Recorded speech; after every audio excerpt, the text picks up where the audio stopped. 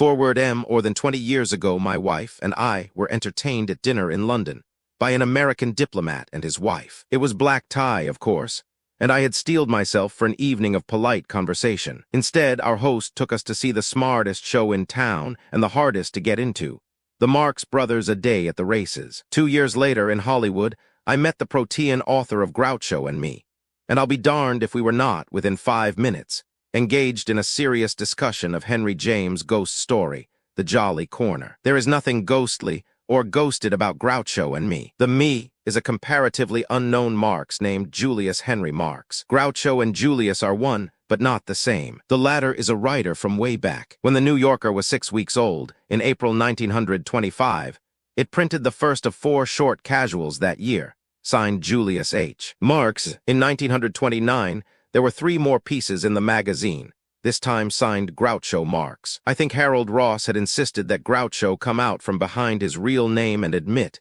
you might say, who he wasn't. Julius Groucho's New Yorker pieces consisted of anecdotes, dialogues, jokes, and reminiscences. They dealt with vaudeville, Boston, the Middle West, and press agents, and there was one entitled Buy It, Put It Away, and Forget About It. It appeared in May 1929 and began like this. I come from common stock. I always planned to begin my autobiography with this terse statement. Now that introduction is out, common stock made a bum out of me. This is the way the autobiography of Julius H. Marx actually begins. The trouble with writing a book about yourself is that you can't fool around. If you write about someone else, you can stretch the truth from here to Finland. If you write about yourself, the slightest deviation makes you realize instantly that there may be honor among thieves, but you are just a dirty liar. Julius often cuffs himself about like that, and he takes Groucho in his stride. You learn about the comedian almost incidentally, for the book turns its brightest spotlight on the humorist, wit, essayist, philosopher, and man of many worlds. The 28 chapters are, in part, the saga of the 5 sons of a Yorkville tailor and his wife, and of how they came out of the nowhere into the here, out of the small time into the big time, out of a dark obscurity into a luminous fame. Well, there was one spark of immortality in the family to begin with. A maternal uncle of the Marx boys was Mr. Sheen, who rode to undying fame in the company of Mr. Gallagher. In the song Fine and Dandy, there is a line that goes, even trouble has its funny side, but Groucho, as I shall call him from now on, shows not only the funny side of trouble, but also the troublesome side of fun. Before the Marx Brothers became an everlasting part of our great comedic history and tradition, they ran the hard gamut of everything. The purely autobiographical chapters, in the swift, expert, and uniquely witty style of the master, tell how the young Marxes, Chico, the eldest, was the only one to graduate from grammar school, survived the abuses, loneliness, crookedness, and cruelty of small-time vaudeville without becoming disenchanted by show business. Although they had to fight for a livelihood, learned to carry blackjacks, and to hold their own with the monsters called theater managers. The only hospitality they enjoyed in the awful early years on the road was supplied by sporting houses and pool rooms, for the actor was suspect, not glamorous in those days. Groucho's book might have been subtitled, How I Ran an Allowance of 5 cents a week into an income of $18,000 a week, with a vicuna coat and 2 Cadillacs thrown in. Money plays a big part in this, as in any other American success story, and in a chapter called How I Starred in the Follies of 1929, he tells how he lost nearly $250,000 in the stock market crash. That May 1929 New Yorker piece of his was indeed prophetic. The stock market did not make bums out of the Marxes. It was a kind of godsend. For in 1931, they went to Hollywood where their guardian angel introduced them to Irving Thalberg, the man responsible for the screening of A Day at the Races, and that finest of all Marx masterpieces, A Night at the Opera. The book gleams and glitters with the names of show business and show art. George Kaufman is praised for his valuable contribution to the Marx success, and we meet, or rather Groucho met, Charlie Chaplin when the little man was making only $50 a week in an act called A Night at the Club. Everything in this book is fresh and new, for neither Julius nor Groucho included any of his earlier writings. Those two share a cold eye, a warm heart, and a quick perception. Groucho and Me is an important contribution to the history of show business, and to the saga of American comedy and comedians, comics and comicality. James Thurber. Chapter 1, Why Write When You Can Telegraph Your Punches. Trouble with writing a book about yourself is that you can't fool around. If you write about someone else, You can stretch the truth from here to Finland. If you write about yourself, the slightest deviation makes you realize instantly that there may be honor among thieves. But you are just a dirty liar. Although it is generally known, I think it's about time to announce that I was born at a very early age. Before I had time to regret it, I was 4.5 years old. Now that we are on the subject of age, let's skip it. It isn't important how old I am. What is important, however, is whether enough people will buy this book to justify my spending the remnants of my rapidly waning vitality in writing it. Age is not a particularly interesting subject. Anyone can get old. All you have to do is live long enough. It always amuses me when the newspapers run a picture of a man who has finally lived to be 100. He's usually a pretty beat-up individual who invariably looks closer to 200 than the century mark. It isn't enough that the paper runs a photo of this rickety, hollow shell. The ancient oracle then has to sound off on the secret of his longevity. I've lived longer than all my friends, he croaks, because I never used a mattress, always slept on the floor, had raw turkey liver every morning for breakfast, and drank 32 glasses of water a day. Big deal. 32 glasses of water a day. This is the kind of man who is responsible for the water shortage in America. Fortunes have been spent in the arid West, trying to convert seawater into something that can be swallowed with safety. And this old geezer, instead of drinking 8 glasses of water a day like the rest of us, has to guzzle 32 a day, or enough water to keep 4 normal people going indefinitely. I still can't understand why I let the publishers talk me into tackling this job. Just walk into any bookstore and take a look at the mountain of books that are currently published and expected to be sold. Most of them are written by professionals who write well and have something to say. Nevertheless, a year from now, most of these books will be on sale at half price. If by some miracle this one should become a bestseller, the tax department would get most of the money. However, I don't think there's much danger of this. Why should anyone buy the thoughts and opinions of Groucho Marx? I have no views that are worth a damn, and no knowledge that could possibly help anyone. The big sellers are cookbooks, theological tomes, how-to books, and rehashings of the Civil War. Their motto is, keep a civil war in your head. Titles like How to Be Happy Though Miserable, Cook Your Way into Your Husband's Heart, and Why General Lee Blew the Duke at Gettysburg sell millions of copies. How can I ever compete with them? I don't know anything about cooking. On those frequent occasions when my current cook storms out, shouting, "You know what you can do with your kitchen?" Only the fact that I have a fairly good supply of pemmican left over from my last trip to Winnipeg saves me from starvation. Oh, I have some men friends who can wrap a barbecue apron adorned with funny sayings around their waists, and in 2 shakes of a lamb's tail, or 40 minutes on the clock, whip up a meal that would make Savarin turn in his bouillabaisse. But cooking is just not my cup of tea. If I had attempted to write a cookbook, it would have sold about 3 copies. I did toy with the idea of doing a cookbook, though. The recipes were to be the routine ones.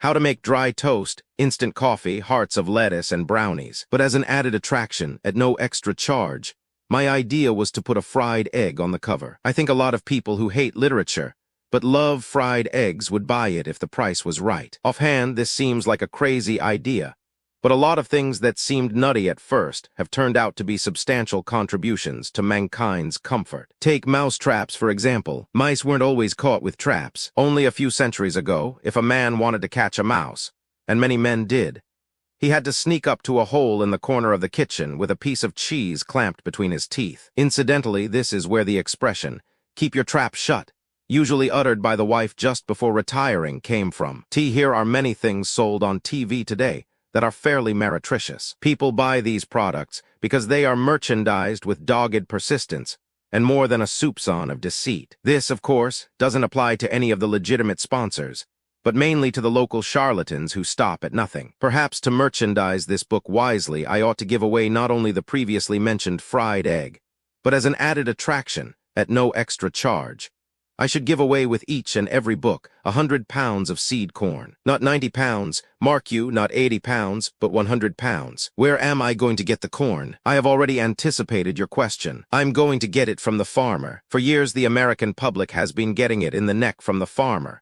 And in return, all we have received is a large bill for farm relief and rigid price supports. The reason the farmer gets away with so much is that when a city dweller thinks of the farmer, he visualizes a tall, stringy yokel with hayseed in his few teeth, subsisting on turnip greens, skimmed milk, and hog jowls, and living in a ramshackle dump with his mule 50 miles from nowhere. But what's the good of my trying to describe it? Erskine Caldwell wrapped it up neatly in God's little acre. This kind of farmer may have existed years ago, but today the farmer is the best protected citizen in the entire economy. As a city dweller, I can assure you that there is no love lost between the urbanite and the fanner, unless the fanner has a daughter. Each year the government is faced with the same problem: how to dispose of the corn surplus. They've tried everything: storing it on battleships, dumping it in silos, with the hope that the rats and squirrels will make away with some of it. They've even tried giving it away free to the moonshiners. But the white mule business ain't what it used to be. The moonshiners now want potatoes, because the American public has switched over to vodka. Well, the government's problem can be solved very easily. Just give me the corn my book so sorely needs. The government's eternal solicitude for the rustic has got the rest of the country gagging. Why don't they do something for the book publisher and the author? Why don't they do away with literary critics who, in 3 fine sentences, can cripple the sale of any book? Did you ever hear of a farm critic coming out and saying, "Farmer Snodgrass corn is not up to his last year's crop"?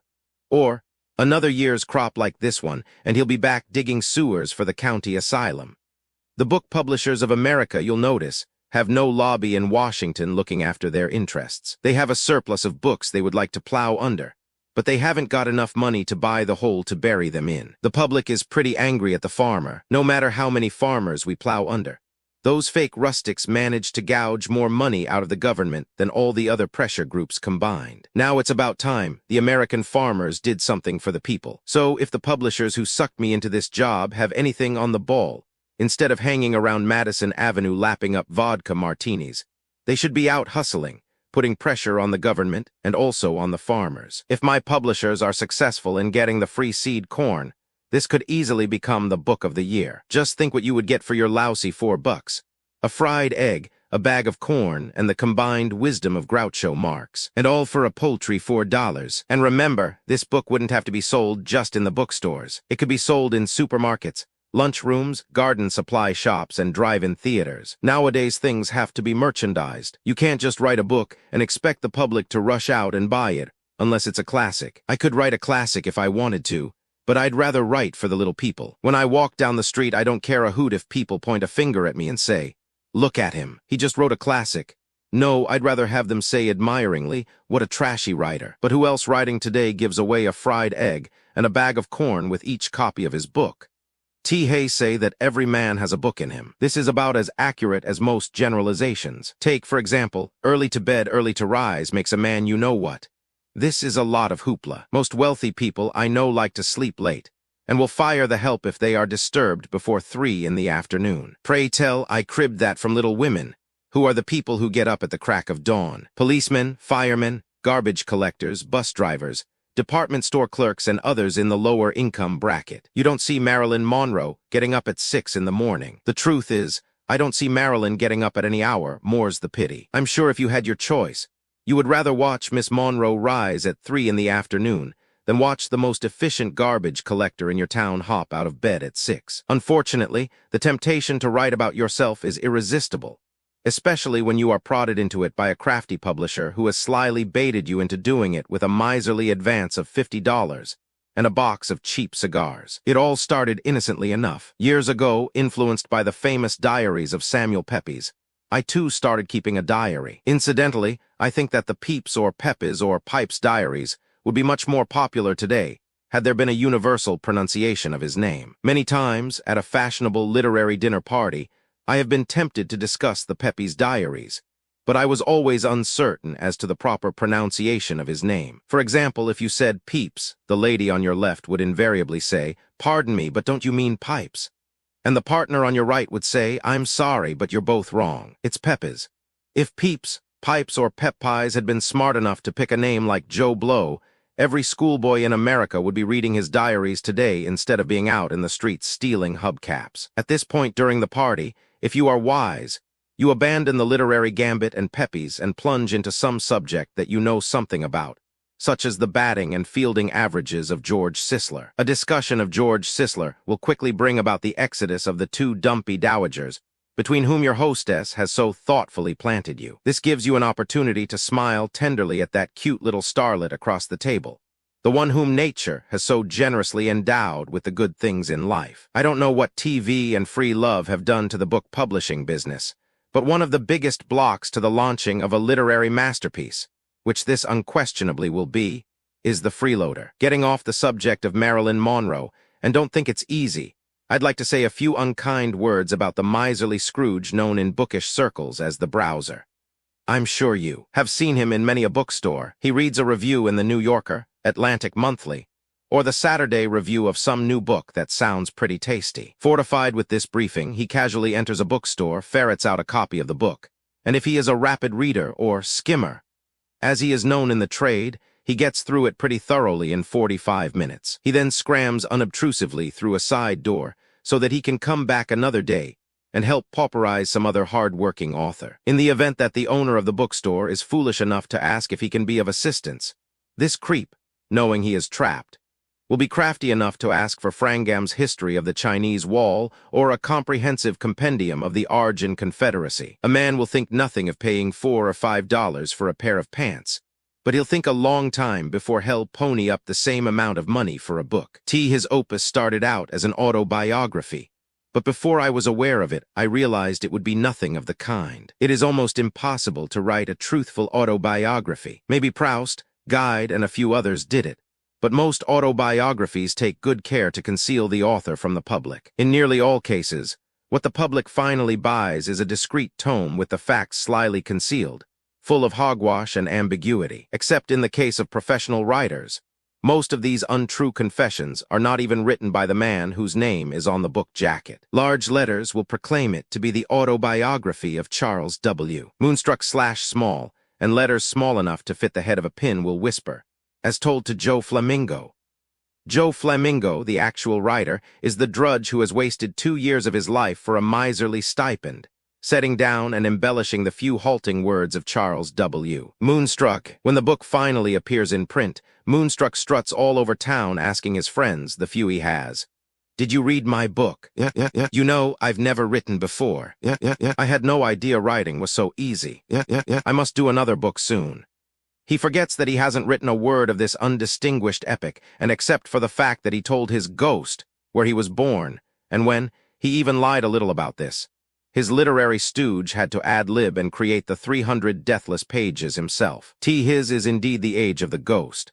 Most of the palaver that emanates from bankers, politicians, actors, industrialists, and others in the high-bracket zones is written by undernourished hacks who keep bow, dye, and soul together writing reams of Schweinerei for flannel-mouthed stuffed shirts. Like it or not, this is the kind of an age we're living in. I'm really sticking my neck out with this blasted ghostwriting. I know damned well I'm no Faulkner, Hemingway, Camus, or Perelman, or even Kathleen Winsor. As a matter of fact, I'm not even the same sex as Kathleen, but every word of this stringy, ill-written farrago is being sweated out by me. The fact remains that most autobiographies don't have too many facts remaining. 90% of them are 90% fiction. If the real truth were ever written about most men in public life, there wouldn't be enough jails to house them. Lying has become one of the biggest industries in America. Let's take, for example, the relationship that exists between husband and wife. Even when they're celebrating their golden wedding anniversary and have said, "I love you," a million times to each other, publicly and privately,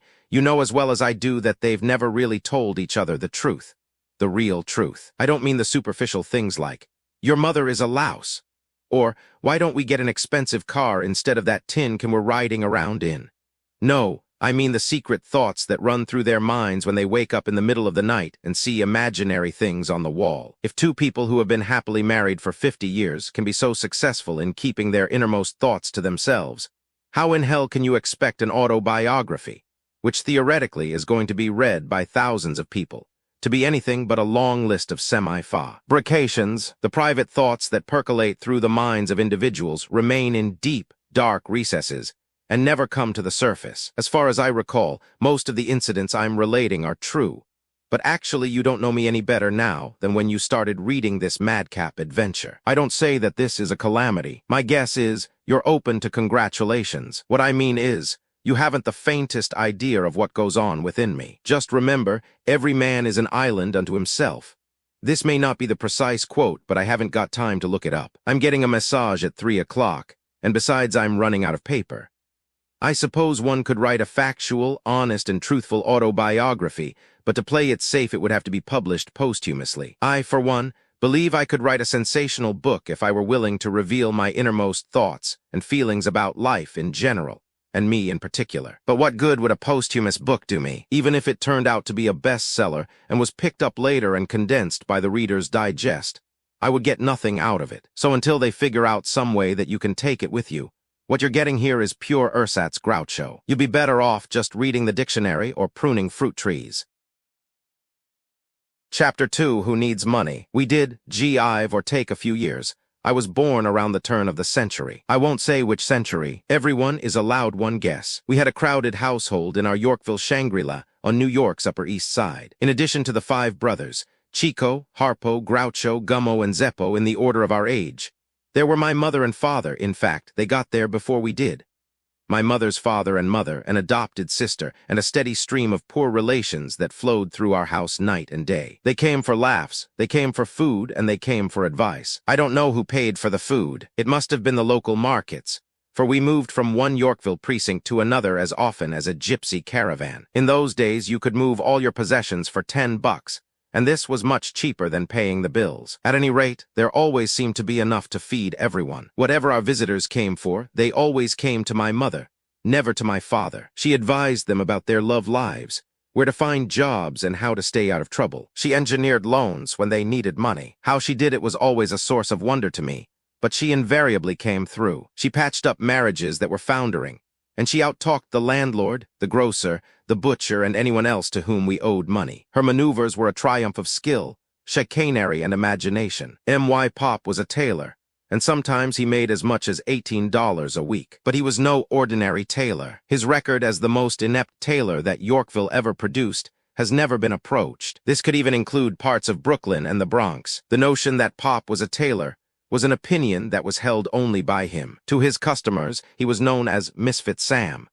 He was the only tailor I ever heard of who refused to use a tape measure. A tape measure might be all right for an undertaker, he maintained, but not for a tailor who had the unerring eye of an eagle. He insisted that a tape measure was pure swank and utter nonsense, adding that if a tailor had to measure a man, he couldn't be much of a tailor in the first place. Pop boasted that he could size up a man just by looking at him and turn out a perfect fit. The results of his appraisals were about as accurate as Chamberlain's predictions about Hitler. Our neighborhood was full of Pop's customers. They were easily recognizable in the street, for they all walked around with one trouser leg shorter than the other, one sleeve longer than the other, or coat collars undecided where to rest. The inevitable result was that my father never had the same customers twice. This meant that he had to be constantly on the prowl for new business.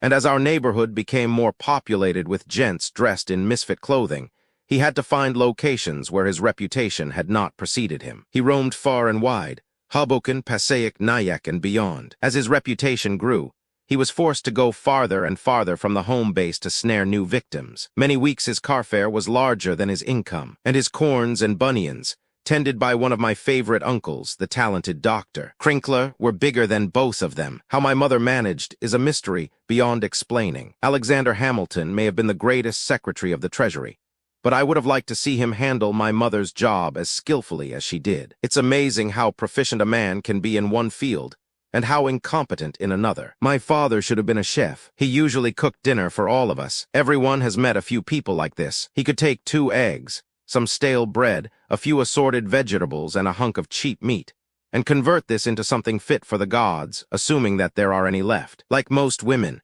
my mother hated cooking and would walk miles out of her way to avoid the kitchen. But my father's culinary skill enabled my mother to swing some pretty sharp deals in later years. When our vaudeville act was just getting started, one of Mother's shrewdest gambits was to invite the booking agents over for one of Pop's meals. After eating his food, the agents were softened up to the point where Mother could do business with them on her terms. An aunt of mine had a daughter by her current husband. When he got a look at the kid, he blew to Canada and was never seen again. Actually, the girl had a pretty good shape, as we called it in those innocent days, and all the other necessary equipment to snare a man. One of my father's pinochle-playing acquaintances was a plumber named Appelbaum. He was around 40 and a confirmed bachelor. He liked women, but had a violent distaste for marriage. My mother liked this girl, whose name was Sally, and realized that Sally would never get married through her own initiative or charms. A born matchmaker, my mother got busy. She had met Appelbaum one day while he was playing pinochle at our house. By an odd coincidence, Sally was also present. Appelbaum was persuaded to stay for dinner. My father had prepared quite a good meal that night,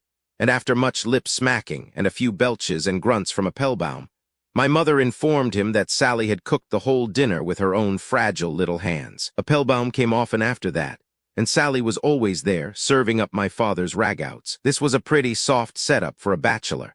A free meal, followed later in the evening by auction pinochle with my father and another pigeon who lived upstairs. Appelbaum not only left the house with indigestion, but frequently with $1 or $2 of my father's money, which Pop could ill afford to lose. One night when Appelbaum was in a particularly loggy condition, my mother said, "Bernard," for that was his name, "did you ever think of getting married? A bachelor doesn't live.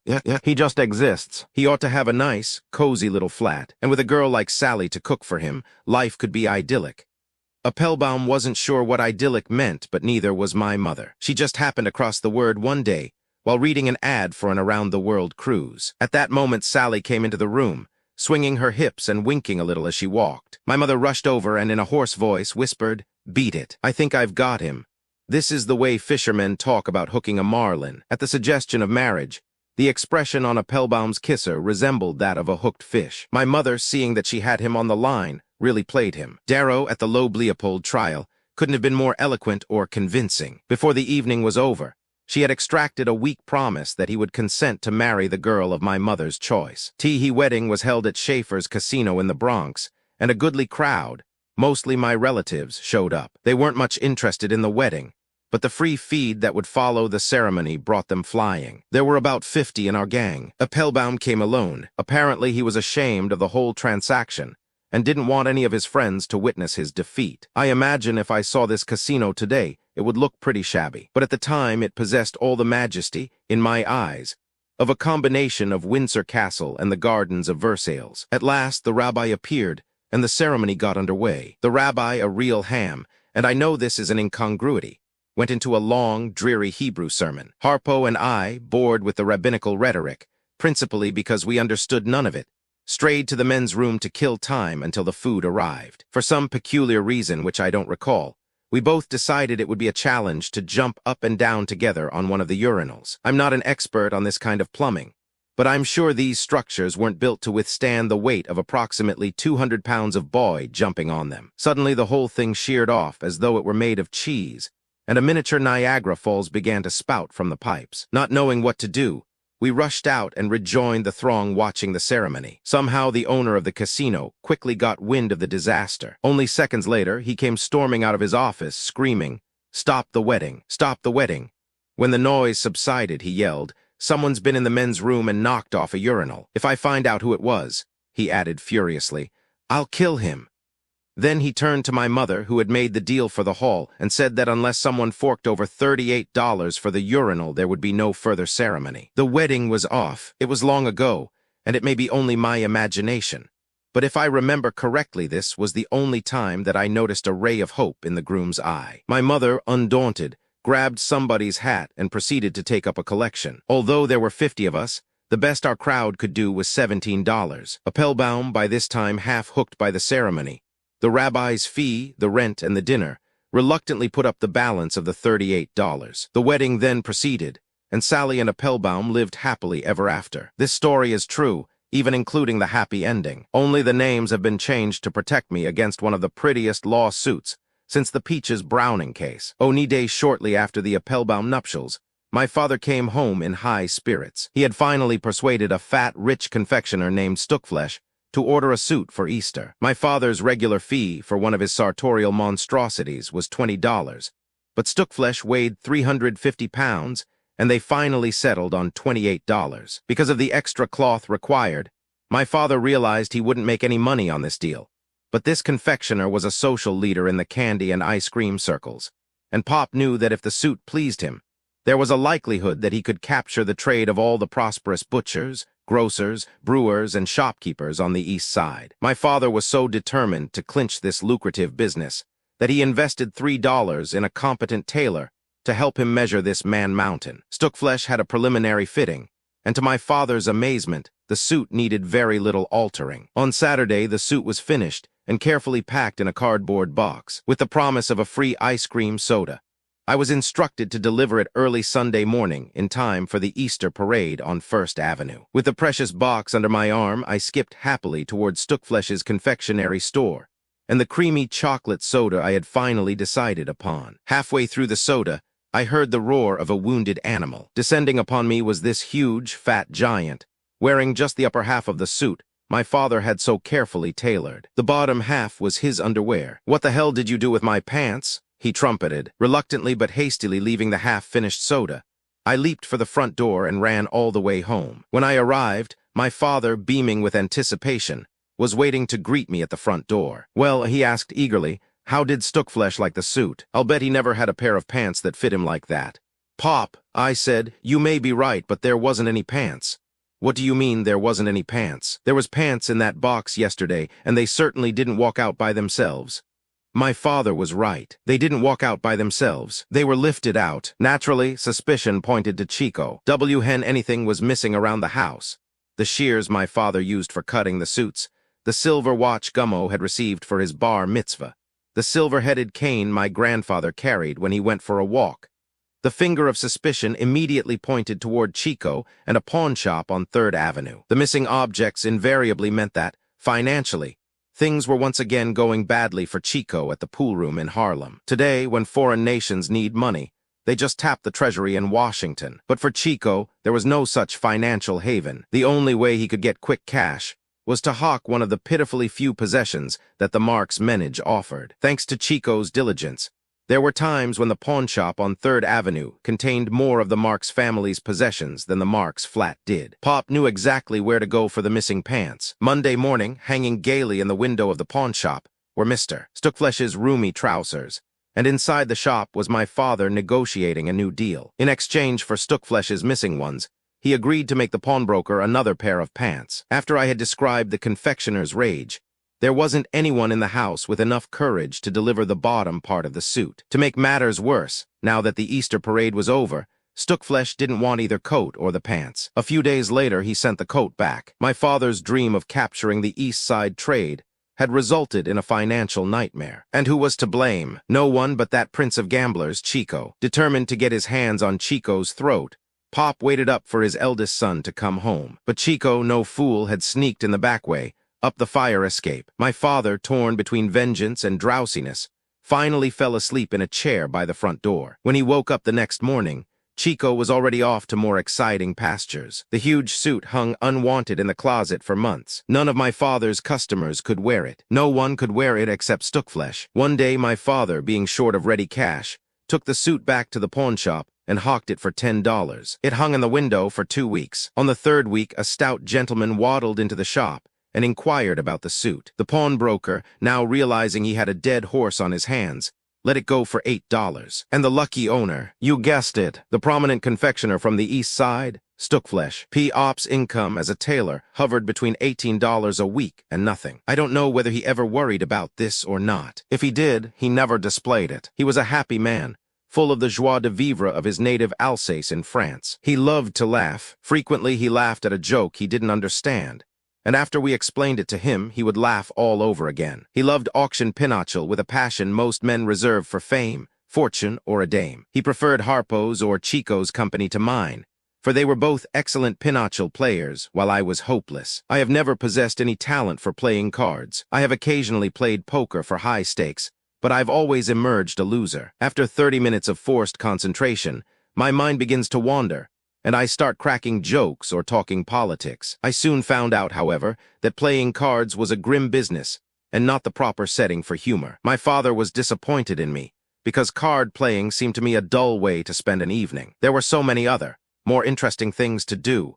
Girls, sitting on the front stoop in the evening, singing quartet harmony, reading, going to the Nickelodeon. Pinochle was for older men and gamblers. Julie, my father would say, until you learn to be a good pinochle player, you will never be a real man. At that, he may have been right. I never did become a real man, but I doubt if pinochle had anything to do with it. Pop occasionally became disgusted with the tailoring business, and he would then embark upon something so grandiose in concept that, If you knew my father, you'd know it was doomed from the start. Some years later, after the Marx menage had moved to Chicago, he made a suit for a railroad porter by the name of Alexander Jefferson, a talented individual who, by throwing a mean and shifty pair of dice, had managed to accumulate $50. Mr. Jefferson assured my father that shooting craps was not his regular profession, that he was a porter by trade. But he added that if an unusually attractive proposition presented itself, he would not be averse to sinking his entire 50 into it. My father, always on the alert for some miraculous windfall, told Mr. Jefferson that one day, while thumbing through the new issue of the Tailor's Guide, he had come across an ad for a new type of pants-pressing machine. It was practically automatic and could, with a minimum of human help, press 200 pairs of pants a day. In those days, pants were always pressed by hand. No pants presser, even if he were loaded with benzodrine, could possibly press more than 50 pairs a day. Inflamed by the porter's $50, my father shouted hysterically, "We'll buy this machine and drive all the independent pants pressers out of business. Look how simple it is. They all charge 25 cents a pair. Well, press them for 20. Let's see, 200 pairs at 20 cents. That's $40 a day, not counting Sundays. That makes $240 a week." Floating along on his rosy dreams, Pop continued, "And furthermore, we won't stop here. We'll open stores all over America, and after we've bottled up the American business, we'll invade Europe." Mr. Jefferson, possessing $50 in hard cash, was naturally more cautious than my father. "Mr. Marx," he asked, "how much does this machine cost?" $800. "But what's the difference?" "We'll pay it off in no time. It's just $100 down and $100 a month. After Europe, we'll tie up the Orient."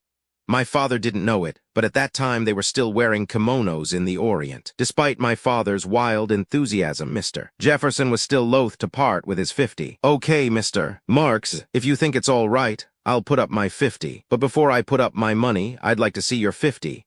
My father didn't expect this from Mr. Jefferson, and he resented it. He wouldn't have resented it, but the fact of the matter was he didn't have $50. He had $13 in pinochle winnings, stashed safely away and carefully concealed from my mother. But $13 was a far cry from the necessary 50. In order to become the tycoon of the pants-pressing industry, he still needed $37. Of all people, he told his problem to Chico, who of course immediately tried to borrow the $13 from my father. Failing at this, he came up with his stock reply to any problem asterisk. "There's a big crap game tonight at a pool room on South State Street. If you let me roll for you and the dice are hot, we can take your $13 and run it up to 50. Chico was hot, the dice were hot, and my father now had the necessary 50 for Mr. Jefferson, enough for his share of the down payment on the pressing machine. 2 weeks later, the magic pants presser was installed. Outside, on a swinging sign, the names of Marx and Jefferson proudly waved. Today, these two names represent political theories that are as far apart as the average married couple. But to this particular Marx and Jefferson, it meant only fame and fortune. This machine was everything the ad claimed it was. It was almost human, but much faster. It could press a pair of pants in 15 seconds, and it stood ready and eager for the avalanche of pants that was soon to descend upon it. Automation was about to shake the pants-pressing industry to its foundations. Only one thing had been overlooked: customers. It developed that most people had cleaners and pressers in their own neighborhoods, and they didn't seem to want to lug their pants blocks out of their way to save a measly nickel. I visited the shop the second week to see the machine in action. The place was as calm and peaceful as a small Mexican village during the siesta hours. Neither of the partners was present. In the back of the shop, I found a little colored boy playing with a top. "Where is Mr. Jefferson?" I asked. "Oh, Dad," the boy answered. "He got a job as a porter again. He said Mr. Marx should run the machine." "And where is Mr. Marx?" I asked. "Mr. Marx said if anyone calls for him, he's back of the cigar store playing pinochle." The first of the next month, the company backed up a truck and carted the magic machine away. My father went back to the tailoring business, a sadder and wiser man. No, not wiser, just sadder, for his $13 was gone forever. He might just as well have given it to Chico. Chapter 3, Home is where you hang your head as far back as I can remember. My grandmother and grandfather lived with us in whatever Yorkville flat we happened to be occupying at the time. They had been performers in Germany. He a ventriloquist, and she a harpist who yodeled while plucking the strings. His name was Leif Skånberg, and her name was Fanny. In those days, the name Fanny still had vestiges of respectability. When he was 50, they migrated to America. Leif lived to be 101, and in doing so thumbed his nose at all the rules of longevity. He smoked 10 long black cigars a day.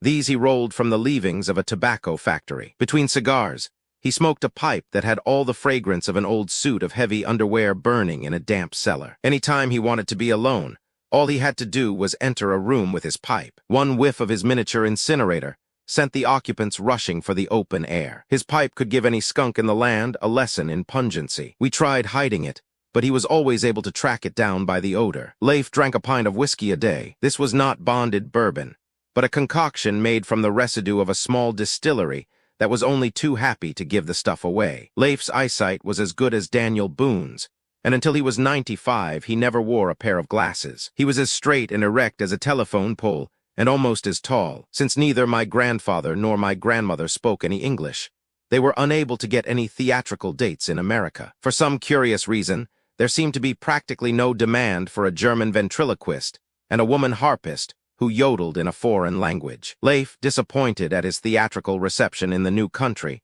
reluctantly decided to abandon show business. And for some inexplicable reason, he chose a career as far removed from the theater as he could conceivably get. Having never repaired an umbrella, he decided, after much deliberation, to become an umbrella mender. From the number of umbrellas he repaired, it must have been the driest season in the history of the New York Weather Bureau. During one solid year, he repaired exactly 7 umbrellas for a grand total of $12.50. This was hardly a great sum, certainly not enough to keep a man and his wife in luxury. Licking his wounds, Leif decided to retire from the umbrella mending business and embark on a new career. The new career consisted of never doing another day's work until he died, 49 years later. When my grandparents first arrived in America, my grandmother used to play the harp and sing every day. As the reports of her husband's career in the umbrella repair business drifted in, the singing gradually ceased. After a while, the little harp was stowed away in the closet, never to be heard from again, until one day Harpo discovered it. Some of the strings were missing, and it had no pedals for the sharps and flats. But to a boy whose only musical instrument up to then had been a 10-cent tin whistle, this cheap little harp, by comparison, had all the majesty of a concert piano. In time, Harpo wangled enough money from my mother to get the missing strings replaced. Soon he could play any simple song, unless, of course, it had sharps or flats. One day the harp disappeared. Harpo was frantic. He searched our flat a dozen times. He searched the halls, the streets, the neighborhood. The harp had vanished as mysteriously as if it had been removed by unseen hands. The fact is, the harp had been removed by unseen hands, but we knew only too well from previous experience that the unseen hands belonged to Chico. Harpo was inconsolable. Without his beloved harp, the world was just an empty planet. My mother's instructions to my father were brief and direct. Sam, go to the hawk shop on 3rd Avenue. Somewhere in there you will find the missing harp.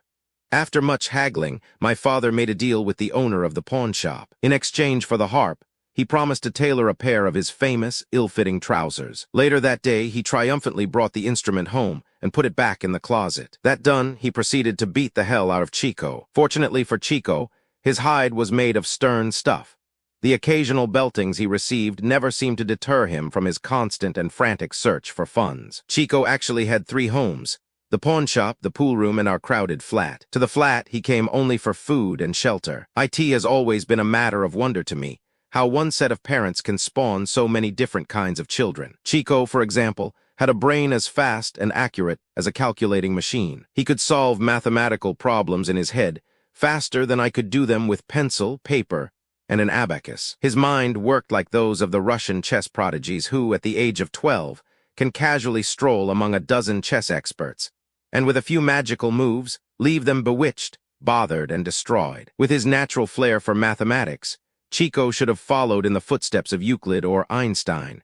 But as with all of us, the scholastic life never appealed to him. He always had high marks in public school, but he had no interest in it. His interests lay far afield, in the galloping nags at Belmont and Pimlico, the 10-ball in the side pocket, and bridge, poker, and pinochle for stakes always higher than he could afford. If there was no action around, he would play solitaire and bet against himself. When we were young, we lived on 93rd Street and played all the kid games together, such as Prisoner's Base, Stoop Ball, 1-0 Cat, and the rest. Chico found out early that these same games were also being played on 94th Street, but there they played for money. So, except for eating time and sleeping time, we saw very little of Chico. I'll never understand how he found time to practice the piano. I have a hunch that, to make it interesting, he always bet with himself whether he would hit the C or the D flat. Harpo was the solid man in the family. He inherited all of my mother's good qualities: kindness, understanding, and friendliness. I inherited what was left. At that time, Harpo was an errand boy for a butcher shop and had very little interest in the provisions he was lugging around for his boss. His thoughts were miles away from pot roast, calf's liver, and stewed rabbit. He was thinking of Beethoven, Mozart, and Bach. When Chico practiced the piano, my mother used to sit alongside him with a broom handle to make sure that he fulfilled his allotted half hour. Once this compulsory chore ended, Chico would disappear. As soon as the piano stool was vacant, Harpo would slide in and sit there, experimenting with chords and runs. Harpo should have had the lessons, but they cost 25 cents each, and there wasn't enough money for both of them. Although we had very little money, we went to Europe when I was 5 years old. My mother came from a small town in Germany called Donham. It had a population of about 300. This included 4 cows that had accidentally strayed there from a neighboring town. A cousin of ours was going along with her 2 little daughters. They were 6 and 8 years old. My mother would have liked to take all of us along, but she had borrowed the money from her cousin, and there was only enough to take 2. Not wishing to show any partiality, she called us all together and explained that only 2 could go. She added that the 2 who didn't go would each get a $3 express wagon. Harpo and Gummo, with their customary acumen, elected to take the express wagons. So my mother, Chico, and I, and the 2 little girls and their mother, embarked on a tub that could be called a passenger liner only because it carried 100 impoverished passengers. At that time, my mother was very young and very pretty, and a young chap who was taking 50 horses to Germany, probably to be cut up into bologna, relentlessly pursued her around the ship. She was happily married and wanted no part of him or anyone else. Besides, he always smelled like horses. Hell hath no fury like a potential lover rejected. So the night before the boat docked at Bremen, he came to our cabin, woke us up, gave us each a bar of chocolate, and told us there was a masquerade party on the top deck, and that my mother had asked us to come up naked. We were very young and pretty sleepy, but when he waved those bars of chocolate under our noses, we didn't hesitate. We caused quite a sensation when we walked into the party. Mother had light blonde hair and the kind of hourglass figure that, in those days, was taken for granted. When I was young, men, and even boys, would talk admiringly or otherwise about a girl's legs, or, in more genteel circles, her limbs. Today, the leg has virtually disappeared as a sex symbol. You can still view them, in fact, better than ever, but they are no longer an object of conversation. The emphasis has shifted from below the knee to the full-blown bust. It doesn't even have to be a genuine one. Underneath the dress or blouse may be rubber or canvas or both. Apparently all that matters is that whatever substance there is behind the blouse should protrude an unreasonable distance outward. This form of female deceit may conceivably be responsible for more first-year divorces than the inability of the groom to support his wife in the manner the bride's mother feels she is entitled to, the clashing of totally different temperaments, or any of the other frictions that send young couples scurrying to the analyst's couch and the divorce courts. As my mother advanced toward middle age, the inevitable spread appeared, accompanied by the graying of the golden hair. In those days, beauty parlors were few and far apart and were patronized only by the rich. My mother started applying peroxide to hide the tattletale gray, but she was so busy bringing up 5 boys and running a home that she had neither the time nor the patience to do it properly. The result was, she applied the peroxide quickly and haphazardly. Frequently one side of her hair would be a golden yellow, and the other side a speckled gray. One day, disgusted with the whole approach to perpetual girlhood, she chucked the peroxide in the ashcan and bought a bright golden wig. My mother, like almost all women of that period, wore corsets. When my folks were going visiting, it was one of the evening's highlights to watch my father tugging at the corset strings in a desperate, and sometimes futile, attempt to encase her increasingly buxom figure in a corset that was always 2 sizes too small. Once the final string was tied and her blonde wig adjusted, off they would go to someone's house for an evening of 2-cent poker. As soon as the game was in full swing, my mother would head for the bathroom and return a few minutes later with the corset carelessly wrapped in newspaper and the garters gaily dangling from the sides. A few hands later, there would be another disappearance. This time the wig would come off. Only then was she really ready for a fling at Lady Luck. I once asked, "Mom, why do you wear that tight corset and that silly wig? They're uncomfortable, and besides, everybody knows they're phony." "Julie," she would answer, "you don't understand. When a lady goes out for the evening, she likes to look nice." "I know, Mom, but as soon as you get to someone's house, you remove the wig and corset." "Naturally," she replied. "I take them off because they are uncomfortable, but look how nice I look when I arrive." I couldn't follow this logic, but to her it made sense. Chapter 4. Out on a limb of my family tree, I am sure it's no great secret, nor is it terribly important. But for posterity and the ages, my real name is Julius Henry Marx. The original reason I was tagged with this name was pretty logical, but like most things that happened in our family, it didn't turn out the way it was planned. Most parents who name their children Julius do so because of their admiration for that renowned Roman statesman, general, and all-around lover. Some name their children Julius because they happen to have a record at home of Julius La Rosa singing "Love Me Tonight."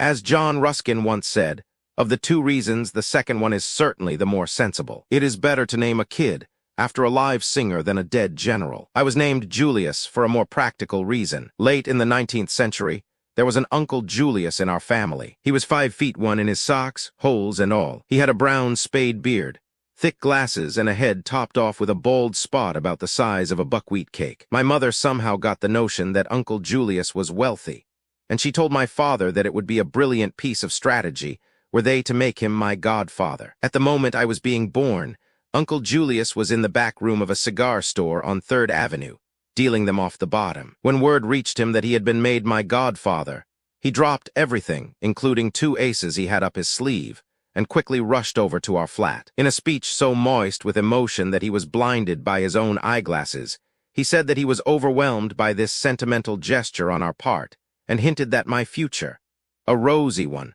was irrevocably linked with his. At the conclusion of his speech, still unable to see through his misty lenses, he kissed my father, handed my mother a cigar, and ran back to the pinochle game. 2 weeks later he moved in, paper suitcase and all. As time went by, my mother discovered that Uncle Julius not only seemed to be without funds, but, what was even worse, that he owed my father $34. My father offered to throw him out, but my mother thought that would be a mistake. She said she had read of many cases where rich men led miserly lives and then left tremendous fortunes to their heirs when they died. Well, he remained with us until I got married. By this time, he had the best room in the house and owed my father $84. Shortly after my wedding, my mother finally admitted that Uncle Julius had been a hideous mistake and ordered my father to give him the bum's rush. But Uncle Julius solved everything by kicking off and making me his sole heir. His estate, when probated, consisted of a 9-ball that he had stolen from a pool room, a box of liver pills, and a celluloid dicky. My middle name is Henry because of a sentimental attachment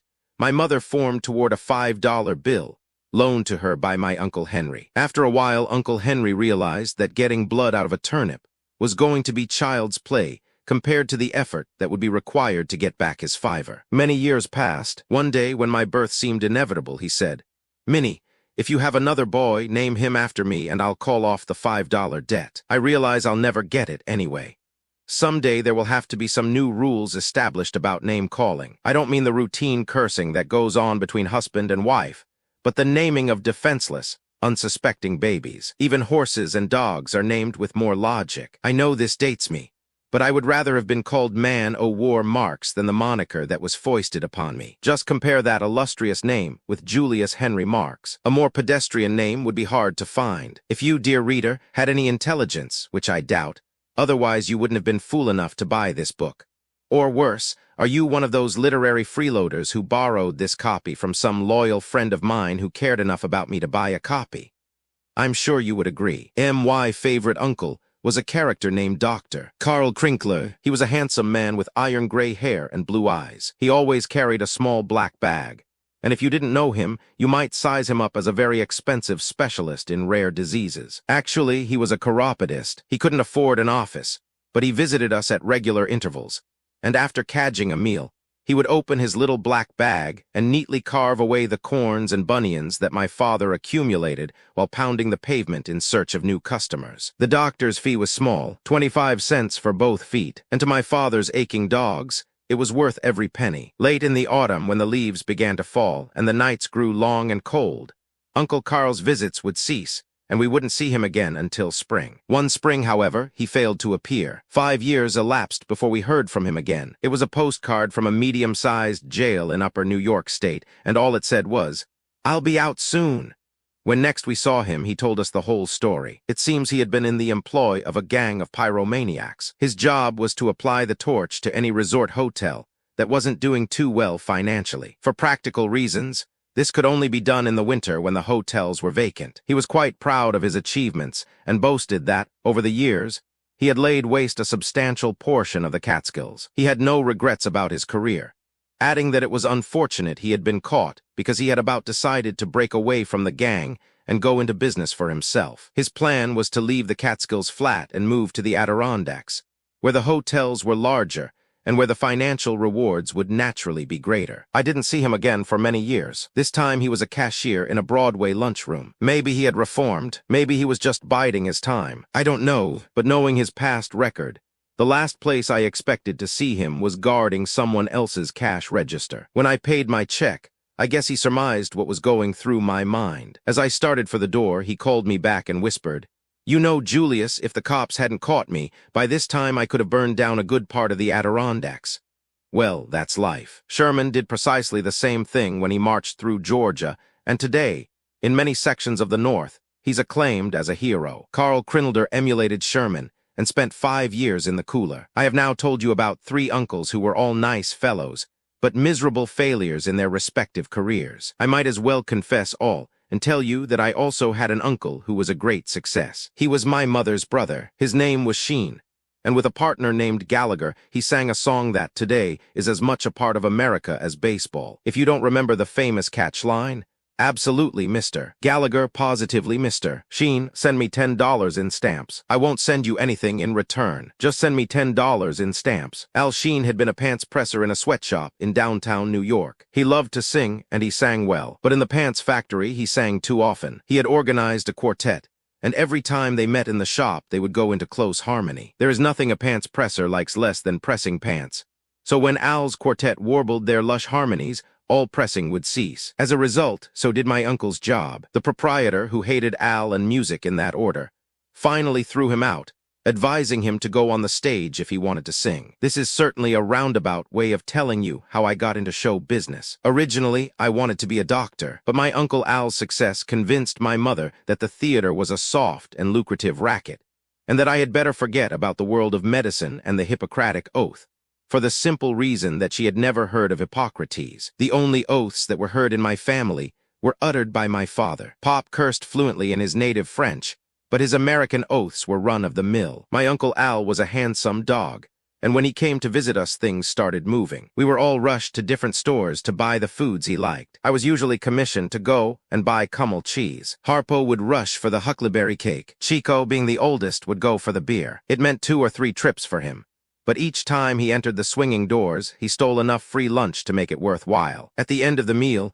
each of the boys got a buck from Uncle Al. Since my allowance was only a nickel a week, this gift of $1 meant luxury for many weeks. Today, actors don't look any different from the rest of mankind, but in those days they were a group apart. For example, when my uncle came to visit us, he had long hair down his neck, pre-Presley sideburns, a frock coat, a gold-headed cane, and a silk hat. By the time Uncle Al left the house, there would be quite a crowd hanging around the front stoop. On leaving, he would toss a handful of nickels in the air and watch the kids scramble for them. Here was glamour. Why should anyone want to be a doctor, listening to the complaints of invalids and hypochondriacs, when by embracing the theater he could have a silk hat and enough money to spare to throw nickels to the rabble? So goodbye, Hippocrates, with your little black bag, stethoscope, and Latin prescriptions. The show business virus was coursing through my veins, bringing visions of silk hats, frock coats, and nickels. What more could any lad want? /span/p/div/body. Chapter 5, My Youth. And you can have it. Didn't come easy to me in those boyhood days. My allowance was 5 cents a week, and I spent those 5 pennies carefully. I had one good gimmick going for me. Bread was a nickel a loaf, but day-old bread could be bought for 4 cents. So I always tried to get the job of going for the bread. I would buy the 4-cent loaf and pocket the extra penny. Many years later, my mother told me she had never been fooled by the semi-stale bread I brought home, but she didn't want to curtail my income or stifle my initiative. so she never said anything about it. For years, my family ate stale bread, and I was getting away with as much as a nickel a week. I didn't realize it at the time, but I was doing the family a favor.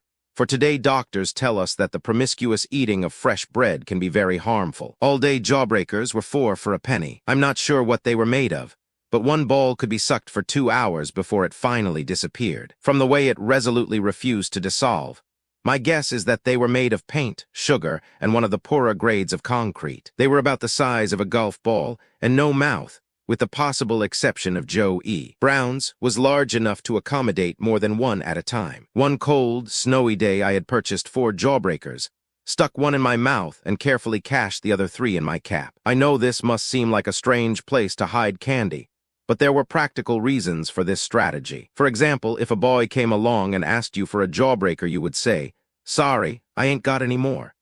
If he was still suspicious, you would then allow him to search your pockets. No one ever thought of looking under your cap. That day, a large, tough kid from a rougher neighborhood came along and, seeing the jawbreaker bulging out my cheek, said, "Hey, you, give me a jawbreaker."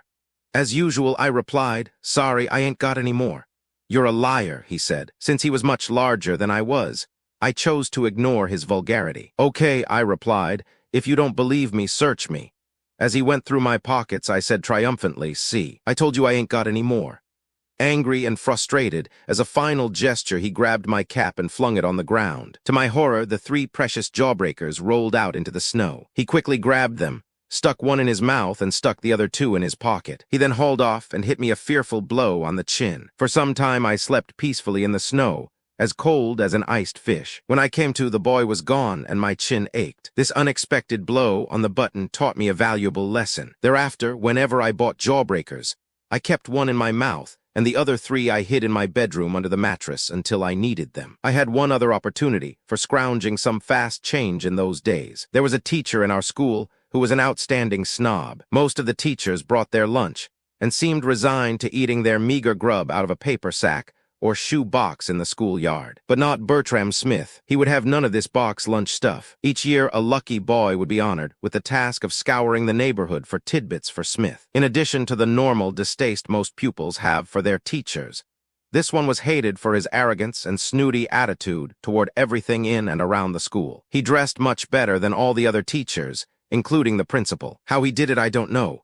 But now that I am older and more worldly, I have a hunch he had some elderly dame keeping him. At any rate, I was the lucky boy who was finally selected for the dubious distinction of gathering his lunch 5 days a week. There was no mention of salary or gratuity. This was an honor he had conferred upon me, and my job was to look properly grateful and happy. Bertram's taste in food ran to the unusual and exotic. I had only an hour for lunch, and in that time I had to gulp down my egg sandwich and an apple or bologna sandwich and half an orange, so that I would have sufficient time to scramble to those far-flung places where he daily sent me.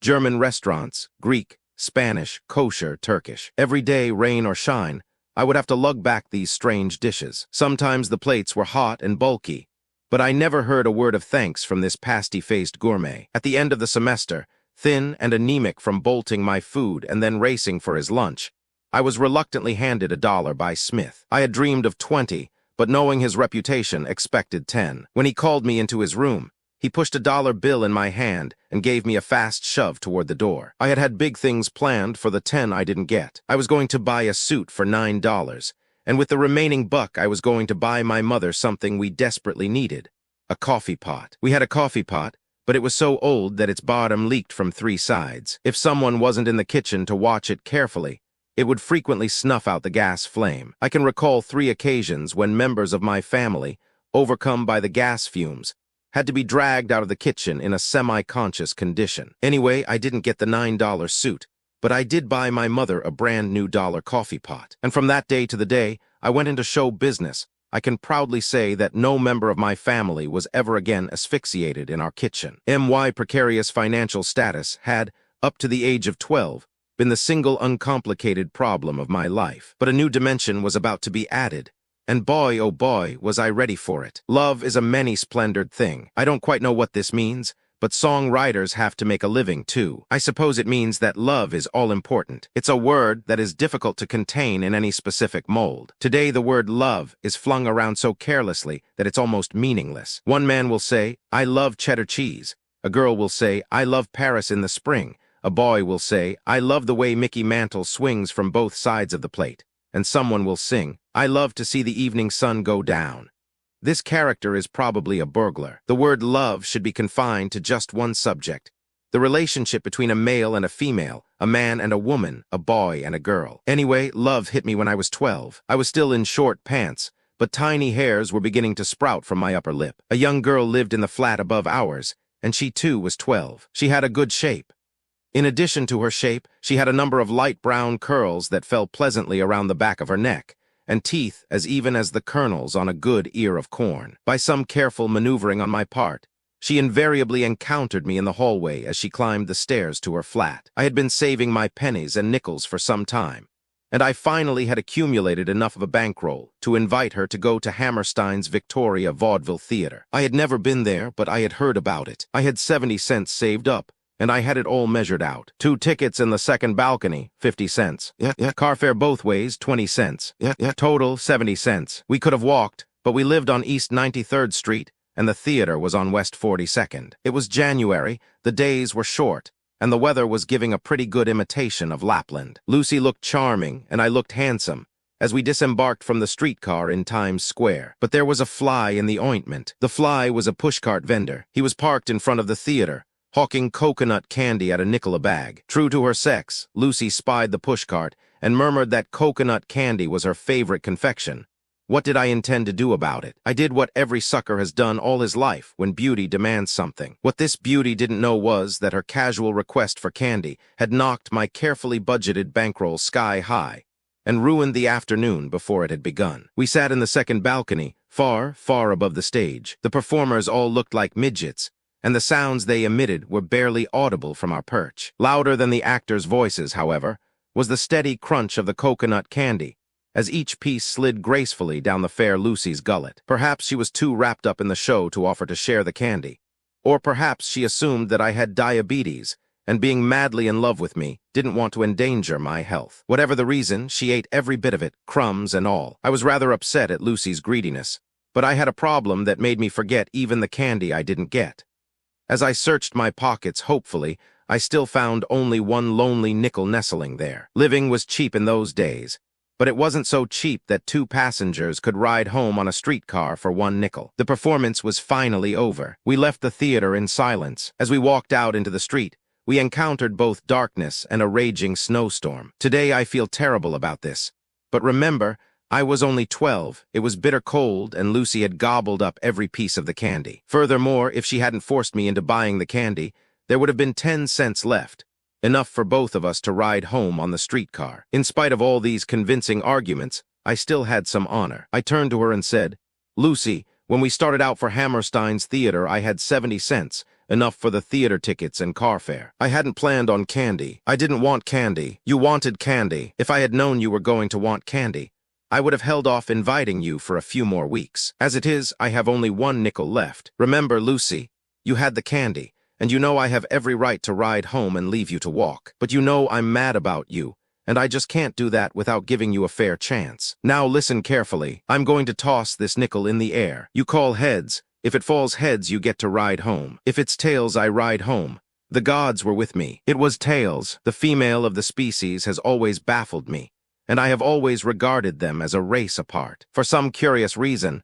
Lucy never spoke to me again. The next time she saw me, she cut me dead. Had she been carrying a knife, she would have used that too. Well, this was the end of my first romance, and incidentally, my 70 cents. However, I believe it had one distinction. It was probably the only love affair in history that perished for the lack of a nickel. W. Hen Chico was 13. He was bar mitzvah. This is a very solemn occasion in the Jewish family, for it's the time when a boy ceases to be a boy and becomes, even if only theoretically, a man. At the synagogue, the boy makes a speech thanking his parents for being born. He then goes on to tell how they have watched over him and cared for him. Since no one in the family had enough education to write the speech, my mother bought one from some minor dignitary in the temple for 2 bits. This speech was used at 2-year intervals by Chico, Harpo, and me. I remember very little about my bar mitzvah ceremony. I spoke some mystical words in Hebrew, none of which I understood, after which I gave the speech thanking my parents for being born. Pretty soon it was all over and I was back home,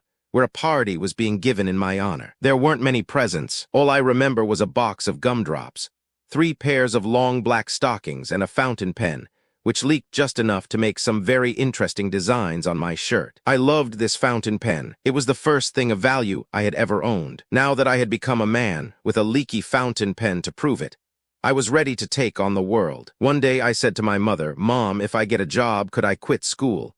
"Don't you want an education?" she asked. "Not if I have to go to school for it," I boldly replied. Before she could think of an answer to that, I plunged ahead. I've been reading a book called Julius, the Street Boy. It was written by Horatio Alger, and it told all about how a poor young boy with nothing but grit and determination worked his way from nothing to the presidency of a bank. I've got the same name he has, so why can't I get a job and help support the family? "Well," said Mom slowly, "it's your life. If you'd rather be a bank president than get an education, go get a job." The want ads were full of office boys wanted, and I soon got a job in a real estate office on Pine Street. My boss was named Harvey Delaney. He was kind of chunky and walked with a rolling gait. I don't know if he was half drunk or just unable to balance himself. He said he would pay me $3.50 a week, and the hours would be from 9 to 5. He added significantly that he had fired the last office boy because he was always late. "What am I supposed to do in the office?" I asked. "When I arrive in the morning," he replied, "hand me my mail and always be ready to answer the phone." The mail wasn't much of a problem because all he ever got were advertising circulars and a throwaway newspaper called the Pine Street News. "Now about the phone," he said. "As soon as it rings, pick up the receiver and carefully write down who called, what time, and be sure to get the correct phone number." The first 3 weeks I was there were only 2 phone calls. One was from a woman, inquiring if this was the office of J. Pierpont Morgan. The other call was from my boss, asking if anyone had called. At the beginning, I arrived promptly at 9 and stayed till 5. The boss would lurch in around 10 and leave around 4. This included 2 hours for lunch. I ate my lunch in the office, a fried egg sandwich and a large bag of grapes which I bought from a pushcart peddler on Park Row. Time hung heavy on my hands. Having nothing better to do, I spent most of the mornings eating grapes and spitting seeds on the carpet. The afternoons I spent picking up the seeds. There is nothing like steady work to keep a boy out of mischief. Now that Mr. Delaney was getting in around 11, I started getting in around 10. When he began leaving at 3, I began leaving at 4. After the first few weeks, he began to skip lunch entirely and rolled in around 2, grilling me about the phone. Was I sure no one had called? I said the phone rang once today. His eyes brightened. I continued, but it was the telephone linemen. They were checking the wires.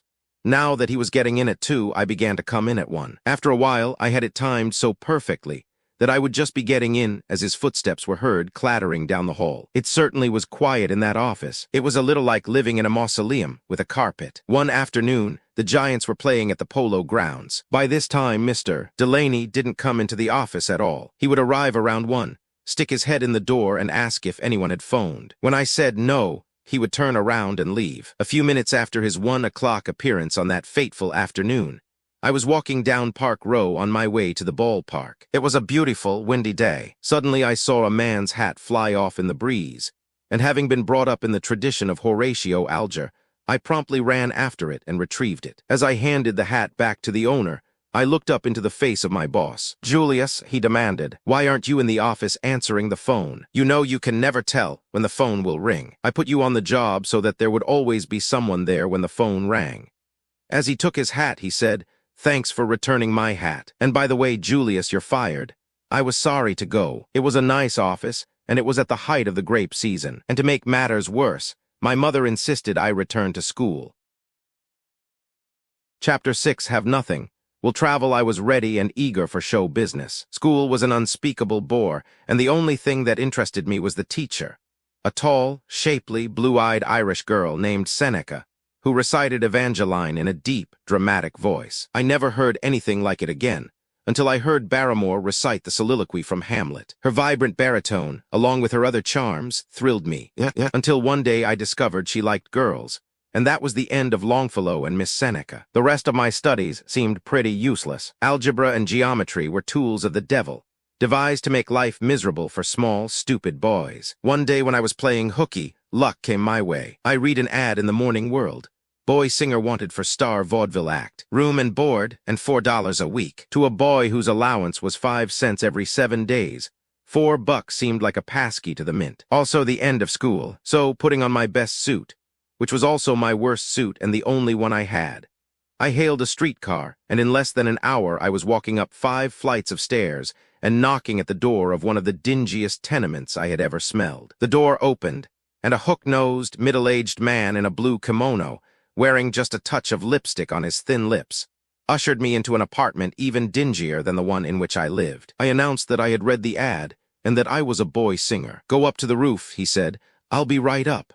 When I got there, I found that about 30 other gamins had arrived ahead of me. Some wore dancing wooden clogs, or taps, as they are now called. And since it was a tin roof, the combined racket sounded like field artillery in full blast. Robin Larong, for that was the name of the gent in the weather-beaten kimono, finally appeared. In a voice considerably higher than that of the average man, he announced that he had signed up for a distinguished vaudeville tour and needed a good boy singer and a boy who could dance. Luckily, there were only 3 singers in the crowd. The rest were hoofers of varying ability. From the dancers, he finally picked a tough East Side kid named Johnny Morton. After I sang "Love Me and the World Is Mine," he smiled toward me, and pointing an imperious finger at the rest, he shrilled, "Get out!" I was 15 at the time and knew as much about the world as the average retarded 8-year-old. I asked, "Where are we going, Mr. Larong, and when do we start?"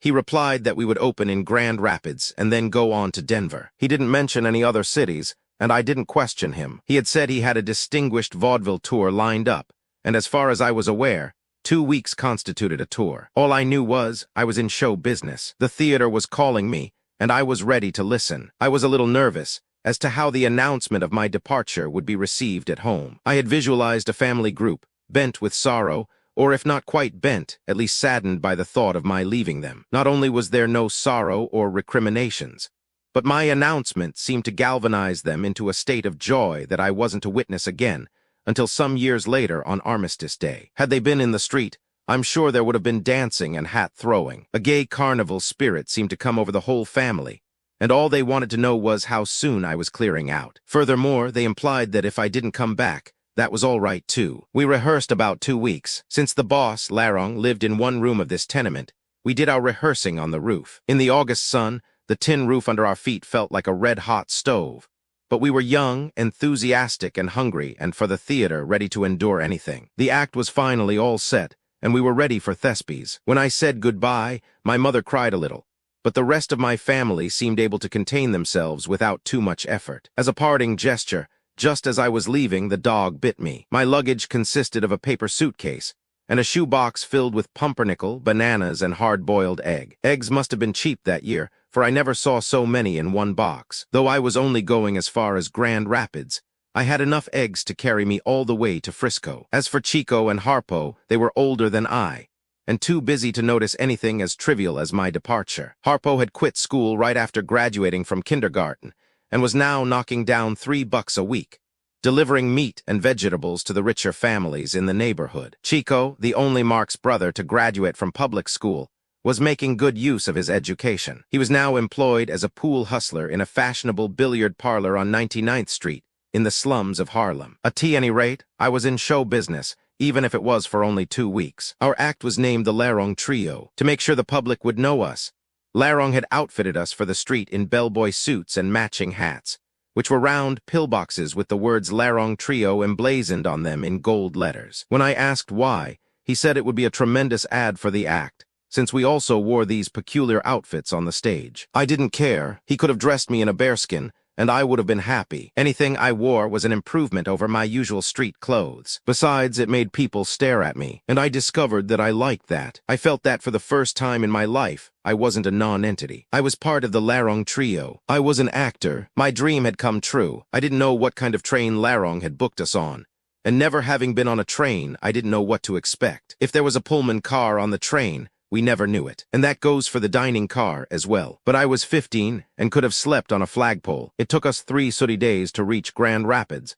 but I still had 6 eggs left in my shoe box. Now I had better describe the act that the unsuspecting citizens of Grand Rapids were about to have foisted upon them. We opened with the 3 of us dressed in short skirts, silk stockings, high-heeled shoes, and large, floppy Merry Widow hats. This sort of thing was fairly common in vaudeville in those days. The 3 of us sang a song entitled, "I Wonder What's the Matter with the Mail."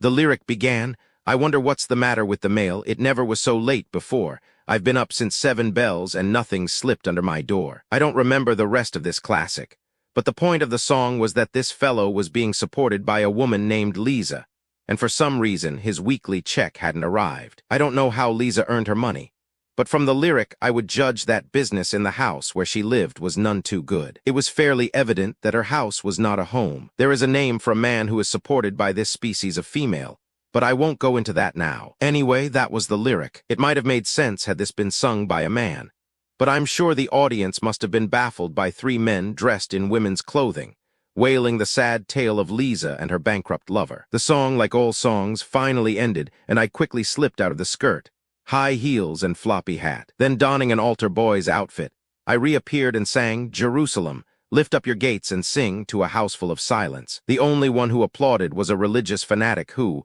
under the impression that this song had some sacred significance, stood up on his seat and shouted, "Hallelujah!" Finally, the manager, obviously an atheist, came down the aisle and threw him out. Johnny then pranced on and did his tap dance. Unfortunately, while executing a fancy wing step, his shoe flew off and hit a woman in the audience. At the end of our engagement, the manager deducted $10 from our salary, explaining that he had had to give it to the woman who had threatened to sue for damages. After this mishap, Larong glided on stage wearing a low-cut evening gown, complete with train, and sang Victor Herbert's "Kiss Me Again," while the spotlight played upon a bald-headed man in the audience. Larong closed the act dressed as the Statue of Liberty and holding a torch in his hand. Morton and I were decked out as Continental soldiers, guarding Miss Liberty from her unseen enemies. The unseen enemies turned out to be the audience, and only the fact that the theater was almost empty by this time saved us from being stoned. On the train to Grand Rapids, Larong had told us that our tour at the moment consisted only of Grand Rapids and a split week, 3 days in Victor and 3 days in Cripple Creek, Colorado.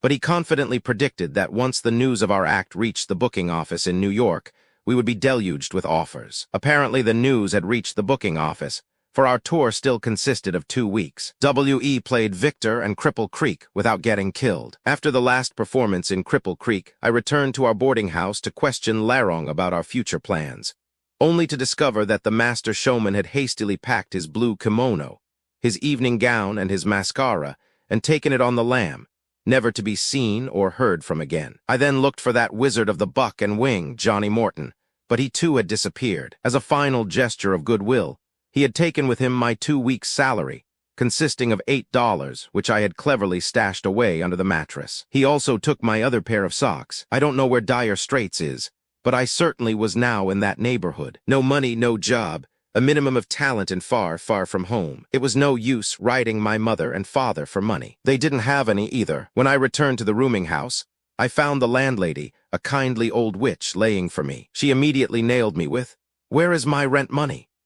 I sadly recounted my tale of desertion by my ex-employer and explained how Johnny Morton had scrammed, leaving me alone and destitute. "Boy," she said, fixing me with her one good eye, "I'll give you 48 hours to come up with $1.50, 4 days' rent, or out you go on your ear." She concluded by snorting. I never met an actor yet who wasn't a crook.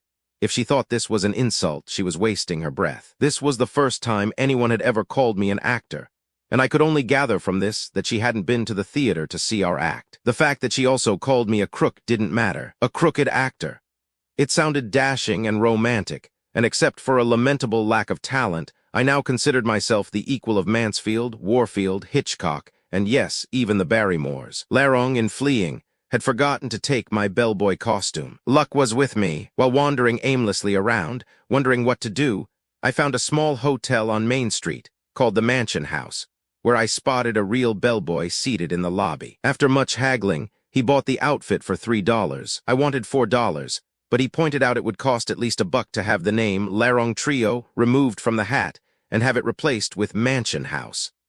Anyway, I now had $3, enough to ward off the landlady and a bit left for food. All I needed now was a job. I regretted having had to part with the bellboy costume. Dressed in it with the name Larong Trio on the hat, I was walking proof that I was in show business. In my regular clothes, I was just a young, nondescript fellow out of work. Next day I saw a sign. Experienced boy wanted to drive grocery wagon between Cripple Creek and Victor. Must know how to handle horses. Having been born and raised on Manhattan Island, the only horses I had ever had any contact with were those on the merry-go-round at Kenai Island. With this doubtful background, only the thought of my dwindling bankroll gave me the courage to go in and apply for the job. The proprietor of the grocery store, a tall, cadaverous-looking thief, was busy short-changing a customer and barely noticed my entrance. He finally turned to me and inquired dourly, "You come for the job?" I nodded vigorously. "Know anything about horses? Ever handled any?" "Oh, yes," I lied. "I've been around horses all my life. I was brought up on a ranch in Montana."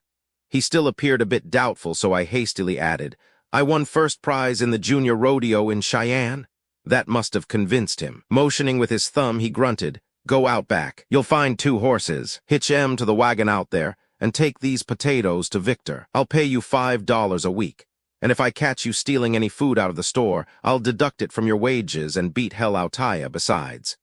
Later in life, when I began reading, I recognized this character in many of Dickens' stories. If you're not used to them, even a tame horse can look pretty fierce. Back of the store, I found 2 of the largest animals I had ever seen. At first, I thought they were elephants. They were pawing the ground, shaking their manes, baring their teeth, and wearing the most malevolent expressions this side of Fu Manchu. I'm sure it was my imagination, but one of them looked enough like my landlady to be a blood relative. As I timidly approached, my landlady's relative reared up on his hind legs and whinnied loudly. In show business, when you're not doing too well on stage, the saying is that you have flop sweat.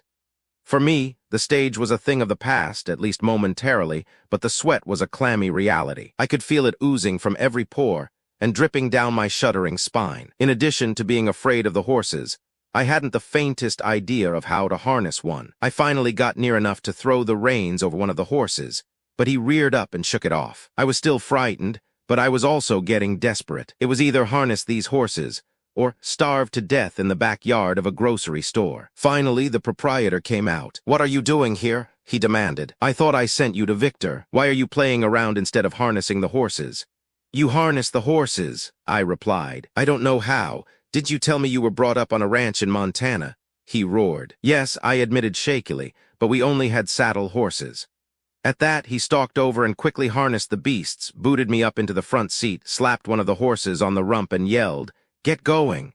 The horses charged forward and away I went. The road to Victor led through the 2 streets of Cripple Creek, which were fortunately deserted at the time. I tried to slow my steeds down, but it was hopeless. We then hit a narrow mountain road, with the horses galloping wildly around the curves. I kept looking straight ahead. I had already taken a quick, nervous look over the side with the idea of jumping, but all I could see was a sheer drop of 4,000 feet. I desperately tried to slow the animals to a walk, but apparently they hadn't been out for days and were full of hell. I guess I was just lucky. As we careened into the main street of Victor, one of the horses neighed loudly, staggered for a moment, either from fatigue or overexertion, and conveniently dropped dead. I hopped off the wagon, took a quick look at the disaster, and ran halfway back to Cripple Creek. I finally arrived at the boarding house and hid there until my mother sent me enough money to come home. I don't know where my mother got the money, but I have a hunch she hawked one of my brothers. After my return from Cripple Creek, I regarded myself as a full-fledged actor. It's true I was out of work,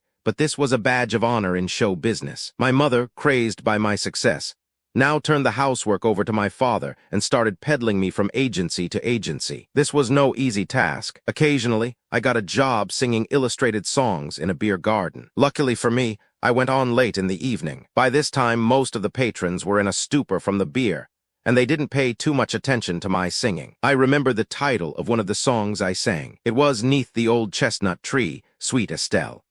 Although I didn't realize it at the time, this was a foretaste of the kind of jokes I was to tell later in life. At a theatrical agency one day, my mother met a very beautiful Englishwoman named Irene Furbelow. She said she was a famous actress from London, and that she had an act so spectacular that, in England, people spent most of their time toasting her in vintage champagne. She needed a young boy singer, she added, someone who could entertain the audience while she changed her costumes. She had 7 weeks booked on the interstate circuit, and offered to pay me $15 a week. This was quite a raise in salary from my first job, and when I saw her, I jumped at the offer. I would have jumped at her too, but I was 15, and she was 23, and I realized that we could never be happy together on my salary. The interstate circuit comprised most of the large cities in Texas and Arkansas. After rehearsing 2 weeks with the glamorous and sexy Irene, It was fairly evident that she had even less talent than I had. After the customary family farewells, which they all seemed to take in stride,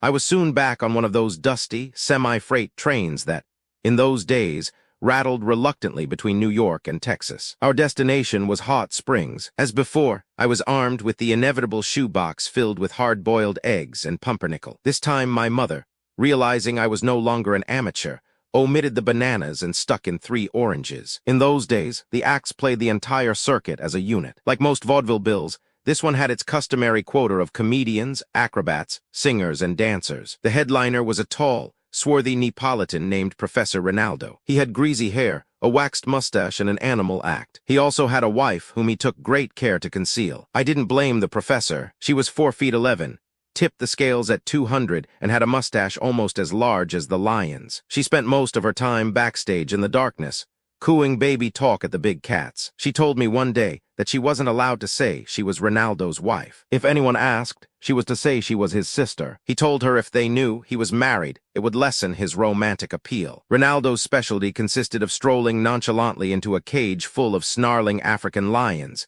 equipped only with a pistol, a whip, and a chair. After a tremendous amount of whip cracking and snapping, the lions would then wearily go through their few feeble tricks. The minute Irene Furbelow saw him, I realized that my affair with her, which was still in the hopeful stage, had come to a dead stop. She went for him as though he were the last lion tamer on earth. Our act was called The Coachman and the Lady. I'll give you one guess who the coachman was. It was me, dressed in a purple jacket with brass buttons, white trousers tucked into purple boots, and a yellow high silk hat with a cockade on one side. The opening night was uneventful. The second night, just as Miss Furbelow and I were warbling our big duet, 2 of the lions broke loose while being transferred from the large stage cage to their individual cages. One of the loose lions, undaunted by our singing, walked from the wings to the center of the stage and roared angrily at the audience. The theater was emptied in 30 seconds. Miss Furbelow and I, panicky with fear, ran for the nearest refuge. This turned out to be the men's room. I was scared and embarrassed,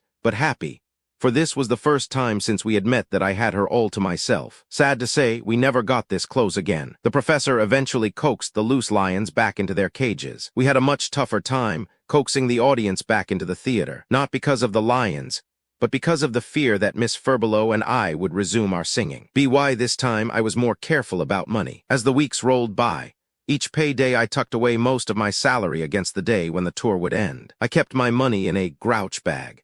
This was a small chamois bag that actors used to wear around their necks to keep other hungry actors from pinching their dough. Naturally, you're going to think that's where I got my name. But it's not so. Grouch bags were worn on manly chests long before there was a Grouch show. Things went along uneventfully until we reached Waco, Texas, the end of the tour. The last night there, Miss Furbelow gave me my return ticket to New York and ran away with the lion tamer, leaving behind his wife and the lions. I was sorry to see Miss Furbelow go, but it was comforting to know that, this time, I was returning home with a sizable bankroll. On the train, I felt secure and happy. I patted my Grouch bag constantly and lovingly. The second day, I decided I would open it and take a peek at my nest egg. Instead of the $65 I thought I was bringing home, all I found was some folded old newspaper. Being a gentleman of the old school, P.S. 86, Lexington Avenue and 96th Street, I won't say that Miss Furbelow copped my savings, but I will say that she was the only one who knew where I kept the money. I now had an empty Grouch bag and an even emptier stomach. Luckily for me, there were a number of little old ladies on the train, with lovely little lunch boxes filled with lovely bananas and hard-boiled eggs. I suppose that, at that age, I must have been even more hypnotic and fascinating than I am today. For when I arrived in New York, I was 8 pounds heavier than when I left. I now had had 2 flings at show business, and had nothing to show for it except my unrequited love for Miss Furbelow and a distended stomach from the many yards of bananas I had consumed. One day my father said to me, "How long are you going to keep hanging around the house? Your brothers are working. Why not you? Harpo is working in a butcher shop, and Chico is playing piano in a Nickelodeon. Why don't you get some kind of a regular job? Or are you going to be a bum all your life?" One night, when my mother came home from her daily round of haunting the theatrical agencies, she informed me that Hepner was looking for a boy. "Is it a job in show business?" I asked eagerly. Yes, in a way, she replied. Hepner is the biggest wig maker in New York. He makes wigs for most of the big stars on Broadway. If you work there, I'm sure that, in time, you are bound to make some good theatrical connections. How much will he pay me? I inquired. $3 a week, she said. Mom, this is less than I got with the Larong Trio. My mother said, grab it. It's a golden opportunity to meet the stars. I went to see Hepner, and he gave me the job. 5 minutes later, he stuck 2 large 5-gallon tin cans in my hands and said, go over to 10th Avenue and get these filled with kerosene. When you come back, take them out in the backyard, pour some kerosene in a pail and wash these wigs. Mr. Hepner, I said, I am an actor. Nonsense, he replied. You're too small to be an actor. Apparently he had never seen singers midgets, Mickey Rooney or Tiny Tim. I persisted. I tell you I am an actor. I have just finished a tour with that famous English actress, Irene Furbelow. Never heard of her, he said. If she was any good, she would be having her wigs cleaned here. She doesn't wear a wig, I replied hotly. She is a young, beautiful woman, and she has her own hair. Hepner dismissed the conversation with a shrug. If she doesn't wear a wig, she can't be much of an actress. Go get the kerosene. As I dejectedly turned away, he said, don't worry. Here you'll meet all the stars. After 4 weeks, the only stars I saw were the ones that came out at night while I was out in the bitter cold backyard, washing grease paint out of the wigs. One day, Mr. Hepner excitedly called me into the shop. This was the first time I had been allowed to enter those hallowed grounds. He steered me over to a booth and pointed to an elderly gentleman sitting in a chair. He was wearing a white wig that was being dressed by one of the attendants. In a voice filled with respect, Hepner whispered, that's Jacob Adler, the famous Jewish actor from the East Side. He then patted me on the head. My boy, he said, stay with me, work hard and learn the trade, and someday maybe you will be dressing his wigs. As soon as I got paid that Saturday, I quit. I had been there a total of 7 weeks, and all I ever saw was a dirty backyard. Some dirtier wigs and a fleeting glimpse of Jacob Adler. Chapter 7. The first ACT is the hardest MY theatrical career had slowed to a crawl. Chico and Harpo were prospering in their respective professions. I was getting nowhere. Chico, thanks to my mother's persistence, could now rattle off a fairly recognizable piece on the piano. His repertoire, although not nearly as extensive as that of Horowitz or Rubinstein, made up in fortissimo what it lacked in accuracy. Luckily, the average untrained ear found it difficult to distinguish between the melodies originally conceived by the composer and the clinkers that emanated from the instrument when Chico was in the driver's seat. That summer, he had been engaged to play the piano at a moth-eaten hotel in Asbury Park, New Jersey. If the job had depended entirely on his piano playing, I'm sure they would have thrown him out. But this job required 2 talents. During the day, he was to patrol the beach as a lifeguard. At night, he was to sit in the musty dining room, and by the sheer wizardry of his piano playing, distract the guests from the slumgullion that was being dished out to them. By this time, you are probably aware of the fact that the brothers were congenital liars. You mustn't be too hard on us, because we had discovered early in life that steady and consistent lying was the only road to survival. Therefore, when the proprietor asked Chico if he swam well enough to be a lifeguard, Chico looked him squarely in the eye and proudly replied that only a year before he had been captain of the IMHA swimming team in Yorkville. This was true. What he neglected to add was that, although he had been the 100-yard sprint champion, he was a total loss beyond 100 yards. Chico got the job and patrolled the beach faithfully, ready to rescue any swimmer in distress, within a radius of 100 yards. One guest, more foolhardy than the rest and unaware of Chico's limitations, got into trouble about 200 yards from the shore. He naturally called for help. Chico, no coward, but also no fool, pretended to be busy building a sand tunnel for a small boy on the beach. The yells grew progressively fainter. Chico continued to dig. Finally, the owner of the hotel, hearing the commotion, rushed out and practically booted his lifeguard into the surf. Finding himself between the proprietor and the deep blue sea, Chico bravely swam out to the waterlogged victim and grabbed him carefully by the throat, in true life-saving fashion, whereupon they both began to drown. Had there not been an alert lifeguard with a fast boat at the adjoining beach, that would have been the end of Chico. As it turned out, it was the end of Chico's job. That night, there was a new piano player in the dining room, and the following morning, a new lifeguard on the beach. At tea about this time, Harpo's dream of becoming a wealthy butcher came to a sudden and abrupt end. It had been his custom, while delivering frankfurters, to nibble off an occasional dog, not because of hunger particularly, but mainly because of boredom with the job. One day, more despondent than usual about his career and the utter hopelessness of ever becoming a master butcher, he suddenly blacked out while delivering a dozen frankfurters to a Mrs. Futchtwenger, and in a frenzy of futility and despair ate all 12 of Mrs. Futchtwenger's wieners. I don't know what the Futchtwengers had for dinner that night, but the following morning Mr. Futchtwenger burst into Mr. Schwain's butcher shop,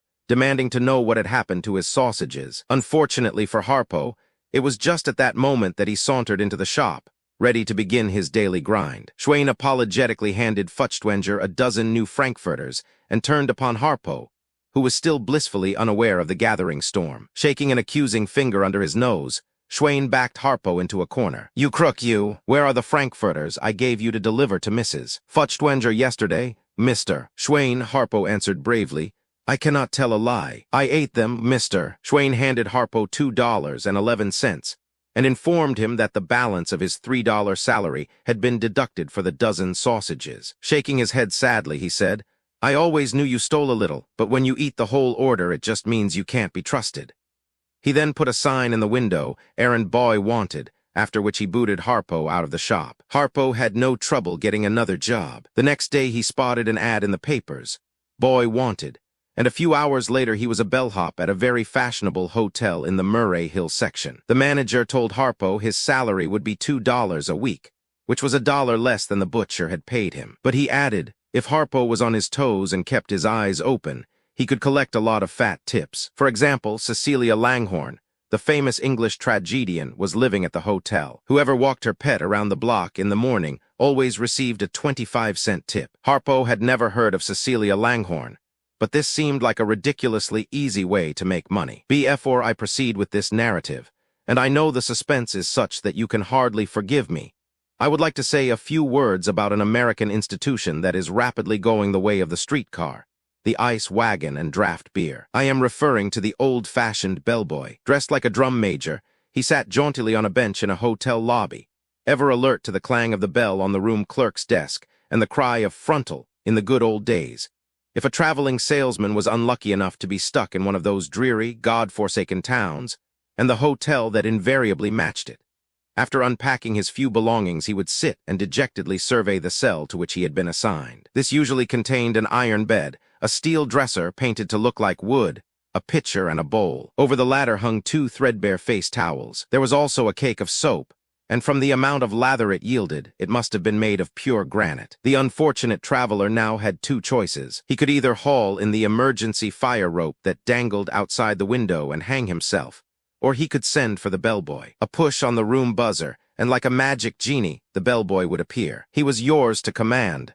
More towels, ice, water, and if you happened to find yourself in dry territory, perhaps a bottle of booze. He also warned you not to eat in the hotel, unless you had no particular desire ever to see your family again. Oh, by the way, he knew a girl. No, sir, she isn't a pro. The truth is, she's a friend of my sister's and comes from a very good family. And be sure you don't offer her any money. She gets awful angry if anyone offers her money. But if you give me a $10 bill, I'll see that she gets it. That way she won't be embarrassed. No, I don't want anything out of it. I just want you to have a good time.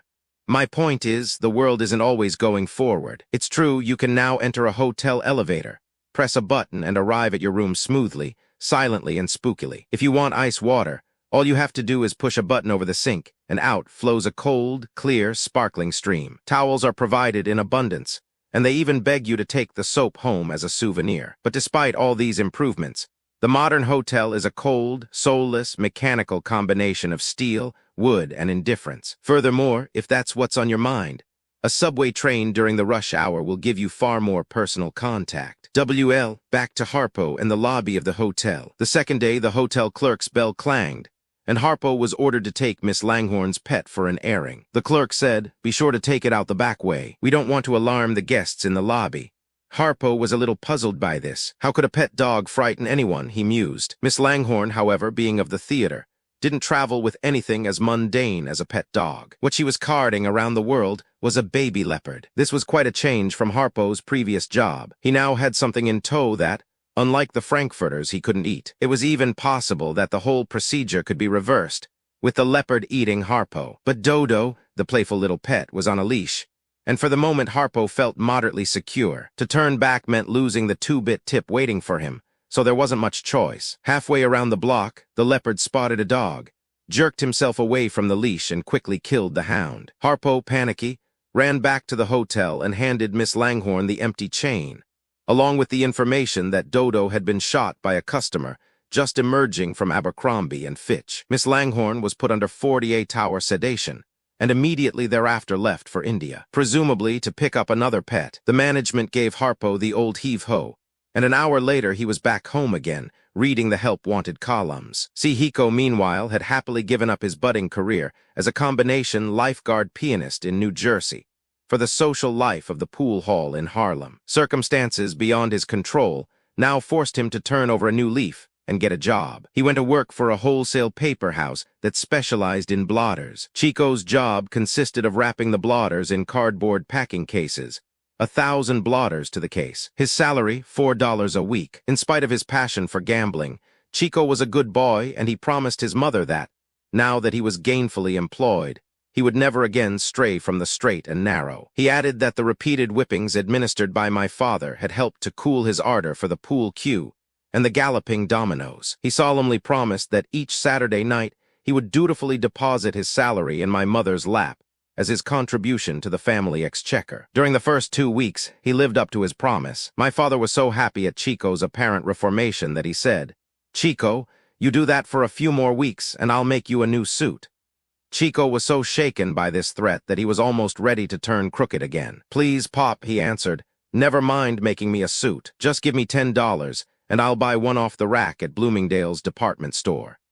Packing the blotters required no skill and very little physical effort, but after the exciting apprenticeship he had served in the pool room, monotony soon began to seep in. His fever rising again, Chico went looking for action. He found it the 3rd week in the cellar of the blotter establishment. A flourishing 3-handed crap game was in full swing, and in the time it takes for a boy to go from a standing position to a kneeling one, the game had 4 players instead of 3. Unfortunately, this was Saturday, payday, and Chico's $4 salary was quickly transferred from his pocket to that of one of the more expert dice handlers. He realized it would be suicidal for him to return home without his wages. He cringed at the thought of another walloping. What could he tell Mom and Pop? What kind of plausible excuse could he concoct? Suddenly, he was struck with an inspiration so brilliant that he stood in awe for 5 minutes, marveling at his own cleverness. Some few hours later, he arrived at our flat, lugging a large cardboard package. As he opened the front door, my father stood there to greet him with a smile. "Well, Chico, did you work hard today? Give Mom your salary." "Pop, I haven't got my salary." My father's smile disappeared. "You haven't got your salary. Where is it?" Chico pointed to the box at his feet. "Well, I'll tell you, Pop. Today the factory had a sale on blotters, but only for the employees of the company. I was lucky enough to be an employee of the company, so I took my $4 and bought you and Mom 4,000 blotters." As he said this, he started backing away. There wasn't anything Chico could have brought home of less use to us than blotters. If he had brought home plain garbage, we might have sold it to a farmer for fertilizer. If he had brought mice, we might have sold them to a passing cat. But blotters, 4,000 of them, enough to keep the New York post office in good supply for a year. We weren't a literary group, and the little writing that was done in our household was done with a lead pencil. One blotter would have lasted our family a lifetime. My mother pulled my father away from Chico just as Pop was about to strangle him. Then Mom began to cry. Chico, a fast thinker, handed her a blotter and said, "See how useful these things are, Mom. Whenever you feel like crying, just take one of these blotters. They're better than handkerchiefs, and it will cut the laundry bills in half." With this parting advice, he nimbly ducked away from my father and beat it down the back fire escape, with Pop in hot but hopeless pursuit. Teehee's score was now as follows. Chico was back on 99th Street, shooting pool for the house. Harpo's career as a bellboy had just met an untimely death. I was an actor between bookings, and Gummo was still trying to convince his schoolteacher that Harrisburg was the capital of Montana. I don't mean to imply that Gummo was dumb. It was only that his interests, like Chico's, lay elsewhere. He wanted to get out of school and become an inventor. My mother finally came to the conclusion that the best way to break into show business was not to launch one boy at a time, but to do it wholesale. This idea crystallized one day when she came home and found that Gummo, following in the footsteps of his idol, Thomas Edison, had taken most of Chico's piano apart and was attempting to convert it into a xylophone. This naturally delighted Chico, who was standing by, full of advice and moral support, but it made my mother furious. Gummo, she realized, had the soul and instincts of an inventor, and she had better get him out of the flat before he converted everything in it into something else. At the moment, he was eyeing my father. Then and there Mom made the decision that was to change our entire lives. She announced that Gummo was to become an actor. Gummo, of all people, he had about as much equipment for the stage as the average Zulu has for psychiatry. "I am going to build an act that will be a sensation," she declared. "Well, get a girl singer. That will give it some sex. And Gummo and you," she said, pointing to me, "will be yachtsmen. Sailors and sex. It can't miss." A bit startled, I queried, "Mom, why yachtsmen?" "I'll tell you why," she replied. "I happened to be passing Bloomingdale's department store this morning, and they had white duck suits on sale for $9.98. We'll get some straw hats cheap. They are on sale now because summer is almost over, and some white shoes. They're on sale, too, because they're odd sizes. I already made a dress for the girl in the act." "Mom," I interrupted again weakly, "how do you know the dress will fit the girl we get?" "Don't be foolish," she shrugged. "There are hundreds of girl singers around. All we have to do is find one that fits this dress." It wasn't long before we were rehearsing in the front parlor, decked out in white suits, white straw hats, white shoes, bow ties that clipped on, celluloid collars, and paper roses in our lapels. I don't remember exactly what the girl was wearing. All I remember is that it didn't fit. We still had no name for the act, but after my mother heard us sing a ditty entitled, "How'd You Like to Be My Little Sweetheart?" she said, "I've got the perfect name for the act. We'll call it the Three Nightingales." "But why nightingales?" I asked. "Because," she replied, "everybody knows nightingales spend all their time singing." There are three logical reasons why she could have called us the Three Nightingales. 1, she had never heard a nightingale. 2, she was tone deaf. 3, she had a great sense of humor. Actually, the only one who could sing was the girl. The other 2 nightingales' voices were in the process of changing, and from day to day, no one could tell what sounds would emerge from their gifted throats. Through my mother's wizardry and charm, and my father's cooking, we managed to latch on to a few weeks' bookings. We would have played longer, but the girl singer, although she sang beautifully, had one unfortunate characteristic. This was her total inability to remain on key. For a solo number she sang, "Love Me and the World Is Mine."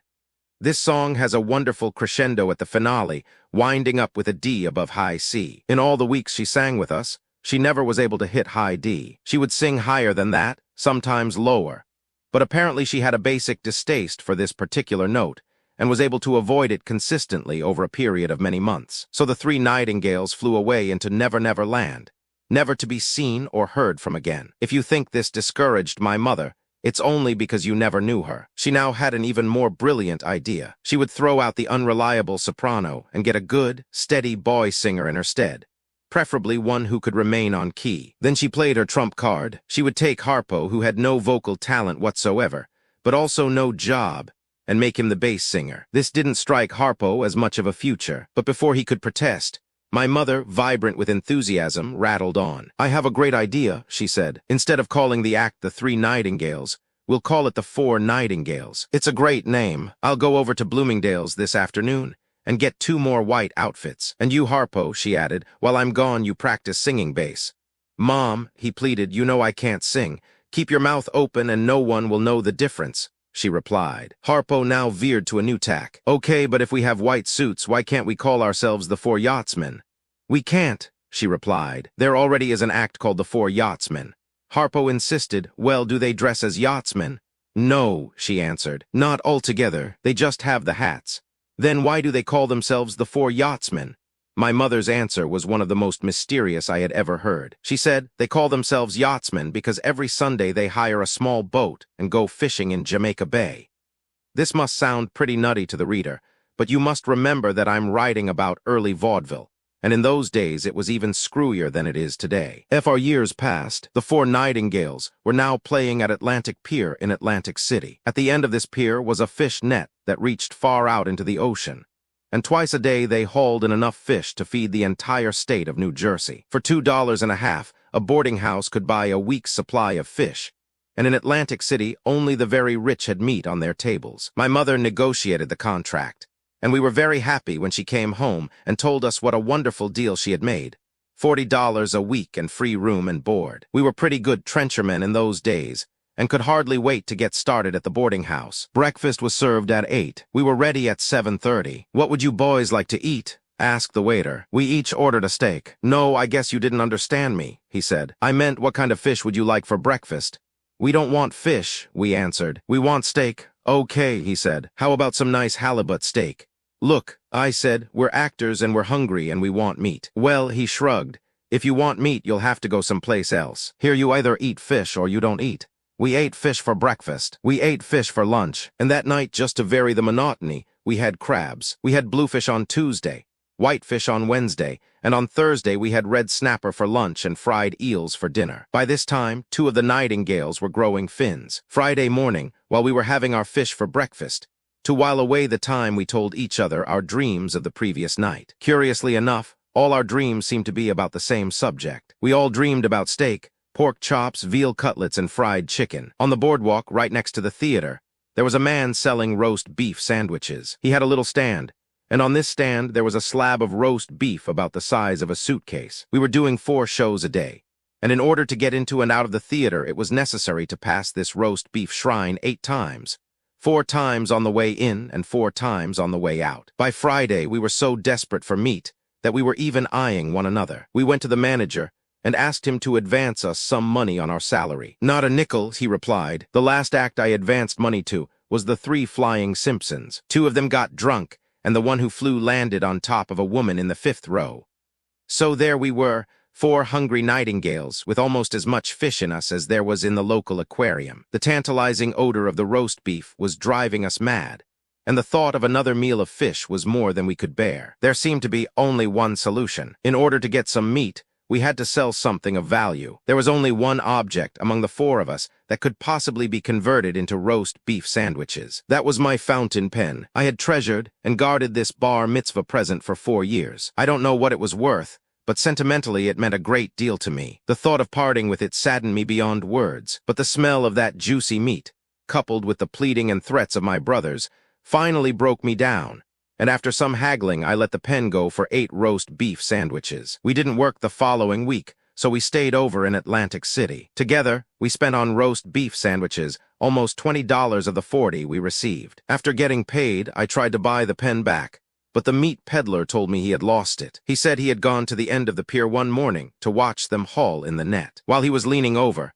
the pen had slipped into the water and disappeared into the depths. I only hope some squid found my pen, because they could be very happy together. As for me, I was 17 when I lost it. The next time I ate fish, I was 40. IT didn't always hold true, but a good many of the small-time vaudeville act salaries were based on the number of people there were in the act. We had been the 4 nightingales for 4 years, and we were now earning $200. 4 people, $200. 6 people, $300, and so on. This gave my mother a brilliant idea. My mother was 50 at the time, and she had a sister who was 55. She decided that if they joined our act, we could raise our salary from $200 to $300. The fact that neither my mother nor her sister had the slightest talent didn't bother my mother in the least. She said she knew many people in show business who didn't have any talent. At the moment, she was looking at me. Mom was traveling with us at the time, and she told me she didn't know if her sister Hannah was available, but that she would communicate with her immediately, and perhaps she could persuade her to come on. Apparently, it didn't require much urging, for Hannah arrived the next morning with a paper suitcase, a beat-up guitar, and a white organdy dress which she had worn at her daughter's wedding. "Mom," I said, "if you'll forgive my curiosity, what do you and Aunt Hannah plan to do in the act?" "Well," she answered, "the first thing we'll do is change the name of the act from the 4 nightingales to the 6 mascots. That will add $100 to our salary. But what are you going to do in the act to justify the increase?" I asked. "We'll have 2 guitars," she said, "and Hannah and I will sing 2 little girls in blue as a duet. We'll pretend we're schoolgirls. We'll dress real young in blue dresses, and the audience will think we're 2 little girls. I'm sure they'll love it, schoolgirls." I didn't want to remind my mother that she was 50, and her sister was 55. "Mom," I said, "about the guitar. I didn't know you could play the guitar." "Oh, yes," she replied. "The last time you were on the road, Harpo showed me and Hannah the 3 basic chords." That day, we nervously discarded the name the 4 Nightingales and burst anew upon the theatrical horizon as the 6 mascots. There was no change in the act except, at one point, 2 little girls would appear from opposite sides of the stage, each armed with a guitar, drape themselves on adjoining chairs in the center of the stage, and render two little girls in blue. The opening matinee, we four boys stood in the wings, curious and slightly apprehensive as to what the audience's reaction might be. We didn't want to shake the girls' confidence by bluntly telling them that their specialty was hopeless. We just prayed they could sneak on and off without the audience noticing them. Before going on, Mom and Hannah decided not to wear their glasses. They told each other that, sans glasses, they would not only look like schoolgirls but might even be mistaken for tiny tots. As they arrived at center stage, whether because of the normal nervousness that all theatrical novices experience, or of the fact that they could barely see without their glasses, they gracefully proceeded to sit down in the same chair. The fragile gilt chair, not having been designed for the combined weight of two buxom middle-aged women, did what any other chair would have done in similar circumstances. It collapsed, Mom and Hannah fell to the floor with a thud, and the guitars flew out of their hands. The bored piano player, apparently accustomed to such minor catastrophes, quickly broke into the Star-Spangled Banner, as Mom and Hannah, in a panic, groped their way to the wings. The following morning, Mom announced that their maiden performance the night before had also been their farewell performance. They then kissed us all goodbye and took the train back to New York. The two mascots having flown, we again became the four Nightingales, and the extra $100 a week we had hoped to get was just another dream. Chapter 8. A Wandering Minstrel. I am not sure how I got to be a comedian or a comic. Perhaps I'm not a comic. It's not worth arguing about. At any rate, I have been making a good living for many years, masquerading as one. As a lad, I don't remember knocking anyone over with my wit. I'm a pretty wary fellow, and I have neither the desire nor the equipment to analyze what makes one man funny to another man. I have read many books by alleged experts, explaining the basis of humor and attempting to describe what is funny and what isn't. I doubt if any comedian can honestly say why he is funny and why his next-door neighbor is not. I believe all comedians arrive by trial and error. This was certainly true in the old days of vaudeville, and I'm sure it's true today. The average team would consist of a straight man and a comic. The straight man would sing, dance, or possibly do both, and the comedian would steal a few jokes from other acts and find a few in the newspapers and comic magazines. They would then proceed to play small-time vaudeville theaters, burlesque shows, nightclubs, and beer gardens. If the comic was inventive, he would gradually discard the stolen jokes and the ones that died and try out some of his own. In time, if he was any good, he would emerge from the routine character he had started with and evolve into a distinct personality of his own. This has been my experience and also that of my brothers, and I believe this has been true of most of the other comedians. My guess is that there aren't 100 top-flight professional comedians, male and female, in the whole world. They are a much rarer and far more valuable commodity than all the gold and precious stones in the world. But because we are laughed at, I don't think people really understand how essential we are to their sanity. If it weren't for the brief respite we give the world with our foolishness, the world would see mass suicide in numbers that compare favorably with the death rate of the lemmings. I'm sure most of you have heard the story of the man who, desperately ill, goes to an analyst and tells the doctor that he has lost his desire to live and that he is seriously considering suicide. The doctor listens to this tale of melancholia and then tells the patient that what he needs is a good belly laugh. He advises the unhappy man to go to the circus that night and spend the evening laughing at Grouch, the world's funniest clown. The doctor sums it up: after you have seen Grouch, I am sure you will be much happier. The patient rises to his feet, looks sadly at the doctor, turns and ambles toward the door. As he starts to leave, the doctor says, "By the way, what is your name?" The man turns and regards the analyst with sorrowful eyes. "I am Grouch.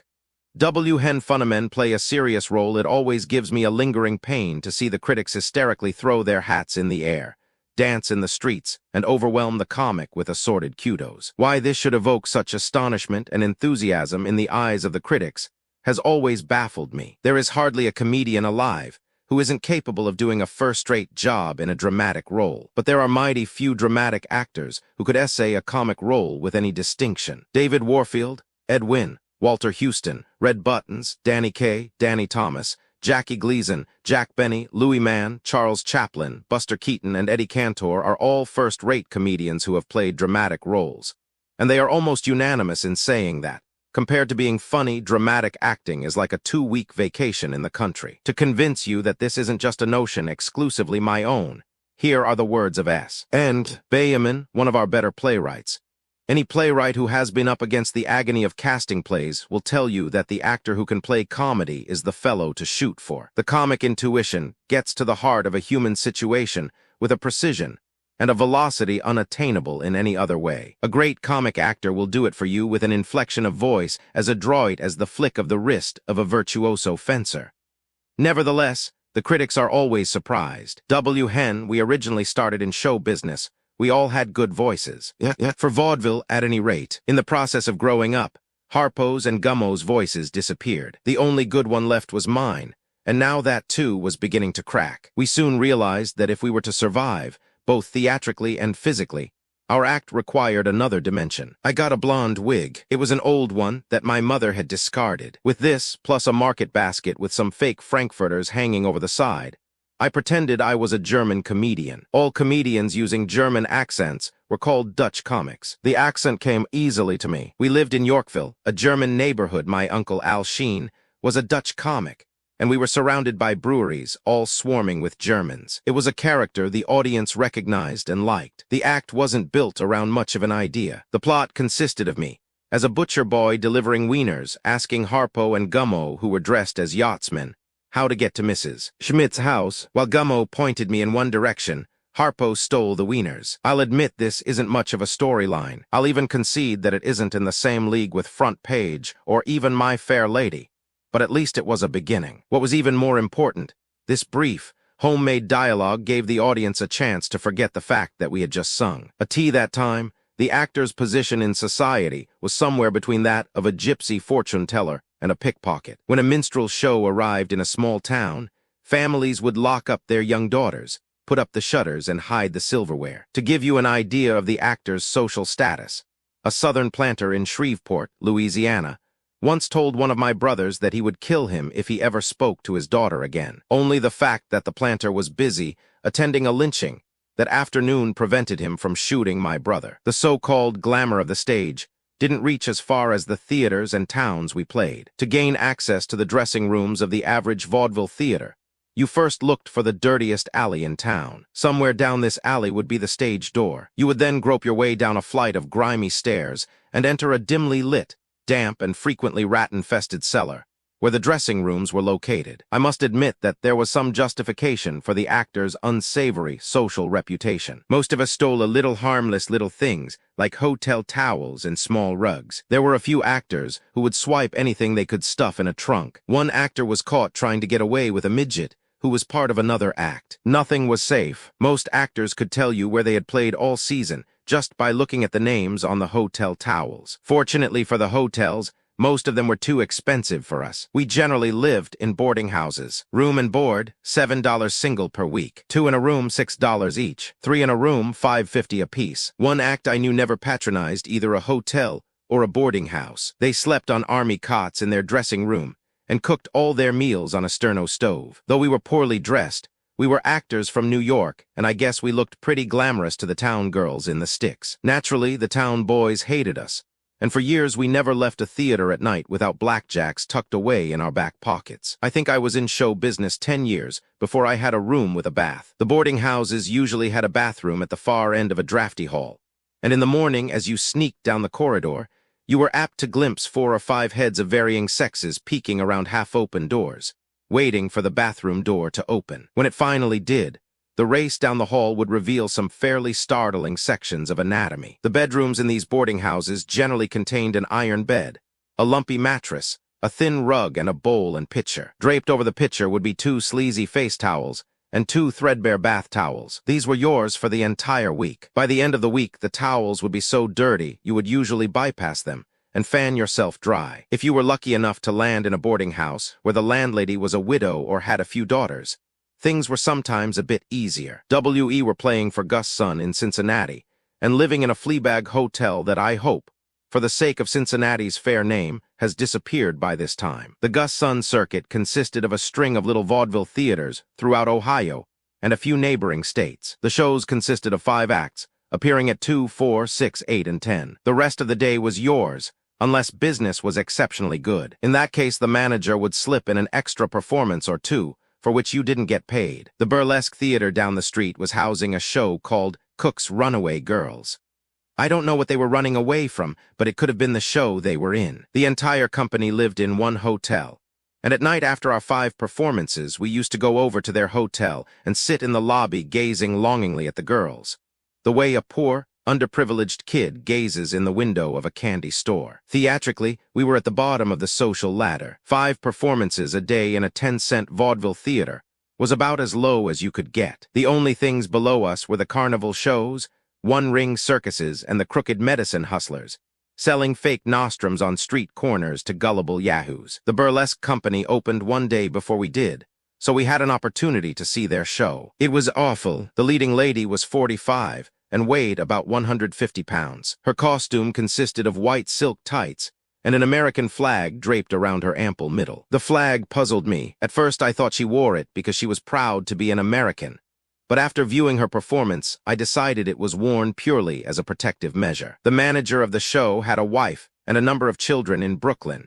but despite these matrimonial barnacles, he was hopelessly in love with his leading lady, as hopelessly in love as a 60-year-old man can be with a 45-year-old, flabby soubrette. Each night after our 5 shows, we headed for their hotel and hung around the lobby, hoping to make some headway with the chorus girls. One night, the show's manager noticed us. "You boys actors?" he inquired. "Yes," we answered proudly in unison. "We're playing the Gus Sun Theater down the street."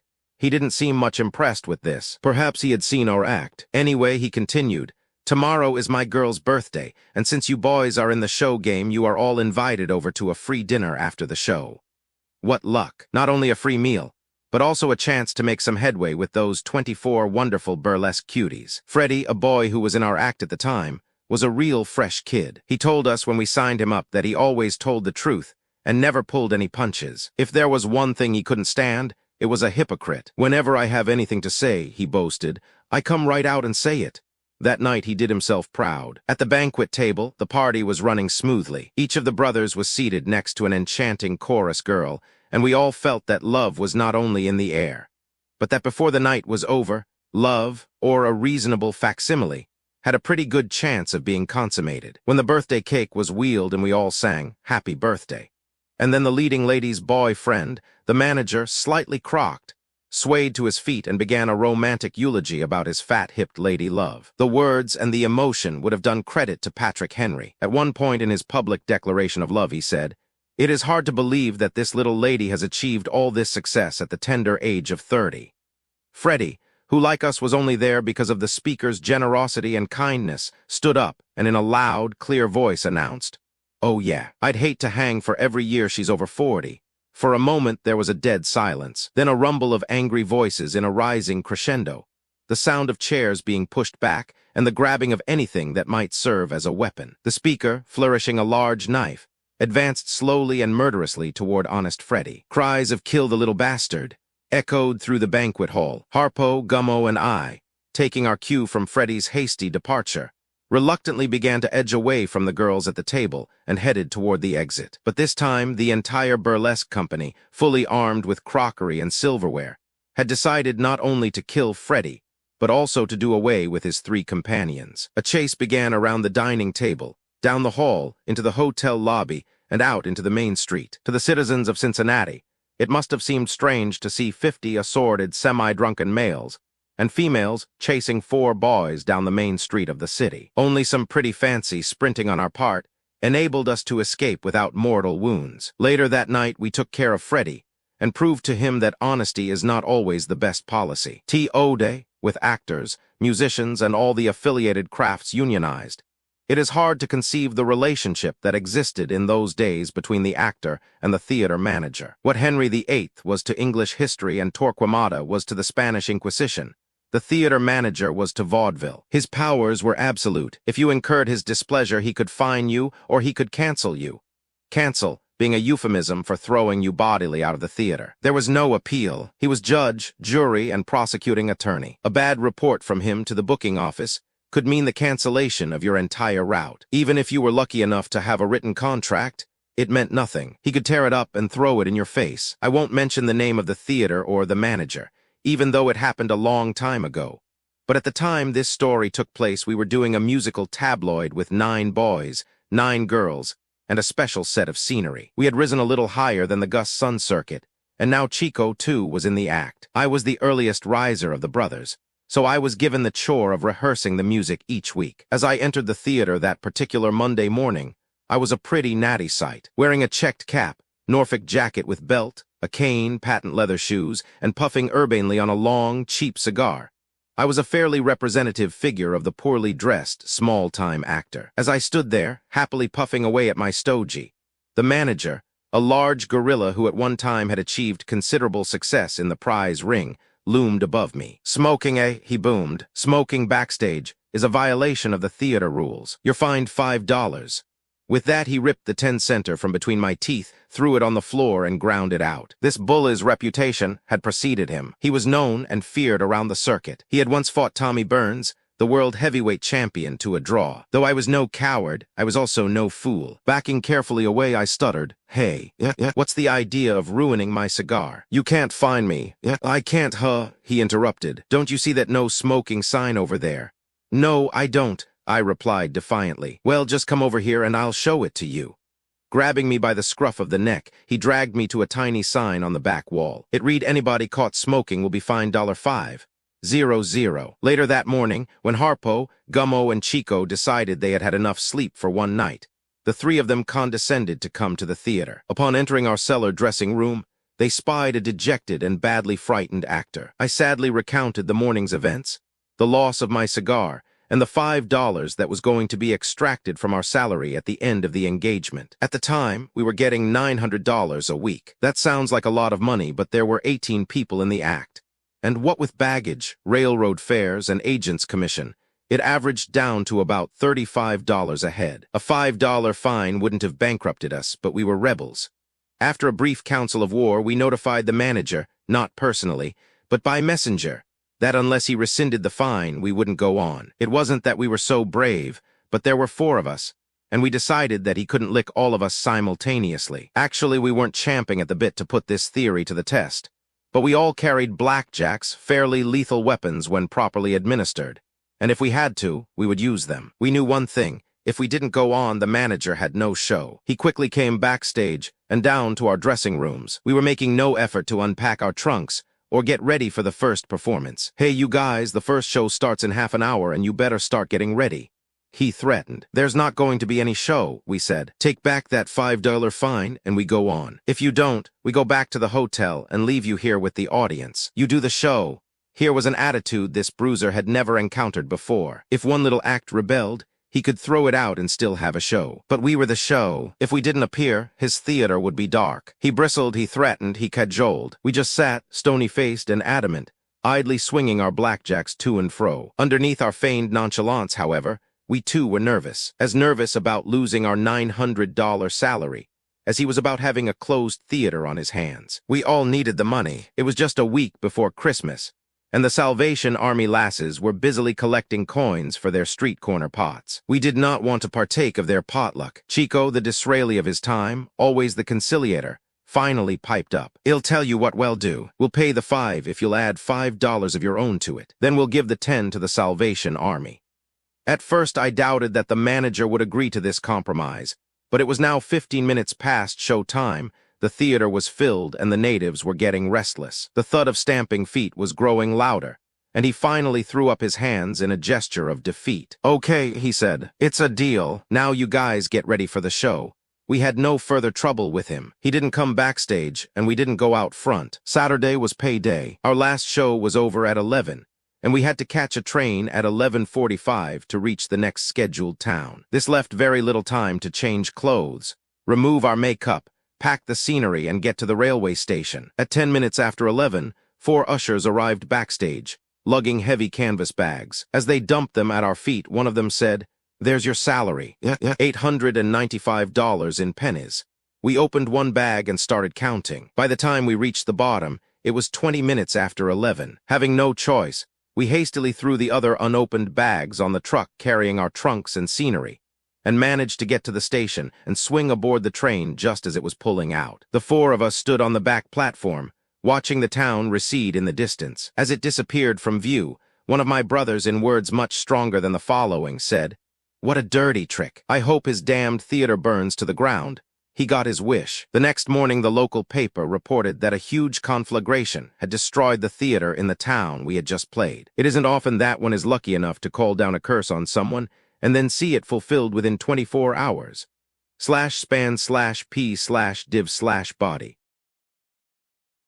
Chapter 9. A slight case of autoeroticism. When I was in my late teens, our family moved to Chicago. Pop had exhausted the possibilities of his misfit tailoring on the eastern seaboard and was all set to conquer new and unsuspecting worlds on the shores of Lake Michigan. Chicago was a big vaudeville center, and my mother lost no time in storming the offices of the luckless booking agents. So, when we boys were not on the road, we were living on the south side of Chicago in an old house that my mother bought for $8,000. She had paid $1,000 down, and the landlord was under the delusion that he eventually would get the balance. The summer months usually found the entire Marx family in residence here, for the simple reason that, in the summer, we were out of work. Many things that we take for granted now didn't exist in those days. For example, air conditioning. When it got hot in the summer, it got hot, and stayed hot. As a result, when June 30th rolled around, all the theaters closed until Labor Day. If after a long winter of theater going,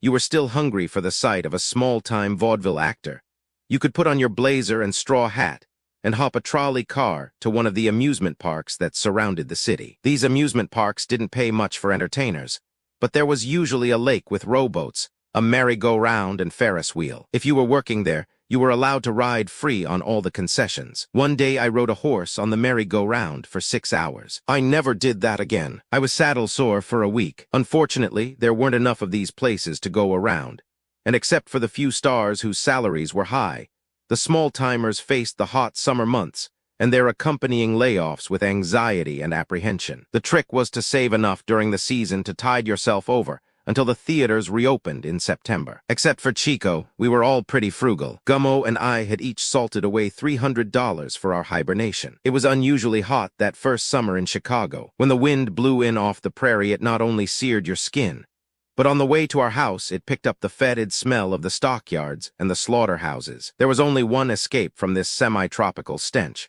and that was to get over to the north side and inhale the cooling breezes of Lake Michigan. In addition to the comparatively cool, clear air of Chicago's north side, Gummo and I knew a pair of girls over there who were well worth visiting. The elevated train ran out toward their apartment, but it was a tedious journey, and it took an hour to get there and another hour to get back. The round trip cut deeply into our evenings and left very little time for romance. There seemed to be only one solution: an automobile. Gummo and I had always dreamed of owning an automobile, but in those days cars were as rare as parking spaces today. A new car was out of the question. Our funds were extremely limited. Whatever the other requirements, anything we bought had to be cheap. Our top was $200, driven to desperation by the girls' charms and the long, dreary nightly ride on the clattering L train. We each put up $100 of our summer money and bought an old Chalmers. It was a beauty, low-slung and fiery red with wire wheels. Thanks to its racy lines, it looked about 3 feet longer than the average boxcar. It had huge brass lamps, a brass front, and a gear shift on the outside. Because of the beat-up cushions, the seats were so low you needed a periscope to see over the top. It was like flying blind. It was a convertible two-seater, and when the canvas top was raised, it revealed a hole large enough to stick your head through. Except for the numerous patches, the tires were worn smooth, and they stood about as high as the average 15-year-old boy. These were its assets. Its liabilities were infinite. To begin with, it had no power. It was just a hollow shell, like a large, muscular giant with a bum ticker. At top speed, it could hit 25. It was a good thing it couldn't do 35 because, on our first ride, we discovered that the brakes had no lining. The brake drums were still there, but the lining was just a memory. We lived on 45th Street, and if I wanted to stop the car there,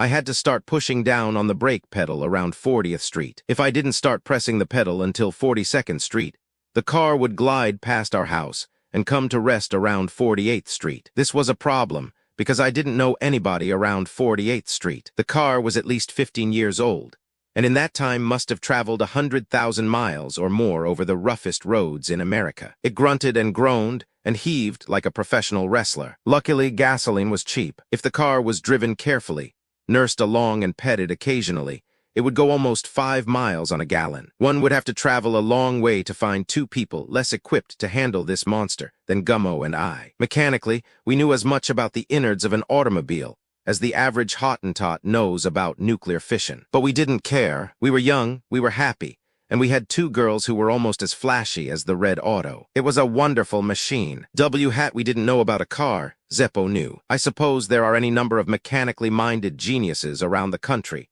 who are born with an instinctive flair for machinery. Zeppo was one of these freaks. He could take an engine apart, grind the valves, adjust the timing, and clean out the carbon with no more fuss or effort than I would use in sharpening a pencil. The first night we made it to the girls' apartment in 50 minutes. This wasn't much faster than the L train, but it was an exciting gamble to sit at the wheel of a car without brakes and sneer at the lowly pedestrians as they scrambled for safety. I suppose the car was weary from its 10-mile journey to the other side of town.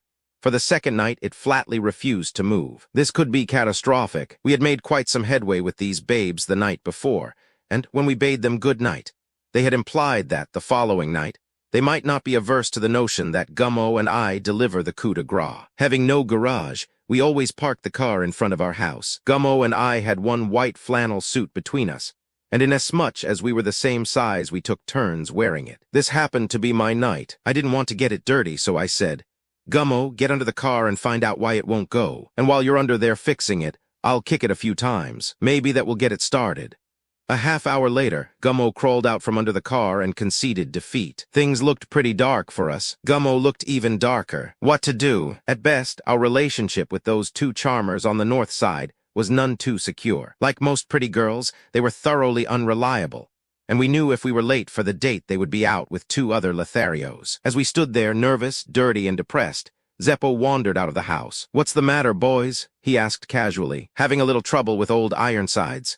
"We can't get it to go," we whimpered in unison. "Well," replied Zeppo, feigning concern, "let's see if I can fix it. Suppose we take a look at the engine, shall we?"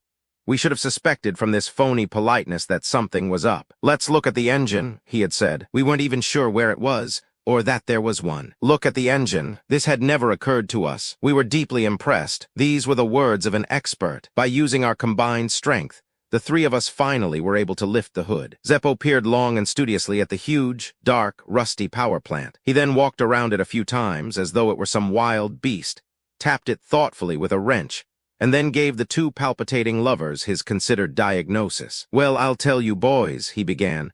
"I'm afraid you got stuck with this job. Your transmission isn't pumping properly against your magneto, and like it or not, you're going to have to take that carburetor off and time it against your universal joint." Gummo and I looked at each other with glazed eyes and at Zeppo with deep admiration. Here was a man who obviously knew engines. Of course, we didn't have the faintest idea what he was talking about, and we cared even less.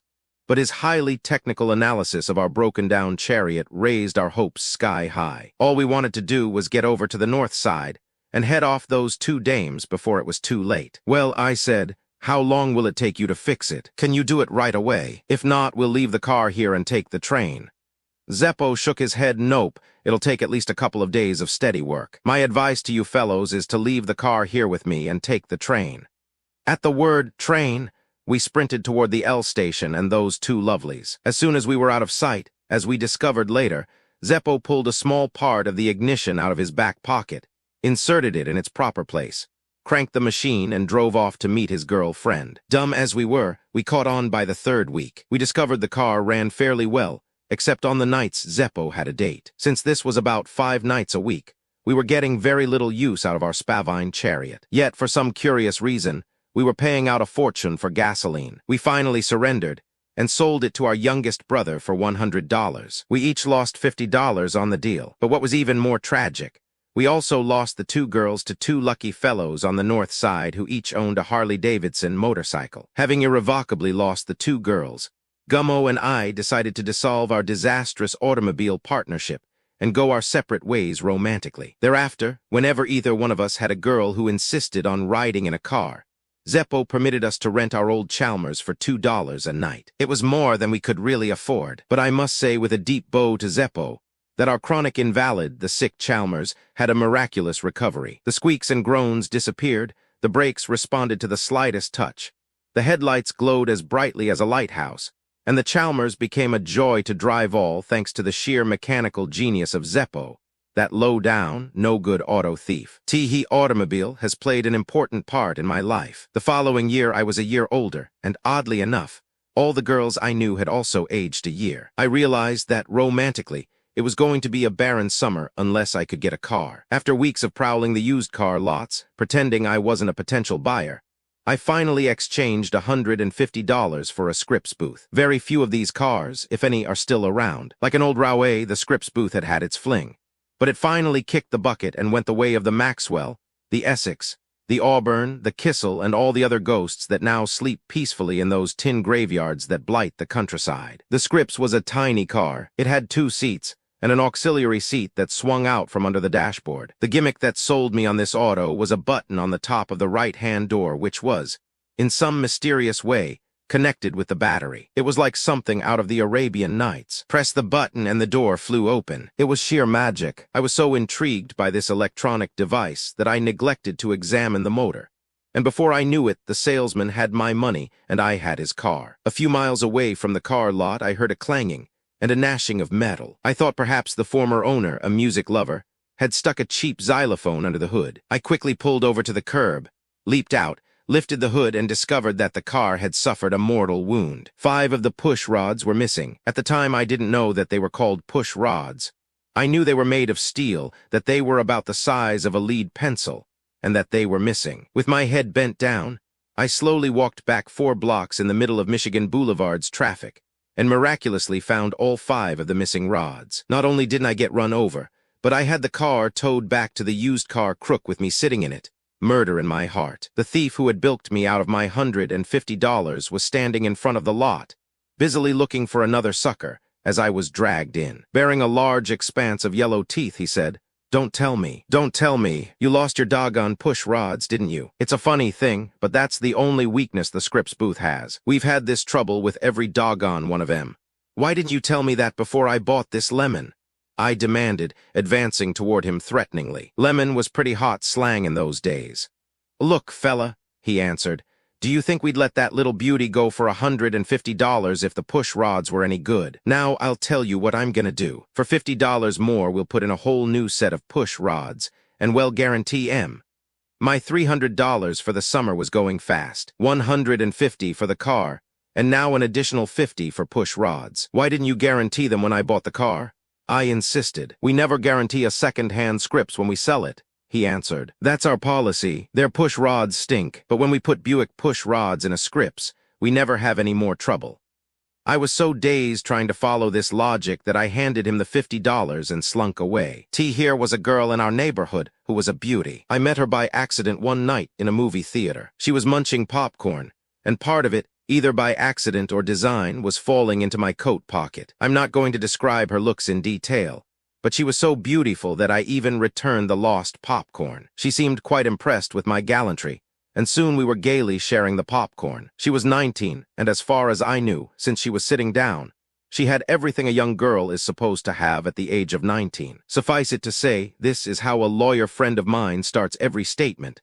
I wanted my arms around her, and anything else I could possibly get. In talking to her, I discovered she was an automobile nut. She said there was nothing she disliked more than walking. She pointedly told me that even if she was madly in love with a man, she never dated him unless he had a car. I hadn't told her that I had an auto. I also didn't tell her that the auto I had was lying upside down in a garage, having its vital organs repaired. I was biding my time. The day my Scripps booth came back from its major operation, I called her up and asked if she would care to go for a spin. Today my face is compared favorably with that of William Holden, Tony Curtis, and even Clark Gable.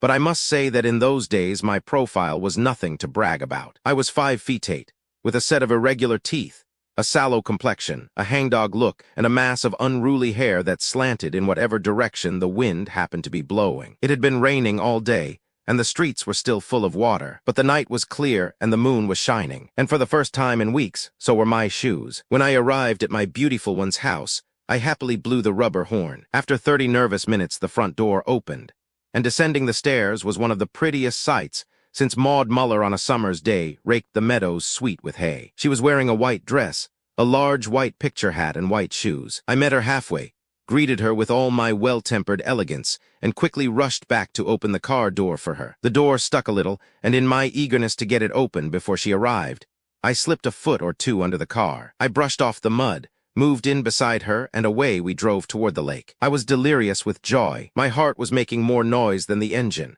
and when she smiled at me, I knew that, at last, I had found the girl of my dreams. The car wasn't too well balanced, and even at slow speeds it lurched around corners like a rolling drunk. As we went around one corner, she tried to steady herself by placing her hand on the door. What she didn't know was that this was the door with the electric button. To my horror, the door flew open, and the glamorous creature slid gracefully out of the car into a large, muddy puddle. I was so panicky that I started to drive away, but I had just seen a movie with Francis X. Bushman and I realized that, in such a situation, Francis X. would not have taken it on the lam. I quickly backed up, almost running over her in my excitement, hopped out of the car and helped her to her feet. Though she was wet and muddy, I recognized her immediately. I tried to explain and apologize, but all she said was, "Take me home, you bastard."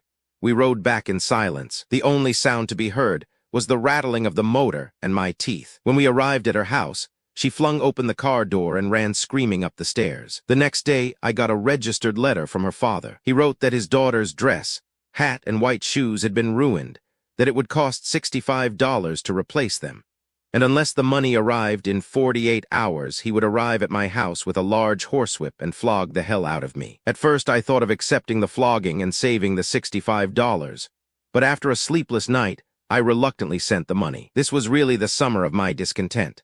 $150 for the car, $50 for the new push rods, and now $65 to refurbish this girl's wardrobe. A total of $265. And I never even got the girl as far as the lake. This was the last time I ever aped Francis X. Bushman, Ost show people, when they finally write their autobiographies, and don't think they don't, invariably relate in glowing terms a steady succession of triumphs. The smart ones sometimes throw in an occasional flop, for they know there is nothing more disheartening to the average reader, who is usually a failure in life, than to read about some lucky ham who, through a series of accidents and a minimum of talent, has achieved fame, fortune, and a steady procession of wives. Before I get through with this chronicle, I too plan on boring you with a few of my triumphs, but you will have to be patient. At the moment, like Picasso, I am still in my automobile period. After the Chalmers and Scripps Booth incidents had shattered my love life, there came a long line of tin cans. A Nash, an Essex, an Elgin whose rear axles kept shearing off, a Ford sedan as high as an elephant's eye and so out of balance that a strong wind would send it careening, and a Cord whose emergency brake handle kept coming off in my hand every time there was an emergency. Most everyone has some goal or ambition in life that they ultimately hope to attain. President of the United States, manager of a major league ball club, superintendent of janitors. My only goal in life, in addition to not starving to death, was to own a shiny new automobile.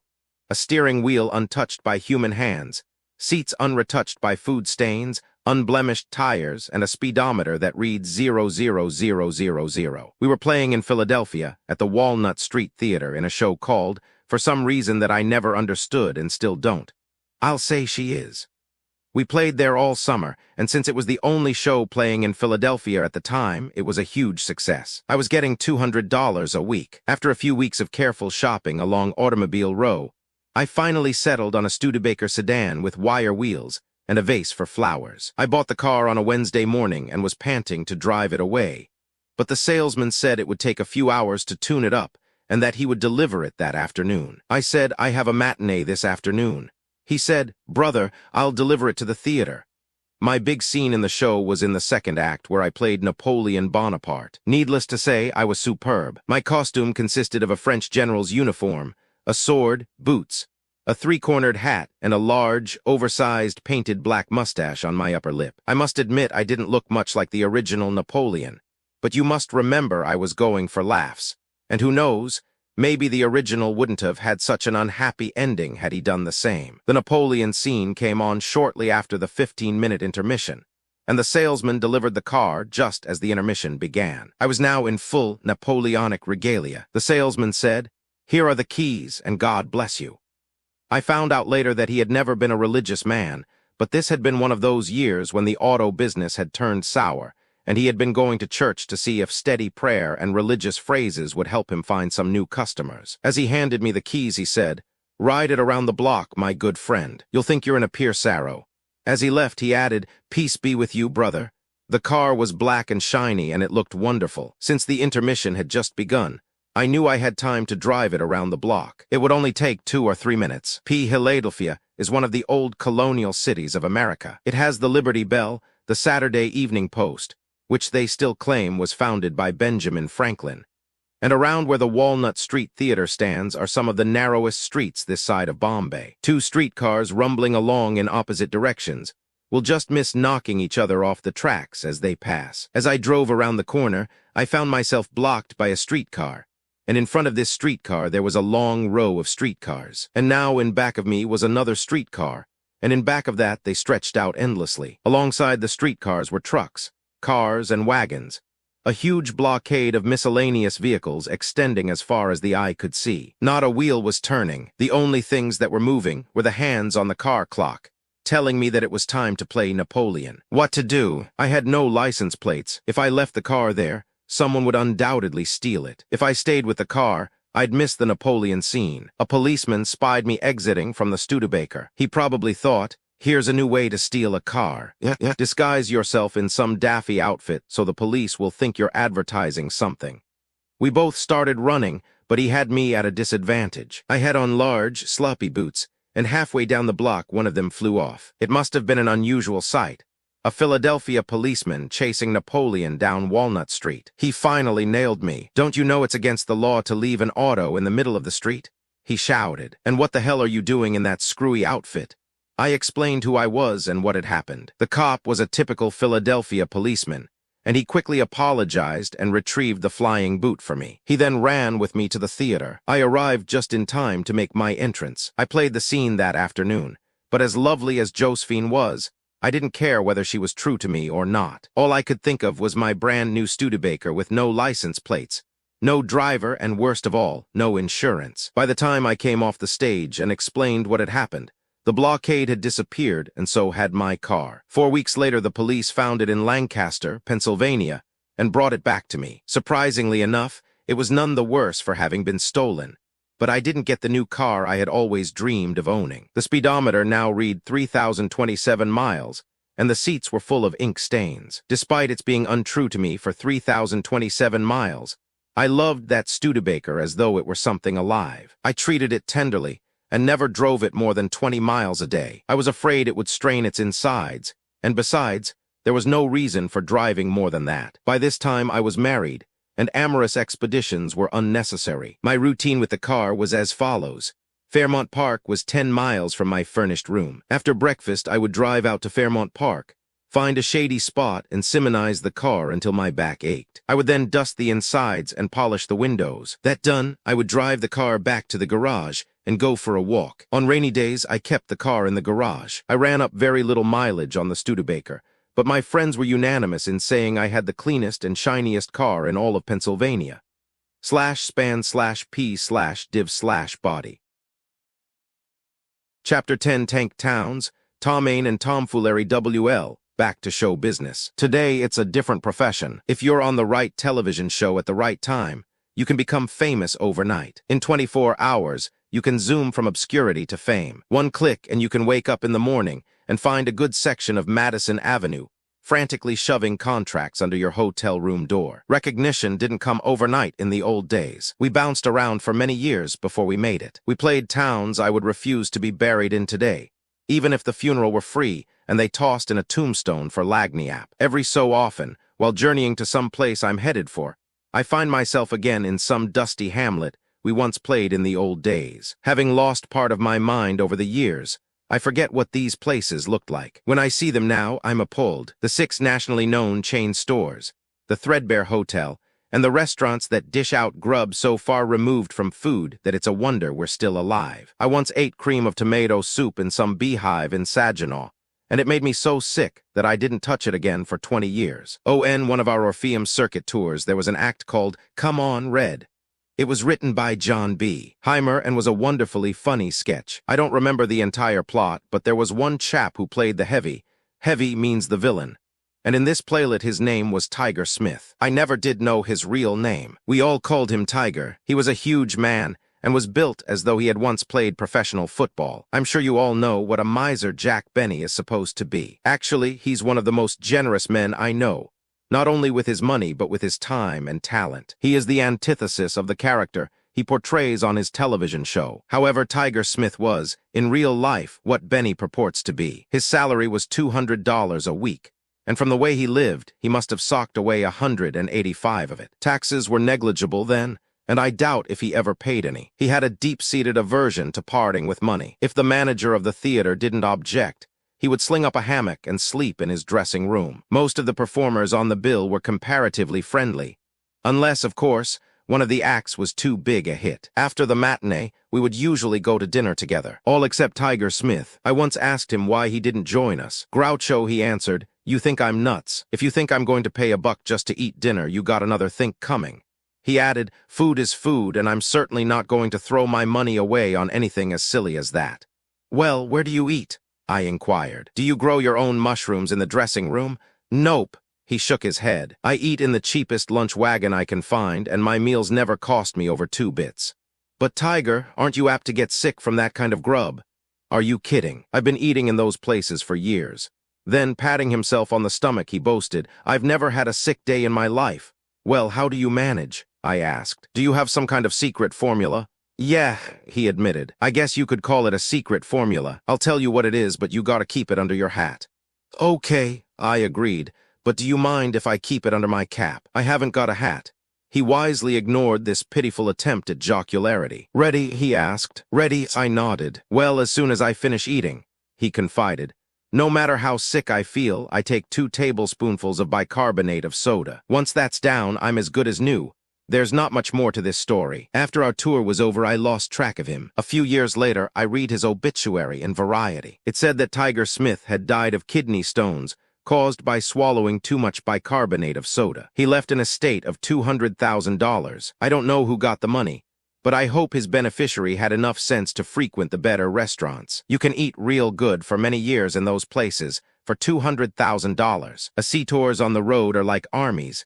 They travel on their stomachs, too. So food, or the lack of it, was an important issue. We were living in a boarding house in Elizabeth, New Jersey. This wasn't the customary frowsy theatrical boarding house where we were usually stabled. It was so refined that it was uncomfortable. The landlady wore a silver comb in her hair, and the tablecloths were changed twice a week. The clientele consisted mostly of fairly well-to-do, dowdy widows and widowers. Only when one or more of her boarders moved or died did the landlady consent to take in actors. Apparently there had been a number of deaths that Christmas week, for she had room for the 4 of us. After considerable haggling about the rates, which were higher than we usually paid, we were assigned to 2 rooms on the 3rd floor back. Compared with the places we usually lived in, this was a pretty fancy inn. The next day was Christmas, and we could hardly wait to get our teeth into that large, juicy turkey that all boarding houses served on Christmas Day. Life was wonderful. It was snowing outside. We had warm, cozy rooms, and most important, we were working. This was an old house, and the dining room was on the ground floor. The room contained 3 tables, each seating 8 people, and it had 1 table in a far corner to which we were relegated. Apparently, our hostess didn't approve of mixing actors with normal people, but we didn't care. Our motto was, "Bring on the turkey and to hell with segregation." That night, her husband, a beaten-looking nonentity, had his fast moment of triumph as he carried in the Christmas turkey. I don't know who cooked it, but it looked brown, crisp, and succulent. The permanent boarders all took a hack at the bird as it was passed around. The better parts were going fast. After the regulars had been served, the platter, instead of moving toward our table, was carted back to the kitchen. Our plates were still as bare as the president of a nudist colony. We began to fidget, but Chico said, "Take it easy, boys. Be patient." That turkey was almost gone. In a minute, they'll bring in a fresh one for us. A few minutes later, another drudge appeared from the kitchen and headed toward Devil's Island. That was us. She was carrying a large covered vessel, and when she unveiled it at our table, there lay a large gray mackerel. We rose in a rage and marched out of the dining room, the fish untouched. You know that the show must go on routine. We went to the theater. Our act that evening consisted entirely of a series of variations on one theme: a dead mackerel. The audience was mystified. They didn't laugh, but we were in hysterics, probably from hunger. Later that night, while the boarding house slept, We crept into the kitchen and raided the icebox. To our surprise, we found half a cold turkey. We quickly finished it, bones and all. We also discovered the rejected mackerel, which the landlady was undoubtedly saving to serve us again the following day. Quickly transferring the fish to the now empty turkey platter, we inserted a note in its mouth. It reads simply, "The Black Hand."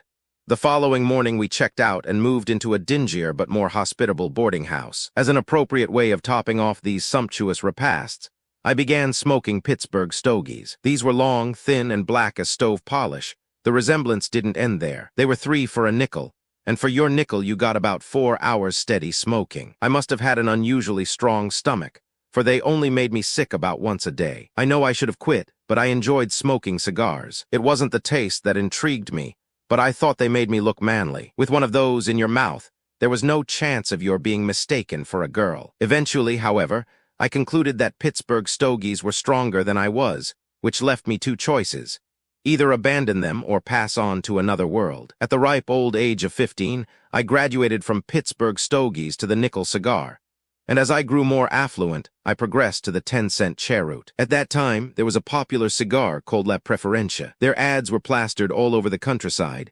Smoke La Preferencia, 30 minutes in Havana for only 15 cents. This advertisement fascinated me. It sounded so tropical. Imagine 30 minutes in Havana for 15 cents. I had never before spent that much for a cigar, but I had also never been in Havana. The ad finally got me. I walked into a cigar store, slapped 15 cents on the counter, and said, "La Preferencia, please." As the clerk handed it to me, I said, "Now then, your ad says 30 minutes in Havana. Is that true?" He smiled and nodded affirmatively. That night, after our last performance, I went back to the boarding house, put on my nightgown, and set the alarm clock. Reclining on the bed, I started puffing away. The cigar had a nice taste. The aroma was mild and fragrant, far removed from the carbonized stink of the Pittsburgh stogies. I won't say that I was transported to Havana, or even as far south as Florida, but I must say its aroma was much better than anything I had ever puffed before. At the end of 20 minutes, the cigar was so short that it could only be held by sticking a toothpick into the stub. At the end of 22 minutes, it had ceased to be a cigar and was just half an inch of wet tobacco. I was pretty angry. 15 cents gone up in smoke. Early the next morning, I went back to the cigar store with the soggy evidence in a small paper bag. The clerk greeted me with a smile. I appended the bag, and the damp cigar butt slithered across the countertop. 30 minutes in Havana, eh? I snarled. I smoked it as slowly as I could, and the best I could get out of it was 22 minutes. I want my 15 cents back. Like all clerks, I'm sure he encountered many strange people. "Look," he said, "I have nothing to do with La Preferencia cigars or their advertising. I'm just a clerk here." "Well," I shouted, "they advertised 30 minutes in Havana, didn't they? I only got 22 minutes. That's crooked." He was a nice man, and he realized that before him stood a shining example of a boy idiot. "Look, son," he said, "I only work here and I haven't the authority to refund any money." "That's none of my business," I replied hotly. "I bought that cigar here and I want my money back. I hold you personally responsible."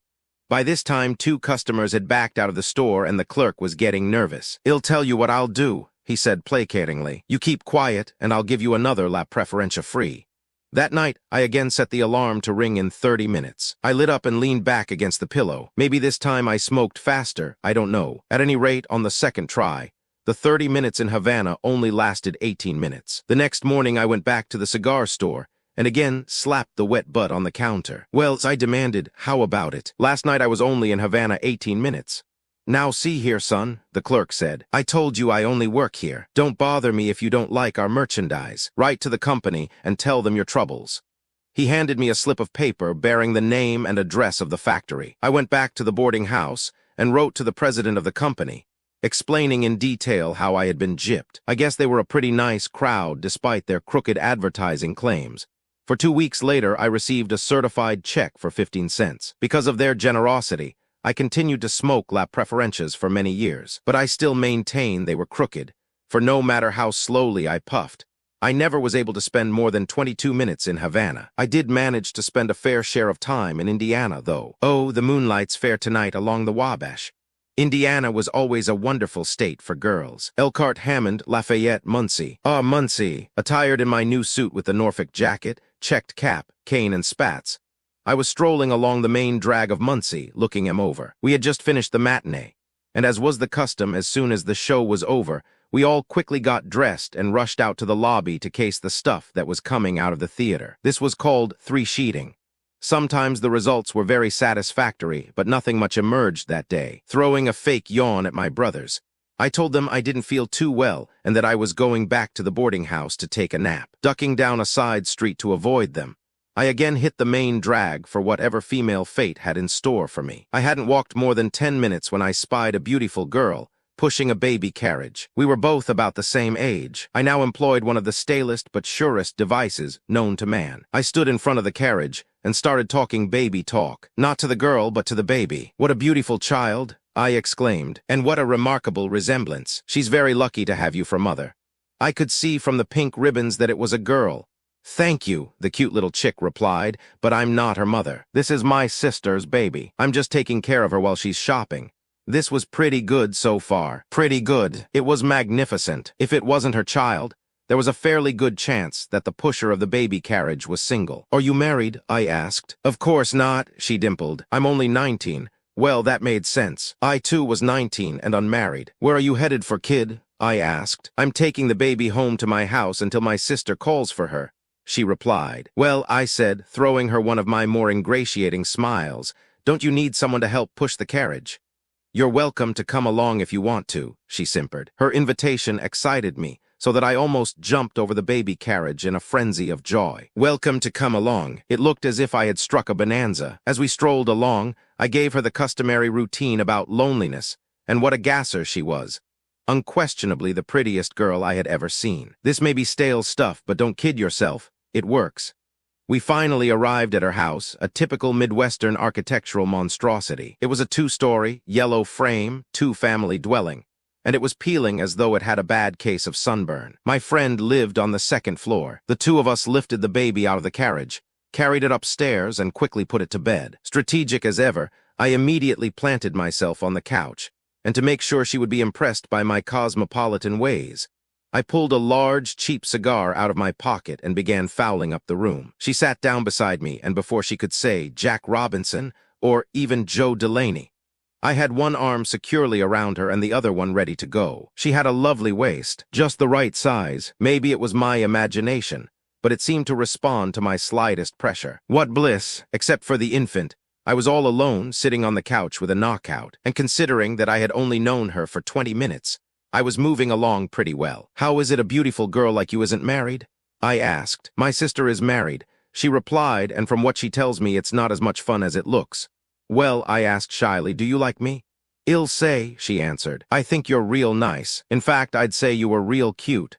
This kid was quite a conversationalist. From her repartee, you knew instantly that here was no Dorothy Parker or Cornelia Otis Skinner. On the other hand, I must say in her defense that she had 2 very pretty legs. "The boys in Muncie ain't got anything on you," she continued. Having been in Muncie for only 2 days, I had no idea what the boys in Muncie had, but apparently she preferred what I had. During this exchange of bon mots, she had been sitting 3 inches from me, and now she moved even closer. Love was all around me. Ecstasy was just around the corner. I was floating in midair. While floating, I heard a decisive, masculine knock on the door. She hollered, "Oh my God, my husband? I thought you weren't married." I yelped as I leaped from the couch. "Oh, I was just teasing." "Teasing," she said. Here I was halfway to the morgue, and she called it teasing. In the meantime, the knocking had grown louder and more insistent. A heavy voice from outside the door shouted, "Gladys, you ornery tramp, open the door. Open up, Gladys, before I kick it down."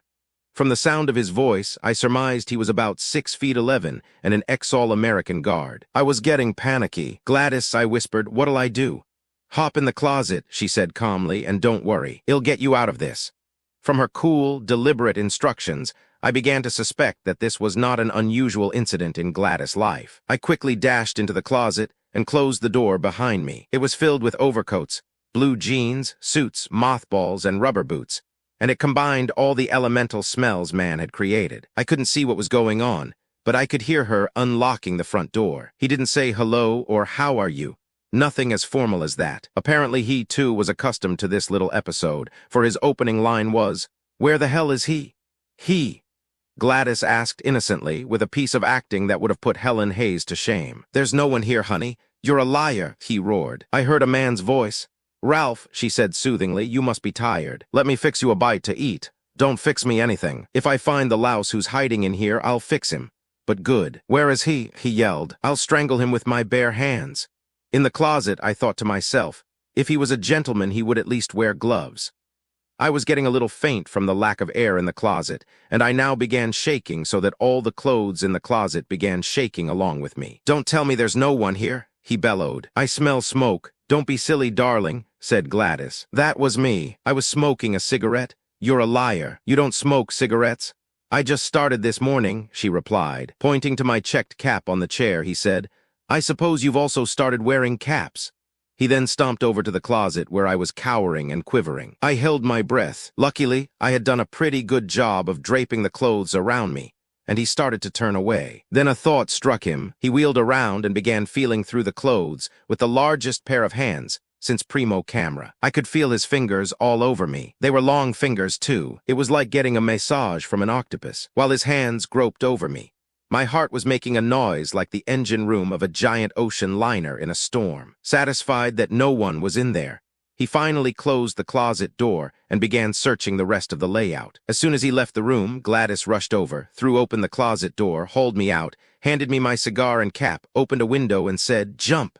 I looked down. It was a good 15 feet to the ground, but unfortunately, I had no choice in the matter. It was risk either a broken leg or eternal rest in the local cemetery. I guess the god of love was with me, for I landed in a clump of bushes. Except for a few major scars, I arrived back at the boarding house all in one piece. A short while later, I heard my brothers coming up the stairs. Not in the mood for lengthy explanations and chagrined at my failure, I feigned sleep. As the door opened, I heard one of them say, "See, I told you he'd be here." I guess the poor guy really wasn't feeling well. Little did they know. Chapter 11. A homey essay on housemanship. I returned from a visit to London last September. I was there 11 days, and if you know London, you know it rained 11 days. I was stopping at the Dorchester Hotel. It is a very expensive hotel, and in the immediate vicinity there are 5 or 6 others, equally luxurious. In the summer, these hotels have a fairly substantial, rich tourist clientele, and because of this, the street corners around there are thickly populated with prostitutes. It's a sad sight on any night, but on rainy nights it's doubly sad to see these women huddled in doorways, hoping someone will pick them up. The police rarely bother them. These girls have what is known as tacit approval. Apparently, the British regard them as a necessary evil and don't bother to do much about it. How much more honest the British attitude is than ours. We're smug, and with our heads held high, we say that this sort of thing doesn't exist here. Unfortunately, it does exist, but instead of being confined to a specific district as it was, it is now practiced everywhere. Yet we close our eyes and loftily declare in highly moral tones that we do not approve of prostitution. I believe that, today, hundreds of thousands of boys rush into matrimony poorly prepared for the many responsibilities that are a normal part of marriage. They delude themselves into thinking that they are marrying for love. A good percentage of them discover, to their sorrow, that it wasn't love at all but just a desire to satisfy the normal sexual urge. Before I am thrown into the pokey for defending legalized vice, I want to point out that I am not in favor of prostitution, nor do I approve of it. I am also not in favor of burglary or dope peddling. But this problem does exist, and I believe that we had a healthier approach to sex a few decades ago. I truly believe we'd be better off today if we had legalized prostitution.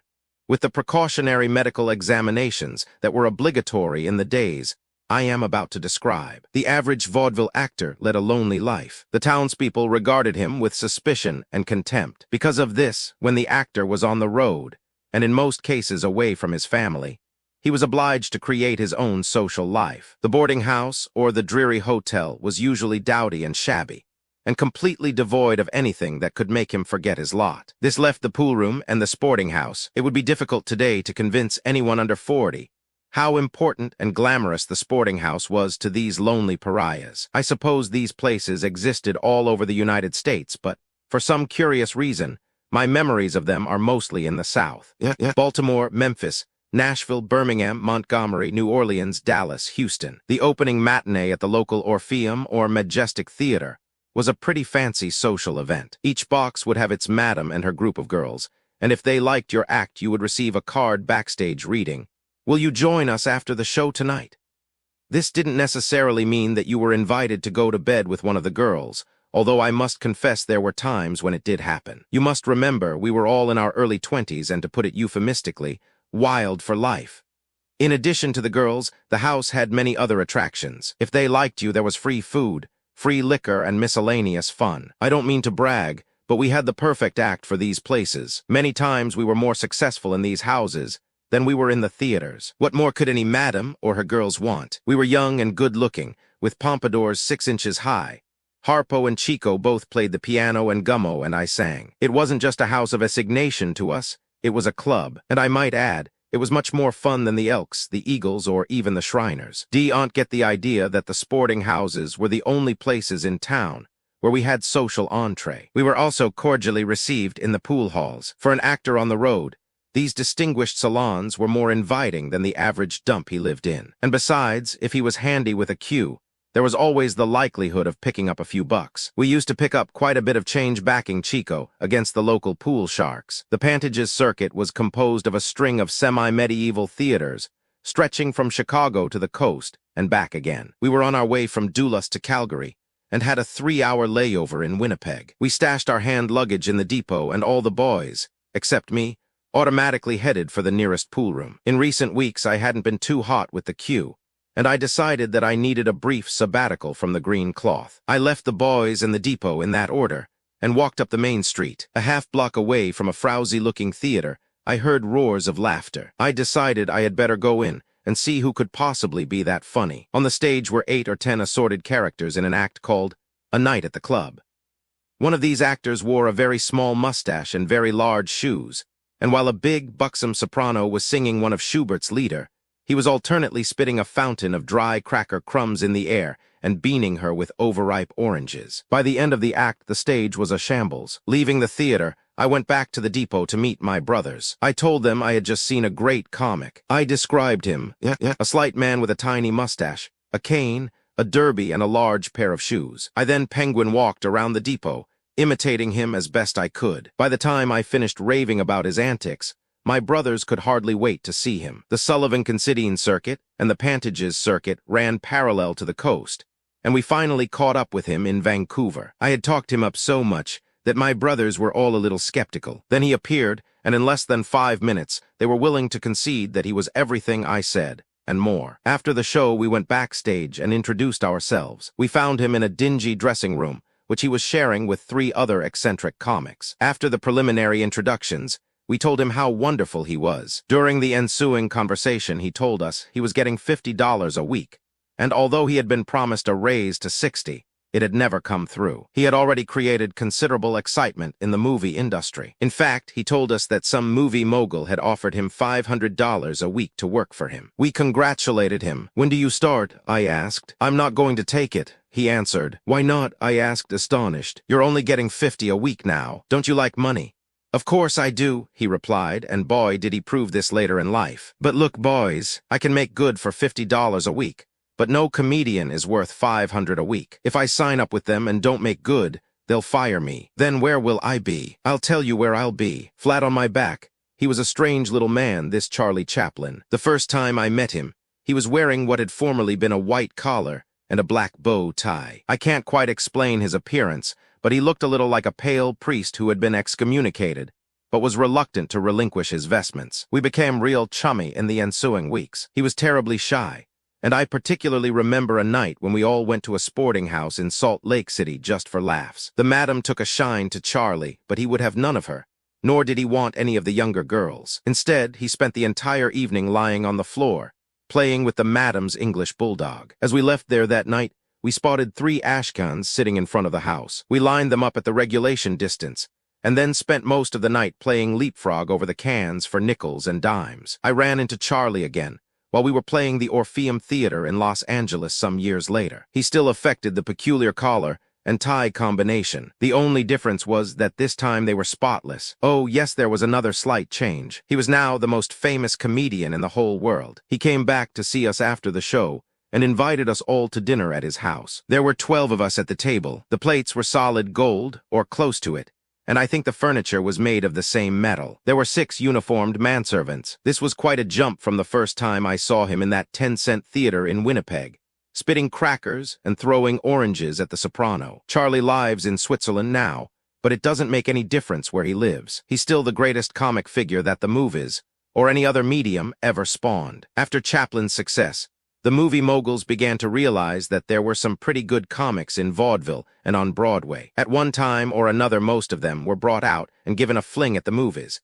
But most of the great comedians of the stage never were too successful on the screen. We were one of the luckier groups. Edwin, B. Lilly, Willie Howard, Bobby Clark, Frank Fay, and many others were never able to duplicate their tremendous Broadway triumphs. The real big comic movie smashes were Buster Keaton, Charlie Chaplin, Harold Lloyd, and Laurel and Hardy, most of whom had very little stage success. Don't laugh, but I think the logical successor to Chaplin is Skelton. Red, to my mind, is the most unacclaimed clown in show business. I've seen most of the great, legendary clowns of the circus, but I must confess, I've rarely seen one who could amuse me for more than a minute. True, they all wear funny clothes and funny hats and paint their faces, but it takes much more than that to be a great comic. The last time I watched Skelton perform in a theater, he came on stage in an outfit that could conceivably have been worn by the head of the National Association of Manufacturers at a board meeting. With one prop, a soft, battered hat, he successfully converted himself into an idiot boy,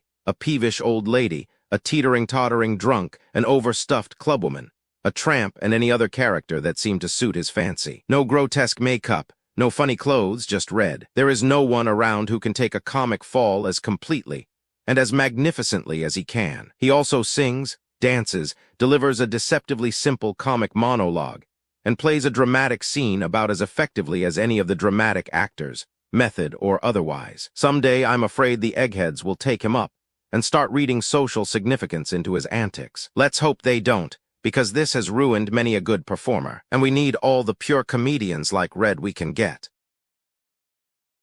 Chapter 12. Some clowning that wasn't in the ACTWE. We're playing a mangy vaudeville theater on the west side of New York, a real old joint that must have been built shortly after the Civil War, or perhaps during it. This place was rococo at its gaudiest. It was a mass of creaking plush chairs and worn-out carpeting.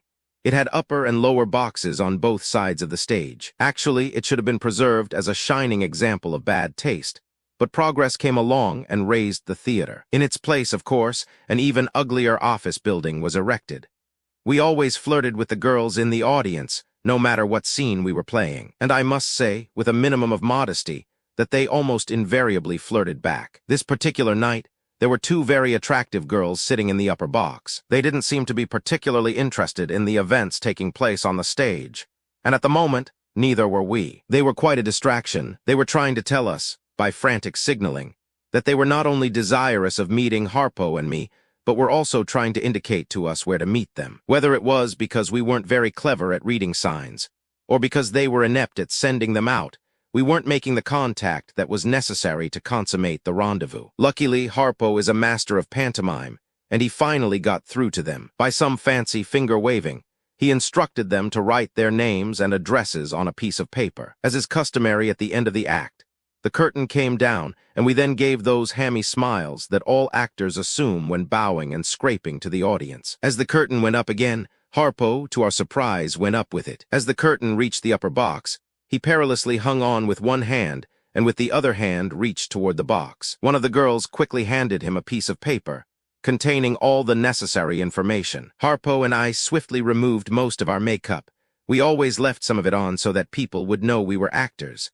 Donned our street clothes, and soon were on our way along 8th Avenue. It was now almost midnight. As we walked along, we came upon a lone pushcart peddler who was just about to close up for the night. In desperation, he had stuck a sign on the wagon which read, selling out. Take these 4 dozen oranges home for 40 cents. I guess we were sorry for the peddler, or perhaps it was one of our more lunatic moments. Or maybe it was just that we couldn't resist a bargain.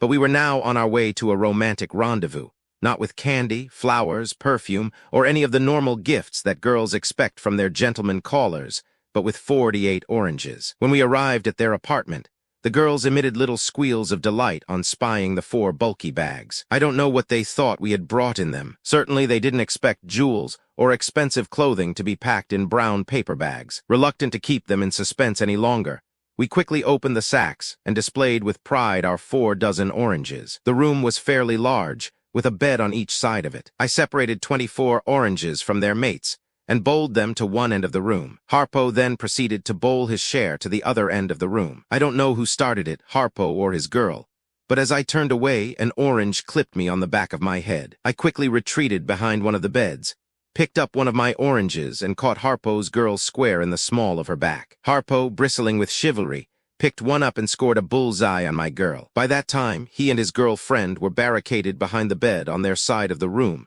and it now became open warfare. The girls quickly got into the spirit of things and demonstrated a deadly marksmanship of their own. For some curious reason, love had flown out the window. It now became a question of survival. It was trench warfare all over again. It was the Maginot Line with oranges. The fruit was flying thick and fast, and in 30 minutes the room was a shambles. Furniture was overturned, a layer of orange peel and juice covered the carpet, and the neighbors were pounding on the walls and shouting, "Cut out the racket or we'll send for the police."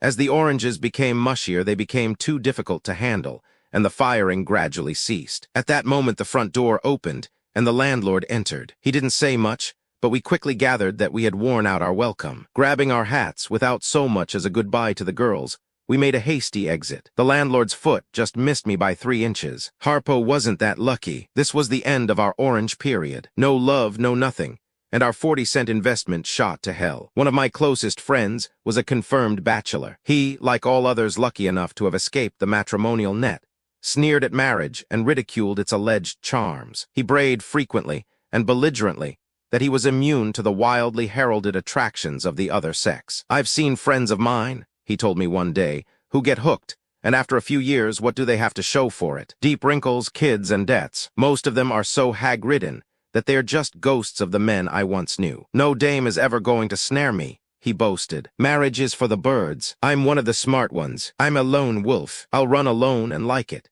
It wasn't too long after this that I received an announcement of his impending marriage. No one was less surprised than I was. He had been protesting too much, and I knew it was just a matter of time until some dame would make him run up the white flag. A few days later, I received the inevitable invitation to a bachelor dinner that his many friends were giving him. To those who are not familiar with this semi-public humiliation, the chief reason for a bachelor dinner, in addition to getting loaded, is to give the victim's married friends an opportunity not only to escape from their wives for an evening, but also to spend a few hours reveling in the poor lout's imminent misery. The invitation bore the address of a fashionable and famous choff house in New York's middle 40s, name deleted for legal reasons.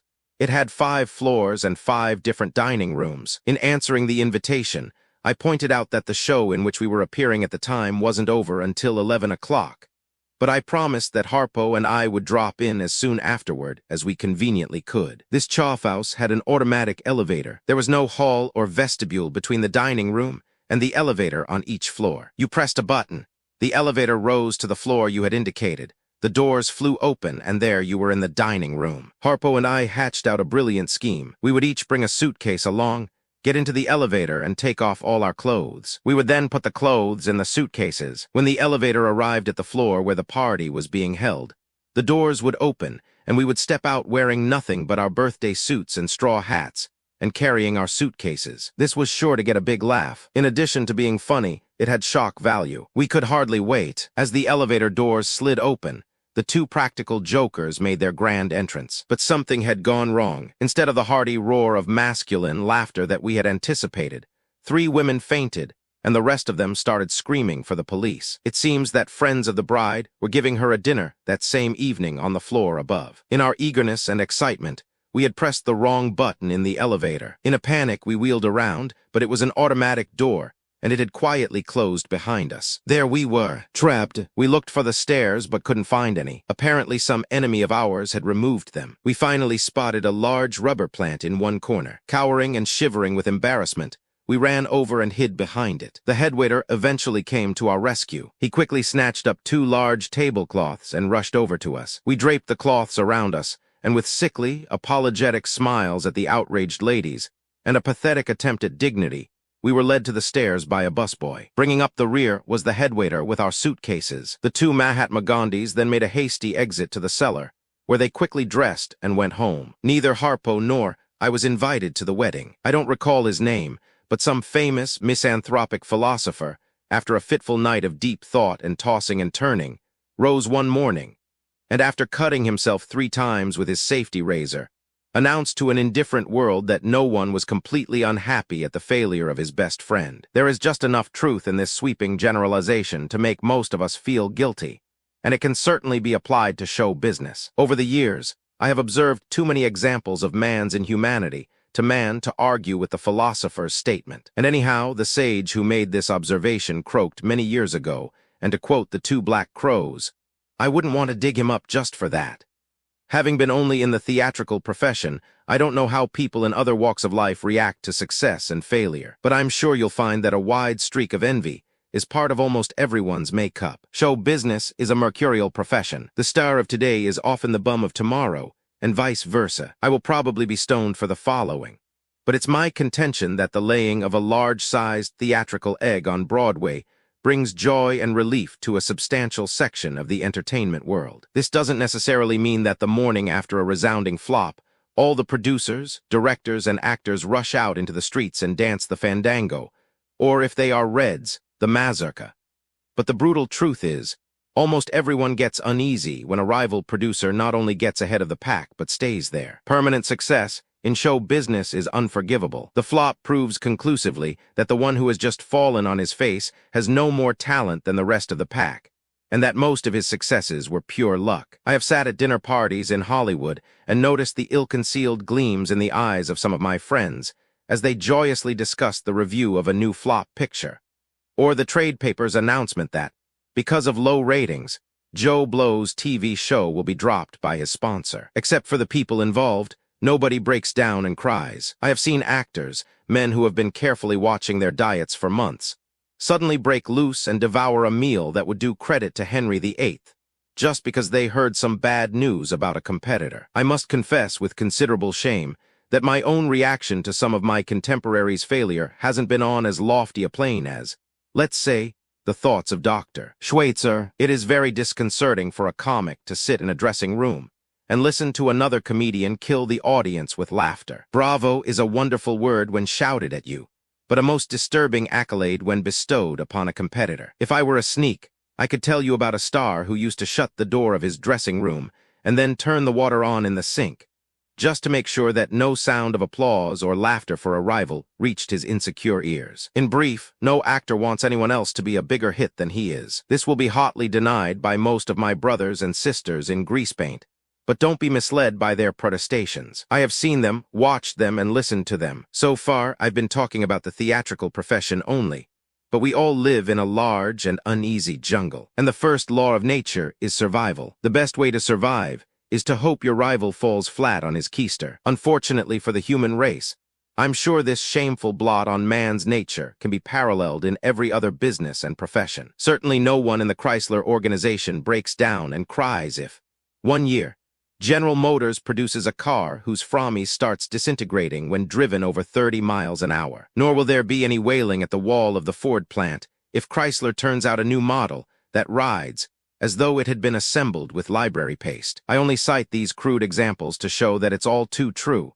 No one is completely unhappy at the failure of his best friend. Many years ago, when we were still in the small time and not doing particularly well, we were playing the college town of Williamstown. Appearing on the bill with us were 2 young, beautiful, untalented sisters who, for the purpose of this story, we will call the Delaney twins. If I were to use their real names, the more elderly of my readers would remember them, for later in their careers, they became rather notorious. Despite the fact that they possessed a notable lack of talent, they were so pretty, youthful, and shapely that no one seemed to care what they did on the stage. This being a college town, the audience was composed mostly of students who, like their contemporaries all over the world, were simply mad about young, beautiful girls. The applause at the conclusion of their act was raucous, vociferous, and insistent, and to restrain the students from rushing up on the stage and attacking them publicly, the girls hastily did their entire act over again. After the ovation subsided, we appeared. We were fairly talented at the time, and by virtue of having more people in our group than any other number on the bill, we were the headliners. Apparently, the audience wasn't impressed with our billing or our act, or perhaps they were still thinking of those 2 sex bots whose lovely shapes had transported them, even if only temporarily, into a heaven that is reserved for men under 25. At any rate, to get this paragraph off the ground, we laid a large-sized egg. I have no way of knowing the precise temperature in the theater during our performance that afternoon, but, roughly, I would say it was about the same temperature as the water that flowed around the exterior of the Nautilus the day it sailed under the North Pole. By the time we had finished, removed our makeup and dressed, the twins had left the theater. Their dressing room door was ajar, and as we walked past, we spotted some shapeless objects dangling on a hook. They looked suspiciously like symmetricals. In case you weren't a woman 30 years ago, I'll explain what symmetricals were. Let's say your legs and thighs were too thin, and you were generally on the scrawny side. You simply encased the lower part of your carcass in this stuffing, and over it you wore opera-length stockings, though you might look like an underfed turkey in the shower.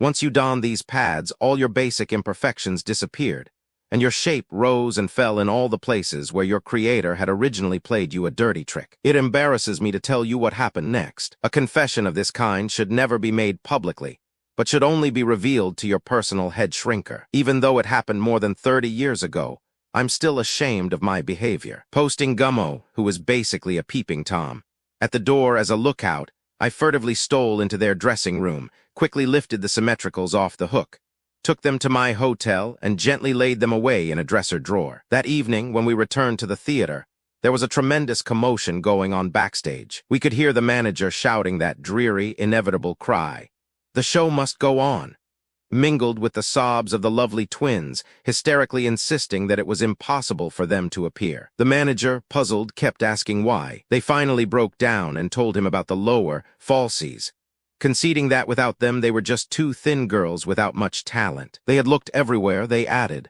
but the foundation of their act had mysteriously disappeared. In the midst of the tumult, I, hypocrite that I was, sauntered into the girls' dressing room and innocently inquired what all the shouting was about. They were too embarrassed to tell me. The manager, never one to let modesty come between him and the box office, yelled, "Some dirty bastard sneaked in here and stole the girls' shapes." And now, with a sold-out house full of students, they flatly refused to go on. Knowing what I did, I found the word flatly rather amusing. "Well," I said rather airily, "don't worry about the students. They'll see us." "The hell with you and your brothers," retorted the manager. "That audience out front wants to see these girls. They're not interested in your lousy act." He looked frantically around the room. "Now where can those damned symmetrical be?" At the word symmetrical, I gallantly averted my gaze. The twins blushed to the roots of their hair, which I now noticed had recently been touched up. I said in my best Sherlock Holmes manner. "Can't find M.A. Well, you know this is a college town, and it's my guess that a couple of love-crazed students sneaked backstage between the matinee and evening performances, and just as a boyish prank, hooked the pads." As an afterthought, I asked, "Were they insured?"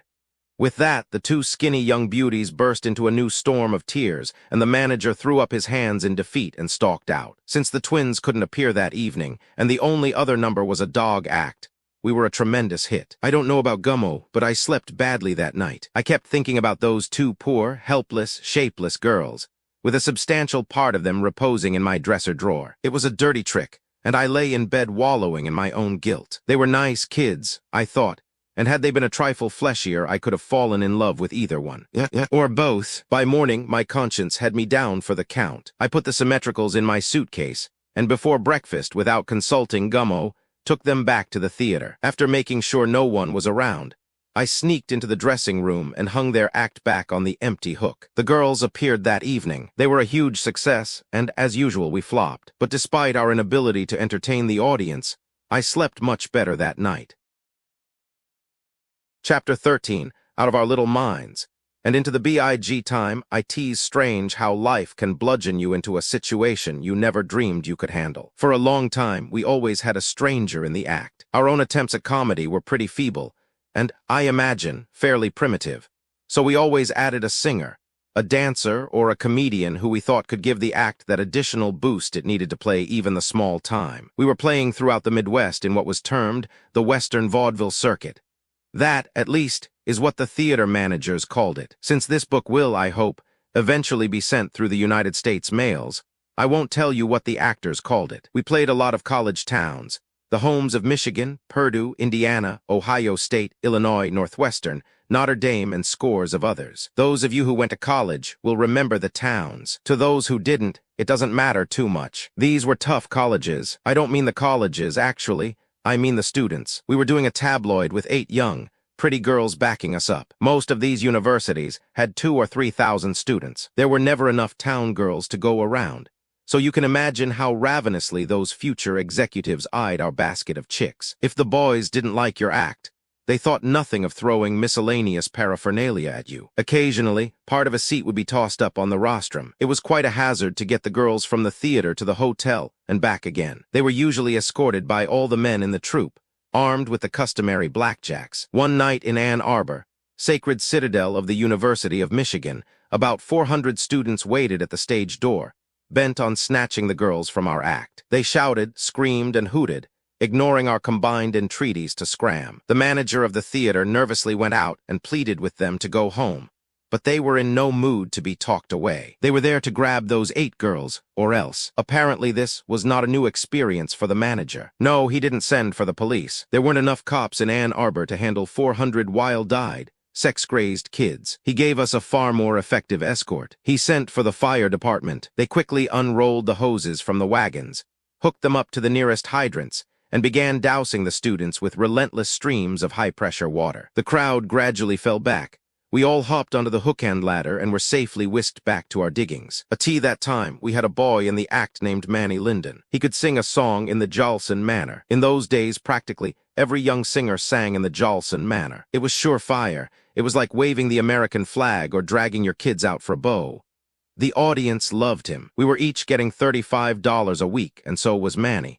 But as the size of his head grew, he decided his salary should grow with it. That week we were playing in Champaign, Illinois, to one of the tougher student audiences. About an hour before the opening matinee, Manny came to our dressing room and announced that he wasn't happy. He added, however, that there was a simple way of assuaging his sadness. For example, if Chico, Harpo, and I would each take $30 a week instead of $35, the other 15 could be added to his salary. Since we owned the act, it didn't seem quite fair to us that Manny should get $15 a week more than we. While we sat in the dressing room looking glumly at each other, he implied, actually, he didn't imply, he bluntly told us, that he was practically the whole act and that we were indeed fortunate to have him in our employ. With an admirable declaration of modesty, he added, "You know I get more applause with my 3 songs than Harpo does with his harp specialty or Chico on the piano." He didn't even bother to mention me or my contribution. I guess he didn't think that what I added to the act was even worth discussing. At any rate, that was his ultimatum. Either he received $50 a week, or he didn't appear. Frightened as we were at the thought of his departure and the hole it would leave in our act, this was still too much for us to swallow. He paled a little when we told him, with a liberal sprinkling of 4-letter invectives, to get the hell out. We added that we didn't need him or his meager talent, and that we would manage to struggle along without him. Since I was the only one who could sing at all, I was elected to take over the 3 songs that Manny had been singing. They were Get Out and Get Under, Won't You Be My Little Bumblebee, and Somebody's Coming to My House. Manny invariably murdered the audience with this last one. After his departure, shaking with the feeling of impending doom, we went up on the bare stage of the empty theater and evolved the following piece of business. I would sing a verse and 1 chorus of the song, imitating Jolson as closely as possible. Chico would accompany me on the piano, and Harpo would crouch behind it. On the second chorus, I would start to dance. In the middle of it, Chico would jump up, grab me, and we would whirl around the stage together while Harpo would hop up on the piano stool and continue the playing. Near the finish of the song, I would give Chico a hefty shove. This would knock Harpo off the piano stool. Chico would then resume playing, and I would finish the song, with Harpo stretched out on the floor simulating unconsciousness. Naturally, we were nervous, because these college kids could be awfully tough if they didn't like what they saw. But it worked. They ate it up. They screamed, yelled, and stamped their feet, and we were obliged to do the whole thing over again. I know this may not seem terribly important, but it was all important to us. It was actually our point of departure, our coming of age, our first timid step over that mysterious line that divides the small time from the big time. For the first time in our career, we realized that we could succeed as an act without any outside help. We didn't need any more extraneous singers, dancers, and feeble comedians. We were now a unit. We were the Marx Brothers. At that time, we never imagined that this name would ever mean anything. but we did sense that at last we possessed the confidence every actor needs. We had finally freed ourselves from always having some outsider along to put us over. And from then on we were able to steam along under our own power. While we were still playing the Keith circuit, we appeared one week at the Fifth Avenue Theater at 29th and Broadway. Why it was called the Fifth Avenue Theater when it was on Broadway I never did understand. But in the theater, unanswerable things like this can always be explained with a shrug of the shoulders, and, well, that's show business. The manager of the theater was a fiery Irishman named Quinn, and he was a tough cookie. Up to this time, on stage, I had always worn a hairy mustache which was stuck on with glue. It was easy to put on, but murder to tear off. It may have been just my imagination, but it seemed to me that, as time went on, my upper lip was becoming progressively thinner from the constant applying and removing of the fake mustache. I began fearing that if this gluing continued much longer, I would eventually wind up as the only man in vaudeville with nothing under his nose but a chin. I had been looking for a solution to this problem for some time, and fate finally came to my rescue. We were doing 5 performances a day at this theater, and we usually went out to eat around 6 o'clock. After I had painfully ripped off the mustache for the 3rd time that day, we repaired to a restaurant for the 65-cent dinner, 75 with wine and 80 with poultry. In fact, the 65-cent dinner consisted entirely of stuffed neck. Apparently, we dawdled over the meal, for as we arrived back at the theater, we could hear our introductory music being played. Having neither the time nor the desire to glue that hairy muff on again, I hastily grabbed some black grease paint, smeared it across my dwindling upper lip, and rushed on stage to be funny. To my surprise, the audience never noticed the difference, or if they did, they didn't seem to care. They laughed at the same jokes they laughed at when I wore the hairy mustache. When the act was over, I happily said to myself, "Eureka! This is the first opportunity I've had to use Eureka, and I think it fits here rather neatly." At any rate, I said, "Goodbye glue and goodbye fur." I had no sooner arrived at my dressing room than Quinn, the manager, rushed in steaming at the mouth. "Look, lad," he said, "you played the Palace last week, didn't you?" "Always the actor," I said. "Yes, and I must say we were a big hit. In fact, they asked us how soon we could return." "Now then, what's on your mind?" "What's on my mind?" he echoed. "I'll tell you what's on my mind. I'm paying you fellows the same salary you got at the Palace, right? Well, I want you to wear the same mustache you wore at the Palace." "Okay," I said. "Look, you Hibernian Hun, what's the difference what kind of a mustache I wear?" The audience tonight laughed, just as loud as they did last week at the Palace. "That's all you're entitled to. Now get out." I was unusually brave that unforgettable night. The reason, my 3 brothers were standing right behind me, casually swinging their blackjacks as a harbinger of mayhem. My logic and the blackjacks had unquestionably unnerved him, but as he left he said, "You guys think you're slipping something over on me. Well, you got another think coming. First thing in the morning, I'm going to report this to E.F. Albie." He never came backstage again, and I successfully finished the week and the season with the painted mustache. W.E. played the big time for about 10 years. We were what is known as Palace regulars.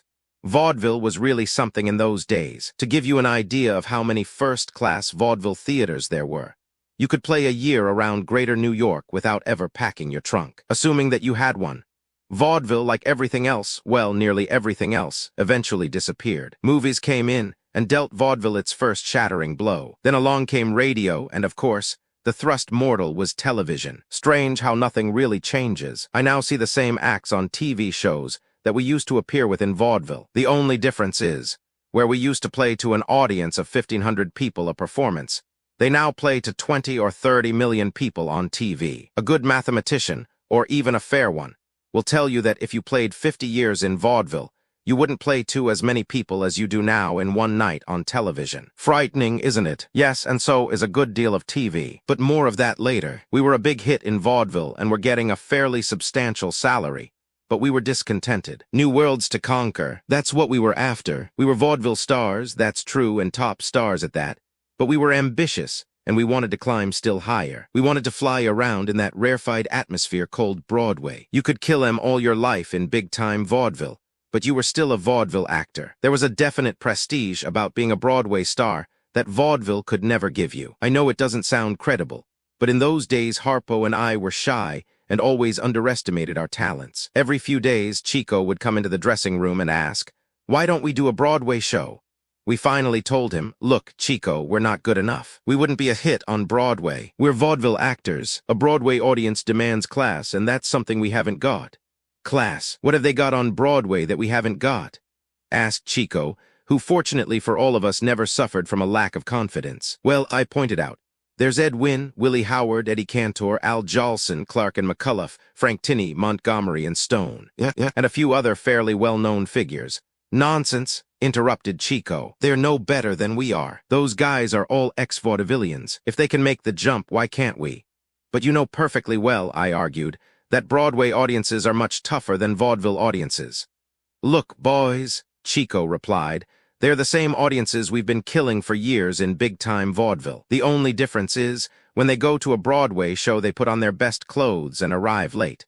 Maybe Chico was right. Maybe we were good enough to take a fling at Broadway. But how, we asked him, would we go about it? This isn't like putting on a vaudeville act for 3,000 smackers, I pointed out. Once you start putting on a Broadway show, you're immediately competing with Ziegfeld's Follies, George White's Scandals, and all the other expensive reviews. The producers of those shows spared no expense, even in those days, when the dollar was really a dollar instead of the semi-comic certificate to which it has been reduced. Ziegfeld, White, Dillingham, and the rest of them would think nothing of gambling $200,000 or more on a musical. It's true that in most cases, very little of their own money was invested in these shows. They had backers and also beautiful chorus girls. I'm not implying that these glamorous dames had anything to do with raising the money, but many a rich married man would invest $5,000 or $10,000 just to say he had been near these girls. Anyway, that's the way it was explained to me. Our raising money for a large, expensive musical is a business all by itself. Oklahoma with a Score by Rodgers and Hammerstein almost didn't open because of lack of funds. The average theatergoer has no idea of the sweat and humiliation that even the most successful producer experiences before he finally collects enough money to put a show in rehearsal. I don't remember which show it was, but the producer of one of the greatest musicals that ever hit Broadway gave 75 auditions. An audition meant singing the whole score and acting the book out in detail. And even then, it took weeks of persuasive eloquence before the wary backers consented to put up the money. Even though a backer does occasionally get a girl, the majority of them are not in it for that reason. Most of them are hard-headed businessmen who are just as crazy about money as the next fellow. The next fellow happens to be me.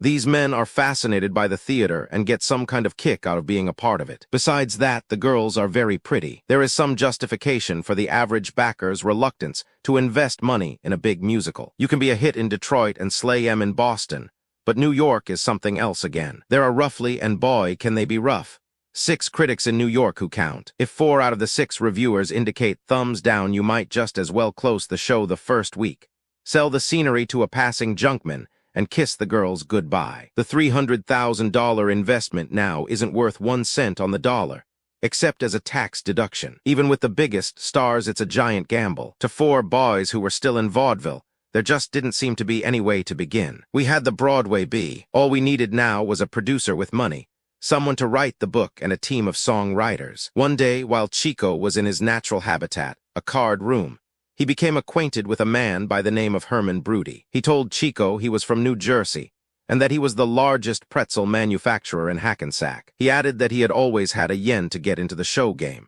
and if the proper thing came along, he wouldn't be averse to investing $20,000 or $25,000. He said that he was a happily married man with a wife and a group of children in Hackensack. Then, blushing just enough to make himself repulsive, he confidentially told Chico that he also had a girlfriend who, up to then, had been successfully keeping Mr. Broody at a distance. She had flatly stated that she was destined for the theater, and if he expected to get what he was after, whatever that was, he had better pull some strings and get her a job in a Broadway musical. I don't know how she ever got the notion that an obscure manufacturer of pretzels could persuade a Broadway producer to take a girl with no theatrical experience and put her on the stage. Chico said, "Mr. Broody, you realize that a Broadway musical can't be produced for less than $100,000. Broody said, "My limit is $25,000, and before I put up a quarter, I want a guarantee that my girl Ginny will be in the show." "You put up the $25,000, said Chico, "and well put Ginny in the show all right. In fact," he added, in a blaze of generosity, "we'll also find parts for your wife and kids." Broody paled a little at the mention of his family. Chico, as an afterthought, asked, "By the way, does Ginny have any talent?" "Talent?" exclaimed Broody. "I'll tell you how great she is. They had a waltz contest last year in Appleton. You know where that is? It's right near Jersey City. And Ginny tied for second place. Reassured, Chico said, Mr. Broody, there's no question that Ginny is headed for stardom. Now then, where's the $25,000? Mr. Broody ignored the question and babbled on rapturously. Oh boy, when I tell this to Ginny, she'll know I mean business. The thought of Ginny made Broody even dizzier than he had been up to then. You know, he confided, I've only been gone one day and I miss my little girl already. Monday the check will be on deposit at the Bank of the United States, and you can start drawing against it in 3 days.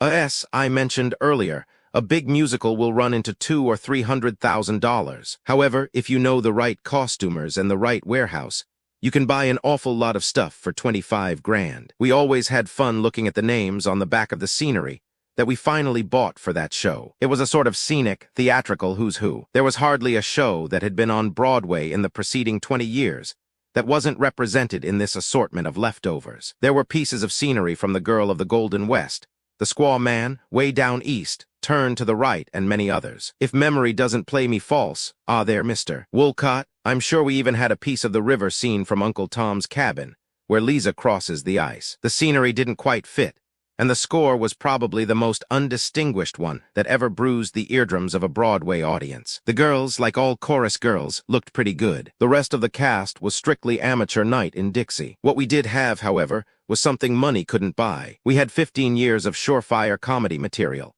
Tried-and-true scenes that had been certified by vaudeville audiences from coast to coast. We decided to call the show I'll Say She Is, an expression that was considered pretty hot in those days. That same expression today would be real cool, which should give you an idea of the progress civilization has made in the last 30 years. Unlike most of the big reviews, we couldn't afford those tall showgirls dressed in $1 million worth of Mainbocher clothes, diamonds, and furs. We didn't have that kind of money. This was a poverty-stricken review, and we cheated all along the line. Boy, did we cut corners. We cut enough corners to build a whole new street. I don't know what they call them now, but in the 20s the little dancers were called ponies. That's what we had. They were cheaper, they weren't too much on looks, and they couldn't sing, but they could dance. During the second week of rehearsal, the Pretzel King's Ginny sauntered in, accompanied by her potential lover. He looked much happier than the last time we had seen him. From the jaunty way he walked, it was apparent he was making some progress. We quickly shooed him out front, into the empty theater. Ginny wasn't a bad-looking wench, and as they say, she had a nice build. Before her arrival, we had taken the dance director into our confidence and explained to him that Ginny had to be in the show. We told him that Ginny went with the money, and that a place had to be found for her. Before Ginny showed up, she didn't seem to present much of a problem. We assumed, from what Joe Pretzel had told us, that she was a pretty fair dancer, and could certainly do the normal routines that the other chorus girls did. The dance director shouted to the company, "Take 10, which means relax for 10 minutes. Being normal busybodies, the rest of the company all sat there, curious to see what Ginny was going to produce. The director turned to Ginny and said, "Okay, let's see you do a tap routine." She knew 2 or 3 steps, but she danced as though she had borrowed her legs from her grandfather. When she finished the routine, her boyfriend out front applauded vigorously. The rest of the cast rushed to the stage door, laughing hysterically at the spectacle they had just witnessed. Now we did have a problem. If Ginny didn't appear, there would be no money. If Ginny did appear, there would be no show. After her dance, Mr. Broody hopped up on the stage. Ginny gave him a careless peck on the cheek. He said, "Goodbye, darling. You were wonderful. I love you." Then, turning to us, he announced, "I'll be back on opening night." Harpo said, "How are we going to get around this? If she appears on opening night, we're certainly going to get laughs, but in the wrong places." I said, "How about breaking her leg?" "What's the use?" asked Chico. "From the way she dances, I think both of her legs are already broken." "How about kidnapping her?" I suggested hopefully. "We could hide her in the cellar and no one would know the difference." "Broody would know the difference," countered Chico, "and if his little love package isn't up there in that line, we'll never get the balance of the money." Tee-hee opening night was a huge success. Broody was out front, beaming and glowing. He had sent $50 worth of roses backstage to be presented to Ginny at the end of the show. Ginny never saw them. The stage doorman took them home to his wife. I learned later that his wife was so suspicious of this unexpected gift that 3 months later she divorced him, charging infidelity. Ginny didn't appear at all. The night before, someone in the company had slipped her a Mickey Finn. Don't blame me. I was on stage at the time. The second night she danced. Although we were considered pretty good comedians, We couldn't compete with her. Her dance got more laughs than any sketch in the show. She had absolutely no sense of rhythm. She was always either one step ahead or one step behind the other girls. Actually, she wasn't a bad kid, and we felt sorry for her. But every time she danced, we lost 10 yards. Luckily, Broody only stayed for the first 2 nights. He had to get back to Hackensack, I guess to resume sprinkling salt on his pretzels. Whenever he wasn't there, we kept Ginny off the stage. We gave her some pretty fancy reasons why she couldn't appear, but occasionally she insisted on dancing, and it was hurting the show. Columnists began writing gags about her. We were getting worried. We also had financial problems. The show had run $10,000 over the $25,000 budget, and we were hounding Broody for the additional money. He kept putting us off with, "Don't worry, you'll get it." Love finally came to our aid. 2 weeks after the show opened, Ginny fell for one of the chorus boys. When Broody came backstage to see her, she told him that she didn't love him, that she never had, and that she had just been using him as a stepping stone to her career. Broody bristled. He issued an immediate ultimatum. Either we kicked Ginny out, or we didn't get the additional $10,000. We could have kissed him on both cheeks. We explained the situation to Ginny, gave her 2 weeks' salary, equity, you know, and bade her Godspeed. As she said goodbye, she said, "Don't worry about me. The way I dance, there's plenty of jobs for me." She was right. 3 weeks later, she waited on me at Child's Restaurant on 45th Street. I left her a big tip, 25 cents, because though she didn't realize it, Ginny was pretty much responsible for launching the Marx Brothers on Broadway. /span/p/div/body. Chapter 14. Rich is Better Tea here is nothing more deadly than the typical actor's chronicle of his successes. I'm deliberately sparing you this, and only hope that someday, if you write a book, you will do as much for me. I'll make it as brief as possible. For many years, we were headliners in the big time. After we hit on Broadway, and I'll say she is. Naturally, our lives changed. Each member of the family reacted differently. My father acknowledged our success sartorially. He began cutting a fancy figure on the Great White Way. Someone told him we were rich, and he decided to take full advantage of it. He gave all his old clothes to my grandfather, who had been dead for 7 years. His new outfit consisted of a pearl gray derby, pearl spats, pearl vest, a cutaway coat, diamond horseshoe stickpin, pearl gloves, and a cane. Fully assembled, Pop looked like something that would have been rejected by Madame Tussaud's waxworks. He began affecting a faint English accent and larded his conversation with fruity pip-pips and what-hos. Nobody understood him, but nobody had ever understood him, so it didn't make too much difference. Chico stopped going to the pool rooms and started to patronize the more prosperous racetracks. After he got through with them, they were even more prosperous. He was an outstanding success. In time, his uncanny success at the track was the talk of Broadway. At the end of our first season, he was 37 weeks behind in his salary. Zeppo bought a 40-foot cruiser and tore up Long Island Sound, as though to the manor born. Harpo, a shy and silent fellow, was taken up by the Algonquin crowd, at that time probably the most famous and brilliant conversational group in America. On a clear day, a good many of the following would be assembled there for lunch and mayhem.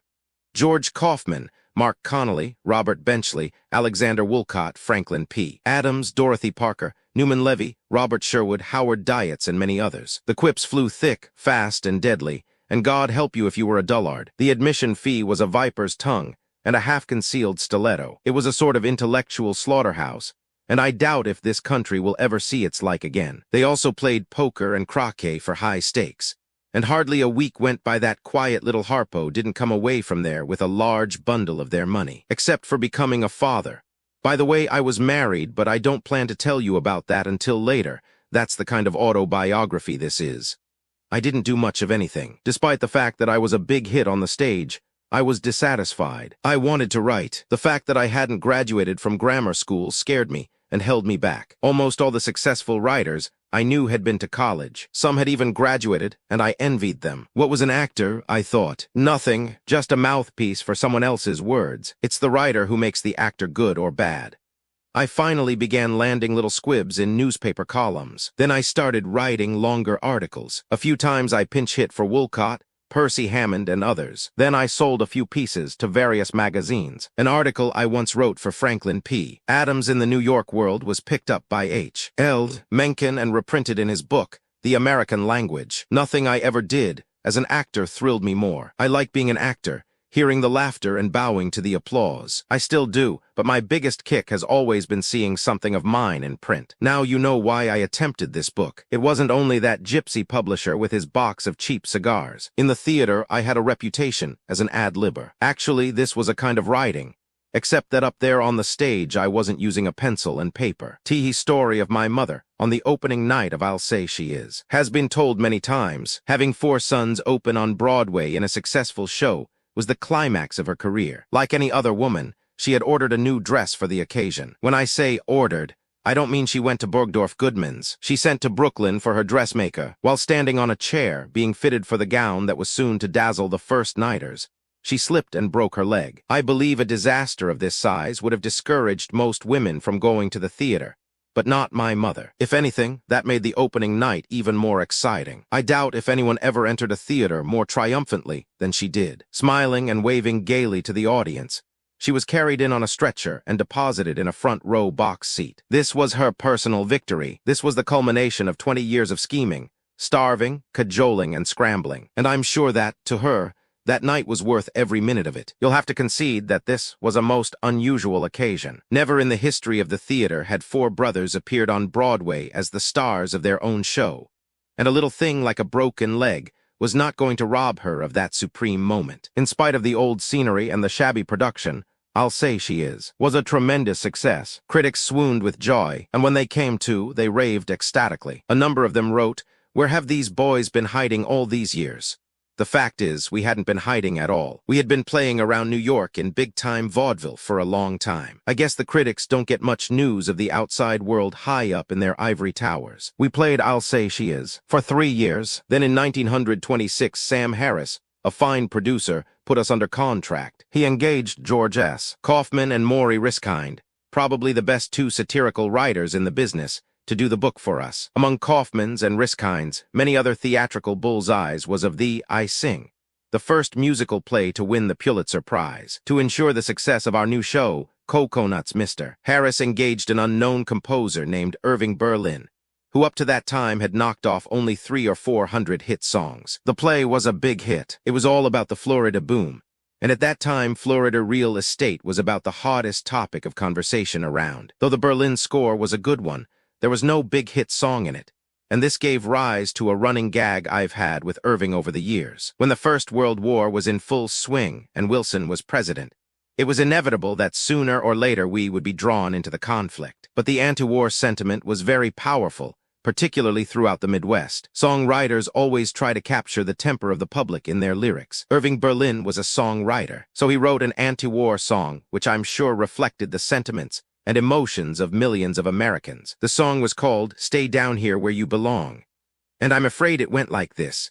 Down below, sat the devil talking to his son who wanted to go up above, up above. He cried, "It's getting too warm for me down here, and so I'm going up on earth where I can have a little fun."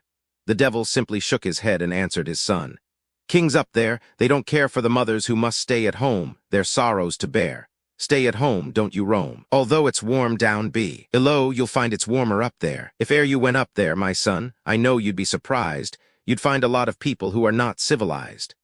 Chorus, "Stay down here where you belong. The folks who live above you don't know right from wrong. To please their kings, they've all gone out to war, and not a one of them knows what he's fighting for. Way up above they say that I'm a devil and I'm bad. Kings up there are, bigger devils than your dad. They're breaking the hearts of mothers, making butchers out of brothers. You'll find more hell up there than there is down below one." Asterisk, many years passed, and Berlin became the most famous and popular songwriter in the world. A competitor of his bitterly complained that Berlin had used up all the holidays. "I'm dreaming of a white Christmas, Easter parade," and so on. Berlin also used up most of the laurels reserved for the nation's most honored songwriters. As time went on, the lyrics and philosophy of his anti-war song embarrassed Berlin, and he never wanted to hear it again. The song had always fascinated me. It would probably take an analyst to explain why.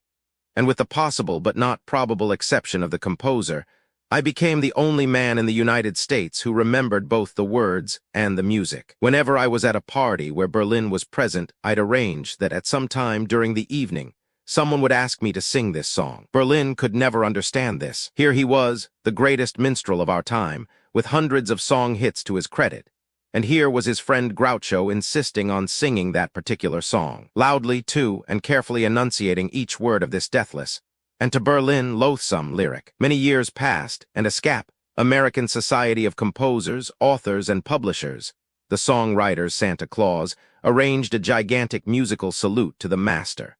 Every composer and lyricist in Hollywood was present. All the famous Berlin songs were sung and played by practically the entire ASCAP membership. I had arranged with Harry Ruby, the well-known songwriter and sometime friend of mine, to accompany me on one of Berlin's more notable efforts. You'd never guess the title. It was an anti-war song entitled, "Stay Down Here Where You Belong." Berlin isn't a large man, and as the song progressed, he seemed to grow even tinier. I suppose it wasn't a very nice thing to do, and I guess it did make him unhappy, for when the party ended, Irving walked over to me and said, "Groucho, why do you persist in singing that awful song?" "Well, Irving," I replied, "it's an anti-war song, and since you wrote it, we've only been involved in 3 different wars. One of them, I don't remember which one, was called the War to End All Wars." "Groucho," he said, "I'll make a deal with you. Whenever you feel an irresistible urge to sing this song, communicate with me immediately by phone, and I will send you $100 not to sing it. This," he added, "can be your private ASCAP."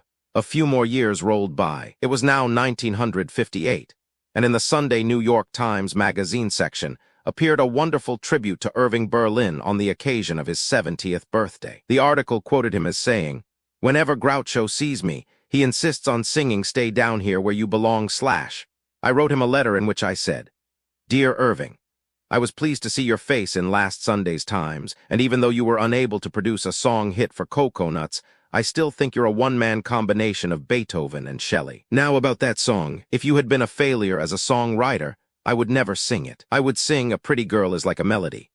Oh, how I hate to get up in the morning, Alexander's Ragtime Band, Say It with Music, or God Bless America. But since you have become a legend in our time, I'm sure this one lyrical disaster can do you no harm. When you are not around, I always refer to you as the man who had more song hits in Annie, Get Your Gun, than the fabled Stephen Foster had in his entire lifetime. Yours, Groucho and Rep. Lie, he admitted that it was true. He didn't have a song hit in Cocoa Nuts, but he defended himself by saying that it wasn't entirely his fault. It seems he had taken a song to Sam Harris, the producer, and played it for him. Harris listened carefully and said that the song would never be a hit. The song was always. Perhaps, Berlin concluded, this is why I didn't have a song hit in Cocoa Nuts. In 1928, we were ready to bring Animal Crackers into New York. On top of all the problems attendant upon launching a new musical comedy on Broadway, we found ourselves in the middle of a nasty vendetta between the Schuberts and Winchell. It was quite a to-do, whom the gods would destroy, etc. Well, you know this bit. If you don't, you can find it in Bartlett's quotations, probably signed Ibid. In the middle 20s, Walter Winchell was riding high. His column was a must, and in addition to the column, he was also reviewing the Broadway plays. Even more powerful than Winchell, however, were the Schuberts, Jake and Lee, who were damned near monarchs of all they surveyed. This was certainly true of the legitimate theater. They succeeded Klaw and Erlanger, the previous czars. Like all producers, they loved the critics when their shows got good reviews and hated them when their shows were wrapped. Winchell had thrown a few poisoned darts at some of their recent offerings, and they were terribly angry. Angry enough to issue a ukase prohibiting Mr. Winchell from entering any of their theaters. I'm not going to defend critics. The fact is, I don't know what purpose they serve, but whatever it is, they have a right to serve it in any man's theater, however disastrous the consequences. I have wondered about critics for years. Here we go again.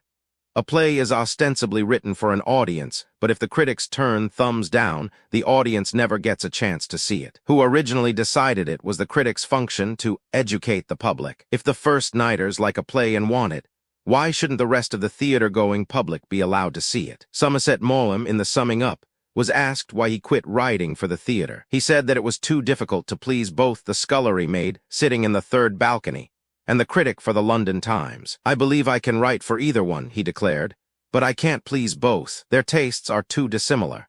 There used to be about 90 or 100 legitimate theaters in New York City. Now there are about 20. Hokum and Roughhouse Laughter have virtually disappeared from the stage. There are scores of plays about miscegenation, homosexuals, the Beat Generation, dipsomaniacs, and hotheads, but there is very little fun left on the stage. I believe the absence of robust laughter is partially responsible for the present condition of the theater. Most of the gaiety has been taken out of it, and it has been removed by the critics. One prominent reviewer, there's no point in mentioning his name, recently wrote about a play called Make a Million, starring Sam Levine. This is what he wrote. This is not so much a review as a confession. I spent a good part of last evening laughing at a very bad play. There you have it. This critic laughed all evening, but finally decided it was a very bad play. All it was supposed to do was make people laugh, and it succeeded. They didn't announce that they were bringing in King Lear or Death of a Salesman. All they promised to deliver was a funny comedy. But that wasn't good enough for this critic. It would be interesting to know who decided that these 6 critical gents in New York and a dozen other assassins scattered around the country were chosen to be the official guardians of the public taste. Why don't they lay off the theater for a few centuries and give the average playgoer a chance to see what he wants to see? You notice they don't attack the automobile industry. You know why? Because the injured company would promptly pull out all its advertising. No one on a newspaper ever comes out in print and says, "Don't buy those shoddy sweatshirts that Delaney's department store is selling for $1.78. No one ever warns you not to read the current issue of the Saturday Evening Post because it's not up to last week's edition. If you ask them why they don't criticize the new autos or the electric toasters that General Electric is manufacturing, they give you that same old time-worn answer. Well, you see, those are industrial products, and we don't criticize merchandise or business. We only review art. Well, show business isn't an art. It's a business. If you think it isn't, ask some producer who's just dropped $300,000 in a show that the audience liked, but the critics didn't. I think that if the New York critics would pack up their typewriters, move to outer Mongolia and stay away for about 10 years, the theater would again flourish as it did in the early 1900s, despite the competition of television, movies, bowling alleys, and sex. After this little diatribe, I wouldn't dare come into New York with the best play ever written. A&D now back to Winchell and the 2 little czars, Jake and Lee. It didn't seem to matter who was in the driver's seat. At that moment, it happened to be the Schuberts. Now that they were in the saddle, they started throwing their weight around just like their predecessors. They had issued the order to bar Winchell, and their word was law. We were coming into one of their theaters in New York with our new play, Animal Crackers, and Winchell was not to be allowed to review it. Furthermore, he was not to be permitted to enter the theater. By this time, you know that I'm no critic lover, nor, for that matter, much of any other kind. But along with Sam Harris, the producer who had also done Coconuts, we had invested our money in this show, and we didn't see any reason why the Schuberts should have the right to bar anyone from watching or reviewing it. We were supplying the talent, the money, and the entire production. In return, they were renting us their theater. And for this relatively unimportant contribution, they were in for a substantial piece of the gross. It was the principle of the Boston Tea Party all over again. It wasn't too important whether Winchell reviewed the play or not. What we were defending was his right to enter the theater, or rather, our right to let him enter. We dressed Winchell up in one of Harpo's duplicate outfits, red wig, horn, and cane, and he stood in the wings and viewed the entire performance. The Schubert stage manager, naturally a suspicious fellow, couldn't understand why there were 2 Harpos backstage, but we explained that at times Harpo was subject to peculiar seizures, and whenever he threw one of these fits, it was necessary for his understudy to be ready to appear in his place. Well, the show went on. Winchell reviewed it, and the Schuberts never found out how it was done. He Schuberts were not unusual. They were no more despotic than Claw and Erlanger, or any of the other little kings that infested the amusement industry. During the reign of K&E, a gent named General Lew Wallace completed his masterpiece, Ben Hur. This threatened to be not only the book of the month, but the book of the year, and the reading public took it to its heart with the same enthusiasm that a later generation welcomed Gone with the Wind. Everyone was not only talking about the book, but they were buying it in carloads. The news finally seeped through to Claw and Erlanger. In size, they resembled Weber and Fields. Weber and Fields resembled Mutt and Jeff, and if you don't know who Mutt and Jeff resembled, well, they resembled Claw and Erlanger. Claw was the tall one and Erlanger was the little one. The only difference was that Claw, unlike Lew Fields, never stuck his fingers in Erlanger's eye to emphasize a point. When they finished reading the book, they were steaming with excitement. Quickly telephoning the general, they told him that they were eager to negotiate for the dramatic rights. If he was interested in disposing of them, Claw added, he would immediately dispatch Erlanger to the general's lair in Louisville, where they could work out the financial details. Erlanger was a Hebraic-looking individual who sported a faint potbelly, an expensive stogie, and a Homburg. The following morning, he he was ushered into the general's august presence by a butler, who was exactly 3 years younger than Noah. By comparison, the general looked like a teenager, although he was around 70 at the time. It was difficult to tell how tall he was, for at the moment he was crouched low in a deeply upholstered chair. As Mr. Erlanger entered, the expression on the general's face was one of indifference bordering on the supernatural. Apparently, Mr.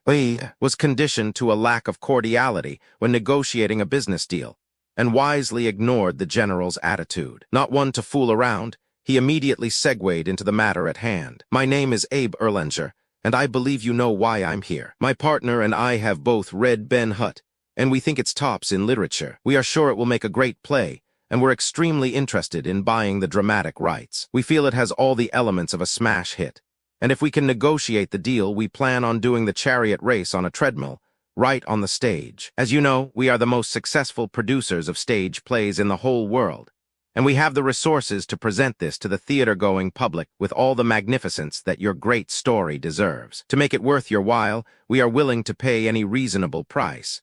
The general listened to all this with closed eyes. For a moment, Erlanger thought that his eloquence had put the old man into a hypnotic trance. But eventually the general opened one eye and stared directly through Mr. Then the other eye gradually opened. "Mr. Erlanger," he rasped, "are you aware of the significance of this book?" "I am referring, sir, to its religious significance." His voice began to rise. "This is not just a book to be put on the stage for financial gain. This is the culmination of a lifetime of ecclesiastical research, written from the deepest recesses of my soul. This book was not written merely for monetary gain, although," he hastily added, "I am fully aware of its financial potentialities. I must be sure that whoever is privileged to dramatize this story is a kindred soul. His conception of Christianity must touch a similar chord in my heart and make the heathen and the non-believer realize that our Savior was God's Son." Rising from his sunken upholstery, he tottered over to little Erlanger. Shaking a bony and withered finger under his nose, he said, "Mr. Erlanger, do you believe in our Lord Jesus Christ?" Mr. Having been in show business all his life, was rarely at a loss for a ready answer.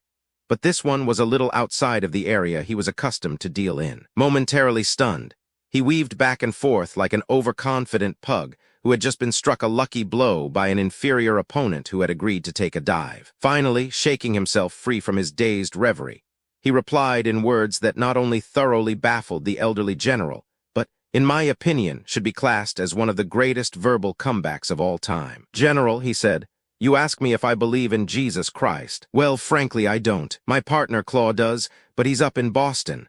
The relationship between the vaudeville actor and Albee, the head of the United booking office, was a primitive one. It was based on the same principle that existed in the South before Fort Sumter was fired upon. Albee was the owner of a large cotton plantation, and the actors were his slaves. For example, if you had an appointment for 11 a.m., you might get in to see him by 4 in the afternoon if you were lucky. This was done deliberately. It was certainly a minor tactic, but psychologically it was a terrifying gambit. The constant waiting in the outer office helped to put the fear of God into the actor's gizzards. Sometimes his minions would arrange it so that you didn't get in to see him at all. The Al-Massa would really put it on for you. When you were eventually ushered into his august presence, the stage would be all set. In his private lair, the carpet was thick and silent. His desk was about 80 feet long, or so it seemed, and on it there would be nothing but an expensive vase containing a single rose. The only chair in the room would be the one occupied by the master. The poor actor, trembling with fear,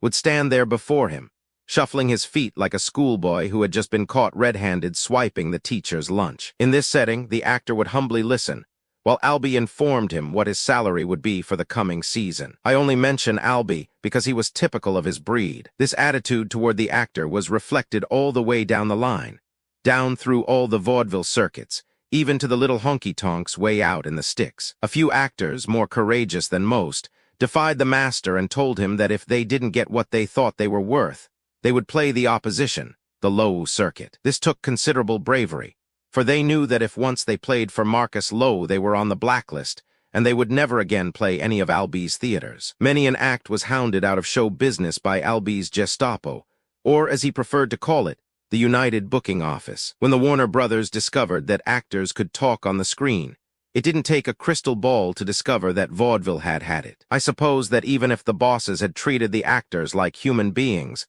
vaudeville would still have disappeared. However, it might have lingered a while longer, and it would have been more pleasant for the harried performers while it lasted. As stars on Broadway, we had come a long way from the days when we were kids, living in New York. We had had wonderful times then, or at least so it seemed to us in retrospect. We'd been poor, and there were no nurses or nannies around to bother us youngsters. My mother did the housework, and we just went out in the street and played until we got hungry. If one of us got run over, that was just too bad. You couldn't expect a woman to run a house and keep an eye on 5 boys at the same time. As I told you earlier, we used to play one-o-cat, stoop ball, prisoner's base, leapfrog, and all the other games that were played on all the other streets. I suppose this was true of every neighborhood, but there was a kid on our street named Leonard Dobbin, who was better at everything than all the other kids. His superiority wasn't just confined to the physical games. He was also the best at word games and all the other minor intellectual pursuits that kids indulge in. Besides this, he was very good-looking and snared most of the girls that were worth snaring. Leonard had always said that when he graduated from high school,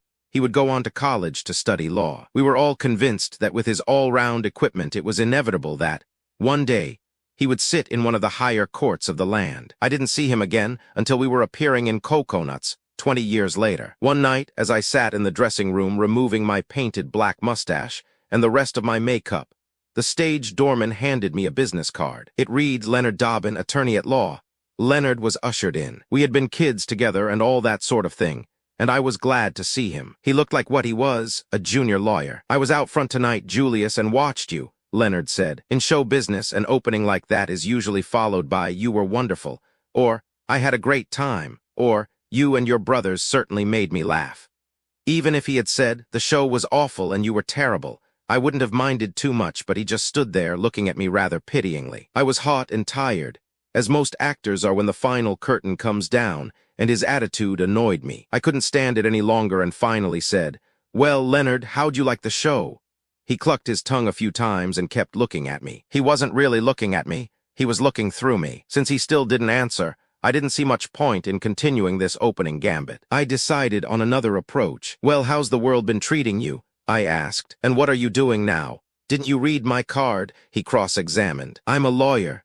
Then drawing himself up to his full height, he added, I'm a junior partner. I'm getting $100 a week, and it's been hinted that next year I'll be getting $125.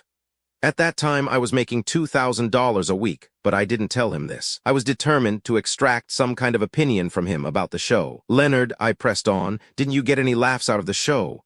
He finally let me have it. The fact of the matter is, Julius, I did get quite a number of laughs. It was rather humorous on the whole, but that's not important.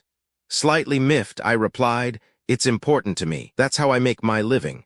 I might have added, and a damned good one too, but I was too polite. Julius, he said gravely, I'm going to speak frankly. We were kids together, and I have always held you in high regard. Now I'm going to give it to you straight from the shoulder. I watched you tonight. You're 35 years old, and you're up on that stage making a damned fool out of yourself. I saw you in vaudeville when you were in your 20s, and I didn't mind it too much then. But when I see a fellow your age leaping over furniture, dancing like a maniac and making disrespectful remarks to the women in the show, it hurts me. You've got a good mind. Why don't you apply it to something useful? You're not too old. You could still become a businessman, a physician, or maybe even an attorney. Now, wouldn't that be better than making a public spectacle of yourself before thousands of strangers?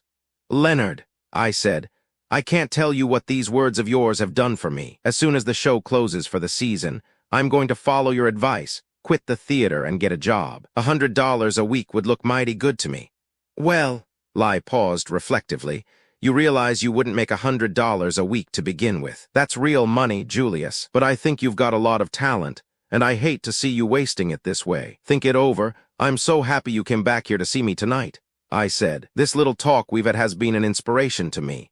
I then shook hands with the jerk, and he left. Years elapsed before we met again. We were then appearing in Animal Crackers. I was getting $3,000 a week, and we had just signed with Paramount to do 5 pictures for $1,500,000. With the picture contract and the Animal Crackers salary, I was getting close to $6,000 a week. Animal Crackers was an even bigger hit than Coconuts. The tickets were more expensive, and the grosses were higher. Around the 4th month of the run, Our friend Mr. Dobbin showed up. The doorman again delivered his card. This time it was engraved in gold. As he entered my dressing room, we exchanged the usual greetings, and I sat there, again hoping for a few flattering remarks. I should have known better. "Well, Leonard," I began, "how'd you like the show?"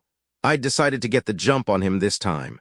He looked at me sorrowfully. "Julius, I'm disappointed in you. When I left you 2 years ago, I was under the impression that you were going to follow my advice and quit show business. But I was out front tonight, watching you, and you're still doing the same silly, ridiculous things you were doing before." "Well, wasn't it funny?" I demanded. "Didn't you hear the audience howl with laughter?" "Yes, I did," he admitted, "and I even got a snicker or two out of the show myself. But you're 37 now. Aren't you embarrassed, at your age, acting like a nut and making a public fool out of yourself?" He was beginning to sound like a broken record. "Leonard," I said, "let's forget it." I turned to his favorite subject. "How are you doing these days?" "I've got news for you," he beamed. "I didn't get that $25 raise I expected. Instead, they raised me $50. And he went on, "It won't be long before I'll be making $200 a week." Imagine, at my age, getting $200 a week. Being a kindly man, I didn't have the heart to mention the $6,000 a week I was collecting. I just sat there and let him rave on, except for throwing in a few even more stuffy phrases. He delivered the same lecture he had given me 2 years before. When he finally ran down, I said, "Leonard, you've convinced me. This is my farewell to the theater. Any fellow who can pull down $150 a week at your age makes me realize the foolishness of my ways. You are a shining example of young America on the march, and Animal Crackers will be my swan song in the theater." I didn't see Leonard again for 10 years. By this time, our movies were playing all over the world. I had money in 3 different banks and owned a Vicuna coat and 2 Cadillacs. It was Easter Sunday on 5th Avenue. Leonard Dobbin was wearing a Homburg, a dark, tight-fitting suit and a cane, and was accompanied by an extremely grubby-looking wife and 2 unfortunate-looking moppets. We swapped greetings. Then, with his customary tact, the blowhard began again. "I'm bitterly disappointed in you, Julius. You told me you were going to quit the stage." I smiled politely. "I did, Leonard. I'm in the movies now." "Well," he replied with a shrug, "I guess you'll always be a clown. It's a real shame. You could have been respectable. You would have made a fine lawyer." There was no point in keeping this up, so I said, "And how are you doing, Leonard?" His face lighted up like a pinball machine. "Julius, you won't believe it, but they made me a full partner in the firm. Last year, including commissions, I earned a walloping $18,000. I didn't want to spoil his Easter stroll by telling him that, between my movie salary and my theater salary, I was making close to $18,000 too. Only I was doing it 52 times a year. I simply said goodbye to the overstuffed powder pigeon, his undistinguished family, and his advice, and continued my walk along the avenue. I'm sure that, to this day, he is convinced that my life has been an utter failure and is a great success. Asterisk copyright 1914, Irving Berlin. Copyright renewed 1941. Chapter 15, How I Starred in the Follies of 1929.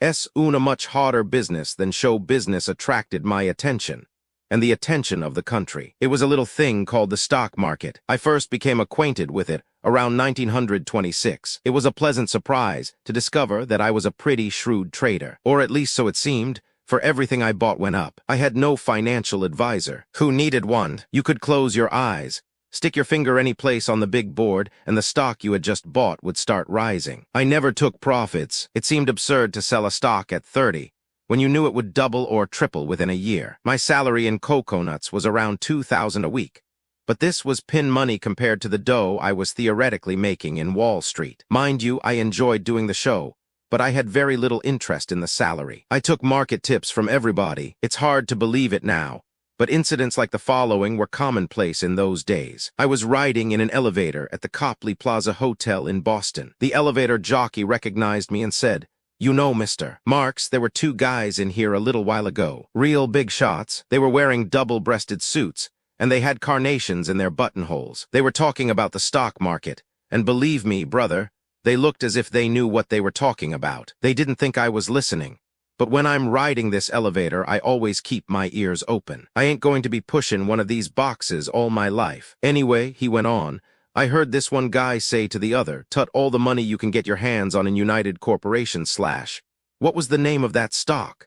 I asked. He gave me a scornful look. "What's the matter, brother? Something wrong with your ears?" "I told ya," the man said, "United Corporation." I handed him $5 and rushed to Harpo's room. I immediately informed him about this potential gold mine. I had stumbled on in the elevator. Harpo was just finishing breakfast and was still in his bathrobe. "There's a broker's office in the lobby of this hotel," he said. "Wait till I get my clothes on and we'll go downstairs and grab this stock before the news of it gets around." "Harpo," I said, "are you crazy? If we wait until you get your clothes on, that stock may jump 10 points.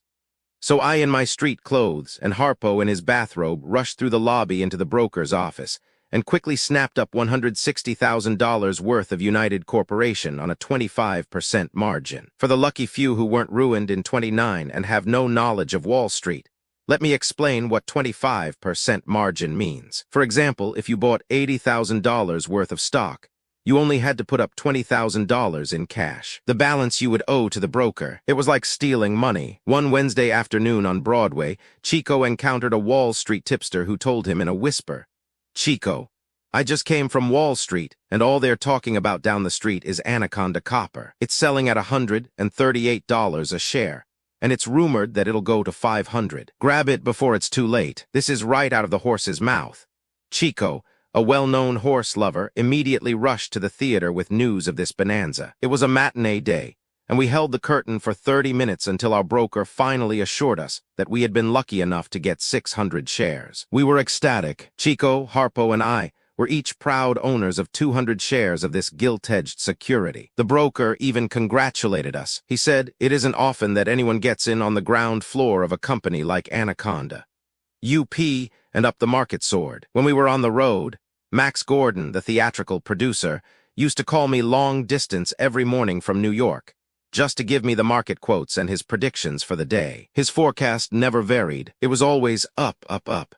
Until then, I had had no idea you could get rich without working. Max called me one morning and told me to buy a stock called Auburn. It was an automobile company, now defunct. "Marx," he said, "this is a fast rider. It will jump like a kangaroo. Get it now before it's too late." As an afterthought, he added, "Why don't you get out of coconuts and forget about that measly $2,000 a week you're pulling down? That's pin money. The way you're handling your finances, I would say you can make more money in 1 hour sitting in a broker's office than you can laboring through 8 performances a week on Broadway." "Max," I answered, "there's no question that your advice is sound. But after all, I have certain obligations to Kaufman, Riskind, Irving Berlin, and my producer, Sam Harris." What I didn't know at the time was that Kaufman, Riskind, Berlin, and Harris were also buying on margin, and that eventually they were going to get wiped out by their financial advisors. This was certainly a good joke on them. However, on Max's advice, I immediately called my broker and instructed him to buy me 500 shares of Auburn Motor Company. A few weeks later, I was strolling the fairway at the country club with Mr. Gordon's large, expensive Havana cigars were dangling from our lips. All was right with the world, and heaven was in Max's eyes. Also a couple of dollar signs. Just the day before, Auburn had jumped 38 points. I turned to my golfing partner and said, "Max, how long has this been going on?" Max replied, lifting a line from Al Jolson, "Brother, you ain't seen nothing yet." The most astonishing thing about the '29 market was that no one ever sold a stock. The public just kept buying. One day I rather timidly asked my broker in Great Neck about this speculative phenomenon. "I don't know much about Wall Street," I began apologetically, "but what makes these stocks continue to go up? Shouldn't there be some relation between a company's earnings, its dividends, and the stock's selling price?" He looked over my head at a new victim who had just entered the office and said, "Mr. Marx, you've got a lot to learn about the stock market. What you don't know about securities would fill a book." "Look, my good man," I replied, "I came here seeking advice. If you can't keep a civil tongue in your head, I'll arrange to conduct my business elsewhere." "Now then, what were you saying?" Properly chastised and thoroughly cowed, he answered, "Mr. Marx, you may not realize it, but this has ceased to be a national market. We're now in a world market. We're receiving buying orders from all the countries in Europe, South America, and even the Orient. Only this morning we got an order from Hindustan to buy 1,000 shares of Crane Plumbing." Rather warily, I asked, "You think that's a good buy?" "Nothing better," he replied. "If there's one thing we all have to use, it's plumbing. I could think of a few other things, but I wasn't sure they were listed on the exchange." "That's ridiculous," I said. "I have some Indian friends in South Dakota who have no plumbing." I laughed heartily at my sally, but he didn't, so I went on. You say they're sending in orders for crane plumbing from Hindustan. If they're using plumbing in far-off Hindustan, they must know something hot. Put me down for 200 shares. No, make it 300. As the market continued to zoom skyward, I began to get increasingly nervous. The little judgment I had told me to sell, but like all the other suckers, I was greedy. I was loath to relinquish any stock that was sure to double in a few months. I frequently read stories in the newspapers today about theater-goers complaining because they paid as much as $100 for 2 tickets to My Fair Lady. Personally, I think it's worth the 100. Well, I once paid $38,000 to see Eddie Cantor at the Palace. We all know that Eddie is a fine comedian. Even he is quick to concede this. He had a wonderful act. He sang Margie, Now's the Time to Fall in Love, and If You Knew Susie. He killed the audience with topical jokes and wound up singing Whoopee. In the vernacular, he was a smash.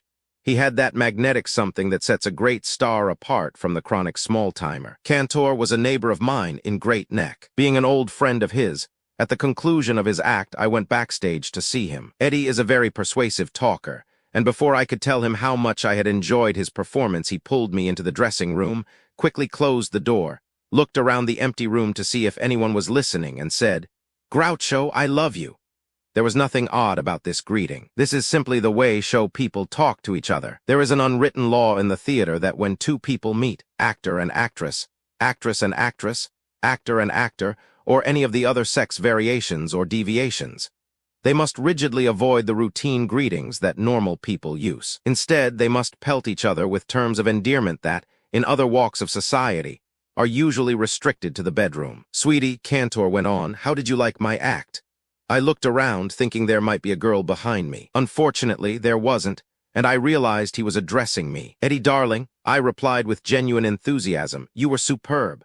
I was about to toss a few more bouquets at him when he looked appraisingly at me with those large, glittering eyes, spread his hands on my chest, and said, "Lover boy, do you own any Goldman Sachs?" "Sweetheart," I answered, "two can play at this game. I not only don't own any, I never even heard of it." "What is Goldman Sachs? Is it a flour bag?" He grabbed me by both lapels and jerked me toward him. For a moment, I thought he was going to kiss me. "Don't tell me you've never heard of Goldman Sachs," he said incredulously. "It's only the most sensational investment and holding company on the big board." He then looked at his watch and said, "It's too late today. The market's already closed. But baby, the first thing in the morning, grab your hat, rush down to your broker's and snap up 200 shares of Goldman Sachs. I think it closed today at 156. And at 156, it's a steal." Eddie then patted my cheek. I patted his and we parted. Boy, was I glad I had gone backstage to see Cantor. Just imagine, if I hadn't gone to the Palace Theater that matinee, I never would have had this tip. The following morning, before breakfast, I sped over to the broker's office just as the market opened. I plunked down 25% of $38,000 and became the lucky owner of 200 shares of Goldman Sachs, the biggest holding company in America. I now began spending my mornings sitting in a broker's office, staring at a big board swarming with symbols I didn't understand. Unless I got there early, I couldn't even get in. Some of the brokerage houses were playing to more people than many of the Broadway theaters. It seemed that almost everyone I knew was in the market. Most conversations were confined to how much so-and-so had cleaned up last week, or about some stock that was soon going to be split 3-for-1. The plumber, the iceman, the butcher, the baker, all of them panting to get rich, were tossing their puny salaries, and in many cases their life savings, into Wall Street. Occasionally the market would falter, but then it would shake itself free from the resistance of the bears and common sense and resume its steady upward climb. Every once in a while, some financial seer would issue a glum statement warning the public that prices were out of all proportion to their actual value, and to remember that whatever goes up must come down. But hardly anyone paid any attention to these silly conservatives and their stupid words of caution. Even Barney Baruch, the Central Park Socrates and American financial wizard, issued a word of warning. I don't remember the exact statement, but it went something like this: "When the market becomes front-page news, it's time to scram." I wasn't around for the gold rush of 1849, but I imagine the fever was a good deal like the one that now infected the entire country. President Hoover was fishing, and the rest of the federal government seemed completely unaware of what was going on. I'm not sure that anything could have been accomplished had they stuck their noses in. But anyway, the market skipped gaily on toward its doom. One special day, the market began wavering. A few of the more nervous customers got the jitters and began to unload. It happened almost 30 years ago, and I don't recall the various stages of the catastrophe that was descending upon us. But just as everyone wanted to buy at the beginning of the rise, everyone now began unloading as panic set in. At first, the selling was orderly, but soon fright kicked judgment out of the way and everyone began tossing their securities into the bull ring, which had now turned into a bear ring, for whatever they could salvage. Now the brokers caught the fright and began yelling for additional margin. This was a good joke on the brokers, for most traders had run out of money, and the brokers began dumping securities for whatever they would bring. I was one of the dumber ones. Unfortunately, I still had money in the bank. To avoid being sold out, I now feverishly began writing checks to replace the margins that were swiftly melting away. Then one spectacular Tuesday, Wall Street threw in the towel and collapsed. The towel was an appropriate gesture, for by this time the whole country was crying. Some of the people I knew lost millions. I was luckier. All I lost was $240,000, or 120 weeks of work at $2,000 per. I would have lost more, but that was all the money I had. The day of the final, convulsive crash, my friend, sometime financial advisor and shrewd trader, Max Gordon, phoned me from New York. In 5 words, he issued a statement that I think will, in time, compare favorably with any of the more memorable quotations in American history. I'm referring to such imperishable lines as "Don't give up the ship," "Don't fire until you see the whites of their eyes," "Give me liberty or give me death," and "I have but one life to give to my country." These words sink into comparative insignificance alongside Max's notable quote. Never the frilly type of conversationalist, this time he even ignored the traditional hello. All he said was, "Marx, the jig is up." Before I could answer, the phone was dead. In all the hogwash written by market analysts, it seems to me that no one summed up the entire shambles as succinctly as my friend Mr. Gordon's. In those 5 words, he said it all. The jig was indeed up. I think the only reason I went on living was the comforting knowledge that all my friends were in the same boat. Even financial misery, like any other kind, loves company. Had my broker sold me out when my stocks first started sliding, I would have saved a veritable fortune. But since I couldn't conceive of their going any lower, I began borrowing money from the bank to cover the rapidly disappearing margins. The Anaconda copper stock, remember, we held the curtain 30 minutes to cinch this one, melted away like the snows of Kilimanjaro. Don't think I haven't read my Hemingway, and finally sank to 2%. The Boston Elevator boy's hot tip on United Corporation wound up at 3%. We bought it at 60. Cantor's matinee at the Palace was magnificent and worth as much as any performance on Broadway. But Goldman Sachs at $156. Eddie, darling, how could you? At the bottom of the market, it could be snapped up for $1 a share. /span/p/div/body.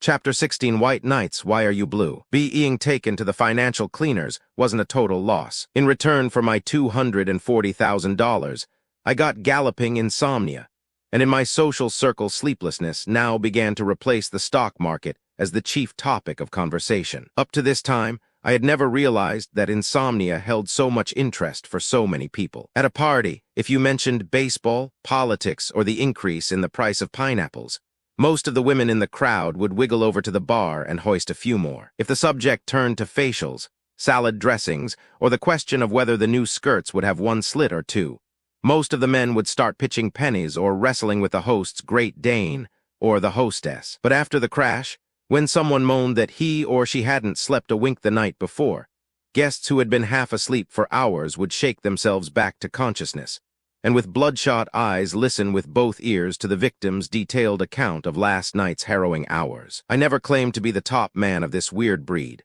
but as a professional owl since 29, one have acquired a mass of information that may be helpful to the amateurs who have only been plucking helplessly at the electric blanket for 9 or 10 years. So lie down and let's have a little talk about your problem, shall we? To begin with, what is your problem? Is it your tax bracket, something trivial like the hydrogen bomb, or is it something important like a leaky faucet that, strangely enough, is silent all day and only starts dripping around 3 in the morning? You must realize that not all insomniacs are afflicted with the same blights, and what cures one man is another man's poison. What about the bed you are floundering around in? Do you use a soft mattress, an orthopedic one, Or do you sleep on the springs like the Hindus? Many physicians recommend sleeping on the floor if you arrive home late at night half-crocked or, in medical terms, with a bun on.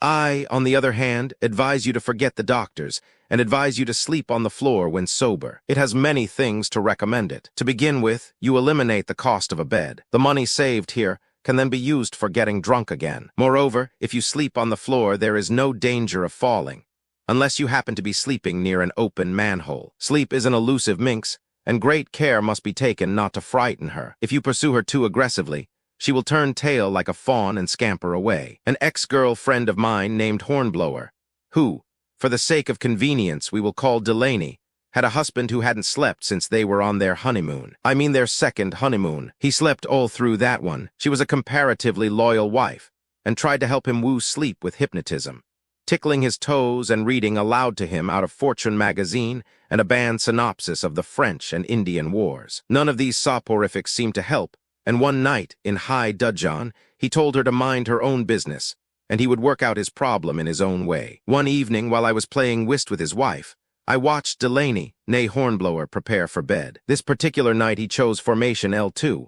Hot noodle soup, a mustard bath, 3 aspirins, ear-muffs, and a black sleeping mask. Early the following morning, desperate and wan from his customary sleepless night, he staggered into the living room bent on suicide. In the meantime, his wife and I, bored with whist, had abandoned the game some hours back and were now playing a different game. Naturally, we had forgotten all about Delaney and his problem, and when he entered the room around 5, still wearing the ear-muffs and the black mask, I mistakenly diagnosed it as a stick-up and beat a hasty and undignified retreat through the backyard. Some weeks later, at an offbeat bistro, I ran into Mrs. Delaney and, naturally, inquired about her husband and his insomnia. She told me that ever since that night, he had had no further trouble getting to sleep. The cure was surprisingly simple. He had quit the bedroom and had taken to sleeping on the couch in the living room. His wife and I never played whist again, but I still have my insomnia. Many people get a good night's rest by counting sheep. If possible, it's advisable to have the sheep in the bedroom. However, if you are allergic to wool,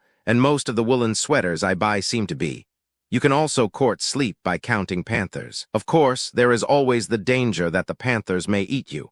But if you suffer from insomnia, that is really the best thing that can happen to you. So far we have discussed only the physical or less aesthetic side of sleep. But what is your frame of mind, and how are you fixed for traumas? What thoughts are percolating through your thick skull as you prepare for nighty-night? Is your brain in a whirl? Is it shooting sparks and flying off into outer space? If you are married, and if your breakfast companion looks like a small green guest from another planet, you unquestionably have a serious problem confronting you. Let's say Sophia Loren is your dream girl. This is just a hypothetical statement, as mine happens to be Sophia Loren, Marilyn Monroe, and Ava Gardner combined.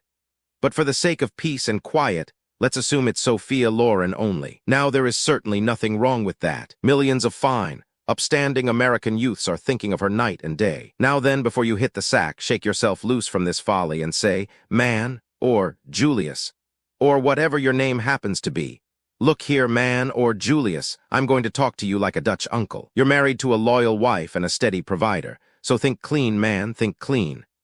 If this doesn't work, take a hot foot bath, 3 cups of cocoa, and as soon as day breaks, hop out of bed and grab a jet plane for Vegas, Reno, or Mexico City. Another obstacle to the pursuit of sleep is the habit of mulling over past mistakes. This is a fruitless hobby at best, unless you happen to be the type who goes to bed with a watermelon tucked under his arm. A minor catastrophe took place during the run of Animal Crackers in 1928 that enabled me to mull myself into a pretty fair stretch of insomnia. One night I was painting on my black mustache for the evening performance when the stage doorman handed me a card and said, "There's a Mr. Evans outside. He wants to see you. Says it's important." Being the wary type, I asked, "Is he a process server? An insurance agent? What's it about?" The doorman shrugged. "Search me. All I know is he looks like ready cash. He's got an expensive suit on and he's carrying a cane." This didn't sound like anyone who was going to put the bee on me for a loan, so I said, "Okay, send him in." He entered and I quickly sized him up. He was Ivy League with a dash of Rutgers thrown in for good measure. We shook hands and he went right to bat. "Mr. Marx," he began, "you are undoubtedly one of the most renowned cigar smokers in the whole world." I accepted this well-deserved compliment with good grace, and he proceeded. "I am here as a representative of the advertising agency, that handles the nation's biggest cigarette account. If you will endorse our cigarette, we will give you $1,500. I have the check and the contract right here with me. Mr. Evans paused significantly and uttered the name of what was indeed the best-known cigarette made in America. By now, you must have read enough of this farrago to guess the name. Yes, it was nothing less than that world-famous brand, Delaney Cigarettes. Mr. Evans, I said, for $1,500, I would find it indecent and disloyal to switch my allegiance from an industry that, time and time again, I have lifted by its bootstraps from the very depths of financial chaos. It's unquestionably true that I'm one of the most famous cigar smokers in the world. Perhaps the most famous, and for that very reason, I would deem it a betrayal of the entire Havana tobacco industry were I to endorse anything as shoddy as a cigarette. Halfway through this pompous statement, I realized I hadn't said anything. The huckster, fortunately, ignored this stream of bilge and continued. Well, would you feel disloyal if, instead of $1,500, we raised the ante to $2,500? I shook my head. I was rather angry by this time. Mr. Evans, my integrity knows no bounds. It cannot be measured by anything as gross as money. It extends to $2,500 and far, far beyond that. One of the few things a man has as he goes through life, I went on, is his good name and his reputation for incorruptibility. I have no intention of sacrificing either of them for a paltry $2,500. And now, if you please, good night. Mr. Evans ignored this grandiose hogwash too, and proceeded as if he hadn't heard a word. Suppose, Mr. Marx, he craftily purred, that instead of $2,500 I were to offer you a check for $5,000. Would you then be willing to endorse Delaney's? At the mention of $5,000, my integrity began to waver just a smidgen. $5,000 was a lot of moolah. I was tempted to yield, but after the snooty speech I had just delivered, I had no choice but to maintain my attitude. The zealous Mr. Evans was now hot on the scent. $5,000 is quite a sum, Mr. Marx. You could buy 2 Cadillacs with that much money. Mr. Evans, I haughtily replied, you may not be aware of it, but I have 2 Cadillacs. What would I do with 4? He replied. Well, you could give one to each of your brothers. Drawing myself up to my full height, I declared, the Marx brothers have 2 Cadillacs. Okay, he surrendered. Let's forget about the cars. I must say you're a hard man to do business with. Apparently you have no interest in money. I was about to say, like hell I haven't, but caught myself in the nick of time. Now I am going to make you one more offer. It's my final offer. You can take it or leave it. I'll give you $7,500 if you will just put your name on this piece of paper, agreeing to endorse Delaney Cigarettes. At the mention of $7,500, I grew faint. My chronic low blood pressure jumped almost to normal, and the room began spinning. As greed began to replace rectitude, I quickly sidled over and locked the dressing room door to make sure that Evans couldn't escape. I turned and looked him square in the eyes. Now then, before I sign, are you sure this is your final offer? You're damned right, he said. $7,500 is a lot of money for doing no work at all. Okay, give me the contract. I hurriedly signed it, and he handed me a check made payable to Groucho Marx in the sum of $7,500. I must confess that this puzzled me. How did he know that I was going to turn down the $1,500, $2,500, and $5,000 offers, and hold out for $7,500? I quickly pocketed the check. We shook hands, and I ushered him to the door. Just before he said goodbye, he reached into his pocket and pulled out another check. He showed it to me. It was made payable to Groucho Marx, and the amount was $10,000. I'll never forget his last words as he ripped it to shreds. He said, Mr. Marx, if you had held out a little longer, you could have had the 10. I wasn't very funny on the stage that night. Chapter 17. Meanwhile, back at the ranch house F, or those readers who are not happy with an autobiography, unless the author throws in a fistful of vital statistics from time to time, this chapter is disrespectfully submitted. Besides, my meddling editor forced me. He insists he can't bill the book as an autobiography unless I tell something about myself. Frankly, I can think of much spicier subjects. In the latter half of the 20s then, to whom it may concern, my sex was male, my height was 5 feet 8. My hair was a grizzled black, my eyes gray, my weight 153% stripped, which wasn't often enough.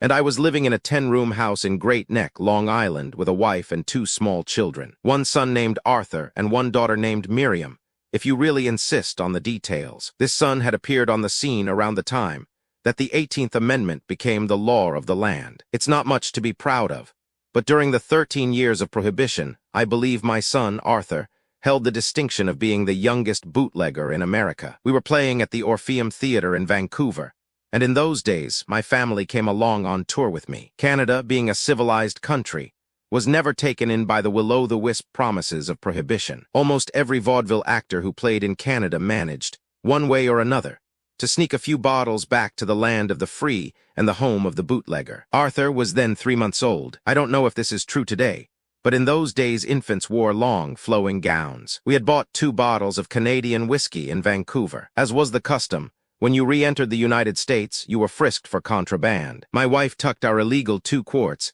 inside the folds of Arthur's gown. As the vaudeville actors trooped through customs, the officials searched through the trunks, suitcases, scenery, and other likely places of concealment. But we outfoxed them, for they never suspected that this picture of American motherhood and her innocent child were sneaking 2 bottles of firewater into the country. The moral of this story is, if you expect to smuggle something in from another country, be sure to provide yourself with a mother and an infant in a long, flowing gown. Prohibition did many things to me, not only to me, but to the rest of the nation. I'm sure that many well-meaning people who voted for it and approved of it did so because they were convinced that it would only be a few weeks before everybody would smash their remaining booze bottles against the wall and take the pledge. This isn't a particularly novel observation, but the world is full of people who think they can manipulate the lives of others merely by getting a law passed. There are large groups in America who, if they could swing it, would prohibit the use of everything that they didn't personally approve of.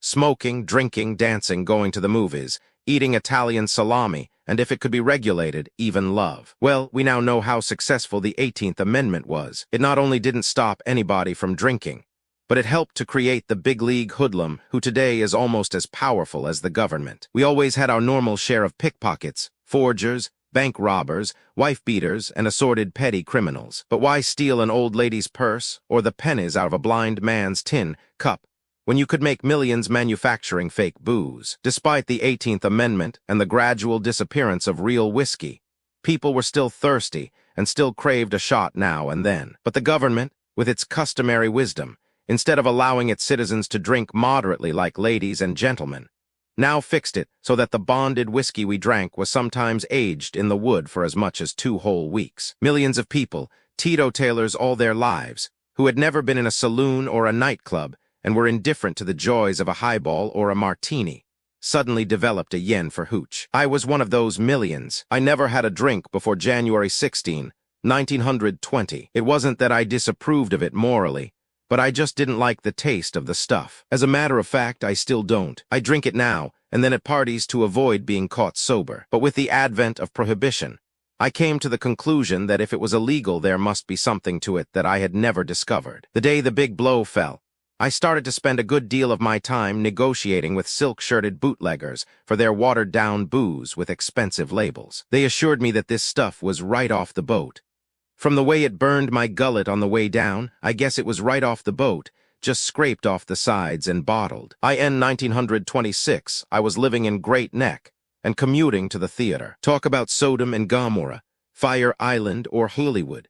5 years after the Volstead Act became law, a good percentage of the crowd I ran with on Long Island spent most of their time getting crocked. I was still a moderate drinker, not because I was eager to obey the law, but because I was afraid that if I drank too much of the rotgut that was being peddled, I would die before my time. I went to parties where around 2 a.m., or even earlier, the guests would be stacked up like cordwood. Oh, I know you can get just as drunk today, or even tomorrow.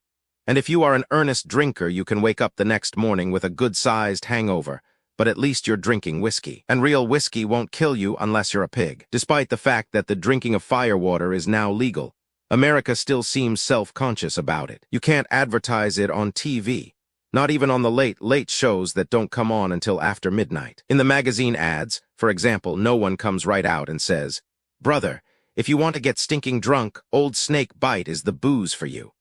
No, they warily circle around the truth like a man locked in a small room with a wounded wildcat. If they're selling bourbon, the ad will show an old colonel sitting on a tree stump outside a small distillery. He is faultlessly attired and topped off with a cream-colored Stetson. In his right hand, he is holding a glass of 10-year-old red-eye and exhorting you in pure Homestead Kentuckian in the following fashion. "Listen, friend, we're just a lil all distillery. We don't make much liquor, but by Jiminy, what we do distill spends 7 years coursing through charcoal casks. You see, friend, we're just a lil all distillery.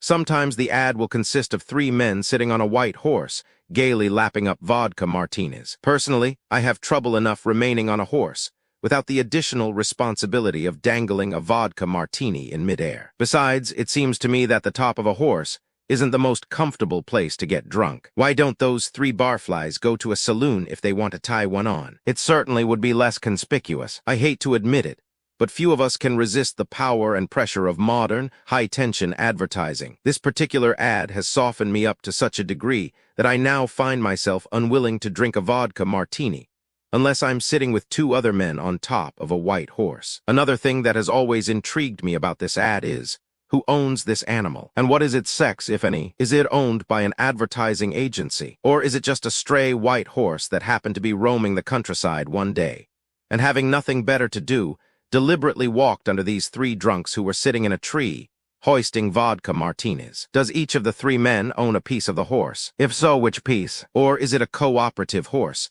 jointly owned in its entirety by the 3 men? Suppose one of them wants to go saddle riding. What happens to the other 2? Do they return to the tree, or do they just hang there in midair until their companion gets back with the nag? Someday, some kindly sage will answer these vital questions for us. In the meantime, we can only wonder. I don't want to mention any names, but some of my best and most talented friends died long before their time, thanks to Prohibition. The amount of damage wreaked on this country by the blue noses who were responsible for this act can never be estimated. Prohibition created Al Capone, Dutch Schultz, and hundreds of other Little Caesars.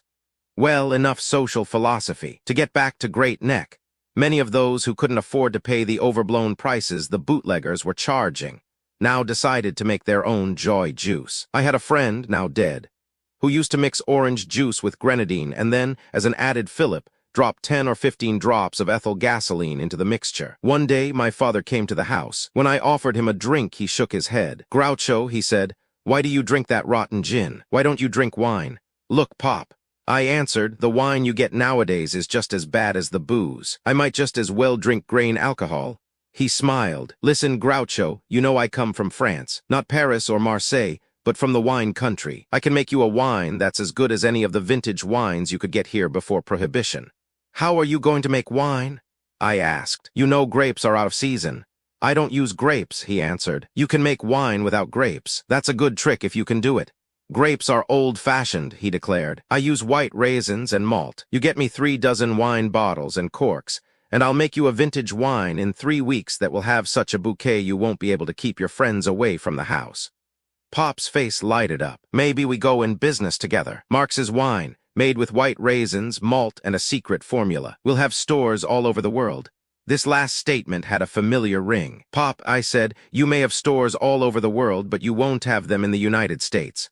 "Nonsense," he replied. "They can't stop you from making a little wine. It's against the law." "Nonsense. Anything you make in your own home is your own private business. And if they try to interfere with us," he added, "I hash X201C, LL sue the government for every nickel they've got." He looked at me craftily. "You know you can do that now under a new law that's just been passed. It's called the Mann Act." He next morning, Pop happily made his way down to the cellar, lugging along 8 feet of rubber hose, assorted corks, bottles, raisins, malt, and a large canvas bag. "Pop," I asked, "what's in the bag?" "Groucho," he answered, "even though you're my own son, I can't tell you that. That's my secret." Poking the bag significantly, he added, "That's the stuff that does the trick. Everyone else who makes wine just uses raisins and malt. But without this stuff," he poked the bag again, "all they get is white dishwater. You wait. Marx's wine importers and exporters will make millions." About 5 o'clock that afternoon, the mysterious concoction was finished, and all the bottles were neatly stacked, corked down against the wall. My father looked pretty beat when he came up out of the basement. "Groucho," he asked, "do you know you have rats down there?" "Of course," I replied. "Where do you want me to have them? In the living room." "Why don't you try getting rid of them?" He went on, completely unaware that I had just unloaded a terrific joke. "I've tried getting rid of them, but it's a hopeless job. You see, Pop, our house is right near the corner, just a few feet away from a sewer. The rats evidently come up out of the sewer, and get into our cellar through some subterranean passage. I've had exterminators from all parts of Long Island. They've set traps and they've sprinkled poison around. I don't think there's anything they haven't tried, but nothing has helped. You know, he said, while I was filling the bottles, a rat jumped over my knee. Yes, Pop, I know. He's one of the best jumpers we have down there. I've been thinking seriously of entering him in the Olympic Games next year. Whenever I had to go downstairs to stoke the furnace, I always armed myself with a baseball bat. I once killed 4 rats in one day. I became pretty good at it. It was either them or me. And since I had paid for the house and the rats hadn't, it seemed only fair that my interests take precedence over theirs. One night, about 3 weeks later, I had just gone to bed when there was a terrific roar, and the house shook as though an earthquake had struck, quickly putting on the bottom half of my pajamas. And now you know how I sleep. Talk about your candid autobiographies.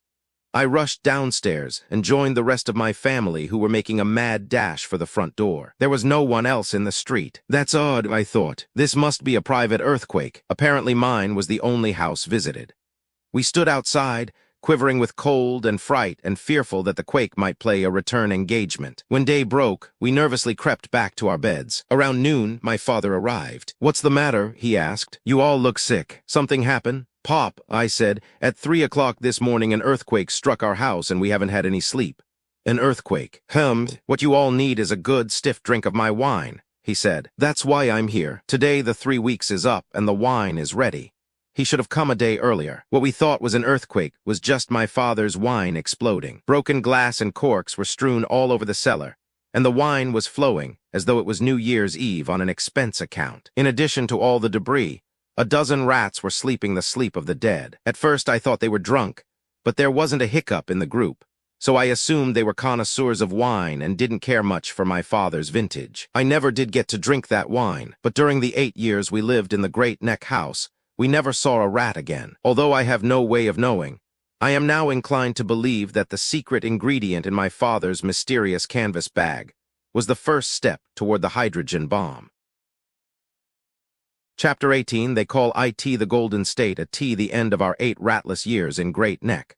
My wife, the children, and I moved to California, along with a large assortment of related Marxes of various sizes, shapes, and sexes. Animal Crackers had closed after a 2-year run on Broadway. The reason for our family gold rush to the West was a picture contract that was balm to the wounds of 29. We piled aboard the Santa Fe and set off to stake a tentative claim in Movieland. The year was 1931. When we stepped off the train at Los Angeles, the air was sweet, with a heavy blend of orange and lemon blossoms. The rush to California had not yet begun, and Hollywood still had that quiet, pastoral air about it. The talkies had just intruded on the movie industry and scared the hell out of most of its members. Gilbert Garbo, Charlie Ray, Tom Mix, William S. Hart, Fairbanks, and Pickford, and a few others comprised the movie royalty. Taxes were still nominal, and Hollywood's kings and queens lived far more luxuriously than most of the reigning families in Europe. Most of them tossed their money around as though they manufactured it themselves in the cellar. They went in for solid gold bathtubs,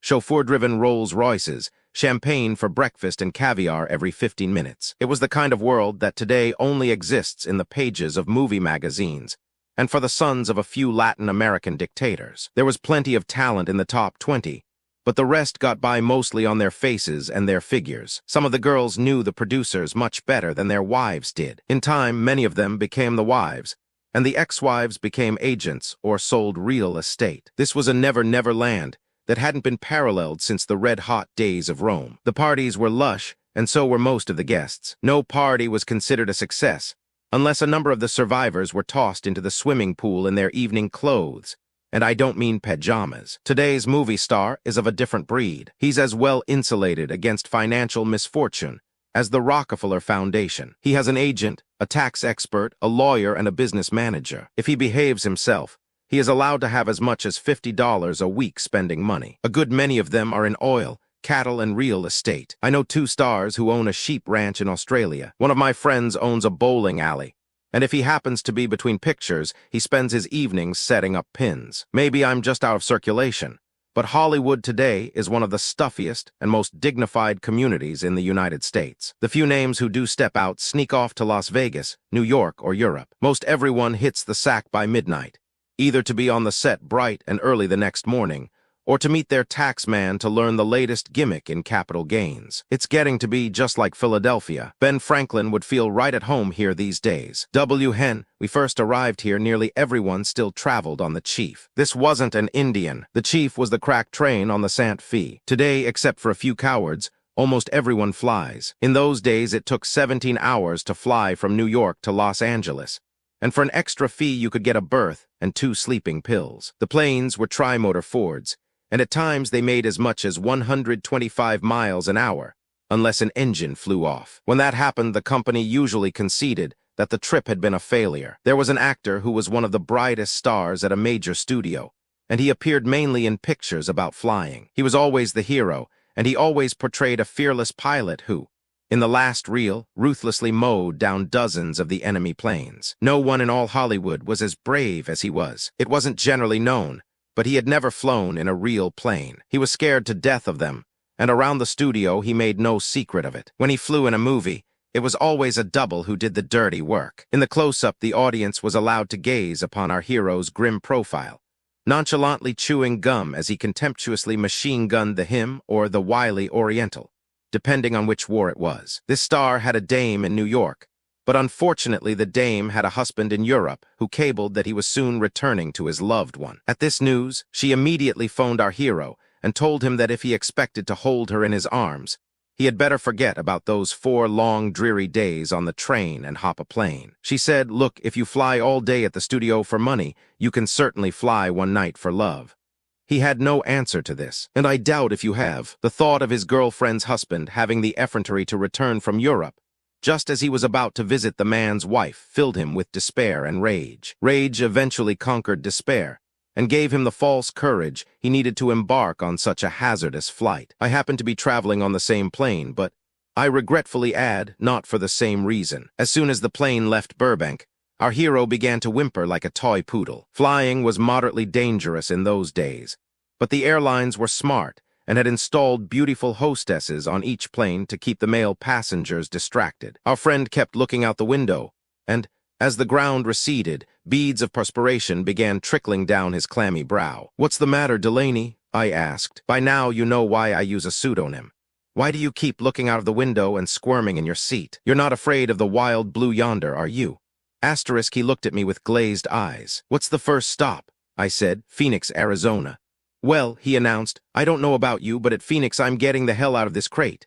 I decided the best way to handle this craven was to ring for the hostess, a real knockout, and have her turn on the charm. While she tried to soothe him with the airline's standard flirtatious line of dialogue, I tried to help her by shaming him back to manhood. "I saw your latest movie," I said, "the one where you shot down 7 of the enemy aircraft. You certainly were brave. You sure know your way around up in those clouds. Tell me, don't you ever get scared?"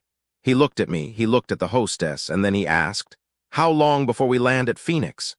As soon as we were directed to fasten our seat belts for the landing, he collected his hand luggage and began heading for the exit. The hostess and I grabbed him. He was too weak with fright to offer much resistance, and after some scuffling, we finally were able to shove him back into his seat. The moment the plane was aloft again, he turned to me and asked, "What's the next stop?"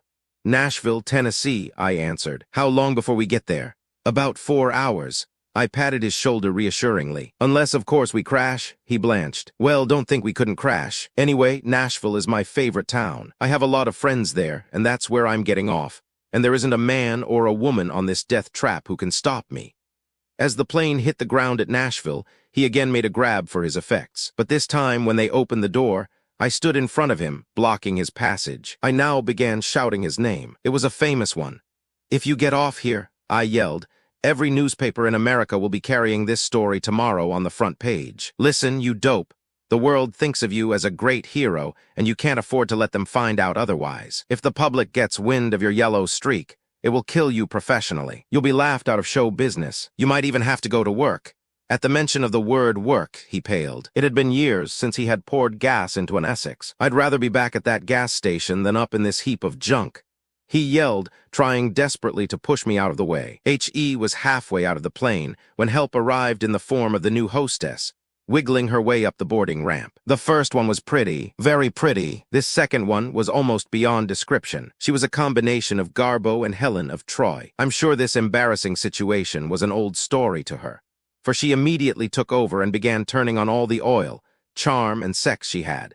And she had plenty of all three, enough for every man on the plane, including the pilot, the navigator, and two fellows she had just left at the airport. Our hero slunk back to his seat, ashamed of his cowardly behavior before this fabulous doll. As the plane took off again, he turned to me and whispered weakly, "Groucho, what's the next stop?" I answered, "Washington, D.C. "I'll get out there," he said. "I'll sneak out quietly and no one will notice it." "Now just a minute," I said. "You've gone all this way. The other passengers all know you're on the plane. Don't tell me you haven't guts enough to go the rest of the way. It's only 2 hours flight time from Washington to New York." "I don't care if it's only 2 minutes," he whispered hoarsely. "Can't you see I'm a nervous wreck? I tell you I can't take any more. I've got a gun on me and I'll kill the first one who tries to stop me." He eyed me appraisingly. The plane was now nearing Washington. The hostess had tried everything. She pulled out stops on her charm that, up to then, I'm sure she never knew she had. "Listen, fella," she pleaded, "please don't leave. It will be a blot on my record. Please stay on board till we reach New York." I may be mistaken, but I thought I heard her add, "Look, if you'll just stay on the plane as soon as we leave Washington, I'll climb in the berth with you." If she had made me this proposition, I would have stayed on the plane forever, at least as far as Siam. But neither this unbelievably attractive offer nor my added eloquence had any further effect on Old Yeller. As soon as the plane grounded, he quickly scooped up his bags and was out of there while the propellers were still turning. A few days later, I am at him in New York. After the initial greetings, I asked, "Well, Lindbergh, how did you get here?" "Easy," he replied. He was all smiles now. "I took the night train out of Washington and arrived here the following morning. Believe me, that's the only way to travel. And you can bet your last dollar that no one, but no one, will ever get me on a plane again." Our hero spent a week in New York with his girlfriend, seeing the shows and hitting the hot spots. On the 7th day, an emissary arrived from the studio and regretfully informed him that he had to be back in Hollywood the very next day for some retakes. It seems the picture had an immediate release date, and the shooting had to be done within the next 36 hours. The only possible way to meet this schedule was to fly back. At this news, our friend threw a large-sized tantrum. He screamed, "I'll quit the business before I let anyone get me up in that lousy air again." The studio's representative, however, was a much smarter man than our hero, or your narrator. He didn't insist on anything. In fact, he said nothing. That night, he took our friend on a tour of the nightclubs and saloons, and got him blind drunk. I don't mean just plain drunk, I mean unconscious. He then whisked him over to the airport and poured him on a plane bound for Los Angeles. By the time the hostess brought him to, with the aid of cold compresses, smelling salts, and a few cartons of black coffee, the plane was landing at Los Angeles. A studio car met our friend at the airport and rushed him directly to the set. The dresser stuffed him back into his pilot's outfit. The director dumped him into the prop plane, and as the cameras started grinding, there he sat, once more the flying daredevil that all America knew and loved. Hen Animal Crackers closed, and we went west for Paramount. Our first movie was to be Coconuts. Soon after we arrived, I was called into a conference and informed that I would have to discard the black, painted mustache. When I asked why, they explained, "Well, nobody's ever worn a black painted mustache on the screen. The audience isn't accustomed to anything as phony as that and just won't believe it." "The audience doesn't believe us anyhow," I answered. "All they do is laugh at us, and after all, isn't that what we're getting paid for?" Talk about sticklers for tradition. We finally had to compromise with them. We agreed to shoot an experimental scene with the painted mustache and run it at a local theater. The reaction was the same as it had been at the Fifth Avenue Theater back in our vaudeville days. The audience didn't seem to care what kind of a mustache I wore so long, as the jokes were funny. On the stage, I frequently stepped out of character and spoke directly to the audience. After the first day's shooting on Coconuts, the producer, who has since retired from the movies for the good of the industry, said, "Groucho, you can't step out of character and talk to the audience." Like all people who are glued to tradition, he was wrong. I spoke to them in every picture I appeared in. Sometimes they answered back. This I found rather disconcerting.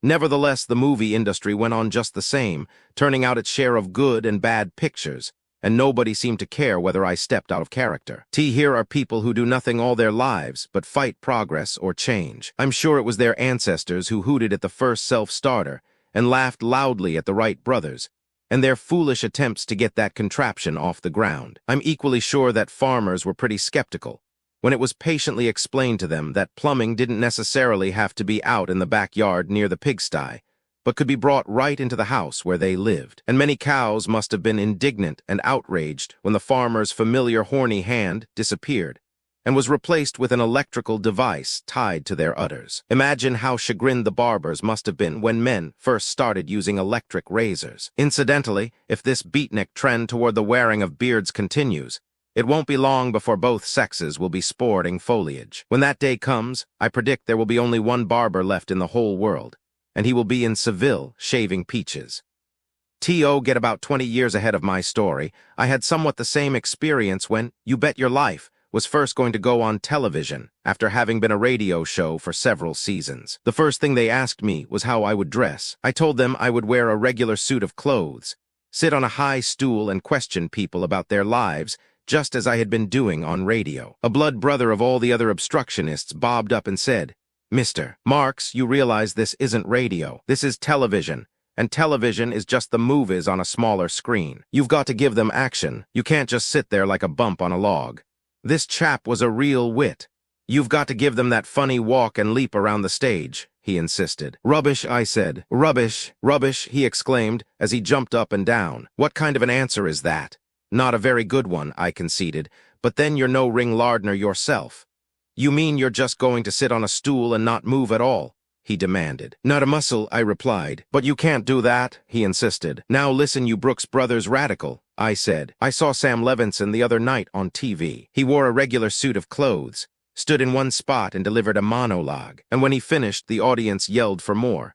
He had no answer to that. He just reached into his charcoal gray coat pocket, pulled out 2 dry martinis, drained them and silently walked away, a beaten man. A word about sponsors. I have heard all of the tales and most of the jokes about interference, and how some of their wives are the dominant voice in deciding what goes into a show. This may have been true during the early days of radio and TV, but most of the current sponsors are mighty sharp cookies. If the show's ratings are high enough, you never hear from them. If the show doesn't succeed after a reasonable length of time, let's say 1 week, it's goodbye, Charlie. Returning to the subject of this chapter. If any, an audience sitting in a movie theater has no idea of the many curious and difficult problems that confront the director. For example, when we shot A Day at the Circus, we had an important scene that required a gorilla. I know this will be argued, but there are very few live gorillas roaming the streets of Hollywood. The fact is, there were only 2 in the entire industry, and they were booked up for years. It was definitely a simian monopoly.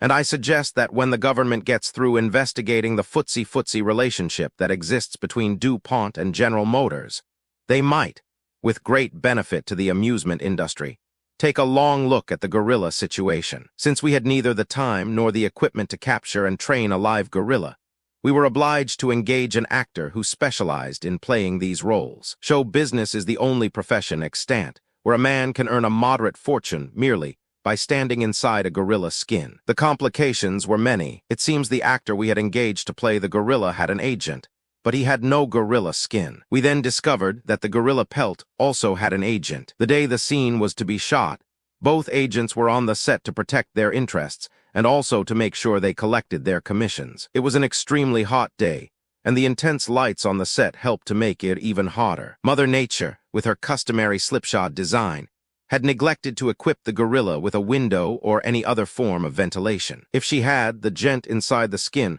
would have been able to survive indefinitely. But since he had no means of getting fresh air or any other kind, he took the easy way out and solved his problem by fainting. The 2 agents, alarmed over the possible loss of their commissions, immediately rushed over to their twin meal tickets and frantically unbuttoned the hairy pelt. They quickly dragged the inner man out and doused him back to consciousness. When he finally came to, he whined that he had spent a good part of his career inside a gorilla skin, but he angrily pointed out this was the first one he'd ever inhabited where no provision had been made for ventilation. The 2 agents and the gorilla man then exchanged all the customary 4-letter words they knew. The skin, on the other hand, not having spoken since it had been captured years ago in the jungle, just lay there on the floor, an inert hairy mess. The director, shocked by the agent's profanity, and having none of the wisdom of King Solomon, finally quelled the rhubarb by suddenly announcing, "Lunch."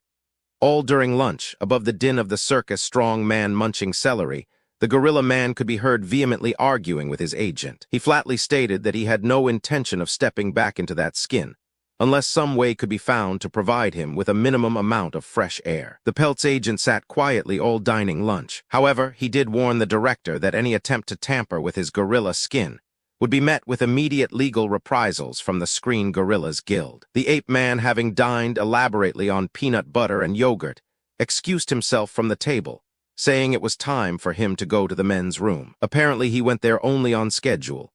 Doubling back on his tracks, he went to the kitchen and borrowed an ice pick from the chef. Hurrying back to the temporarily deserted set, he hung the Pelt on a nail and quickly jabbed a number of holes into his unventilated friend. After lunch, the shooting resumed. Everybody seemed happy. The director resumed making passes at the ingenue.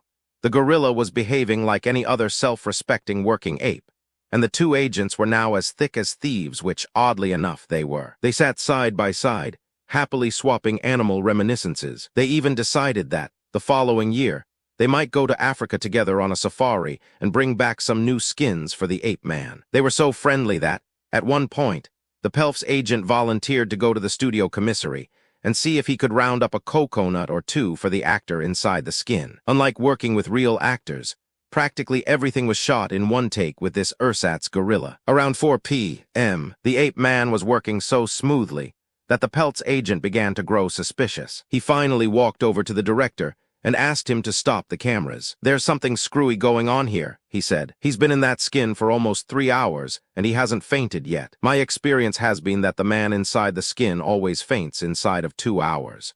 The ape man's agent immediately jumped up and yelled, "My man never faints unless he's wearing a second-rate skin." The first agent purpled. "There won't be any more shooting," he announced vehemently, "until I examine my property." This was the first time he had referred to the skin as property, and I must say it sounded impressive. The cameras stopped grinding. The agent unbuttoned the skin, peeked in, curtly ordered the ape man out, and took his place inside. After a minute or two, he emerged in a rage. "Somebody stuck some holes in my gorilla," he yelled. "I'll sue MGM for every nickel they've got." This was before television, and MGM still had a lot of nickels. Without another word, he flung his Pelt over his shoulder and, looking somewhat like Dardagnan, stalked angrily from the set. 3 days passed, not a camera was grinding, and the costs were mounting, while the studio executive frantically combed the town for another gorilla skin. Alas, there were none to be had. At last, the ape man, ill at ease outside a furry Pelt, tracked down a man in San Diego who had an orangutan skin. Even a child knows that an orangutan is much smaller than a gorilla.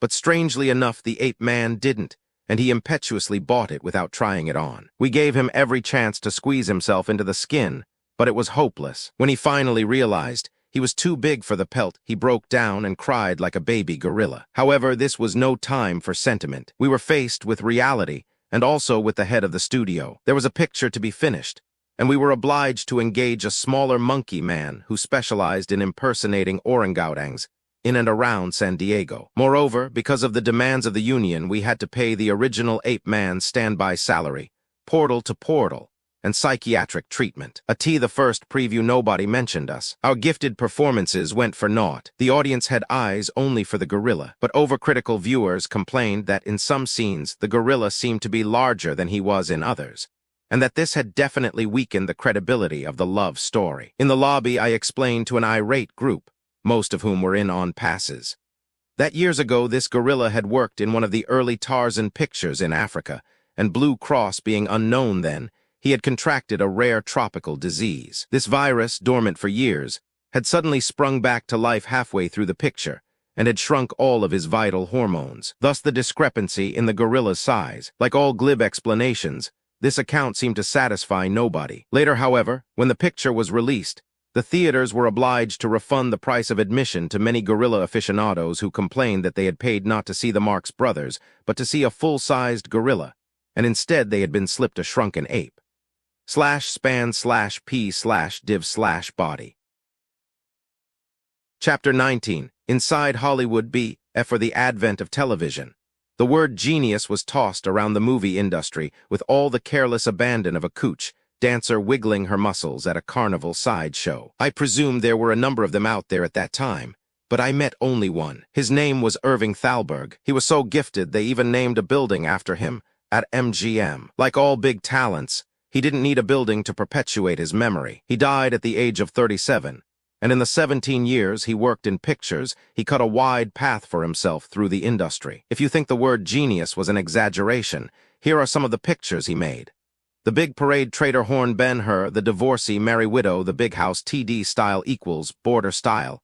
H. Iden, He Who Gets Slapped Barretts of Wimpole Street, The Hunchback of Notre Dame, Madam X Broadway Melody Mutiny, On the Bounty Grand Hotel, Good Earth TD Style equals Border Style. Hid. N. Anna Christie Camille Min and Bill Romeo and Juliet, and you can add to the list the 2 pictures Thalberg made with us.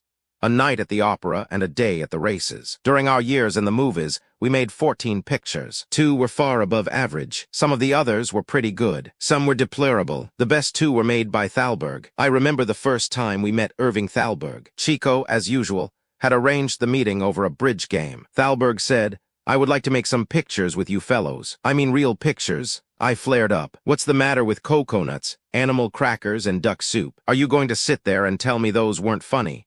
"Of course they were funny," he said, "but they weren't movies. They weren't about anything." "People laughed, didn't they?" asked Harpo. "Duck Soup had as many laughs as any comedy ever made, including Chaplin's." "That's true," he agreed. "It was a very funny picture, but you don't need that many laughs in a movie. I'll make a picture with you fellows with half as many laughs, but I'll put a legitimate story in it, and I'll bet it will gross twice as much as Duck Soup." After we had signed the contract, he asked us whom we wanted for writers. Naturally, we said, Kaufman and Riskind. That's the last advice we gave him. It's a good thing we didn't bet. Our first picture was A Night at the Opera, and it doubled Duck Soup's gross. T. Halberg was a difficult man to see. He would arrive at the studio at noon and leave around midnight. Most everyone in his employ was afraid of him. Perhaps afraid is too strong a word. Let's say deeply respectful, but we had been successful in vaudeville too long to be impressed by this cathedral atmosphere. And in his presence, we deliberately behaved like the Katzenjammer kids. He wasn't accustomed to this rowdy familiarity from his hirelings, and I believe that was why he was fond of us. We amused him. The social side of Hollywood didn't interest Thalberg. He never had time for croquet or polo, and except for an occasional game of bridge, his burning interest was the movies. He never allowed his name to be used on the screen. He didn't care anything about that kind of publicity. He said, if the picture is good, they'll know who produced it. If it's bad, no one cares. We once asked him why he didn't want his name up there. He said, I don't want my name on the screen because credit is something that should be given to others. If you are in a position to give credit to yourself, then you don't need it. He always had 3 or 4 story conferences going at the same time in adjoining offices. He would pop in and out, lending a hand here, offering a suggestion there. We had just started discussing a comedy scene one afternoon in his office when he said, "Hold it, boys. I'll be back in a minute." The minute stretched to 2 hours. A few days later, he repeated this trick. The third time, we got angry. We rolled all the steel filing cabinets against the 2 doors and wouldn't allow him back in his office until he promised he wouldn't walk out on us again. 2 days passed. We had just begun another conference when he again excused himself. We weren't fooled. We knew he was walking out to attend some other story meeting. In his absence, we lit the logs in the fireplace and sent to the studio commissary for baking potatoes. When Thalberg returned, he found us all sitting naked in front of you roaring fire, busily roasting Mickeys over the flames. He laughed and said, "Wait a minute, boys." He then phoned the commissary and asked them to send up some butter for the potatoes. He never walked out on us again. Another famous producer, whose name, oddly enough, is Delaney, was hosting a croquet game on his lawn. They were playing for pretty high stakes, and at one point the host announced that he was going for the 4th wicket. One of the more courageous guests present said, "I beg your pardon, but you're going for the 3rd wicket," the host shouted. "I tell you I'm going for the 4th wicket." The guest calmly replied, "If you persist in deliberately cheating, I'm bowing out of the game and going home." The host, shaking a menacing mallet at him, retorted, "What's the matter? You for Stevenson, or something?" This particular producer has a fine picture mind and is one of the few remaining living legends of the motion picture industry. But outside the studio, his brain wanders into all sorts of illogical conclusions. The fact that in the middle of a harmless croquet game, he could charge a guest with voting for Stevenson and make it sound like a political accusation seemed to him to make sense. If you knew him as well as I do, you would know that in this charge there was a veiled implication that his friend was either a borderline red or perhaps, for all he knew, even a card-carrying communist. My personal relationship with this famous producer has always been an extremely casual and sketchy one. We have met at parties, at restaurants, and at previews for more than 30 years. His greeting has never varied. He always tees off with, "How's Harpo, that brother of yours? He sure is a fine fellow." After 30 years of this wandering and absent-minded rudeness, my patience finally wore thin. "Look," I once said to him, "I am just as fond of Harpo as you are, and probably a great deal more. But why, after 30 years, do you still persist in asking me how Harpo is? Just for a change, why don't you ask me how I am?" "Groucho," he replied, putting a reassuring hand on my shoulder, "someday I will ask how you are. But right now I'd like to know, how's Harpo?" W.E. had some pretty interesting directors in the movie business. In describing one of them, a friend of mine, a writer who had been in his employ, once bitterly remarked that he was the asbestos curtain between the audience and the entertainment. We had one director, a very successful one, whose only stage direction to the actors was as follows: "Now, baby, in this scene I want you to go in there and sell them a load of clams." He didn't care what the scene was about. It could be a love scene, a dramatic scene, a comedy scene. It made no difference. His instructions never varied. The actors always sold clams. After 3 weeks of this brilliant and comprehensive stage instruction, Maury Riskind, one of the better writers we've worked with, sidled over to me before the beginning of a scene and whispered, "Groucho, I'm puzzled. Are we in show business or are we in the fish business?" It is unquestionably true that the past 10 years have seen the movie industry seriously injured by the obvious advantages television has to offer the public. On the other hand, because of financial desperation, TV gave the movie industry an opportunity to shake itself loose from the hundreds of deeply integrated incompetents who worked ceaselessly, day and night, ruining all the pictures they had a hand in. Some of our producers were dillies. We had one, let's call him Delaney, who loved to gamble, and so did the gent who was head of the studio. We'll call him Delaney, too.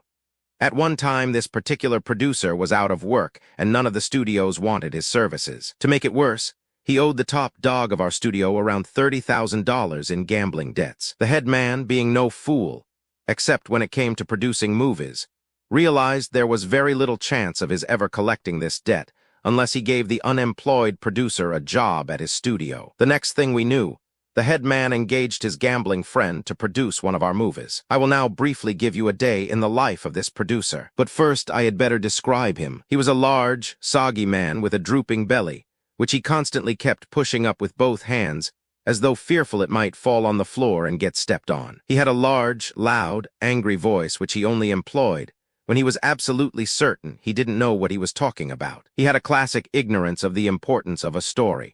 But he had a notion that if he bellowed instead of talked in a story conference, the sounds escaping from his face would surely make sense to someone in the room. Working on the picture were 3 talented, timid writers who had only recently arrived from the East. Whenever they were summoned to the producer's office for a story conference, not only their knees shook, but all the rest of their equipment trembled in sympathy. Once long ago, this producer had had a fine mind.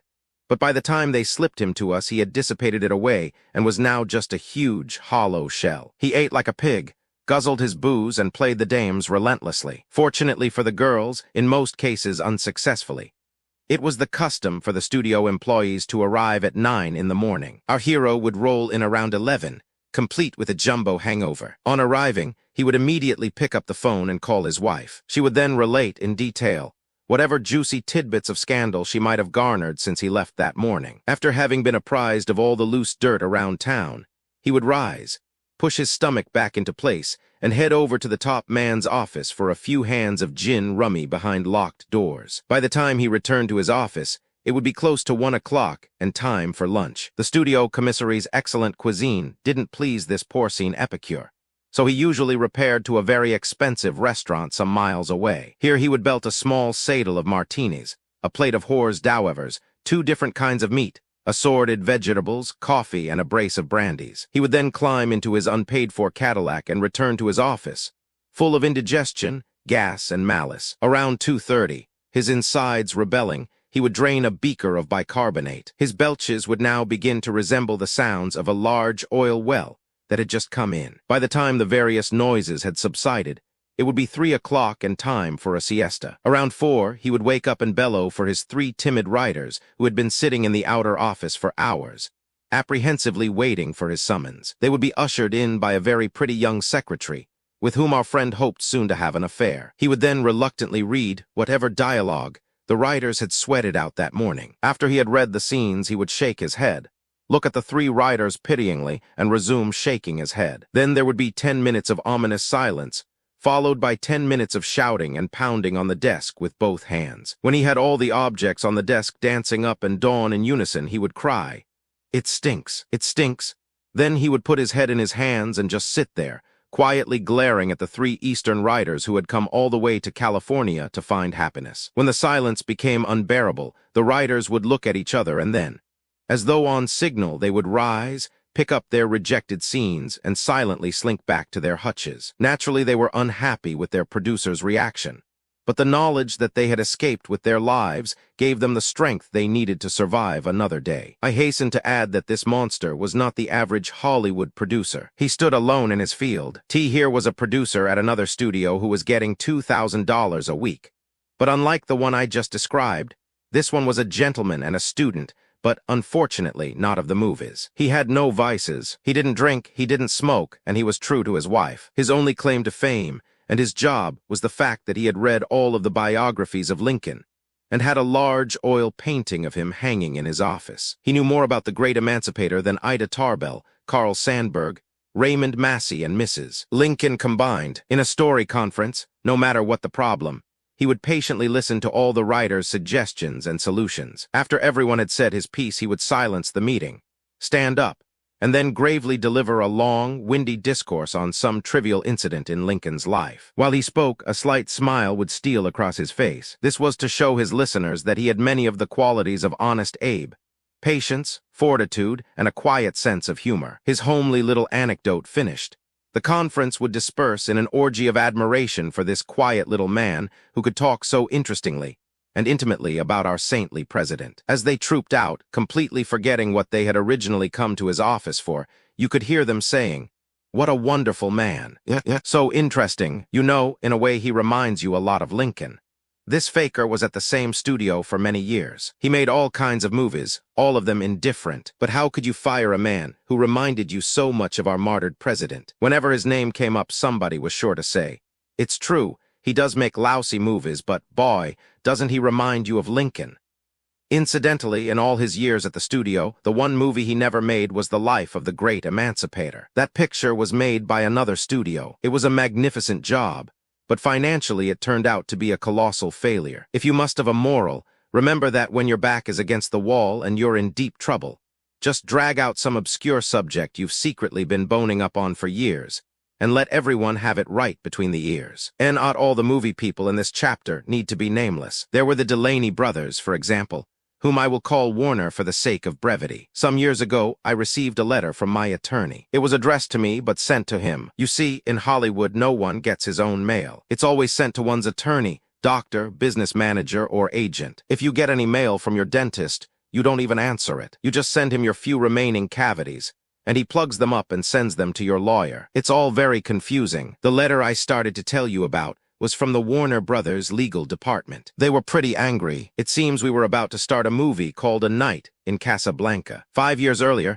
the Warner Brothers had made a picture with Humphrey Bogart and Ingrid Bergman called, simply, Casablanca, and they threatened us with a lawsuit if we persisted in using a title which they claimed was too close to the original. Since my attorney was out of town, he was playing Chemin de Fer in French Lick. I wrote them the following letter. Dear Warner Brothers, apparently there is more than one way of conquering a city and holding it as your own. For example, up to the time that we contemplated making this picture, I had no idea that the city of Casablanca belonged exclusively to Warner Brothers. However, it was only a few days after our announcement appeared that we received your long, ominous legal document warning us not to use the name Casablanca. It seems that in 1471, Ferdinand Balboa Warner, your great-great-grandfather, while looking for a short cut to the city of Burbank, had stumbled on the shores of Africa and raising his alpenstock, which he later turned in for 100 shares of the common, named it Casablanca. I just don't understand your attitude, even if you plan on re-releasing your picture. I am sure that the average movie fan could learn in time to distinguish between Ingrid Bergman and Harpo. I don't know whether I could, but I certainly would like to try. You claim you own Casablanca, and that no one else can use that name without your permission. What about Warner Brothers? Do you own that too? You probably have the right to use the name Warner, But what about brothers? Professionally, we were brothers long before you were. We were touring the sticks as the Marx brothers when Vitaphone was still a gleam in the inventor's eye. And even before us there had been other brothers. The Smith brothers, the brothers Karamazov, Dan brothers, an outfielder with Detroit, and brother, can you spare a dime? This was originally, brothers, can you spare a dime? But this was spreading a dime pretty thin, so they threw out one brother, gave all the money to the other brother, and whittled it down to, brother, can you spare a dime? Now, Jack, how about you? Do you maintain that yours is an original name? Well, it's not. It was used long before you were born. Offhand, I can think of two Jacks. There was Jack of Jack and the Beanstalk, and Jack the Ripper, who cut quite a figure in his day. As for you, Harry, you probably sign your checks, sure in the belief that you are the first Harry of all time, and that all other Harrys are impostors. I can think of two Harrys that preceded you. There was Light Horse Harry of revolutionary fame, and a Harry Appelbaum who lived on the corner of 93rd Street and Lexington Avenue. Unfortunately, Appelbaum wasn't too well known. The last I heard of him, he was selling neckties at Weber and Heilbronner. Now about the Burbank studio. I believe this is what you brothers call your place. Old man Burbank is gone. Perhaps you remember him. He was a great man in a garden. His wife often said Luther had 10 green thumbs. What a witty woman she must have been. Burbank was the wizard who crossed all those fruits and vegetables, until he had the poor plants in such a confused and jittery condition that they could never decide whether to enter the dining room on the meat platter or the dessert dish. This is pure conjecture, of course, but who knows?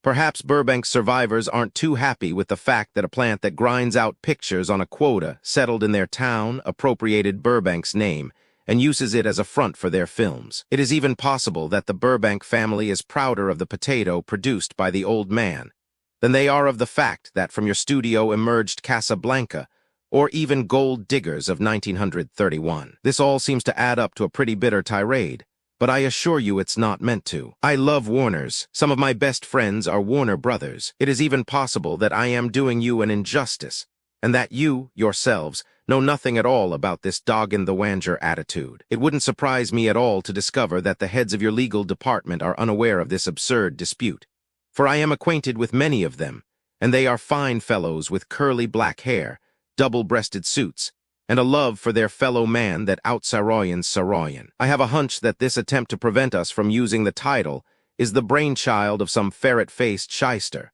serving a brief apprenticeship in your legal department. I know the type well, hot out of law school, hungry for success, and too ambitious to follow the natural laws of promotion. This bar sinister probably needled your attorneys, most of whom are fine fellows with curly black hair, double-breasted suits, etc., in attempting to enjoin us. Well, he won't get away with it. We'll fight him to the highest court. No pasty-faced legal adventurer is going to cause bad blood between the Warners and the Marxes. We are all brothers under the skin, and we'll remain friends till the last reel of a night in Casablanca goes tumbling over the spool. Sincerely, Groucho Marx. For some curious reason, this letter seemed to puzzle the Warner brothers. They wrote me, in all seriousness, and asked if I could give them some idea of what our story was about. They felt we might be able to work this thing out. I answered with the following: Dear Warners, there isn't much I can tell you about the story. In it I play a doctor of divinity who ministers to the natives, and as a sideline, hawks canopineurs and pea jackets to the savages along the Gold Coast of Africa. When I first meet Chico, he is working in a saloon selling sponges to barflies who are unable to carry their liquor. Harpo is an Arabian caddy who lives in a small Grecian urn on the outskirts of the city. As the picture opens, Porridge, a mealy-mouthed native girl, is sharpening some arrows for the hunt. Paul Hangover, our hero, is constantly lighting 2 cigarettes simultaneously. He apparently is unaware of the cigarette shortage. There are many scenes of splendor and fierce antagonisms, and color, and Abyssinian messenger boy runs Riot. Riot, in case you have never been there, is a small nightclub on the edge of town. There's a lot more I could tell you, but I don't want to spoil it for you. All this has been okayed by the Hayes office, Good Housekeeping, and the survivors of the Haymarket riots. And if the times are ripe, this picture can be the opening gun in a new worldwide disaster. Cordially, Groucho Marx, instead of mollifying them. This note seemed to puzzle them even more, for they wrote back and said they still didn't understand the storyline, and they would appreciate it if I would explain the plot in more complete detail. I naturally obliged with a much clearer synopsis of the whole picture.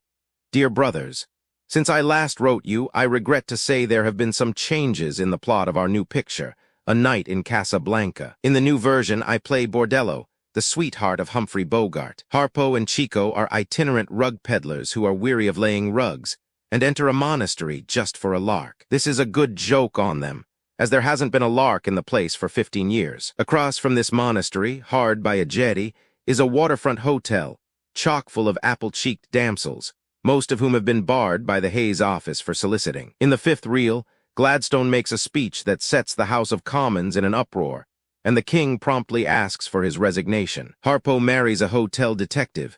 Chico operates an ostrich farm. Humphrey Bogart's girl, Bordello, spends her last years in a backhole house. This, as you can see, is a very skimpy outline. The only thing that can save us from extinction is a continuation of the film shortage. Fondly, Groucho Marx that did it. Oddly enough, I never heard from the Warner brothers again. I later learned that two of them had gone to French Lick and joined my attorney at the Chemin de Fer table. After Thalberg's death, my interest in the movies waned. I continued to appear in them, but my heart was in the Highlands. The fun had gone out of picture making. I was like an old pug, still going through the motions, but now doing it solely for the money. My swan song was A Night in Casablanca. This was an independent venture, and we were to get a percentage of the profits. The name of the producer eludes me, but since he was a very nice man, let's call him Delaney. Unfortunately, being a nice man isn't the only qualification required for making a good picture. It may have been just a coincidence, but shortly after the movie was released, he retired and went into a less conspicuous line of work. I know it sounds like an exaggeration, but during the shooting, Harpo claimed he could hear my bones creaking, even above the sound of the dialogue. One day, after a particularly tough siege, we decided we were coming down the stretch and that it was high time we quit while we were still partially alive. There were many scenes that were better suited for acrobats, I mean young acrobats, than for three spavined comics, but we gamely submitted to all the violence. We had to. To begin with, we liked the producer. Second, and more important, we owned a piece of the picture. If it flopped, we wouldn't wind up with enough money to pay a bone setter for repairing our frames. The most difficult kind of picture to make is a comedy. If you don't believe it, look around and see how many are made. They are as scarce as hen's teeth. Why do people still insist on using this silly simile, when even the rooster knows that the hen hasn't any teeth, and very little of anything else? And oh, let me give you a typical day in the life of a movie comedian. You are ordered to be on the set at 8 a.m., bright and funny. This is a large-sized order. In fact, it would be tough even at 3 in the afternoon. Crawling out of bed at 6 a.m., you take a wet towel and slap yourself back to consciousness. Then, bolting a hearty breakfast of cold cereal and yogurt, you reluctantly drive, with half-slit eyes, to the studio. At each stoplight, you take a hasty look at the script lying on the seat beside you. This distraction sometimes enables you to hit the car in front of you. But that isn't important. You're getting that deathless dialogue deeply embedded in your head, dialogue that is sure to flee from your memory as soon as the director yells, "Action." The sound stage, where you're scheduled to be hilariously funny, is a dimly lit warehouse designed along the lines of an ancient mausoleum. On the floor are hundreds of cables and wires, all of which are deliberately placed in strategic positions for you to trip over as you drag your weary body to the dressing room that the cleaning woman forgot to clean. There are no toilet facilities on the sound stage any place in the world. This vital omission has always been a source of wonder to me. Was this planned only for reasons of economy? Or are we to conclude that architects never regarded actors as human beings, and therefore saw no reason for this necessity? In my 20 years in the movies, I've walked hundreds of miles in all kinds of weather, through make-believe streets, through towers of Babylon, waterfronts in Marseille, desert sands on the road to Mecca, subway kiosks, movie sets, all of them. Frantically looking, not for love, but for just a little old comfort station, so cozy and warm. About 8:45, the stagehands drop their gin rummy cards, and the actors are called to the set. After 3 rehearsals and 17 takes, the director reluctantly concedes that perhaps he has what he wants in the can.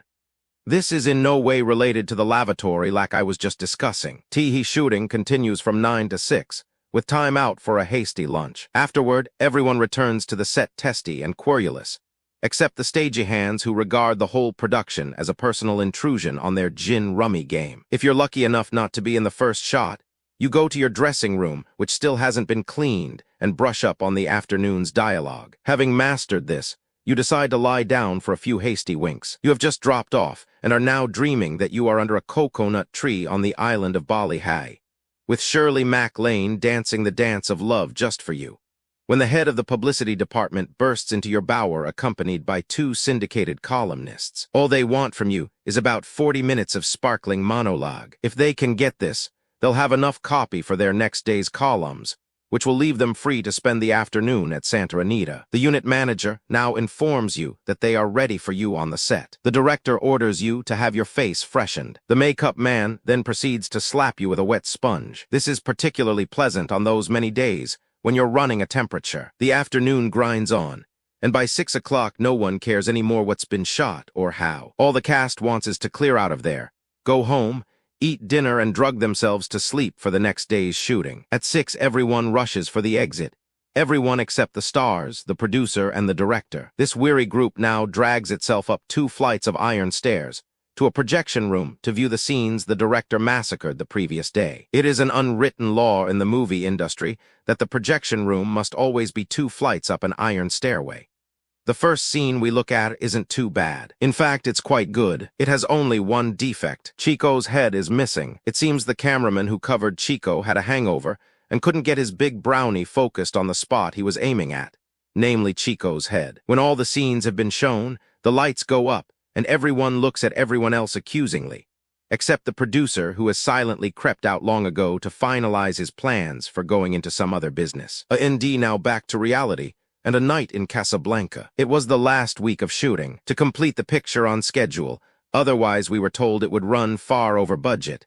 It was decided to shoot each night until 10. This made the stagehands very happy, because this meant they were now on golden time. In case you've never been a stagehand, golden time means that the crew now gets 4 times what they're worth instead of only twice as much. We were to finish on a Saturday. They showed us some mysterious financial figures which none of us understood, and we were told that if we could kill the picture that night, which, incidentally, we had been doing rather successfully since the beginning, we would save a veritable fortune. Perhaps I had better explain the last scene. There was a large prop airplane on the set, and extending from the door on one side of it was a ladder. It was sticking straight out, about 20 feet from the ground. We 3 boys were perched on this ladder, trying to climb into the plane. Inside were 3 husky heavies, trying to prevent us from boarding it. Harpo and Chico had reached the door, but your correspondent hadn't progressed that far and was still hanging upside down by his knees. At 1:00 a.m., the scene still hadn't been licked, while I swayed back and forth with a large wind machine blowing on me to create the illusion of flight, and to make it easier for me to follow my head. I made the decision that, for better or for worse, changed the course of my life. As I hung there like a plucked turkey, I said to myself, "Groucho, old boy, and believe me, you are an old boy. Don't you think this is rather a ridiculous way for you to be spending your few remaining years?" We finished shooting at 2, shook hands all around, and to neither Chico's nor Harpo's surprise, I announced that I was retiring from the cinema. Chapter 20, The Patient's Dilemma. I get further along with this chronicle of trivia. It's beginning to dawn on me that writing is an extremely tough racket. In my day, I've written many allegedly comic pieces for magazines and newspapers, but to keep going for enough pages to fill a book is a new experience for me. I used to play golf daily and badly, take long walks with 2 expensive flea-bitten poodles, and even ride a horse occasionally. It seems to me that I don't do anything now but write, and anybody who has ever written knows that writing requires thinking, and everyone knows that thinking is easily the most distasteful way of spending the day. But I keep plugging along. I must say the subject of this book has never seemed to me the most entrancing topic in the world. I'm just curious now to learn whether I have the stamina and will power to see it through to the end. Some time ago, I read Stefan Zweig's Life of Balzac. The only way Balzac sustained himself through his lifetime of writing was to have his valet chain him to the bedpost at night and unchain him in the morning. To keep himself awake, he would drink 20 or 30 cups of coffee. Benzedrine and the other more potent stimulants had not yet been discovered. He finally died of coffee poisoning. There is a medical name for this, but I don't remember what it is, and I'm not going to phone and ask my doctor about it. If I do, he'll charge me for a visit. I don't know how it is in the hinterlands, but in Beverly Hills, the old country doctor with his horse and buggy and his little black bag has gone the way of the horse and buggy. I saw a man leaving my country club yesterday in a chauffeur-driven El Dorado Cadillac. As he rode away, I asked the parking attendant what business this man was in. I knew he must be a rich man because a Cadillac and a chauffeur in these days of virtual tax confiscation can be a very expensive mode of travel. The attendant said the man was a doctor. A doctor, I exclaimed, and he can afford a Cadillac and a chauffeur. What kind of a doctor is he? He's an allergist, the boy answered. I guess most of you know what an allergist is. If not, I'll describe one to you briefly. Let's say, for example, that your skin turns slightly blue when you eat cucumbers. You being the average man, or jerk as the case may be, wake up one morning, look in the mirror and discover that your entire carcass is covered with blue ridges. A pretty picture, I must say. Naturally, you have no idea what's wrong with you. All you know is, this is not the way Mother Nature intended you to look. Alarmed, you feverishly call up your family physician. He is busy taking x-rays of his nurse, who by an odd coincidence turns out to be a very beautiful girl with precisely the same measurements as Sophia Loren. You say, "Doctor, what shall I do? I'm turning blue all over." He answers. "Blue, eh?" While phoning, you're shivering in the cold bedroom. You know you should get your clothes on, but the sight of your blue body fascinates you. You repeat, "Well, Doc, what should I do?" The doctor says, "Drop by tomorrow." You say, "Doc, you don't understand. I told you I'm turning blue. I must see you immediately. I'll be over there in 20 minutes. Is that okay?" The doctor is not crazy about this impending intrusion, for he isn't through taking the nurse's x-rays. Also, he has to move fast because his wife has promised to look in on him sometime that morning. You're still standing there naked. And now, in addition to turning blue, your body is beginning to acquire ridges. You're beginning to look like a relief map of northern Greece. The doctor, meanwhile, anxious to get back to his x-rays, has solved his side of the problem by hanging up. Not only by hanging up, but by leaving the receiver off the hook. You quickly get dressed, and after a hasty breakfast of nothing, you rush to your doctor's office, hoping against hope that you will arrive there before you croak. As you enter the office, the nurse is putting the receiver back on the hook. The doctor is pretty annoyed at your showing up so quickly, and the fact that you still owe him $85 from last month doesn't help bridge the gulf between you. "What's the matter with you?" he asks querulously. "Oh, nothing much," you reply sarcastically. "I'm just turning blue all over." "Blue, eh? Well, take off your clothes and we'll have a look at you." The "we" puzzles you. Does he mean you and the doctor? You and the nurse, or the doctor and the nurse? "Sit up," he orders. After eyeing you for a few minutes, he proceeds to tap you sharply with a small hammer. Sitting on a cold bench, naked, with basic low blood pressure, this is not the easiest way to keep warm.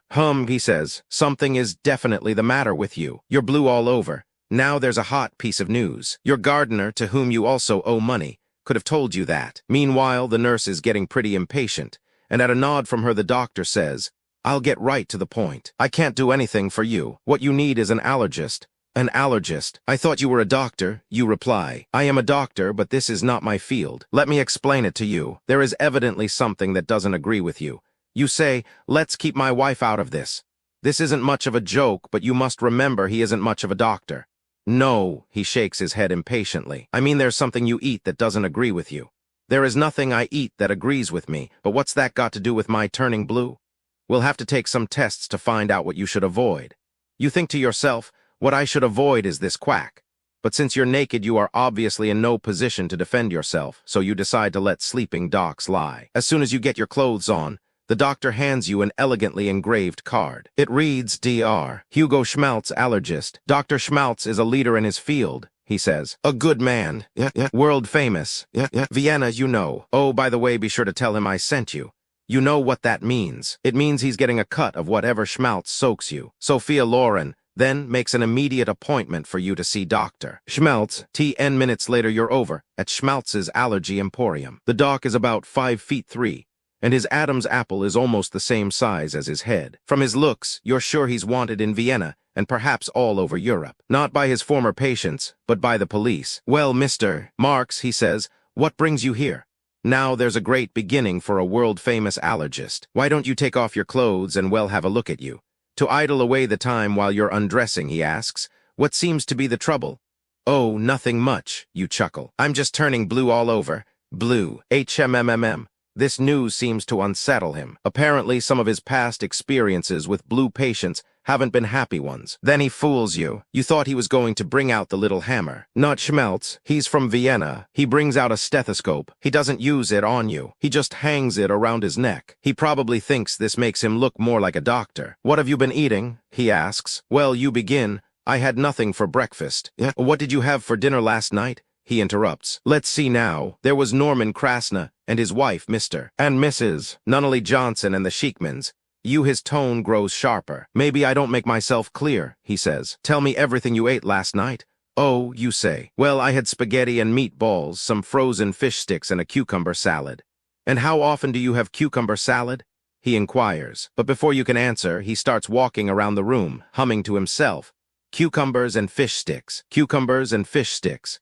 He's probably thinking it's not a bad idea for a calypso song. He wheels on you sharply. When can you come again? When can I come again? You exclaim. I'm here right now. Yeah, he says. Apparently this is the first time he realizes you are in his office. Why can't you tell me what's wrong with me? You insist. He looks at you pityingly. Mr. Marx, it don't go that fast. Already first, we're going to have to take some allergy tests. You may have to come every day for a month. Every day, you repeat. Didn't you tell me it was cucumbers? Not at all, he replies. You said you ate cucumbers, but that don't mean that from cucumbers you are turning blue.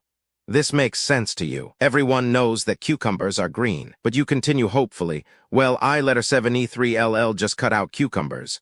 No, he says patiently. You do not understand. It could be the cucumbers. On the other hand, it could be also the meatballs. Then he laughs heartily. It could even the fish sticks be. So, you see what we are up against. It's always embarrassing to ask a doctor what his fee is. But if you are going to have to make daily visits to Joe Allergy, you'd better find out how much you're going to be rooked. You decide that if it's going to be more than $25 a day, you'll just have to remain blue. In your mind, you rapidly multiply 30 days by $25 a throw, $750 a month, the price of a pretty good second-hand car. Clearing your throat and averting your gaze, you ask, Doc, what do you get for each visit? Well, he says, my regular fee is $50, but since you have to come every day for a month, well, make it $25. Now, just a moment, you say. Suppose you find out by the third day what's wrong with me. Why do I have to come every day for a month? Don't you worry, he replies happily. It'll take a month, all right? I hope this will explain why Dr. Schmaltz was seen leaving the country club in his chauffeur-driven El Dorado Bruffam Cadillac. Aving neatly demolished the medical profession. I would now like to set it up again for one last job. Are you, dear readers, beginning to get as tired as I am of all those fancy 4-bit names that doctors call themselves? To be sure, doctors are by no means the sole offenders in that respect. Like it or not, today we all live in a world of euphemisms and shabby concealments. The only one left with courage enough to face life is Portia. And I don't mean Shakespeare's girlfriend. For example, the man who buries you now calls himself a mortician. Everyone, except possibly the corpse, knows that he's an undertaker. But this fancy title helps to convince the mourners that their loved one isn't really dead. He's just going away for a few million years. The creep who sticks you with a tract bungalow that is sure to fall apart by the time you've made the last installment on the piano doesn't call himself a real estate agent anymore. He now bills himself as a realtor. The janitor who sweeps his way through life now refers to himself as a sanitary engineer. But this is Bush League sophistry. When it comes to real obscurantism, no group has been as successful in concealing its shady activities as the medical profession. For one reason or another, they've all discarded their original titles. It took me some years before I knew what kind of a doctor I was about to visit. The pediatrician used to be called a baby doctor. The foot doctor is now a chiropodist, not to be confused with a chiropractor. A chiropractor is a sadist who spends a half hour twisting your spine out of shape, and the next half hour hoping he can get it back to its original position. To add insult to injury, he persists in laughing while he's thumping the hell out of you. I'm not sure if he's laughing at the shape you're in, or whether he's laughing at the fee he plans on soaking you. But boy, does he have funnel. Apparently, this is an occupational disease that they are unable to control. However, when cornered, to a man they will hotly deny this allegation and maintain they are as glum with their ministrations as the grim reaper himself. Pay no attention to them. I've watched them all closely for years, and I know what I'm talking about. Any doctor or chiropractor worthy of the name who laughs while he's mangling your bones isn't worth the massage table on which he's crippling you. Incidentally, as a piece of useless information, but something you may want to use at a dinner party instead of the ketchup.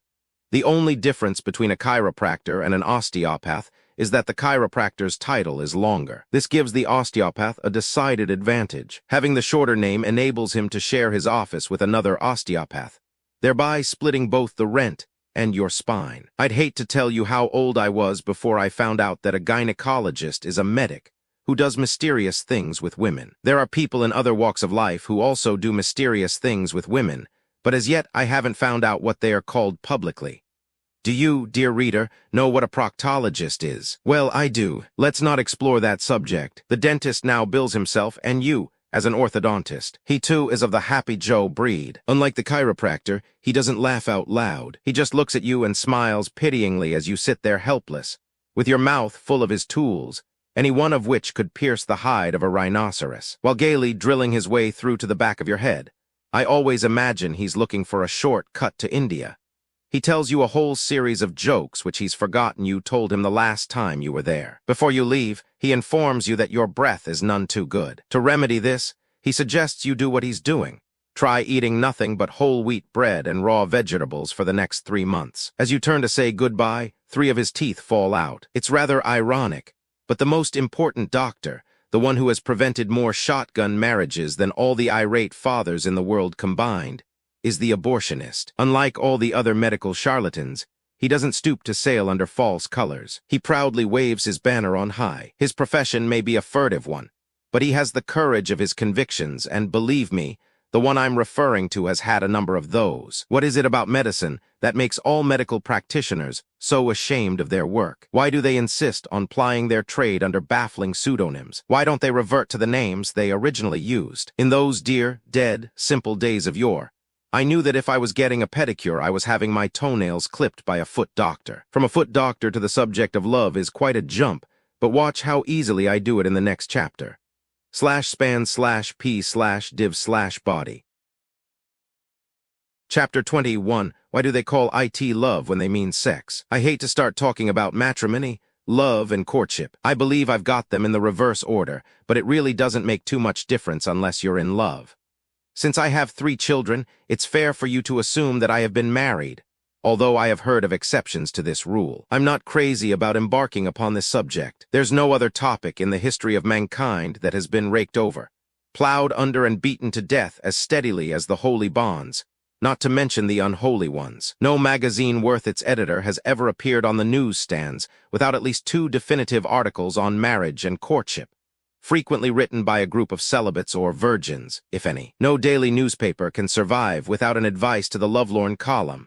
Next to the comics, probably the paper's most important feature. At least half the movies that are made for the gum and popcorn crowd deal with boy meets girl, and the ultimate noose that the audience has been conditioned to expect in the last reel. Every afternoon on TV, there are 3 hours of variations on Life Can Be Ecstatic, and about as many hours of this gruel spewing from the radio. There are now 2 divorced men on television, both admittedly experts, who make a fat living glibly advising people about their marital problems. The issues they wrestle with are varied and complicated, but nothing phases these electronic Solomons. I, on the other hand, am willing to concede that anything I have to say on the subject of marriage is worthless. Cries of hear, hear from the reader, the publisher, and the editor.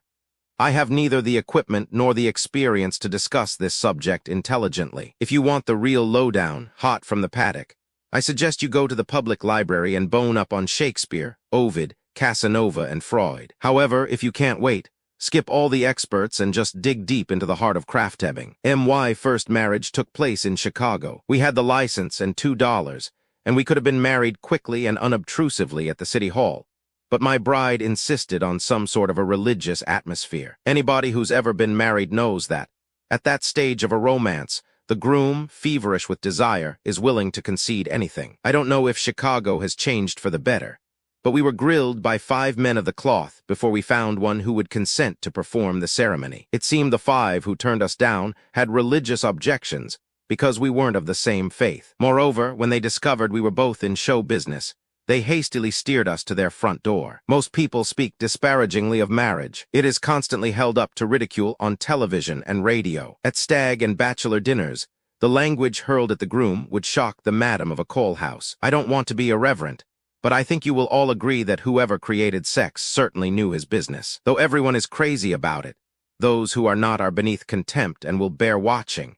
The word itself, small as it is, seems to frighten more people than antidisestablishmentarianism, which, as you all know, is the longest word in the English language. Lyric writers, in particular, always delete that lovely little word and replace it with love. No singer, even a tenor, would dare sing, "Sex is a many-splendored thing."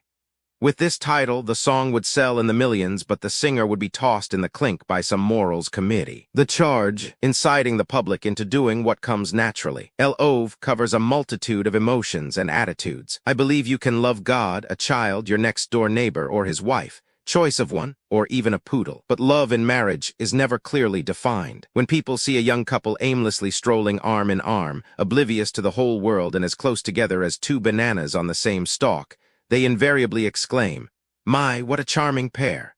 Or, "Oh, what a darling couple. Just look how in love they are. Isn't that sweet?"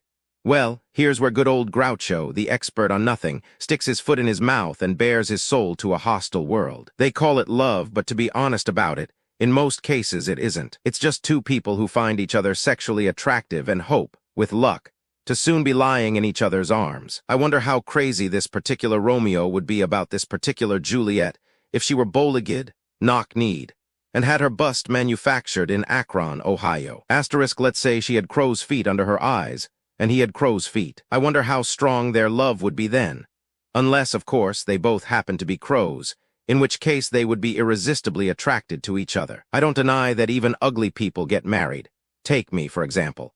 But most youngsters get married because they're eager for that sublime sexual experience that's been dinned into their subconscious since grammar school by their friends, records, movies, and cheap novels. In Cat on a Hot Tin Roof, Tennessee Williams has Big Mama point to a bed and say, "That's where marriages are dead. If Mr. Williams thinks there's nothing to marriage but that bed, I suggest he take another look at the script and start rewriting. There's no question that sex is the force responsible for the perpetuation of the human race. If it didn't exist, life would disappear in a few decades, which might not be such a bad idea. I believe, however, that real love only appears when the early fires of passion have cooled off, and the embers just lie there smoldering. This is true love. This relationship has only a bowing acquaintance with sex. Its component parts are patience, forgiveness, mutual understanding, and a high tolerance for each other's faults. This, I believe, is a much firmer base for the perpetuation of a happy and successful marriage. But why should I babble on like this? Let's turn the whole thing over to the master, G.B.S. Shaw, to you, and I quote,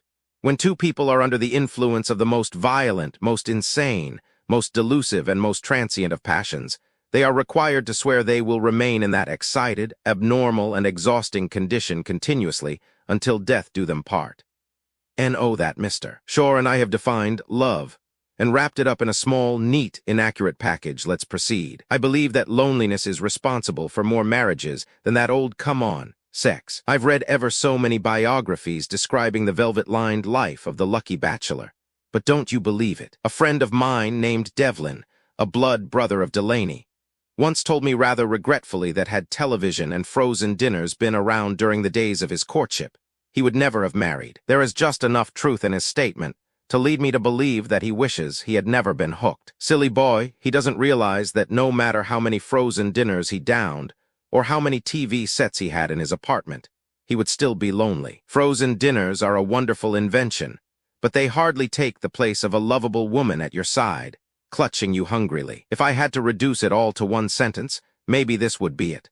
The best meal in the world isn't worth eating unless there is someone there to share it with you. And the same thing goes for all shared experiences. Half the fun of watching television at home is in turning to your companion and commenting, in good old Elizabethan English, on the tripe that the networks are deliberately aiming at you. There is nothing more ghastly than sitting alone in a movie theater with no one to talk to. During my reprieve from the marital state, I frequently endured this dismal experience. I may be one of the unusual ones, but I find it almost impossible to watch a movie unless I can hurl at my companion, male or female, questions like, "Didn't we see that heavy last year, and puberty is here to stay?"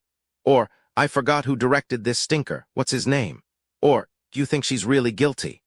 I realize that this sort of idiotic twittering can be maddening to my companion, not to mention the surrounding moviegoers. But it's a compulsion that unfortunately I cannot control, and thereby hangs a ghastly tale. Oh, ne gloomy weekend. Bent on romance, I journeyed to Palm Springs. It was raining when I arrived. I had engaged a suite of one room at a prominent tennis club, and as is my wont, was on the prowl for female companionship. The weather had been unusually bad that year, according to the Chamber of Commerce, and the inn was almost devoid of the opposite sex. I dined alone, except for my deep breathing. The only other distraction in the large dining room was the fearful sound generated by an old gentleman in the far corner. He was breaking Melba toast into his clam chowder in the hopeful notion that this additive would make the mess palatable. Wolfing my dinner, I casually cased the premises for young or even middle-aged female society. I finally came upon 4 elderly women in the cardroom. And when I say elderly, I'm referring to Grandma Moses and her contemporaries, who were sitting there cheating each other at canasta. Luckily, I had brought a good book with me, Dead Souls, and concluded that if this was the best the club had to offer, I would return to my room and read. It was a damp, chilly night, so I threw a few logs into the fireplace. Apparently, there was something wrong with the flue, for instead of those warm, cheery flames leaping upward toward the chimney, the room and I both began to fill with smoke. Donning my Homburg and shifting my ulcer a little to leeward, I decided that rather than wind up as a piece of jerked beef, I would journey to the local movie emporium. I don't remember what was playing. I was only attracted to this theater because their advertisement said, "Smoking permitted in the balcony." As I entered, the manager greeted me with all the deference due a great star. He said, "Hi, Groucho. Plenty of good seats left." "Hi, ha." His laughter turned to sobs as I groped my way up the dark stairs. The balcony was empty, except for a lone, elderly man sitting on the center aisle, deeply engrossed in what was taking place on the screen. I headed straight for him, since I had come in after the picture began. I had no idea what it was about or who was in the cast. I therefore fired a series of questions at him in rapid succession. In return, he gave me a series of curt and guttural answers. Waiting a few minutes, I asked him another question. At this point, he deliberately picked up his raincoat and hat and moved to the far side of the balcony. Since there was no one else to talk to, I soon left the theater and returned to my smoky abattoir. Quickly opening all the windows, I leaped into bed. As I lay there shivering, a terrifying thought occurred to me. Just suppose that man in the balcony had gone to the manager of the theater and complained that some eccentric character who had hastily disappeared had attempted to molest him. What a fine headline that would have made. Groucho Marx arrested for molesting elderly man in local theater. I suppose, if you are young and single, dating can be loads of fun. But the last time I was single, I was middle-aged and between marriages. In case you've never been in that awkward position, I can tell you it's not quite the same thing. Let me give you a specific example. One day I met an attractive girl. She had blue eyes, red hair, white skin, black stockings, and was at the age where everything had grown into its proper location. She looked like a beauty contest winner who, in a large field, had snared third prize. After some preliminary conversation, some heavy-handed levity and hocus-pocus, we arranged a date for that evening. 7:30 all right? I asked. She said, "That'll be ducky." I hoped her clever reply wasn't a harbinger of what the evening was to offer. But I said nothing and bided my time. Having spent a lifetime in show business, I have always had an awesome respect for the clock and the virtues of punctuality. In the entertainment world, despite all the nonsense about fidelity to the theater, if you're not there when they ring up the curtain, the show goes on without you. Moreover, they frequently discover that, without you, the show is considerably improved. So when the current Lulu agreed on 7:30, I was there on time, reeking of a man's lotion. A lotion that, according to the ads, was guaranteed with one application to convert a female stone statue into a raging tigress. This isn't bad for $1.25. In my time, I've paid as much as $5 without being able to achieve that effect. Seething with immoral intentions, though outwardly calm, I was ushered in by an overweight, overaged harridan encased in a frowsy outfit that was the height of fashion during the Boer War. She quickly introduced herself as Daisy's mother, which proved conclusively that Daisy was a bit of a stoop. A bright girl bent on matrimony is usually cagey enough to hide her old lady until she has had time to gouge a Buick and an engagement ring out of her intended victim. I don't know where they got the furniture, but a decorator would describe it as early hideous. They were all large pieces, and they were upholstered in imitation velvet, partially concealed by flowered cretonne. You wouldn't have been at all surprised if, upon entering, you had discovered General Grant sitting in one of the chairs. A peculiar odor permeated the apartment. It's an odor I have encountered often in my search for romance. It seems to be an integral part of this type of layout. I can't describe it precisely, but it was as though some unseen form of decomposition was occurring in the immediate vicinity. I would call it a general essence of despair, bad liquor and fried foods. Waving me toward one of the overstuffed monstrosities, Mrs. Frousey bounced off to inform her meal ticket of my arrival. She returned in a few minutes and trilled that Daisy would be down in 2 shakes of a lamb's tail. Then, eager to further the romance, Molly Pitcher asked if I would care for a drink. "Why, thanks, I sure would," I said. "Bourbon on the rocks will be fine." "I'm sorry, Mr. Ritz. Marx, if you don't mind. But we don't have any hard liquor in the house. You see, I'm a charter member of the Rosicrucians, and as you know, they're violently opposed to strong drink." She quickly added, "My little girl does drink a little, but only if she's out in public in a nightclub. She says it makes her look more sophisticated." What she didn't know, and what I found out later that evening, was that her little girl was a pretty fair lush who could have matched drinks with W.C. Fields in his heyday. "I'm sorry we don't have any bourbon," she went on, "but could I offer you a bottle of root beer? Having had smoked whitefish for lunch, I was thirsty enough to drink brown gravy." "Okay," I said, "bring on the root beer." "Well," she replied doubtfully, "I don't know if you'll like it. The icebox is on the bum and it's still warm. In that case, I'll take plain water." "I think you're just as well off," she confided. "You know, root beer is just loaded with sugar. My doctor told me if I don't stop drinking soda pop, I'll be a diabetic before you can say Jack Robinson." During this spirited dialogue, Mama kept leaping in and out of the room, assuring me that Daisy would be ready in a jiffy. The jiffy coalesced into 3/4 of an hour. Finally, my date appeared. She looked adorable, and when her perfume struck mine, sparks began to fly. At the moment, I was sorry. I was 30 years older than she was. In fact, I was sorry I was 30 years older than anybody, but this was no time for regrets. As we walked toward the door, her mater gave her a last-ditch warning. "Watch him, Daisy. You know what a terrible reputation show people have."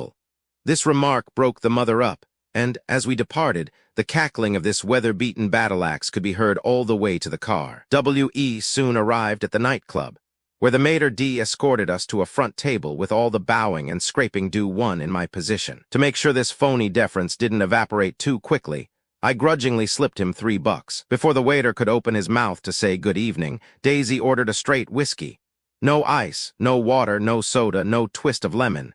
Just whiskey. "And make it a double," she added. I had a bourbon highball. After the second double shot, my charming companion opened up and began to regale me with the story of her life. It seemed she originally hailed from Moline, Illinois. After arriving in Hollywood, she had worked as a car hop. But the 3rd week, the proprietor fired her. He told me that I wore my capri pants so tight that the male customers lost all interest in his cheeseburgers, she explained. Besides, he was on the make.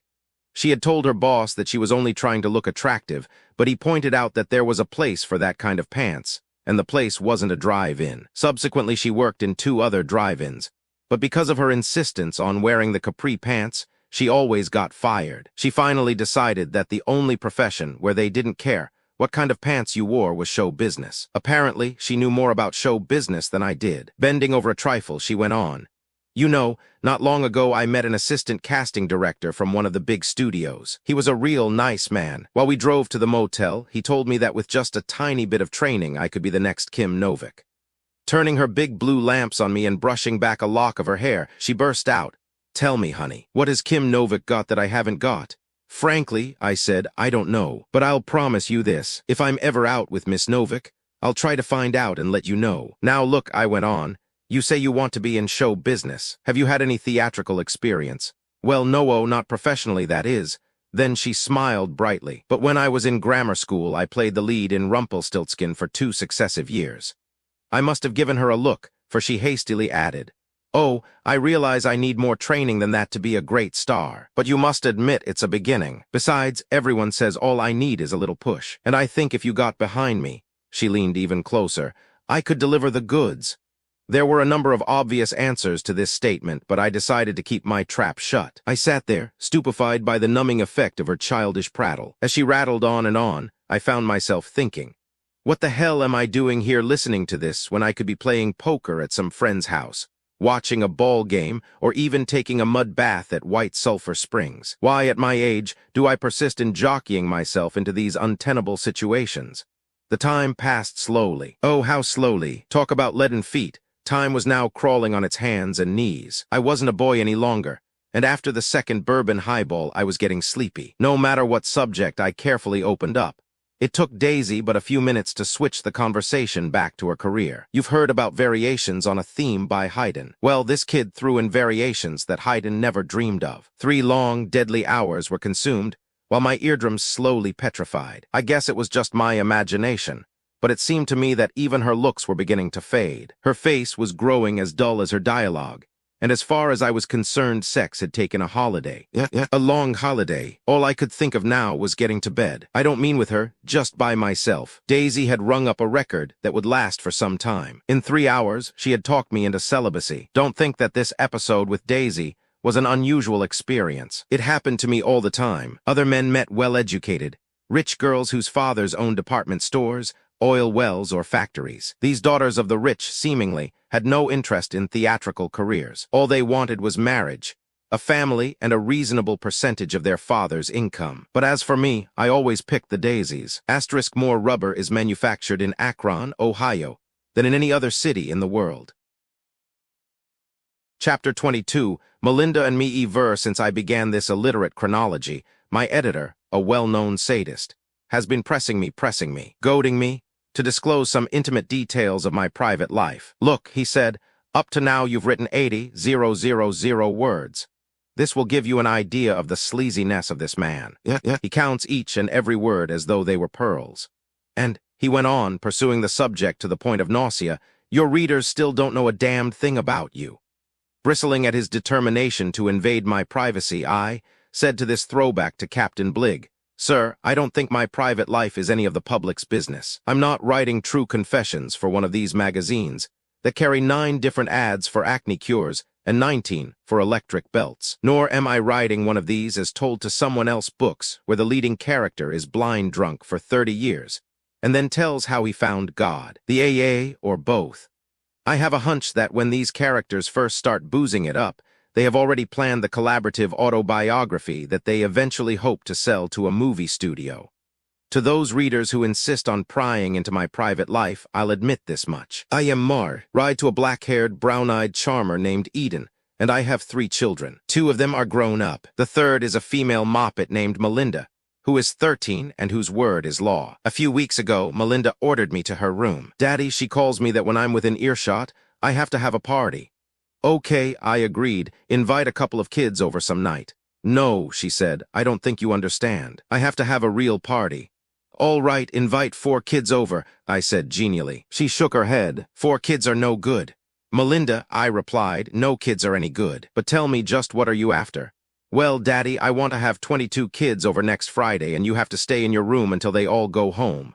To begin with, I said, let's separate those 2 commands. Let's do it slow and easy. Now then, why do you have to have 22 kids over to my house?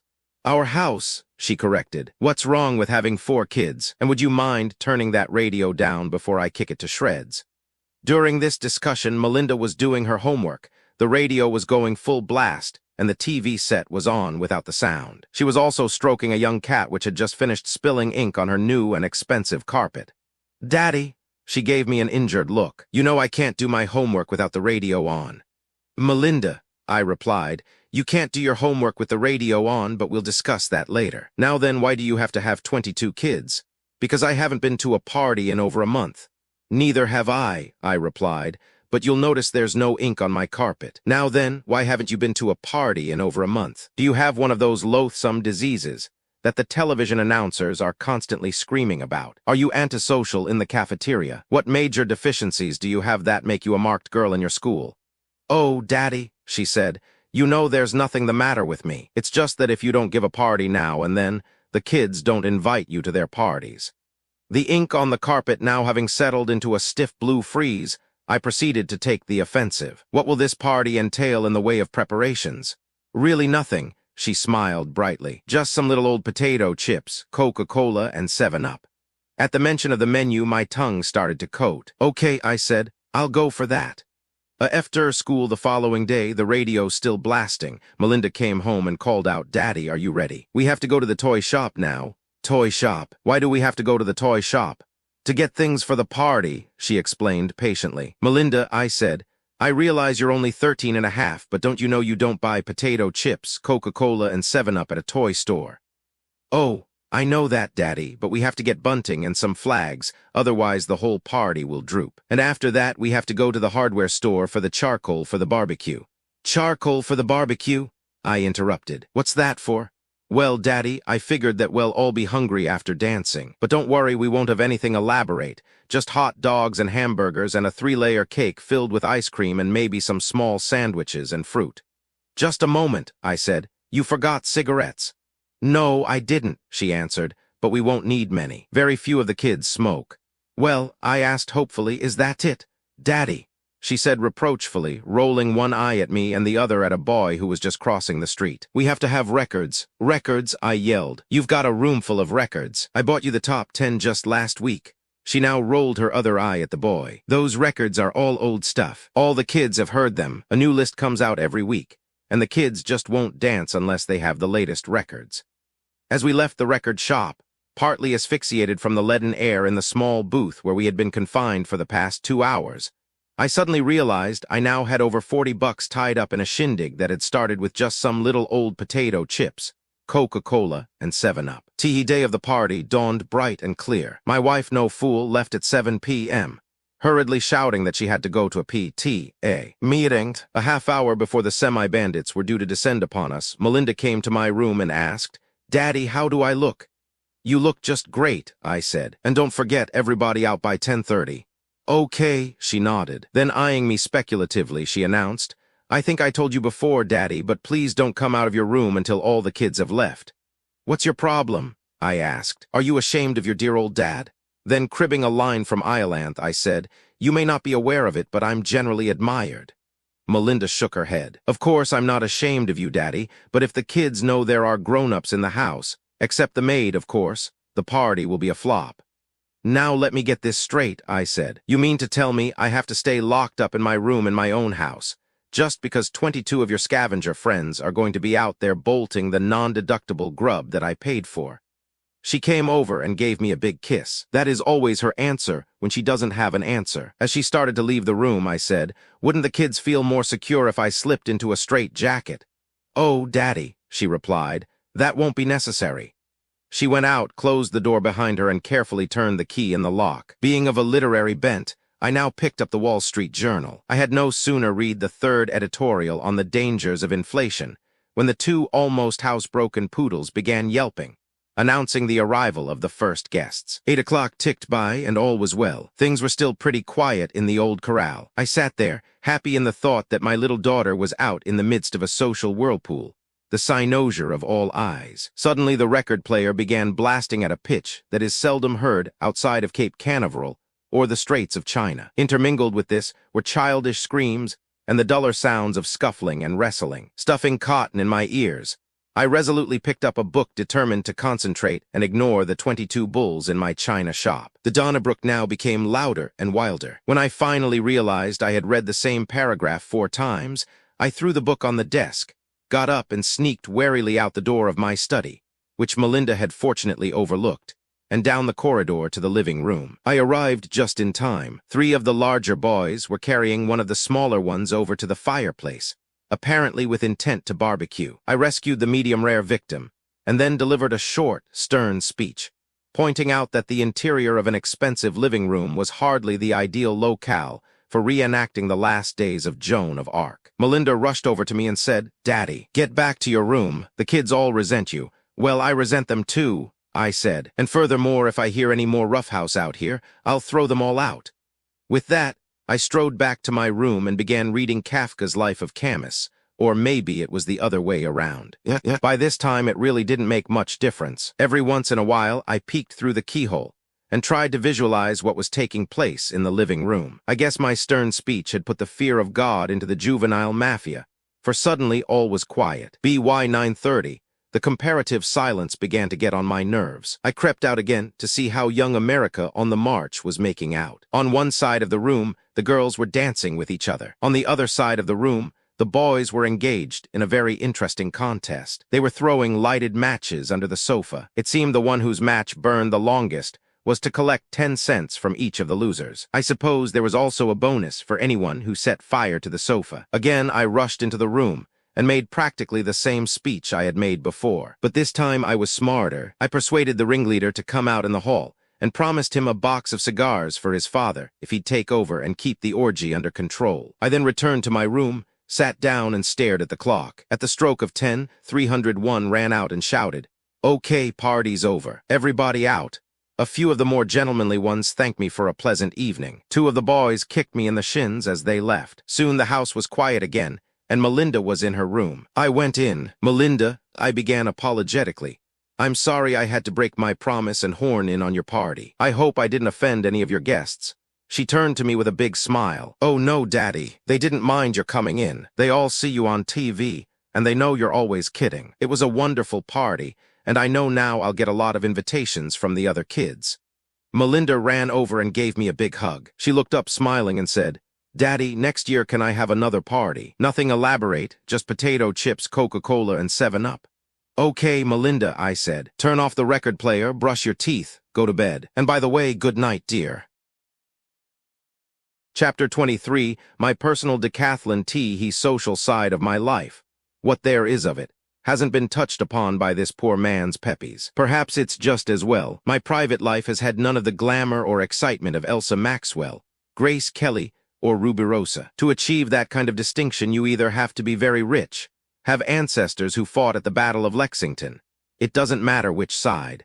Be a 6-goal polo player with your own string of ponies, or occasionally get bounced out of the Stork Club or El Morocco. You're certainly not going to hit the society columns, getting booted out of Lindy's, or the 7th Avenue Delicatessen. In my younger days, I thought I would make it as one of America's outstanding athletes. You know, the burly type like Jim Thorpe or Bob Matthews. Since I only weighed 120, stripped, I put my clothes on again and abandoned the notion. First, I tried swimming. I don't mean the English Channel or the Hellespont, like Leander. The fact is, until I was 12, I couldn't swim at all. I could float for hours, but the minute I turned over on my other side, I'd start to drown. When I was 17, we were playing Police Theater in Bridgeport, and there I learned to swim at the local IMCA. As soon as I learned how to swim, for some curious reason, I no longer could float. Every time I turned over on my back, I started going under again. I have a swimming pool now, and also a young daughter to go with it. When Melinda's little friends come over, I watch their antics in the pool. It's frightening. They swim underwater for what seems to me like hours. They do jackknives,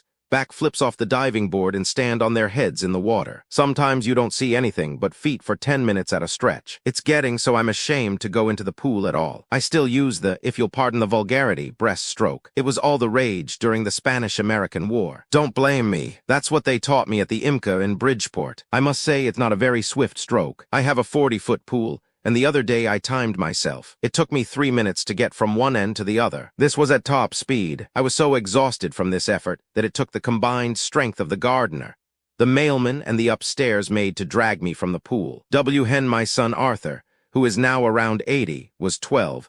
I took him to Forest Hills to see Tilden play Cotchet. The following day, he forced me to buy him a racket. Fortunately, I was able to get him one wholesale. In no time at all, he could knock off the average opponent. At one time, he had about a 15 rating, nationally, which means he was the 15th best player in America. And in the 2 years he played at Forest Hills, he clobbered many a seeded player. Although he was never as good as Vines, Tilden, Budge, or Kramer, he was the only athlete our family had ever produced, and we were all very proud of him. When Arthur took up tennis in a big way, I, too, bought a racket wholesale. With this weapon, I decided I could spend more time with him. You know, togetherness and all that jazz. However, this long preamble is only to set the stage for what followed. At the age of 13, Arthur used to play doubles with another kid who played about as well as he did. I frequently played against them with whatever partner I could pick up around the club. There were some pretty good players there, but no matter whom I teamed with, we always lost. At that time, Ellsworth Vines was the U.S. champion and Fred Perry was the British champ. One day I said to Perry, "Fred, I'd give anything to beat those kids. Boy, are they cocky. Would you play with me against them?" Since he had only recently won at Wimbledon, I didn't anticipate much of a contest. Well, the boys beat us in straight sets. TD rushed the net, and they would lob one over my head. No matter where I stood, the ball wasn't there. Their tactics were simple but effective. They just hit everything to me. Fred scrambled, but he couldn't cover the whole court. I still wouldn't admit defeat, and decided that Perry didn't have the right kind of a game to help me demolish these kids. I knew Vines had a bigger serve and could hit harder, so a few days later, I explained my plight to Ellsworth, and he consented to play with me against the boys. We did a little better, but Arthur and his friend had caught on. They used the same tactics they used against Perry. They just kept playing me. I never saw so many tennis balls whiz by. They knocked us off neatly and swiftly. I had now had as partners both the American and British champions, and had lost with both. It wasn't too long afterward that I threw in my racket and retired. I played only one more match. Charlie Chaplin and Fred Perry against the American team of Ellsworth Vines and Groucho Marx. Word of this match had gotten around, and a fairly large crowd showed up. Charlie played pretty good tennis on his private court, but he wasn't accustomed to playing before a crowd. Besides, I kept talking and needling him until he finally sat down on the concrete on his side of the net, completely unhinged. Not wishing to strain international relations, I sat down on my side of the net, and we watched Perry and Vines fight it out between themselves. I don't remember who won. Those were my tennis years. Hen came golf. Actually, golf is not a game at all. In addition to being a curse, it's a way of life. Golf has broken up more homes than the legendary Other Woman. It is probably the only pastime that a wife will accept as a plausible excuse for her husband's remaining away from the old homestead. If you swim, you usually do it with your family. You can play 3 sets of tennis in an hour. However, by playing 18 holes of golf instead of 9, a husband can manage to remain away from home most of the day. And if he's one of the many duffers and hooks or slices a great deal, he can spend most of the day in the rough, where it's impossible for his wife to find him. But staying away from home isn't all there is to golf. It's not even the most important part. The locker room is where the game really begins. Here's where the boys booze it up, far away from the watchful gimlet eye of the wife. Here's where they lie about their scores, brag about their sexual exploits, tell dirty, and usually very old stories and consummate business deals. I have no figures to prove it, but I'll wager that there are more contracts negotiated and sealed by firm handshakes within the sound of the club showers than in any of the steel and aluminum office buildings that stretch across the country. But the grassy fairway is where man really reverts to boy again. Here he wears all the brightly colored Christmas sweaters, funny hats and trick trousers that he doesn't dare wear in any other public place. Here is where he kicks his ball out of the rough. Not always, just often enough to beat the president of some rival corporation out of $2. Here he balls out the caddy and pulls all the snide tricks that, in any other environment, would brand him for life as a social leper. My first attempt at golf was on a Sunday morning at Van Cortlandt Park in New York. I was just a youngster then, with a lot of time at my disposal, and I disposed of it all right. I had heard about the congestion there, and was advised that, if I expected to play, I had better show up early in the morning. I arrived at 5. After standing in line for 6 hours, I finally teed off at 11. I never saw such a crowd. There must have been 500 players on each hole. My score for the first hole was pretty good. 4 golf balls whizzed past me and 2 got me. One hit me in the groin, and another knocked my hat off. I finished the 1 hole and fled. I had read about Flanders Field during the First World War, but I never knew what it meant until I played that 1 hole at Van Cortlandt Park. Years later, I decided to take up golf in earnest. I bought a set of second-hand clubs, a canvas bag, and 3 balls. We were appearing at the Orpheum Theater in San Francisco. On the bill was a singer by the name of Frank Crummett. He shot in the middle 70s, and one day invited me to join him in a game. We didn't belong to any club, so we went to the Lincoln Park Municipal Course. I was 64 for the first 6 holes. We then proceeded to play the 7th. On this hole, the tee is high on a hill.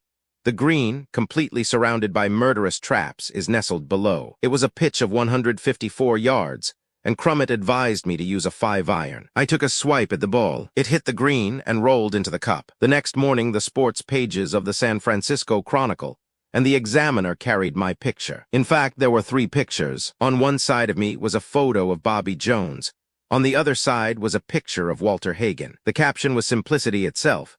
Groucho Marx joins the Immortals. That evening, 2 newspapers called up and asked if I planned on playing the following morning, and would I mind if a few photographers accompanied me on the round. Of course not, I replied. Then they asked, would you object if we sent a few reporters along? We are all curious to see how you play that 7th hole. I didn't tell them what my score was on the first 6 holes. I just said rather modestly, you realize I don't get a hole in one every time I play a short hole. But suddenly overcoming my modesty, I added, but it's not nearly as difficult as so many mediocre golfers claim it is. Well, There was quite a crowd there the next morning to watch me tee off. It was obvious that my reputation had preceded me. For a duffer, I didn't do too badly on the first 6 holes. On the 7th, they had set up cameras on the sides of the green. Oddly enough, I wasn't a bit nervous. I'm more or less made of steel, as many a bruiser who has crossed my path will ruefully attest. To my surprise, I made a fairly good shot. The ball hit the green, hesitated, and rolled off into a sand trap. I then hit it a savage blow with my sand wedge. It came out, and very neatly plopped into a trap on the other side of the green. This continued for quite some time. Well, dear reader, there's no point in keeping you in a fever of suspense. I had a 21 on the hole, and that was only because I was putting unusually well. Home once more from the hills, I realized that there was more to golf than meets the eye. Shortly after that, I was living on Long Island and appearing on Broadway. This was during the Prohibition era, and the gangsters were riding high. Having forgotten what happened to me at Van Cortlandt Park, I started to play at another municipal golf course. This one was called the Queensborough Club, and it was a grim-looking layout. I didn't know that this was where all the hoodlums congregated. Dutch Schultz and his boys used to play there every day. This was their hangout, but since I didn't regularly move in their circle, I knew them only by reputation. I was still a duffer, but by this time I played well enough to keep the ball rolling toward the next hole. One morning, playing alone, I teed off and hit a fairly long drive. As I started to hit my second shot, I heard cries of 4 coming from the first tee. The shouts continued, 404, 4-4, I said to myself. They must be beginners. Don't they know they're not supposed to tee off until the player ahead of them has had his second shot? As soon as I finished this game, I decided, I'll tell them a thing or two. Somebody ought to teach those gents a few things about golf etiquette and manners, and I'm just the boy to do it'll. It was a foursome, and they now shouted almost in unison. Hey, you with that canvas bag, get the hell out of there or we're gonna shoot.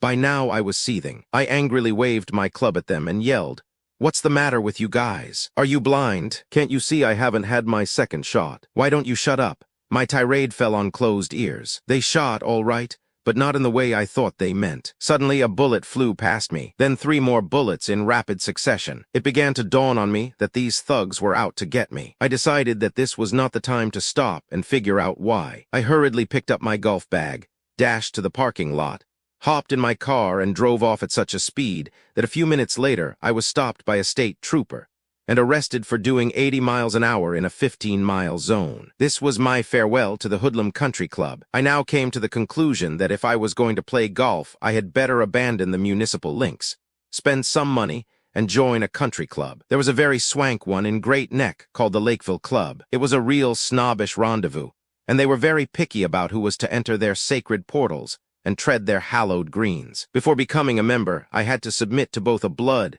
and saliva test. Once these had proven satisfactory, they grudgingly accepted my membership check for $5,500. 3 months later, the check cleared, and soon after that I was reluctantly admitted to the clubhouse. The second week, my brother Gummo invited himself to play with me. Gummo, I asked, have you ever played golf before? He looked at me in astonishment. Groucho, are you kidding? I just finished 12 lessons in a gymnasium, under the personal instruction of one of the most famous golf pros in America. He was formerly at St. Andrews in Scotland. Of course I can play. Now look, Gummo, I persisted. Are you sure you can play? This isn't some municipal dump, you know. This is probably the classiest country club on Long Island. I've only been a member for a few weeks, and we don't want to go out there and make ourselves look ridiculous. Don't you worry about me, assured Gummo. My golf pro told me I'm a natural golfer, and that with my swing I can hold my own on any golf course in America. It was a lovely Sunday morning in May. Gummo arrived, resplendent in his golf garb. His attire was something to behold. He was wearing English shoes with tassels, peppermint-striped stockings, very large and overblown +4s, and the type of headgear that Zulus wear when they are performing one of their traditional ceremonial war dances. When it came our turn to tee off, there was still a big crowd waiting to shoot. The parking lot at Lakeville parallels the first green. Gummo, I whispered, since you shoot so well you tee off first. That will create a good impression with the crowd. Disdaining the wooden tee, he did what the real pros do. He took a pinch of wet sand and confidently teed up the ball. After a few preliminary waggles and a long professional look to the green, he took a hefty swipe at his target. The ball sailed off beautifully and instantly smashed 2 of the windows in the club president's Cadillac. With a hollow laugh, I turned to the crowd and said, "Tough luck. Yeah. But you know this could have happened to anybody. There were no answers. Some of them turned the other way, and others began shuffling their feet impatiently. I turned back to my brother. "Gummo," I said, "that was really tough luck. Tee up another ball, big boy. He happens to be an inch taller than I am, and away we'll go." Gummo didn't seem a bit disturbed by the window-shattering incident. As a matter of fact, he acted as if this was a regular part of his game. He nonchalantly took another pinch of wet sand and teed up again. Again he waggled. Again he peered down the fairway. Then he took careful aim, hit the ball a resounding smack, and stood back to admire its flight. The ball immediately hooked to the left and crashed through a window in the ladies' dining room. It just barely missed, decapitating the woman whose husband was head of the membership committee. I then decided that we were both over-golfed. Taking our bags from the hysterical caddies, we made a hasty exit. I vowed never to play at the club again until the snow fell, and Gummo had departed to some remote caravansary. Most of us are egotistical enough to believe that, when we do something badly, it's really not our fault. This is especially true of golf. The tendency is to blame it on the equipment, an incompetent caddy, your wife's mother, who came to visit one night and stayed 3 months, or the fact that your clubs are out of alignment, or the groundskeeper hasn't been putting enough manure on the putting greens. I've been playing golf now for a bad 30 years. With cheating, I usually shoot around 95. However, if my opponent is smart enough to count my strokes,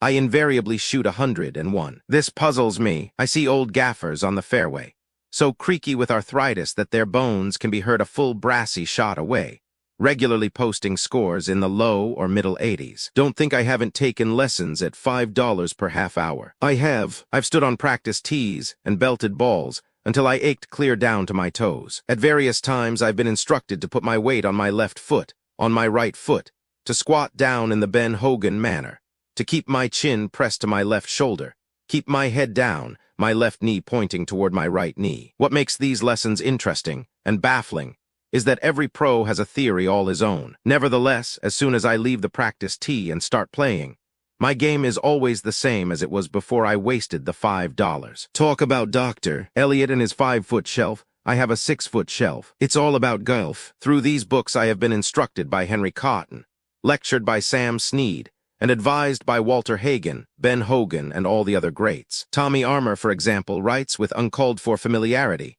"Hey you, forget about your left hand. Grab the club tightly in your right hand and belt it'll." MacDonald Smith patiently advises, "Swing the club, pretend there's no ball there at all." Henry Cotton assures you that the right hand has no place in golf. Imagine you've left the right hand at home, presumably in the closet. Just swing smoothly with the left. Ernest Jones tells you, pretend you have a long piece of string with a stone at the bottom of it, and just swing it back and forth as though it were a pendulum. Your club pro, who was born in McKeesport, Pennsylvania, tells you with a rich Scottish burr, which he acquired for $25 from a Scotch dialect comedian, that the trouble with your game is that you're not using the right clubs. "I make all my own clubs," he boasts. "I get my woods from a rare species of briar tree that grows only in the north of Scotland. Listen, laddie," he croaks. "You buy a set of these woods and my own special set of irons, which are forged for me in Manchester, and laddie boy, you'll cut 10 strokes off your game before you can say Bobby Burns. You don't find out till the end of the month that this new hardware has also cut $550 off your bankroll. To sum it up, it doesn't make any difference where I play or what equipment I use. At the end of 18 holes, my score is always 101. While we're on this golf bit, I have to tell you one story. It's about the late Jesse Lasky who, at one time, was president of Paramount Pictures. Despite that, he was one of the nicest men I ever knew. Some years ago, we were playing golf at Hillcrest Country Club, which is directly across from the Rancho Golf Club. In those days, there was no fence between them to restrain the rabble from invading either Hillcrest or Rancho. At some holes, the fairways adjoined each other. On this particular hole, Jesse hit a long, beautiful drive off the tee. The ball drifted off into a semi-parabola, and unknown to Lasky, landed on the Rancho fairway. "Caddy," he said, "what club shall I use from here?" The caddy, with all the contempt of a professional, replied, "Mr. Lasky, you tell me what club you belong to, and I'll tell you what club to use." Chapter 20, for Yo Heave Ho.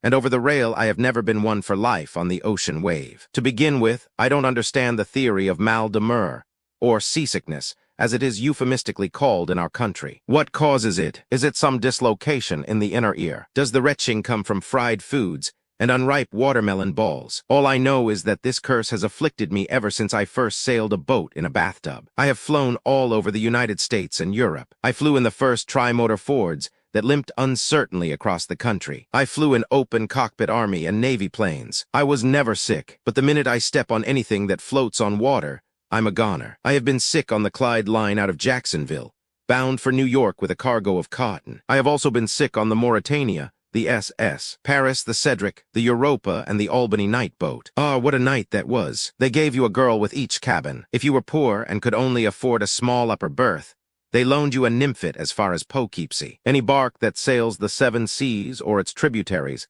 can make a shambles out of my insides. I have tried Dramamine, codeine, aspirin, bonamine, champagne, and raw eggs. I have tried them separately and together. All the fabled remedies just go in one inner ear and out the other. I have tried spending the entire voyage in bed, in a chair, walking briskly around the deck, breathing deeply and not breathing at all. The way love laughs at locksmiths is the way the sea laughs at me, and my efforts to outwit it are futile and tragic. My last joust with Father Neptune took place on the S. Malola headed for Hawaii, gardenias, luau's, and outrigger canoes. We were instructed by the passenger agent, the gent who sucked us into going, to be sure to get to Wilmington, not the one in Delaware, but the one in California, at least 2 hours before the boat sailed. I remember his exact words. "I promise you, Mr. Marx, there will be fun galore. The minute you set foot on that dream boat, all your cares and troubles will disappear into thin air. There will be music and streamers and confetti. You'll never see a happier throng. Even the friends and relatives who come down to the pier to see their loved ones off have almost as much fun as the lucky 900 who sail into the setting sun. And Mr. Marx," he continued, "it's not only fun galore at the pier, but it never lets up. There's something going on every minute. We proudly boast that all our ships are happy ships." He hitched his chair closer and whispered confidentially, "I wouldn't want the company officials to get wind of this because I'm up for a better job, but of the entire fleet, my favorite ship has always been the Malola. People say the food is as good as that served at the Tour d'Argent in Paris." At the mention of food, I immediately began to feel queasy. "We particularly pride ourselves on our smorgasbord," he rattled on. "The Malola is the only ship sailing the Pacific that serves 16 different kinds of cold herring." Although I was still on dry land, the thought of 16 kinds of cold herring on a boat quickly put me in condition for the old heave-ho. The passenger agent raved on. "Wait till you smack your lips over our pickled eel. You know, on my last trip on the Malola, I ate so many pickled eels that my missus said I would soon look like one." His wife was wrong. He already looked like one. However, it wasn't worth arguing about, so I paid for the tickets and left while I was still able to navigate. As I staggered from his office, he said, "Oh, by the way, have you ever been to the Mardi Gras in New Orleans?" I was a bit puzzled by this question because, offhand, I didn't see any connection between New Orleans and a pickled eel. Suspiciously, I said, "Yes, I've played there a number of times." "Well, forget it," he said. "The Mardi Gras is nothing compared to a trip on the Malola." "Have you ever been there?" I asked. "Well, no," he replied. "But I've seen it in the newsreels many times, and I can tell you that the Malola is more fun than the New Orleans Mardi Gras. It's much healthier, too, because you're getting that bracing salt air in your lungs from morning till night." Although he had told us to be at the dock by 8, we didn't arrive until 11. You see, we had only been planning this trip for 3 months, and our sailing date came as a complete surprise to my wife. It took her 3 hours to get dressed, fix her hair, polish her nails, paint her toes, and pack before she finally announced that she was ready. I then put into my one suitcase all the stuff she couldn't force into 2 steamer trunks and 3 handbags, and before I knew it, we silently headed for Wilmington and Paradise. We arrived about an hour before the boat sailed, and virtually everything the passenger agent had told us was true. It really was fun galore. The pier was crowded with friends and relatives, and the din was ear-shattering. Most of the passengers were lined along the railing on one side of the top deck. Streamers and confetti were flying through the air. Laughter and jolly admonitions were being hurled back and forth. To my relief, the sea was as smooth as glass, and the good ship stood stanch and steady as she rode there at anchor. The all-ashore finally sounded, the ship's horn began tooting its farewell, and the band began playing Aloha. As they began to haul up the anchor, on the far side of the top deck, elegantly accoutered in a vicuna coat and yellow beret, stood a lonely figure. That figure was I, leaning over the rail into dat oy double C, and as has been a tradition for many years, vomiting. Peaking of seasickness, as I usually am, I knew a character who started off in life as a streetcar conductor. By pocketing most of the fares, he eventually maneuvered himself into the position of top dog at a major movie studio. He decided that, now he was the head of a studio, he should have a yacht. J.P. Morgan had one, Vanderbilt had one, Sir Thomas Lipton had one, even Columbus had one, and he certainly had more money than Columbus. In fact, if it hadn't been for Queen Isabella, Columbus would have been a bum. Sometimes I wonder what actually was the relationship between Columbus and Isabella. One of these days, I'm going to get the real lowdown from Hedda and Lowella. Those girls are up on everything. Well, back to our friend, the head of the studio. Not long after he had made this decision, he became the proud owner of a large yacht and a large crew. He now had $300,000 less in the bank. But this didn't worry him because he had many millions. He then ordered his tailor to run up a complete wardrobe of yachting outfits. White suits, blue suits, uniforms for all occasions, and all with gold braid. He had never been on a boat before. On his maiden voyage, attired in an outfit that would have done credit to Admiral Dewey, he instructed his captain to sail him from Los Angeles to San Diego. The ship was fully equipped with vintage wines, booze, beluga caviar, and a couple of starlets, in case he couldn't find anything to read. 2 hours out of the home port, he began feeding the fishes. By the time they sailed into the harbor at San Diego, this top dog was a mighty sick dog, and I don't mean a sea dog. He then went to a hotel and remained in bed for 48 hours. Shortly afterward, he was notified by his first officer that the sea was calm again, and he prepared to return to the yacht. The ship rode peacefully at anchor in the San Diego harbor, and our friend, determined to be a yachtsman, vowed to conquer this silly weakness. For the next 7 days, he paced the deck like a true sailor. He strode back and forth with all the authority of Charles Laughton in Mutiny on the Bounty. On the 7th day, he got an urgent call from his studio. One of his stars had gotten stewed the night before at a fancy party, and kicked a valuable camera out of the hands of an Associated Press reporter. Then, ripping off all her clothes, she threw them in his face and dived into the swimming pool. Our hero was told that a large lawsuit was in the offing, and he had better get back to Hollywood and straighten it out. He ordered full steam ahead.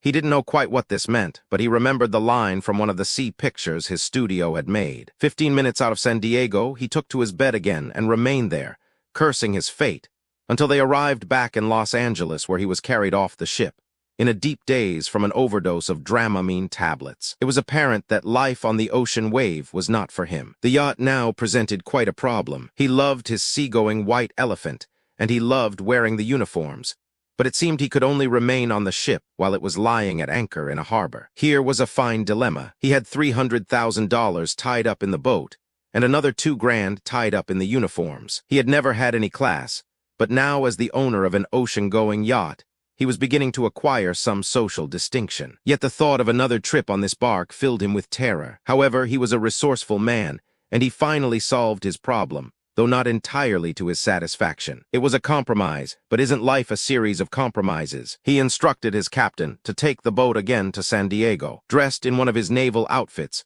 Lord Nelson II then had his chauffeur drive him there. Upon arrival, he was piped aboard with homage and deference. While the ship lay at anchor, he strode the deck, fiercely scowling into the wind and peering with his bifocals through the binoculars, as though he were about to engage the entire Japanese fleet in battle. When he finally wearied of this marine monotony, he ordered the ship back to its home port. As it slipped over the horizon, he was piped into his Rolls-Royce, and in full regalia, he then ordered his chauffeur to drive him back to Beverly Hills. Eventually, he tired of looking at San Diego, so he sold his uniforms to a costume company, stuck some sucker with the yacht, bought a trailer, and spent the rest of his days commuting to Palm Springs and 29 Palms. Chapter 25. Go Fish F. Ishing always brings to mind ex-President Hoover, sitting in a dumpy rowboat on some placid lake deep in the heart of a wilderness, or Hemingway strapped in an office chair on the back of a 60-foot launch, spearing a marlin. Fishing is big business. I read somewhere that the amount of money wasted on this finny pastime could, in a reasonable length of time, wipe out the national debt. It's supposed to be good for the nerves, the babbling brook, the mountain stream, and the picturesque waterfall, which, in many states, rival power companies are fighting to get their hands on. The Ivory Tower Egghead Boys are now unanimous in declaring that man originally emerged from the ocean disguised as an amoeba, a one-legged frog, or some similarly nauseating species of marine low-life. I go along with this theory. Personally, I've been just as eager as my ancestors to get out of the water and onto dry land. I don't understand the craze for fishing. In my time, I, too, have taken a fling at the Isaac Walton stuff. I have fished off the pier in Atlantic City with a drop line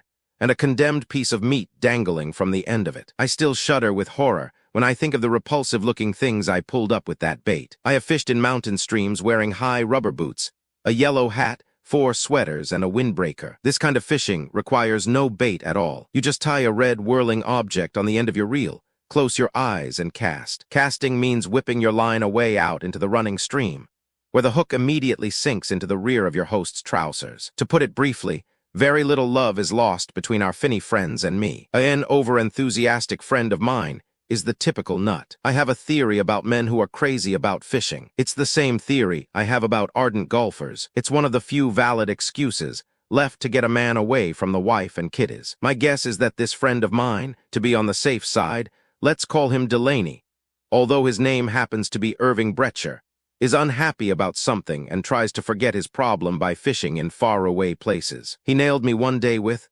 "Groucho, I know you don't like fishing, but you know there is fishing and fishing." "You're so right," I nodded as I edged away from him. But Delaney is a very eloquent, persuasive gent, and can't be brushed aside that easily. "How would you like to catch a trout as long as your arm?" he continued. "I don't like trout," I replied. "I don't even like my arm. What I'm crazy about is Kansas City T-bone steaks with hashed brown potatoes, homemade apple pie, and a good-sized chunk of cheddar cheese. And if the waitress is good-looking, I'd like her marital status and phone number." He shook his head sadly. "I can't understand your not liking trout. You could smoke it and have enough for the whole winter." "When I smoke," I answered, "I prefer a good cigar." He chose to ignore this feeble joke and continued, "We'll get 2 other buddies of mine, princes, both of them. We'll rent a car and drive up to Jackson Hole, Wyoming. An Indian guide told a friend of mine that there's a lake up there that's never been fished, and he said the air is like wine. It'll be an unforgettable experience, something you can tell your grandchildren." I later tried telling this story to my grandchildren, but it didn't work. You see, the minute they spy me, they always run away, and unfortunately, I can't run fast enough to catch them. Meanwhile, back to mine host Delaney. "How's about it?" he persisted. "Will you come along? We'll pack some booze, beer, sandwiches, and Groucho, I'll promise you 1,000,000 laughs." This was a few years ago. He still owes me 999 laughs. Another thing about this piscatorial racket is the rigid rule that requires you to get up at the crack of dawn. This is one of those silly legends that I suppose will live forever. If there are fish in a lake or stream at 5 a.m., unless they are caught during the day, they certainly must be there at 5 p.m. If not, where did they go? Besides, how do they know when it's 5 in the morning? At any rate, one grim and smoggy morning, we all dragged ourselves into the car, fortified with bicarbonate, Band-Aids, booze, cigars, and funny clothes. 2 hours out of Los Angeles, miles from a gas station, we discovered we had no gas in the car. We tried flagging other cars, but one look at us, and they pressed harder on the accelerator. Well, everyone is familiar with this bit. It happens all the time. One of us was elected to walk back 3 miles to a station and return with a tin can full of gasoline. Since I was the oldest one in the group and could hardly walk at all, this distinction was conferred upon me. Mr. Delaney, the alleged host, had decided not to risk driving his expensive car up through the wilderness. So at his suggestion, we all chipped in and rented an old Buick. I later discovered he had rented this wreck from his uncle, who had been trying for 2 years to trade it in on a '37 Chevrolet. If you think the Buick was old, you should have seen the tires. 4 hours out of Los Angeles, we had a blowout. I don't mean a party.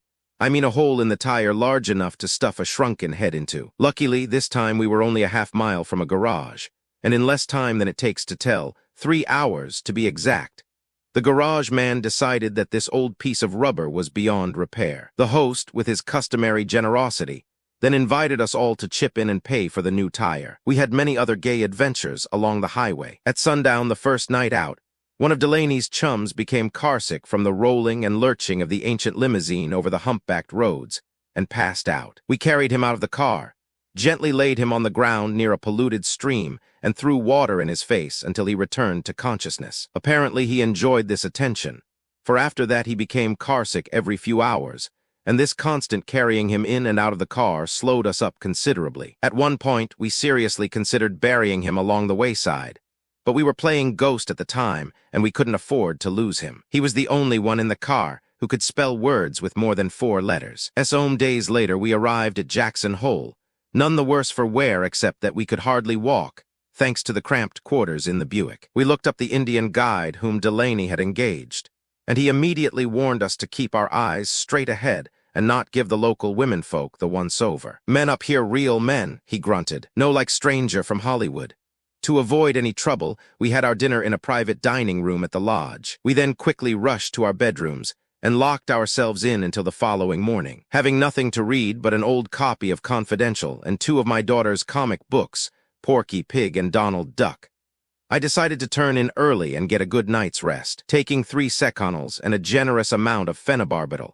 In less than 3 hours, I drifted off into nature's oldest remedy, slumberland. 15 minutes later, or so it seemed, the Indian pounded on my door and yelled, "You fellas ready? Fish no wait. We go now, ugh." I hollered back at him, but he had disappeared. Rousing my fellow sufferers, and still groggy from the sleeping pills, I quickly swallowed a handful of thyroid tablets to prepare me for the death trail. Rubbing our eyes and stumbling over each other in the darkness, we climbed into the ancient Buick and immediately began playing Ghost. Up to now, I hadn't caught any fish, but I was getting a hell of an education. We had driven 60 miles when our guide stopped the car. A few feet away stood 4 saddle horses, much more alert than we were. Apparently, they had had a good night's rest, for they were prancing, dancing and snorting like prize bulls at stud. The Indian helped us all into our saddles, then slapping the horses on the rump, he shouted, "Go!" Shaking with fright and clutching the pommels with both hands, we galloped the next 15 miles. The trail then became impassable. The guide told us to dismount, and he would equip us for the final trek. He explained why the horses couldn't go any farther. "Swamp ahead, horses sink in, no get 'em out." Ahead of us, as far as the eye could see, loomed a greenish-gray, gooey mess. In addition to my toilet articles, I was now festooned with a frying pan, a fishing rod, a 10-pound sack of buckwheat flour, and a can of bait. All the others were similarly loaded. Our guide, son of Cochise, carried nothing. It was now 5 o'clock, and the sun made its usual appearance. I hadn't walked 100 yards before I sank halfway to my knees in the ooze. My 3 companions hauled me out, and the guide warned us that we'd have to be careful where we stepped. "Get in line, all of you," he said. "Follow guide." He was quite a conversationalist. Unadorned with any equipment, the Indian took long, rapid, confident strides. In back of him stumbled the 4 merry fishermen, slipping and sloshing through the slime. As we straggled toward the lake, we encountered a new hazard. The guide said they were deer flies. This was an appropriate name for them, for they were almost the size of a small deer. They charged at us like locusts devouring a cornfield, and encumbered as we were with all the hardware we were lugging, it was virtually impossible to shake them off. Within 10 minutes, my face looked like a piece of rejected meat in a Mexican butcher shop, and I was happy to see that my 3 companions were all in the same condition. There wasn't a fly on the Indian. 4 hours later, decorated with bites, bumps, and bandages, we arrived at the lake. It was too early for dinner and too late for lunch. Except for a few deer flies, I hadn't eaten a thing all day. Sinking to the ground in relief, we divested ourselves of our paraphernalia. Our friend, Dizzy David, the Ale-American hypochondriac who had been carsick on the way up, suddenly decided this would be a good time to faint. Before we knew it, he was stretched out again. After thumping him back to consciousness, the guide told us where to pitch our tents. We were to rest in sleeping bags, 2 to a tent. Teehee Lake sparkled in the late afternoon sun, and except for the fact that we knew we had to make the same journey back, we all felt pretty good. The Indian then ordered us to collect some twigs and logs, and in less than 2 hours, he had a roaring fire going. I finally spoke up. "Ugh, how about eating? I think it's always wise when one is in a foreign country to speak their language." "Chum," he said, "fire no good. Fire not ready. Logs wet. Fire take long time. Fire go out. Ashes come, then chow." La Italian, chow means goodbye, but there was no point in telling him this. The fact is, there was no point in telling him anything. He was fully content to spend the rest of the afternoon collecting hot ashes. I said, "Ugh, I found out later that this was his name. Why do you need such a big fire?" "Mountain lion." "Timber wolf. No like fire," he grunted. This certainly was a cheery way to start the evening. There was now a good chance of my being eaten by a wild beast, just to catch something I didn't want in the first place. I had always hoped to die at home, surrounded by my family and friends, and uttering some earth-shaking last statement that would make all the front pages the following morning. I now had to worry about winding up as a mountain lion's hot d'oeuvre. It was growing chilly. Chilly is hardly the word for it. It was getting cold. Ice cold. I guess it must have been the unaccustomed exercise, for by this time we were all starving. Eventually the fire died down into glowing ashes, and our friend, the redskin, actually he was whiter than Delaney, began to prepare dinner. On top of the fire he placed a griddle, and on the griddle he rubbed some odd-looking grease. I don't know what kind of grease it was, but it smelled like something he had drained from the crankcase of the Buick. Nevertheless, we watched hungrily as he placed some sausages in the hot grease. As soon as they were done to a crisp black turn, he poured a yellowish concoction on the griddle which, to my surprise, and probably his, turned out to be flapjacks. We were ravenous, and we ate flapjacks and sausages as fast as he could dish them out. In most Western pictures, after the cowboys have had their chow, they usually sit around the campfire, plucking at a guitar and singing Buffalo Gal, Home on the Range, and Get Along Lil Doji.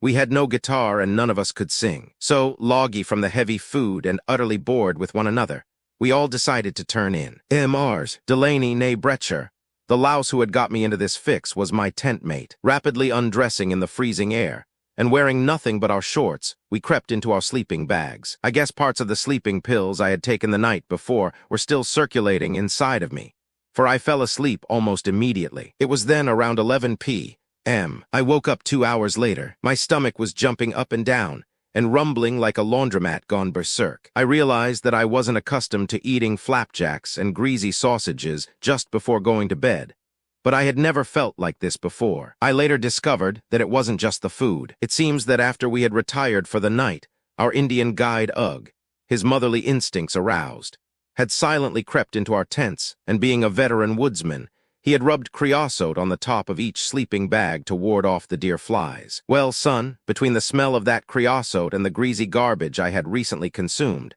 I was in great shape. By this time it was really freezing, and for all I knew there was a mountain lion crouching in the shrubbery, licking his chops and waiting for his dinner. I didn't care. I had to throw up or die. My first impulse was to throw up on Delaney, my genial host, but he looked bad enough without any additional desecration. I looked at him. He was sleeping like a papoose. I finally decided I had to get out of that bag and give my all.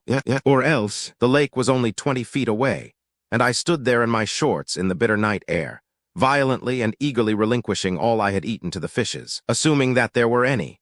Once the debris was disposed of, I raced back to the tent. Here I got another whiff of the creosote and quickly leaped back to the lake. The constant sprinting back and forth, and bounding in and out of the tent, finally awakened Delaney. He blinked his eyes, sat up and asked, "You fishing already?" "Fishing," I moaned. "I'm deathly ill." "You're probably hungry," he said. "Why don't you ask the guide to fix you some hot cakes and sausages?"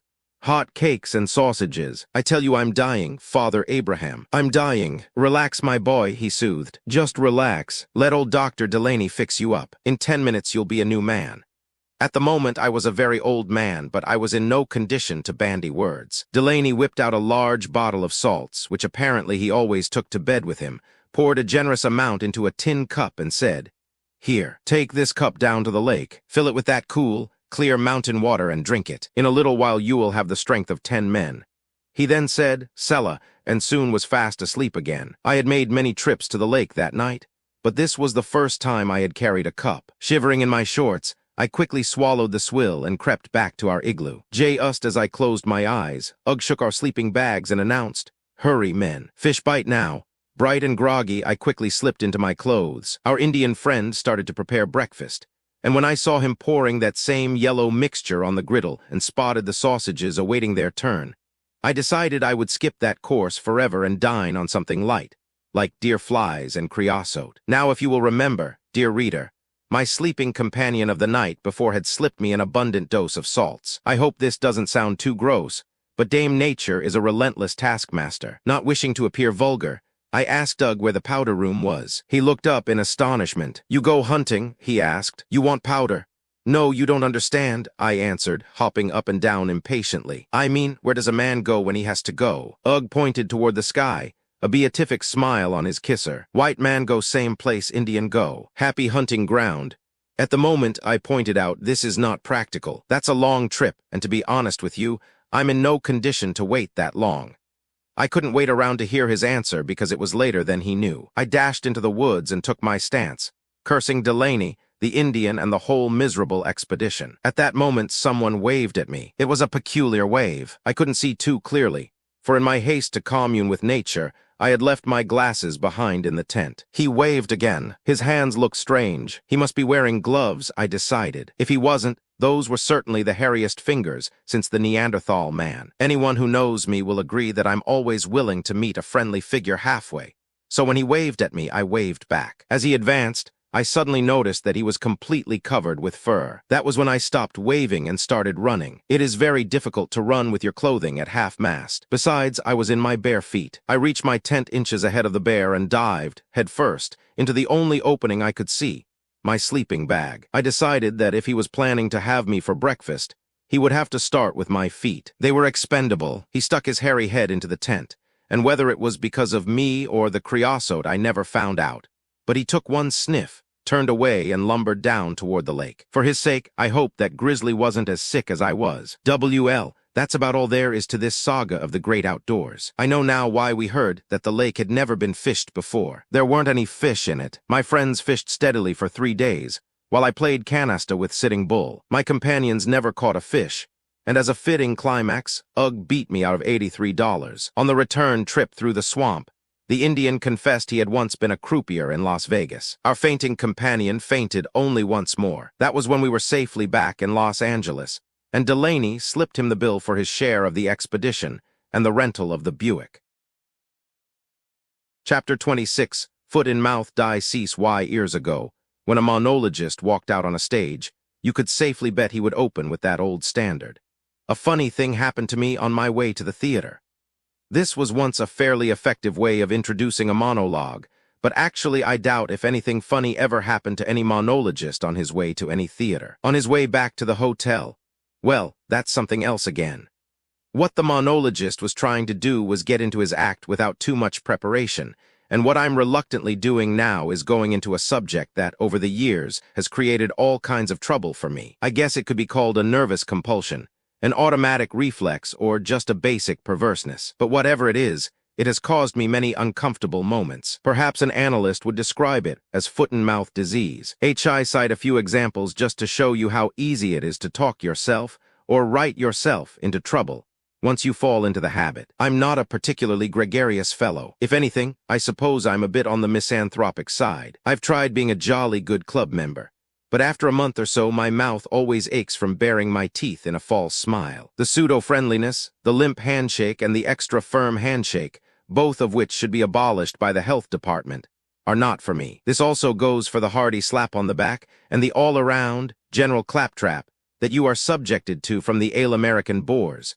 which you would instantly flee from if you weren't trapped in a clubhouse. Some years ago, after considerable urging, I consented to join a prominent theatrical organization. By an odd coincidence, it was called the Delaney Club. Here, I thought, within these hallowed walls of Thespies, we would sit of an evening with our Napoleon brandies and long-stemmed pipes and discuss Chaucer, Charles Lamb, Ruskin, Voltaire, Booth, the Barrymores, Douce, Shakespeare, Bernhardt, and all the other legendary figures of the theater and literature. The first night I went there, I found 32 fellows playing gin rummy with marked cards, 5 members shooting loaded dice on a suspiciously bumpy carpet, and 4 members in separate phone booths calling women who were other members' wives. A few nights later, the club had a banquet. I don't clearly remember what the occasion was. I think it was to honor one of the members who had successfully managed to evade the police for over a year. The dining tables were long and narrow, and unless you arrived around 3 in the afternoon, you had no control over who your dinner companion was going to be. That particular night, I was sitting next to a barber who had cut me many times,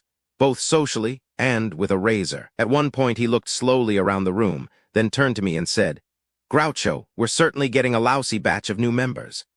I chose to ignore this remark and tried talking to him about Chaucer, Ruskin, and Shakespeare, but he had switched to denouncing electric razors as a death blow to the tonsorial arts. So I dried up and resumed drinking. The following morning, I sent the club a wire stating, "Please accept my resignation. I don't want to belong to any club that will accept me as a member." BF or Confidential magazine had trouble with the postal authorities, the police, and Hollywood, not to mention vice versa, They published 2 pieces about me. They weren't particularly vicious, but I must admit I was annoyed even to see my name in that scrofulous sheet. In the first article, they accused me of liking young girls. I would be the last one to deny this. The second article said my TV show was crooked. This was nonsense and hardly worth denying. However, my patience exhausted, I wrote a letter to the editor wherein I said, "Gentlemen, if you continue to write nasty pieces about me, I shall be obliged to cancel my subscription." Last year I went to Europe. Having been there before, I remembered how dreadful the cigars were on the continent, particularly in Italy. So along with my hot water bottle, Baedeker guide, Band-Aids, codeine, passport, and 2 pounds of instant postum, I tucked 100 cigars into my portmanteau. I was staying at the Hassler Hotel in Rome, and I had just finished polishing off a magnificent dinner. Lighting one of my costly stogies, I decided to take a leisurely stroll along the Via Sistina. As I reached the corner, someone bumped into me, and my expensive cheroot fell to the sidewalk. Having 85 cents tied up in the cigar, and being basically a miser, I stooped to retrieve the weed. As I bent down to pick it up, I angrily muttered, "Oh, hell." Then, sticking the cigar back in my mouth, I turned to see who the clumsy oaf was who had bumped into me. I paled as I looked at 2 priests in full regalia, looking straight through me. I was embarrassed. Here I was, a visitor from a strange land, profaning a holy city and cursing like an infidel. To make matters worse, I knew they had heard me say hell. At this point, one of them beckoned to me. I walked over, fully expecting to be admonished for my crudeness and vulgarity. But I realized I had it coming, and I was prepared to accept a dressing down. As I approached them, one of the priests reached into the folds of his cassock, pulled out 2 cigars, handed them to me, and said, "Mr. Marx, you just said the secret word." I was astonished at their excellent English, and even more astonished on talking to them to discover that they were from Cleveland, Ohio. They then told me that they had come to Rome to attend a religious convocation, and that back home in the States they always listened to my show. Incidentally, the cigars were first rate. I'm sure they must have brought them with them from Cleveland. A few years ago, I was invited to visit Mexico on a goodwill tour. Since the whole trip was to be on the cuff, and since I have always been one of freeloading's stanchest disciples, I quickly accepted. It was a movie festival honoring famous actors and actresses from all over the world. The first day in Mexico City, we were all herded into a large assembly room where a representative of the government was explaining in endless detail where and what our activities were to be for the entire week. He rattled on rapidly in Spanish, but luckily he paused every few minutes to allow his aide to translate his remarks into French, German, Portuguese, and English. At one point he said, "I am deeply honored to inform you that at 4 o'clock tomorrow afternoon you are all invited to meet the president at the palace." I raised my hand. The translator noticed me and said, "Yes, what is it, Mr. Marx?" I said, "What assurance have I got that he'll still be president by 4 o'clock tomorrow afternoon?" From that moment on, for some strange reason, no one in the entire crowd spoke to me. Neither the group from Hollywood, the Latin contingent, nor the European visitors thought it prudent to be seen in my company. One unfortunate remark, and overnight, I had become a skulking pariah in a strange land. South of the border, I was the equivalent of Typhoid Mary, in spades. Every night that week there was a banquet honoring something or other. But no matter what the event, I always found myself seated at a small single table at the far end of the dining hall, far from the madding throng. They all had wine with their dinners. The best I ever got was bottled water and tamales. My remark certainly was ill-advised, and I suppose rather rude, but at that my prophecy was fairly accurate. 2 days after my faux pas, they found one of the president's staff lying face down on his bed, a large-sized knife in his back. It seems he had been too attentive to the wife of one of his friends. It could just as well have happened to the president of Mexico. I believe his name was Delaney, or a Lemon, or something. Oni night, Paramount Studios invited me to attend a screening of Samson and Delilah, starring Hedy Lamarr and Victor Mature. At the conclusion of the picture, one of the heads of the studio came over to me and asked how I liked it. Well, I began. There's just one glaring fault that he immediately bristled. "Fault? Just what do you mean?" I said. "No picture can hold my interest where the leading man's bust is larger than the leading lady's." Many years went by before Paramount invited me to another screening. So far, none of the slipped quips I've quoted in this chapter have led to the mayhem I so richly deserved. In fact, no one has clobbered me yet for putting my foot in their mouth. But I sure came awfully close to it at the ballpark one afternoon. This was no ordinary ball game. It was a deathless encounter between 2 girls' teams, and the gals were pretty good at that. But their skill with the bat and the glove was by no means their most outstanding attraction. One dark-haired beauty stationed at third base was a particular standout in her tight blue jersey and white baseball pants. I was attending the game alone, but I've never been noted for my British reserve. Turning to the burly stranger in the next seat, I said, "You know, I never dreamed I'd be sitting in the grandstand of a ballpark and wishing I was in bed with the third baseman." "Is that so?" snarled the stranger, half rising from his seat. "That third baseman happens to be my sister." By this time I was part way up the aisle. "I'm going to buy some peanuts," I shouted over my shoulder. "Want some?" I never did hear his answer. In fact, I never even found the peanut stand. I hope this fellow isn't still sitting in the grandstand, waiting for me to bring him his bag of peanuts. Don't think I always put my foot in my mouth. Sometimes it's a pencil. At least that's what I used to fill out a customs manifesto when I returned from a trip to Europe some time ago. I should have used a pen with disappearing ink. One of the questions was, "What is your occupation?" Without pausing for anything that might qualify as deep cerebration, I filled in smuggler. How I ever got out of customs in less than 5 hours will forever remain a mystery. But don't think that it was a dull, inactive afternoon. Have you, dear reader, ever had the more remote portions of your anatomy subjected to non-therapeutic X-rays? Have you ever stood by while they performed the same delicate operation on your luggage? Have you ever taken off your shoes and watched an expert carefully rip out their inner souls in a systematic search for hidden gems? All of these experiences can easily be yours. Just go to Europe, and when you return, fill in your customs manifesto with the same unhesitating honesty that I did. Now, come to the hand-in-mouth division of this little confessional. I was standing in the elevator of the Thalberg building one day when Greta Garbo entered. She was then at the peak of her career, acknowledged by all as the greatest movie star of the day. Miss Garbo was wearing a hat approximately the size of a large manhole cover. The rest of her was encased in slacks and a mannish-type coat. I was standing behind her, and being in a playful mood, I gently lifted the back of her hat. Thinking back on the incident, I can see that the result of lifting the back of a woman's hat is inevitable. The front of the hat slides down over her face. At the time, however, I had not thoroughly worked out this problem in physics. Miss Garbo turned on me in a rage, angrily pulling up the hat and revealing the classic features that are still admired by millions. "How dare you?" she exclaimed in icy tones. "Oh, I beg your pardon," I replied. "I thought you were a fellow I knew from Kansas City." No further words were exchanged, but it is pretty obvious to any student of the cinema that this is the real explanation of why Greta Garbo never appeared in any of the Marx Brothers pictures. Last year, I was invited to attend a May Day dance on the lawn of Melinda's school. The little girls, all 12 years old, looked beautiful, charming, and innocent in their pastel pink, blue, and yellow dresses. It was a merry festival, and all the parents were there to watch their little ones dance gaily in the sun. I was very proud of Melinda, and like every other parent, I thought my daughter was the prettiest. During the dance, one of the heads of the school came over to me and said, "How do you like it?" I turned to her and said, "Madam, do you realize that in 12 years 50% of these children will be getting alimony?"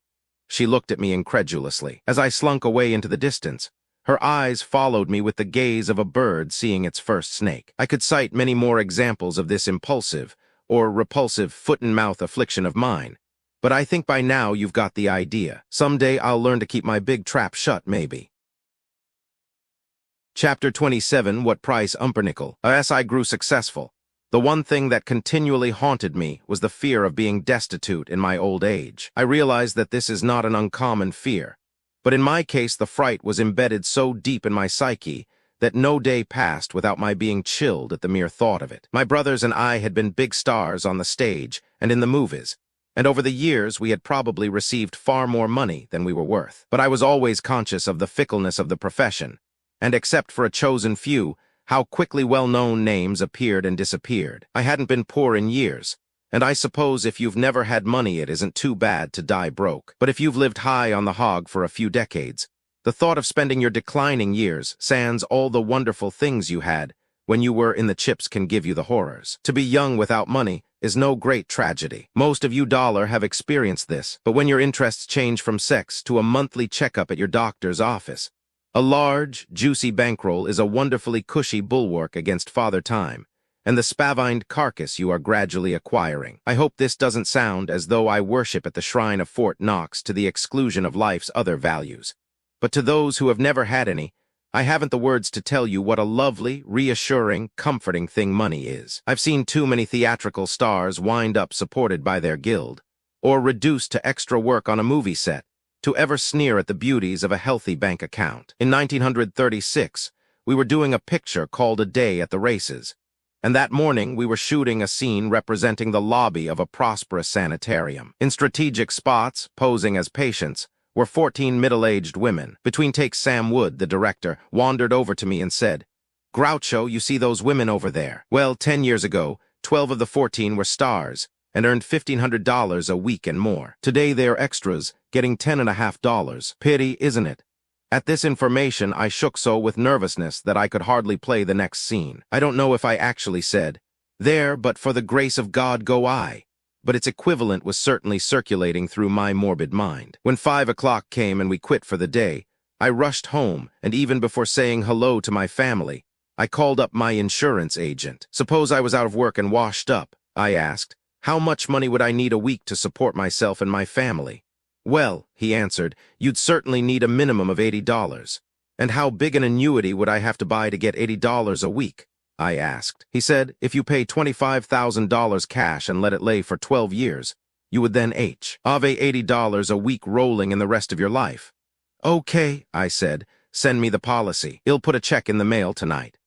I realized that $80 a week doesn't seem like much of an income today, but remember this was 24 years ago, and a loaf of pumpernickel could still be purchased for 8 cents. Please don't get the impression that my family lived exclusively on pumpernickel. We had many other things. We even owned a piano. It's just that I always measure the country's financial condition by the price of pumpernickel. It used to cost 8 cents a loaf. Now it's 33 cents. If it ever climbs to 50, take my advice and run for the hills. As it happens, I've never been in need of the income from this annuity, but psychologically it was a wonderful investment, and it did wonders for me. For one thing, it helped to alleviate insomnia, and when I negotiated a deal, the mere thought of this $80 standing by was enough to shake the jello from my spine and replace it with concrete. I've never told this to anyone, but folks, deep down I've always been chicken. Sometimes I regret my long years of success, for had I again been reduced to comparative poverty, I would have had the enjoyment from that annuity that I had always looked forward to. Unfortunately,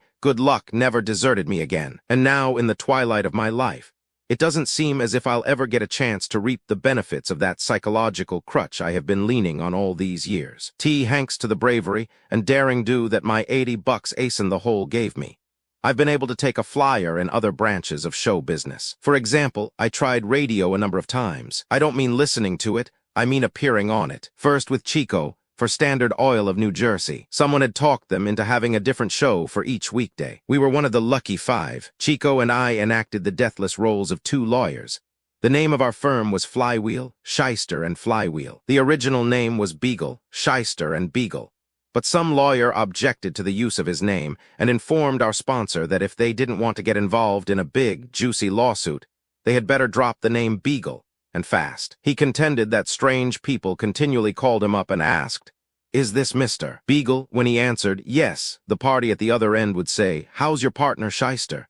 At this point, the clever funster would hang up. Beagle's complaint was that this was not only ruining his health but his practice. Thus Flywheel, Shyster, and Flywheel. We thought we were doing fine as comic lawyers, but one day a few of the Middle East countries decided they wanted a bigger cut of the oil profits, or else. When this news broke, the price of gasoline nervously dropped 2 cents a gallon, and Chico and I, along with the other 4 shows, were gently disentangled from the network. After that, in swift succession, we were employed by the American Oil Company and Kellogg's Corn Flakes. If you're hungry some morning, you might try this combination. Having failed signally with Chico, through no fault of his, I hasten to add, for we did some very funny shows together.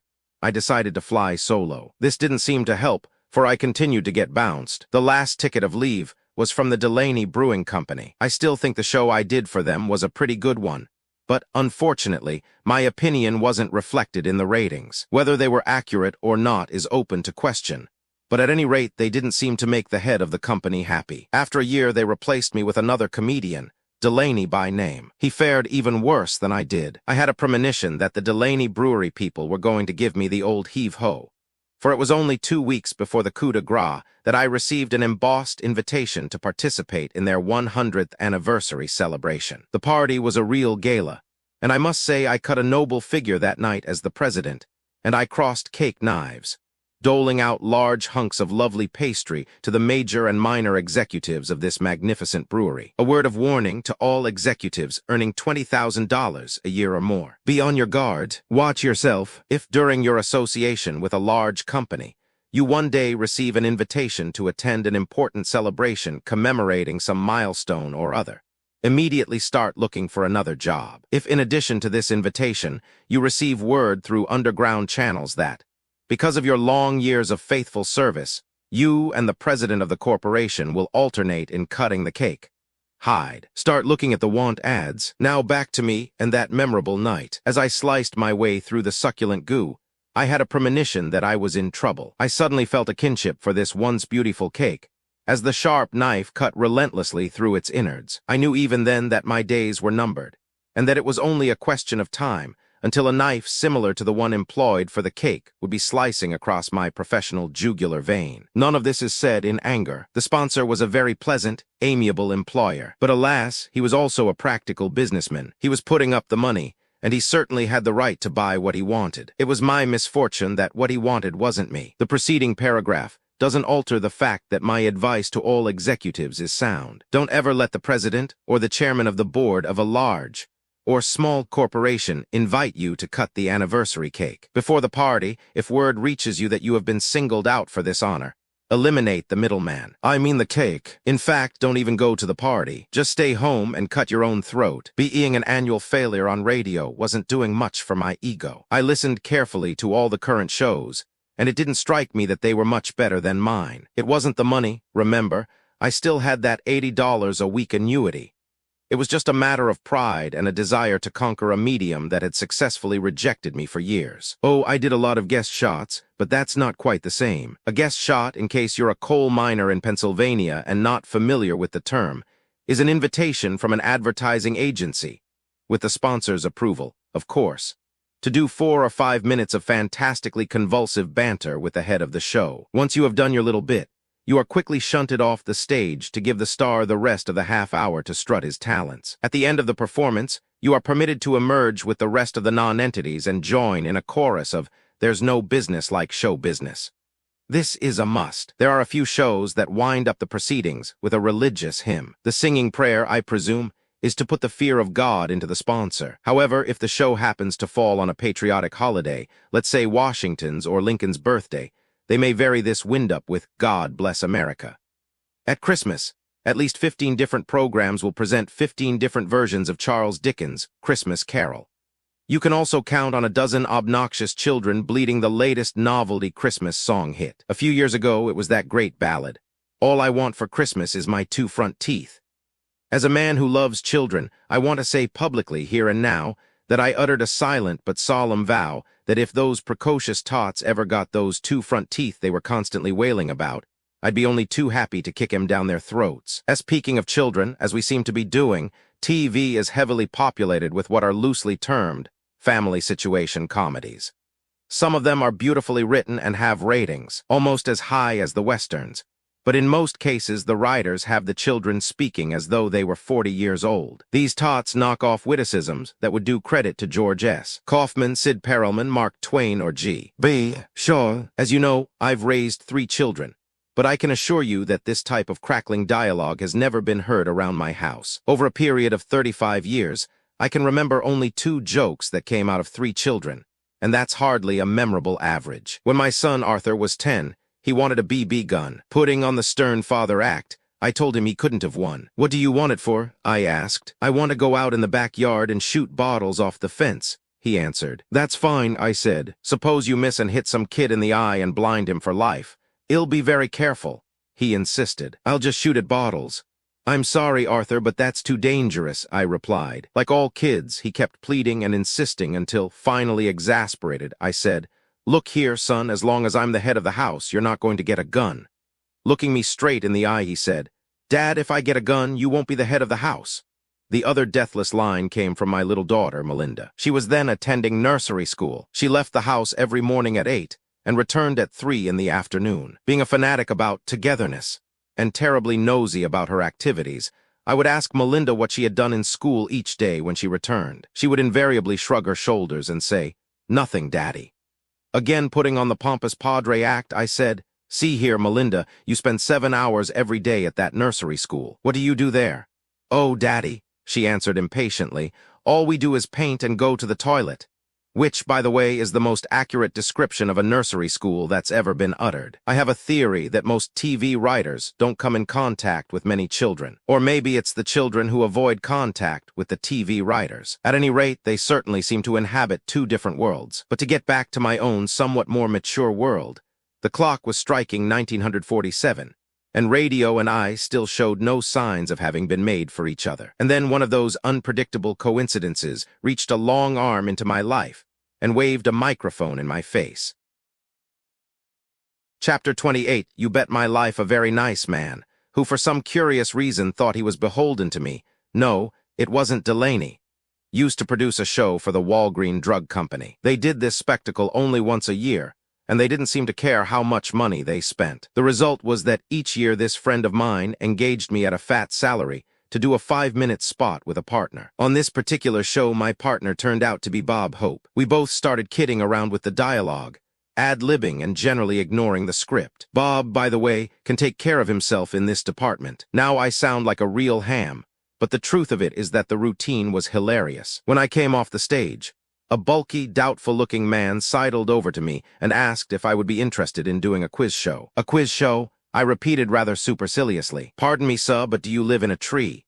He said, "No, but I have many branch offices." I waited until his hysterical laughter subsided, then I continued, "Well, sir, I had been drinking Southern Comfort all morning and it was creeping into my dialogue. Let me tell you all something. A quiz show is the lowest form of animal life. Don't you know there are over 50 of them on the air this very minute, swindling the public in devious ways?" He hung his head in shame. I learned later that 3 of these shows were his. Here I had just done a brilliant 5-minute spot with one of America's great comedians, and before me stood this rather venal-looking sneak, offering me a golden chance to disappear permanently from show business. In high dudgeon, I proudly stalked away to my dressing room near the boiler room in the cellar. He was a persistent fellow, and apparently immune to insult. Large and awkward though he was, he somehow scrambled downstairs and arrived in the cellar before me. "Mr. Marx, I didn't mean to offend you," he whined apologetically as he offered me a cheap cigar which I quickly stepped on. "I realize that quiz show is an ugly phrase, but I don't want you to do just another quiz show. Don't you see, Groucho, the quiz part would be just a device for you to engage in conversation with a lot of strange people and interrogate them about their lives and their loves. You see, I watched you ad-libbing with Bob Hope, and that's exactly what I would like you to do on my show, Grouch." The character then took 2 pinches of snuff and began sneezing with such emphasis that all the dormant dust in the dressing room began blowing about, luckily half concealing me, if only for the moment, from this baleful man. 10 minutes later, the grime having settled, I eyed him suspiciously and asked, "So do you have a sponsor?" "Gru," he replied. I found his increasing familiarity almost unbearable, but having been reared carefully, I allowed old baggy pants to gabble on. "Don't worry about that. Let me put this thing together, and I predict that in a year the show will be a sensational success." Despite his dubious appearance, he turned out to be a fairly accurate prophet. We first went on radio, and in addition to our commercial success, we impressed the critics well enough to earn the Peabody Award, one of the few distinctive accolades in show business. The following year, we moved over to TV. That was 11 years ago, and unless the sponsor watches my show some night, I am prepared to display myself publicly until I fall apart. When this happens, please send any mucilage you can spare to Grouch Marx, care of the National Broadcasting Company. The success of the show proves what I've always maintained. Talent isn't enough. You have to be lucky. I think if I had my choice of one, I would choose luck. I was lucky to meet this mysterious gentleman whose name, by the way, is not Delaney but John Gettle, and who really doesn't deserve any of the libelous names I have called him. And I was lucky to get involved in the kind of show that just seemed to fit my particular talent, small or large as it may be. Some of our contestants have gone on to success in show business. Most of them have disappeared into limbo. We have had scientists, musicians, singers, acrobats, an elevator jockey who sang 3 songs in Sanskrit, a woman who ran a hotel for cats, A man who blew up a large inner tube and then fainted just as the quiz started. An Italian widow whom we deliberately kept on for 3 successive weeks in hopes that she could snare a husband. And a woman who swam to Catalina and back without stopping. We've had admirals, generals, mayors, statesmen, and tramps. The tramps were very interesting. We've had brilliant high school kids, far removed from the beatnik types. Here are just a few of the outstanding contestants who appeared on the show. Anna Batovinak. She was born and raised in the town of Batovinak, Yugoslavia. Most everybody living in this town was named Batovinak. She married Pete Batovinak, who left her and came to America. She came here too, looking for him. She never found him, but she did find Jim Batovinak and married him. He died. She was on You Bet Your Life, in search of another Batovinak. Prince Monolulu, self-admitted Prince of Ethiopia. Moni is actually a well-known horse race tout in London. A fine figure of a man, 6'2". He made quite an impression standing there in ostrich feather headdress, lion's claw necklace, purple, red, blue, and silver pantaloons with the Star of David emblazoned on his back. Ali Wasil, Pakistan's unofficial goodwill ambassador to the United States.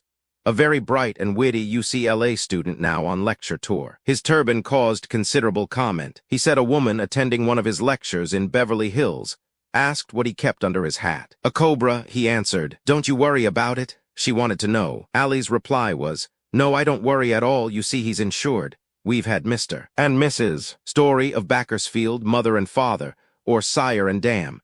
And I think by this time the dam has burst of 23 children. We also had all of the kids. We've had Joe Louis, General Bradley, Liberace, and Fifi Dorsey. Then there was that sheep-headed woman from the circus. And the world's strongest man. 3 of them claimed to be, but unfortunately we couldn't get them together. Charles Gorin, the bridge expert, made a big hit, as did John Charles Thomas. Rex, the smartest horse in the world, who has been married 3 times. And a woman with 78 cats, and all 78 were also on the show. B. Illy Pearson, the jockey who went on to quiz fame, started his intellectual career on our show. We had a woman who told about the woodpeckers in her cocoa palms. A man who walked across 23 miles of ocean on some floating shoes he built. He had to be rescued about 50 feet from where he started. 2 real hobos, recruited right off the boxcars, joined our little entertainment. One of them won $500. Went on a 5-day drunk and got thrown out of Alcoholics Anonymous. Pedro Gonzalez was the biggest thing we've had. He was a short, scrawny Mexican comedian who had a provocative air about him, plus a lot of talent. He was very funny, and at the end of the spot, I said, you know you're a pretty funny fellow, Pedro. You and I could go into vaudeville together. What should we call ourselves? To which Pedro answered, we could call ourselves Gonzalez and Marx. 35 years in show business, I cried, and I'm playing third billing to 2 people. Greg Morton, founder and president of SODOWO, the Society for the Domination of Women, appeared on You Bet Your Life and went on record with the cute notion that women should lose their vote, have higher entrance requirements to colleges, and pay a dowry to their husbands. Mail poured in by the truckload, as if we didn't know it would in advance. Why do you think we put him on? Curiously enough, most of the female letter writers indicated they'd fallen in love with him. And we shouldn't forget Eve Samler, aged widow looking for a man. As she talked with me, she sent a stream of bubbles soaring upward from her hat. And there was Zetta Wells, who had a very talented Mina bird that could talk and sing, except it wouldn't on our show. Then in the middle of the quiz and squarely out of left field, the bird suddenly started whistling the Star-Spangled Banner. At which point the whole audience got up and stood at attention. No one ever left the show angry, even those who didn't win any money. They always thanked me and said it was a wonderful experience. Altogether, we've watched a parade of more than 2,500 contestants. The list is endless. Some gave their winnings to charity. Most of them needed it and kept the money themselves. But they were all worth talking to. It's been 12 wonderful years, and I've enjoyed every minute of it. Hen, you consider that television grinds on for 12 or 14 hours a day. You must concede it is a remarkable medium. If you have any criticism, please temper it with mercy. True, too many of its hours are given over to boredom and bilge. But despite its limitations and restrictions, over the year it gives the public many hours of satisfaction and enjoyment. At times, Sunday afternoons, for example, it is even educational. To the actor, it is nirvana. No traveling, no squalid hotels, no snowbound trains in the hinterlands, no theater managers fleeing with your salary. The money is good, what you can keep of it. And what is even dearer to the actor's heart, you are admired and loved by millions of people. I think I can best sum it up by relating what happened to me not so long ago. I was walking down State Street in Chicago when a middle-aged couple came up and began circling me. They went around 2 or 3 times, looking me over as though I were a creature from outer space. Then the wife hesitantly came over and asked, "You're him, aren't you? You're Groucho?" I nodded. She then touched me timidly on the arm and said, "Please don't die. Just keep on living. Who could ask for anything more?" The end.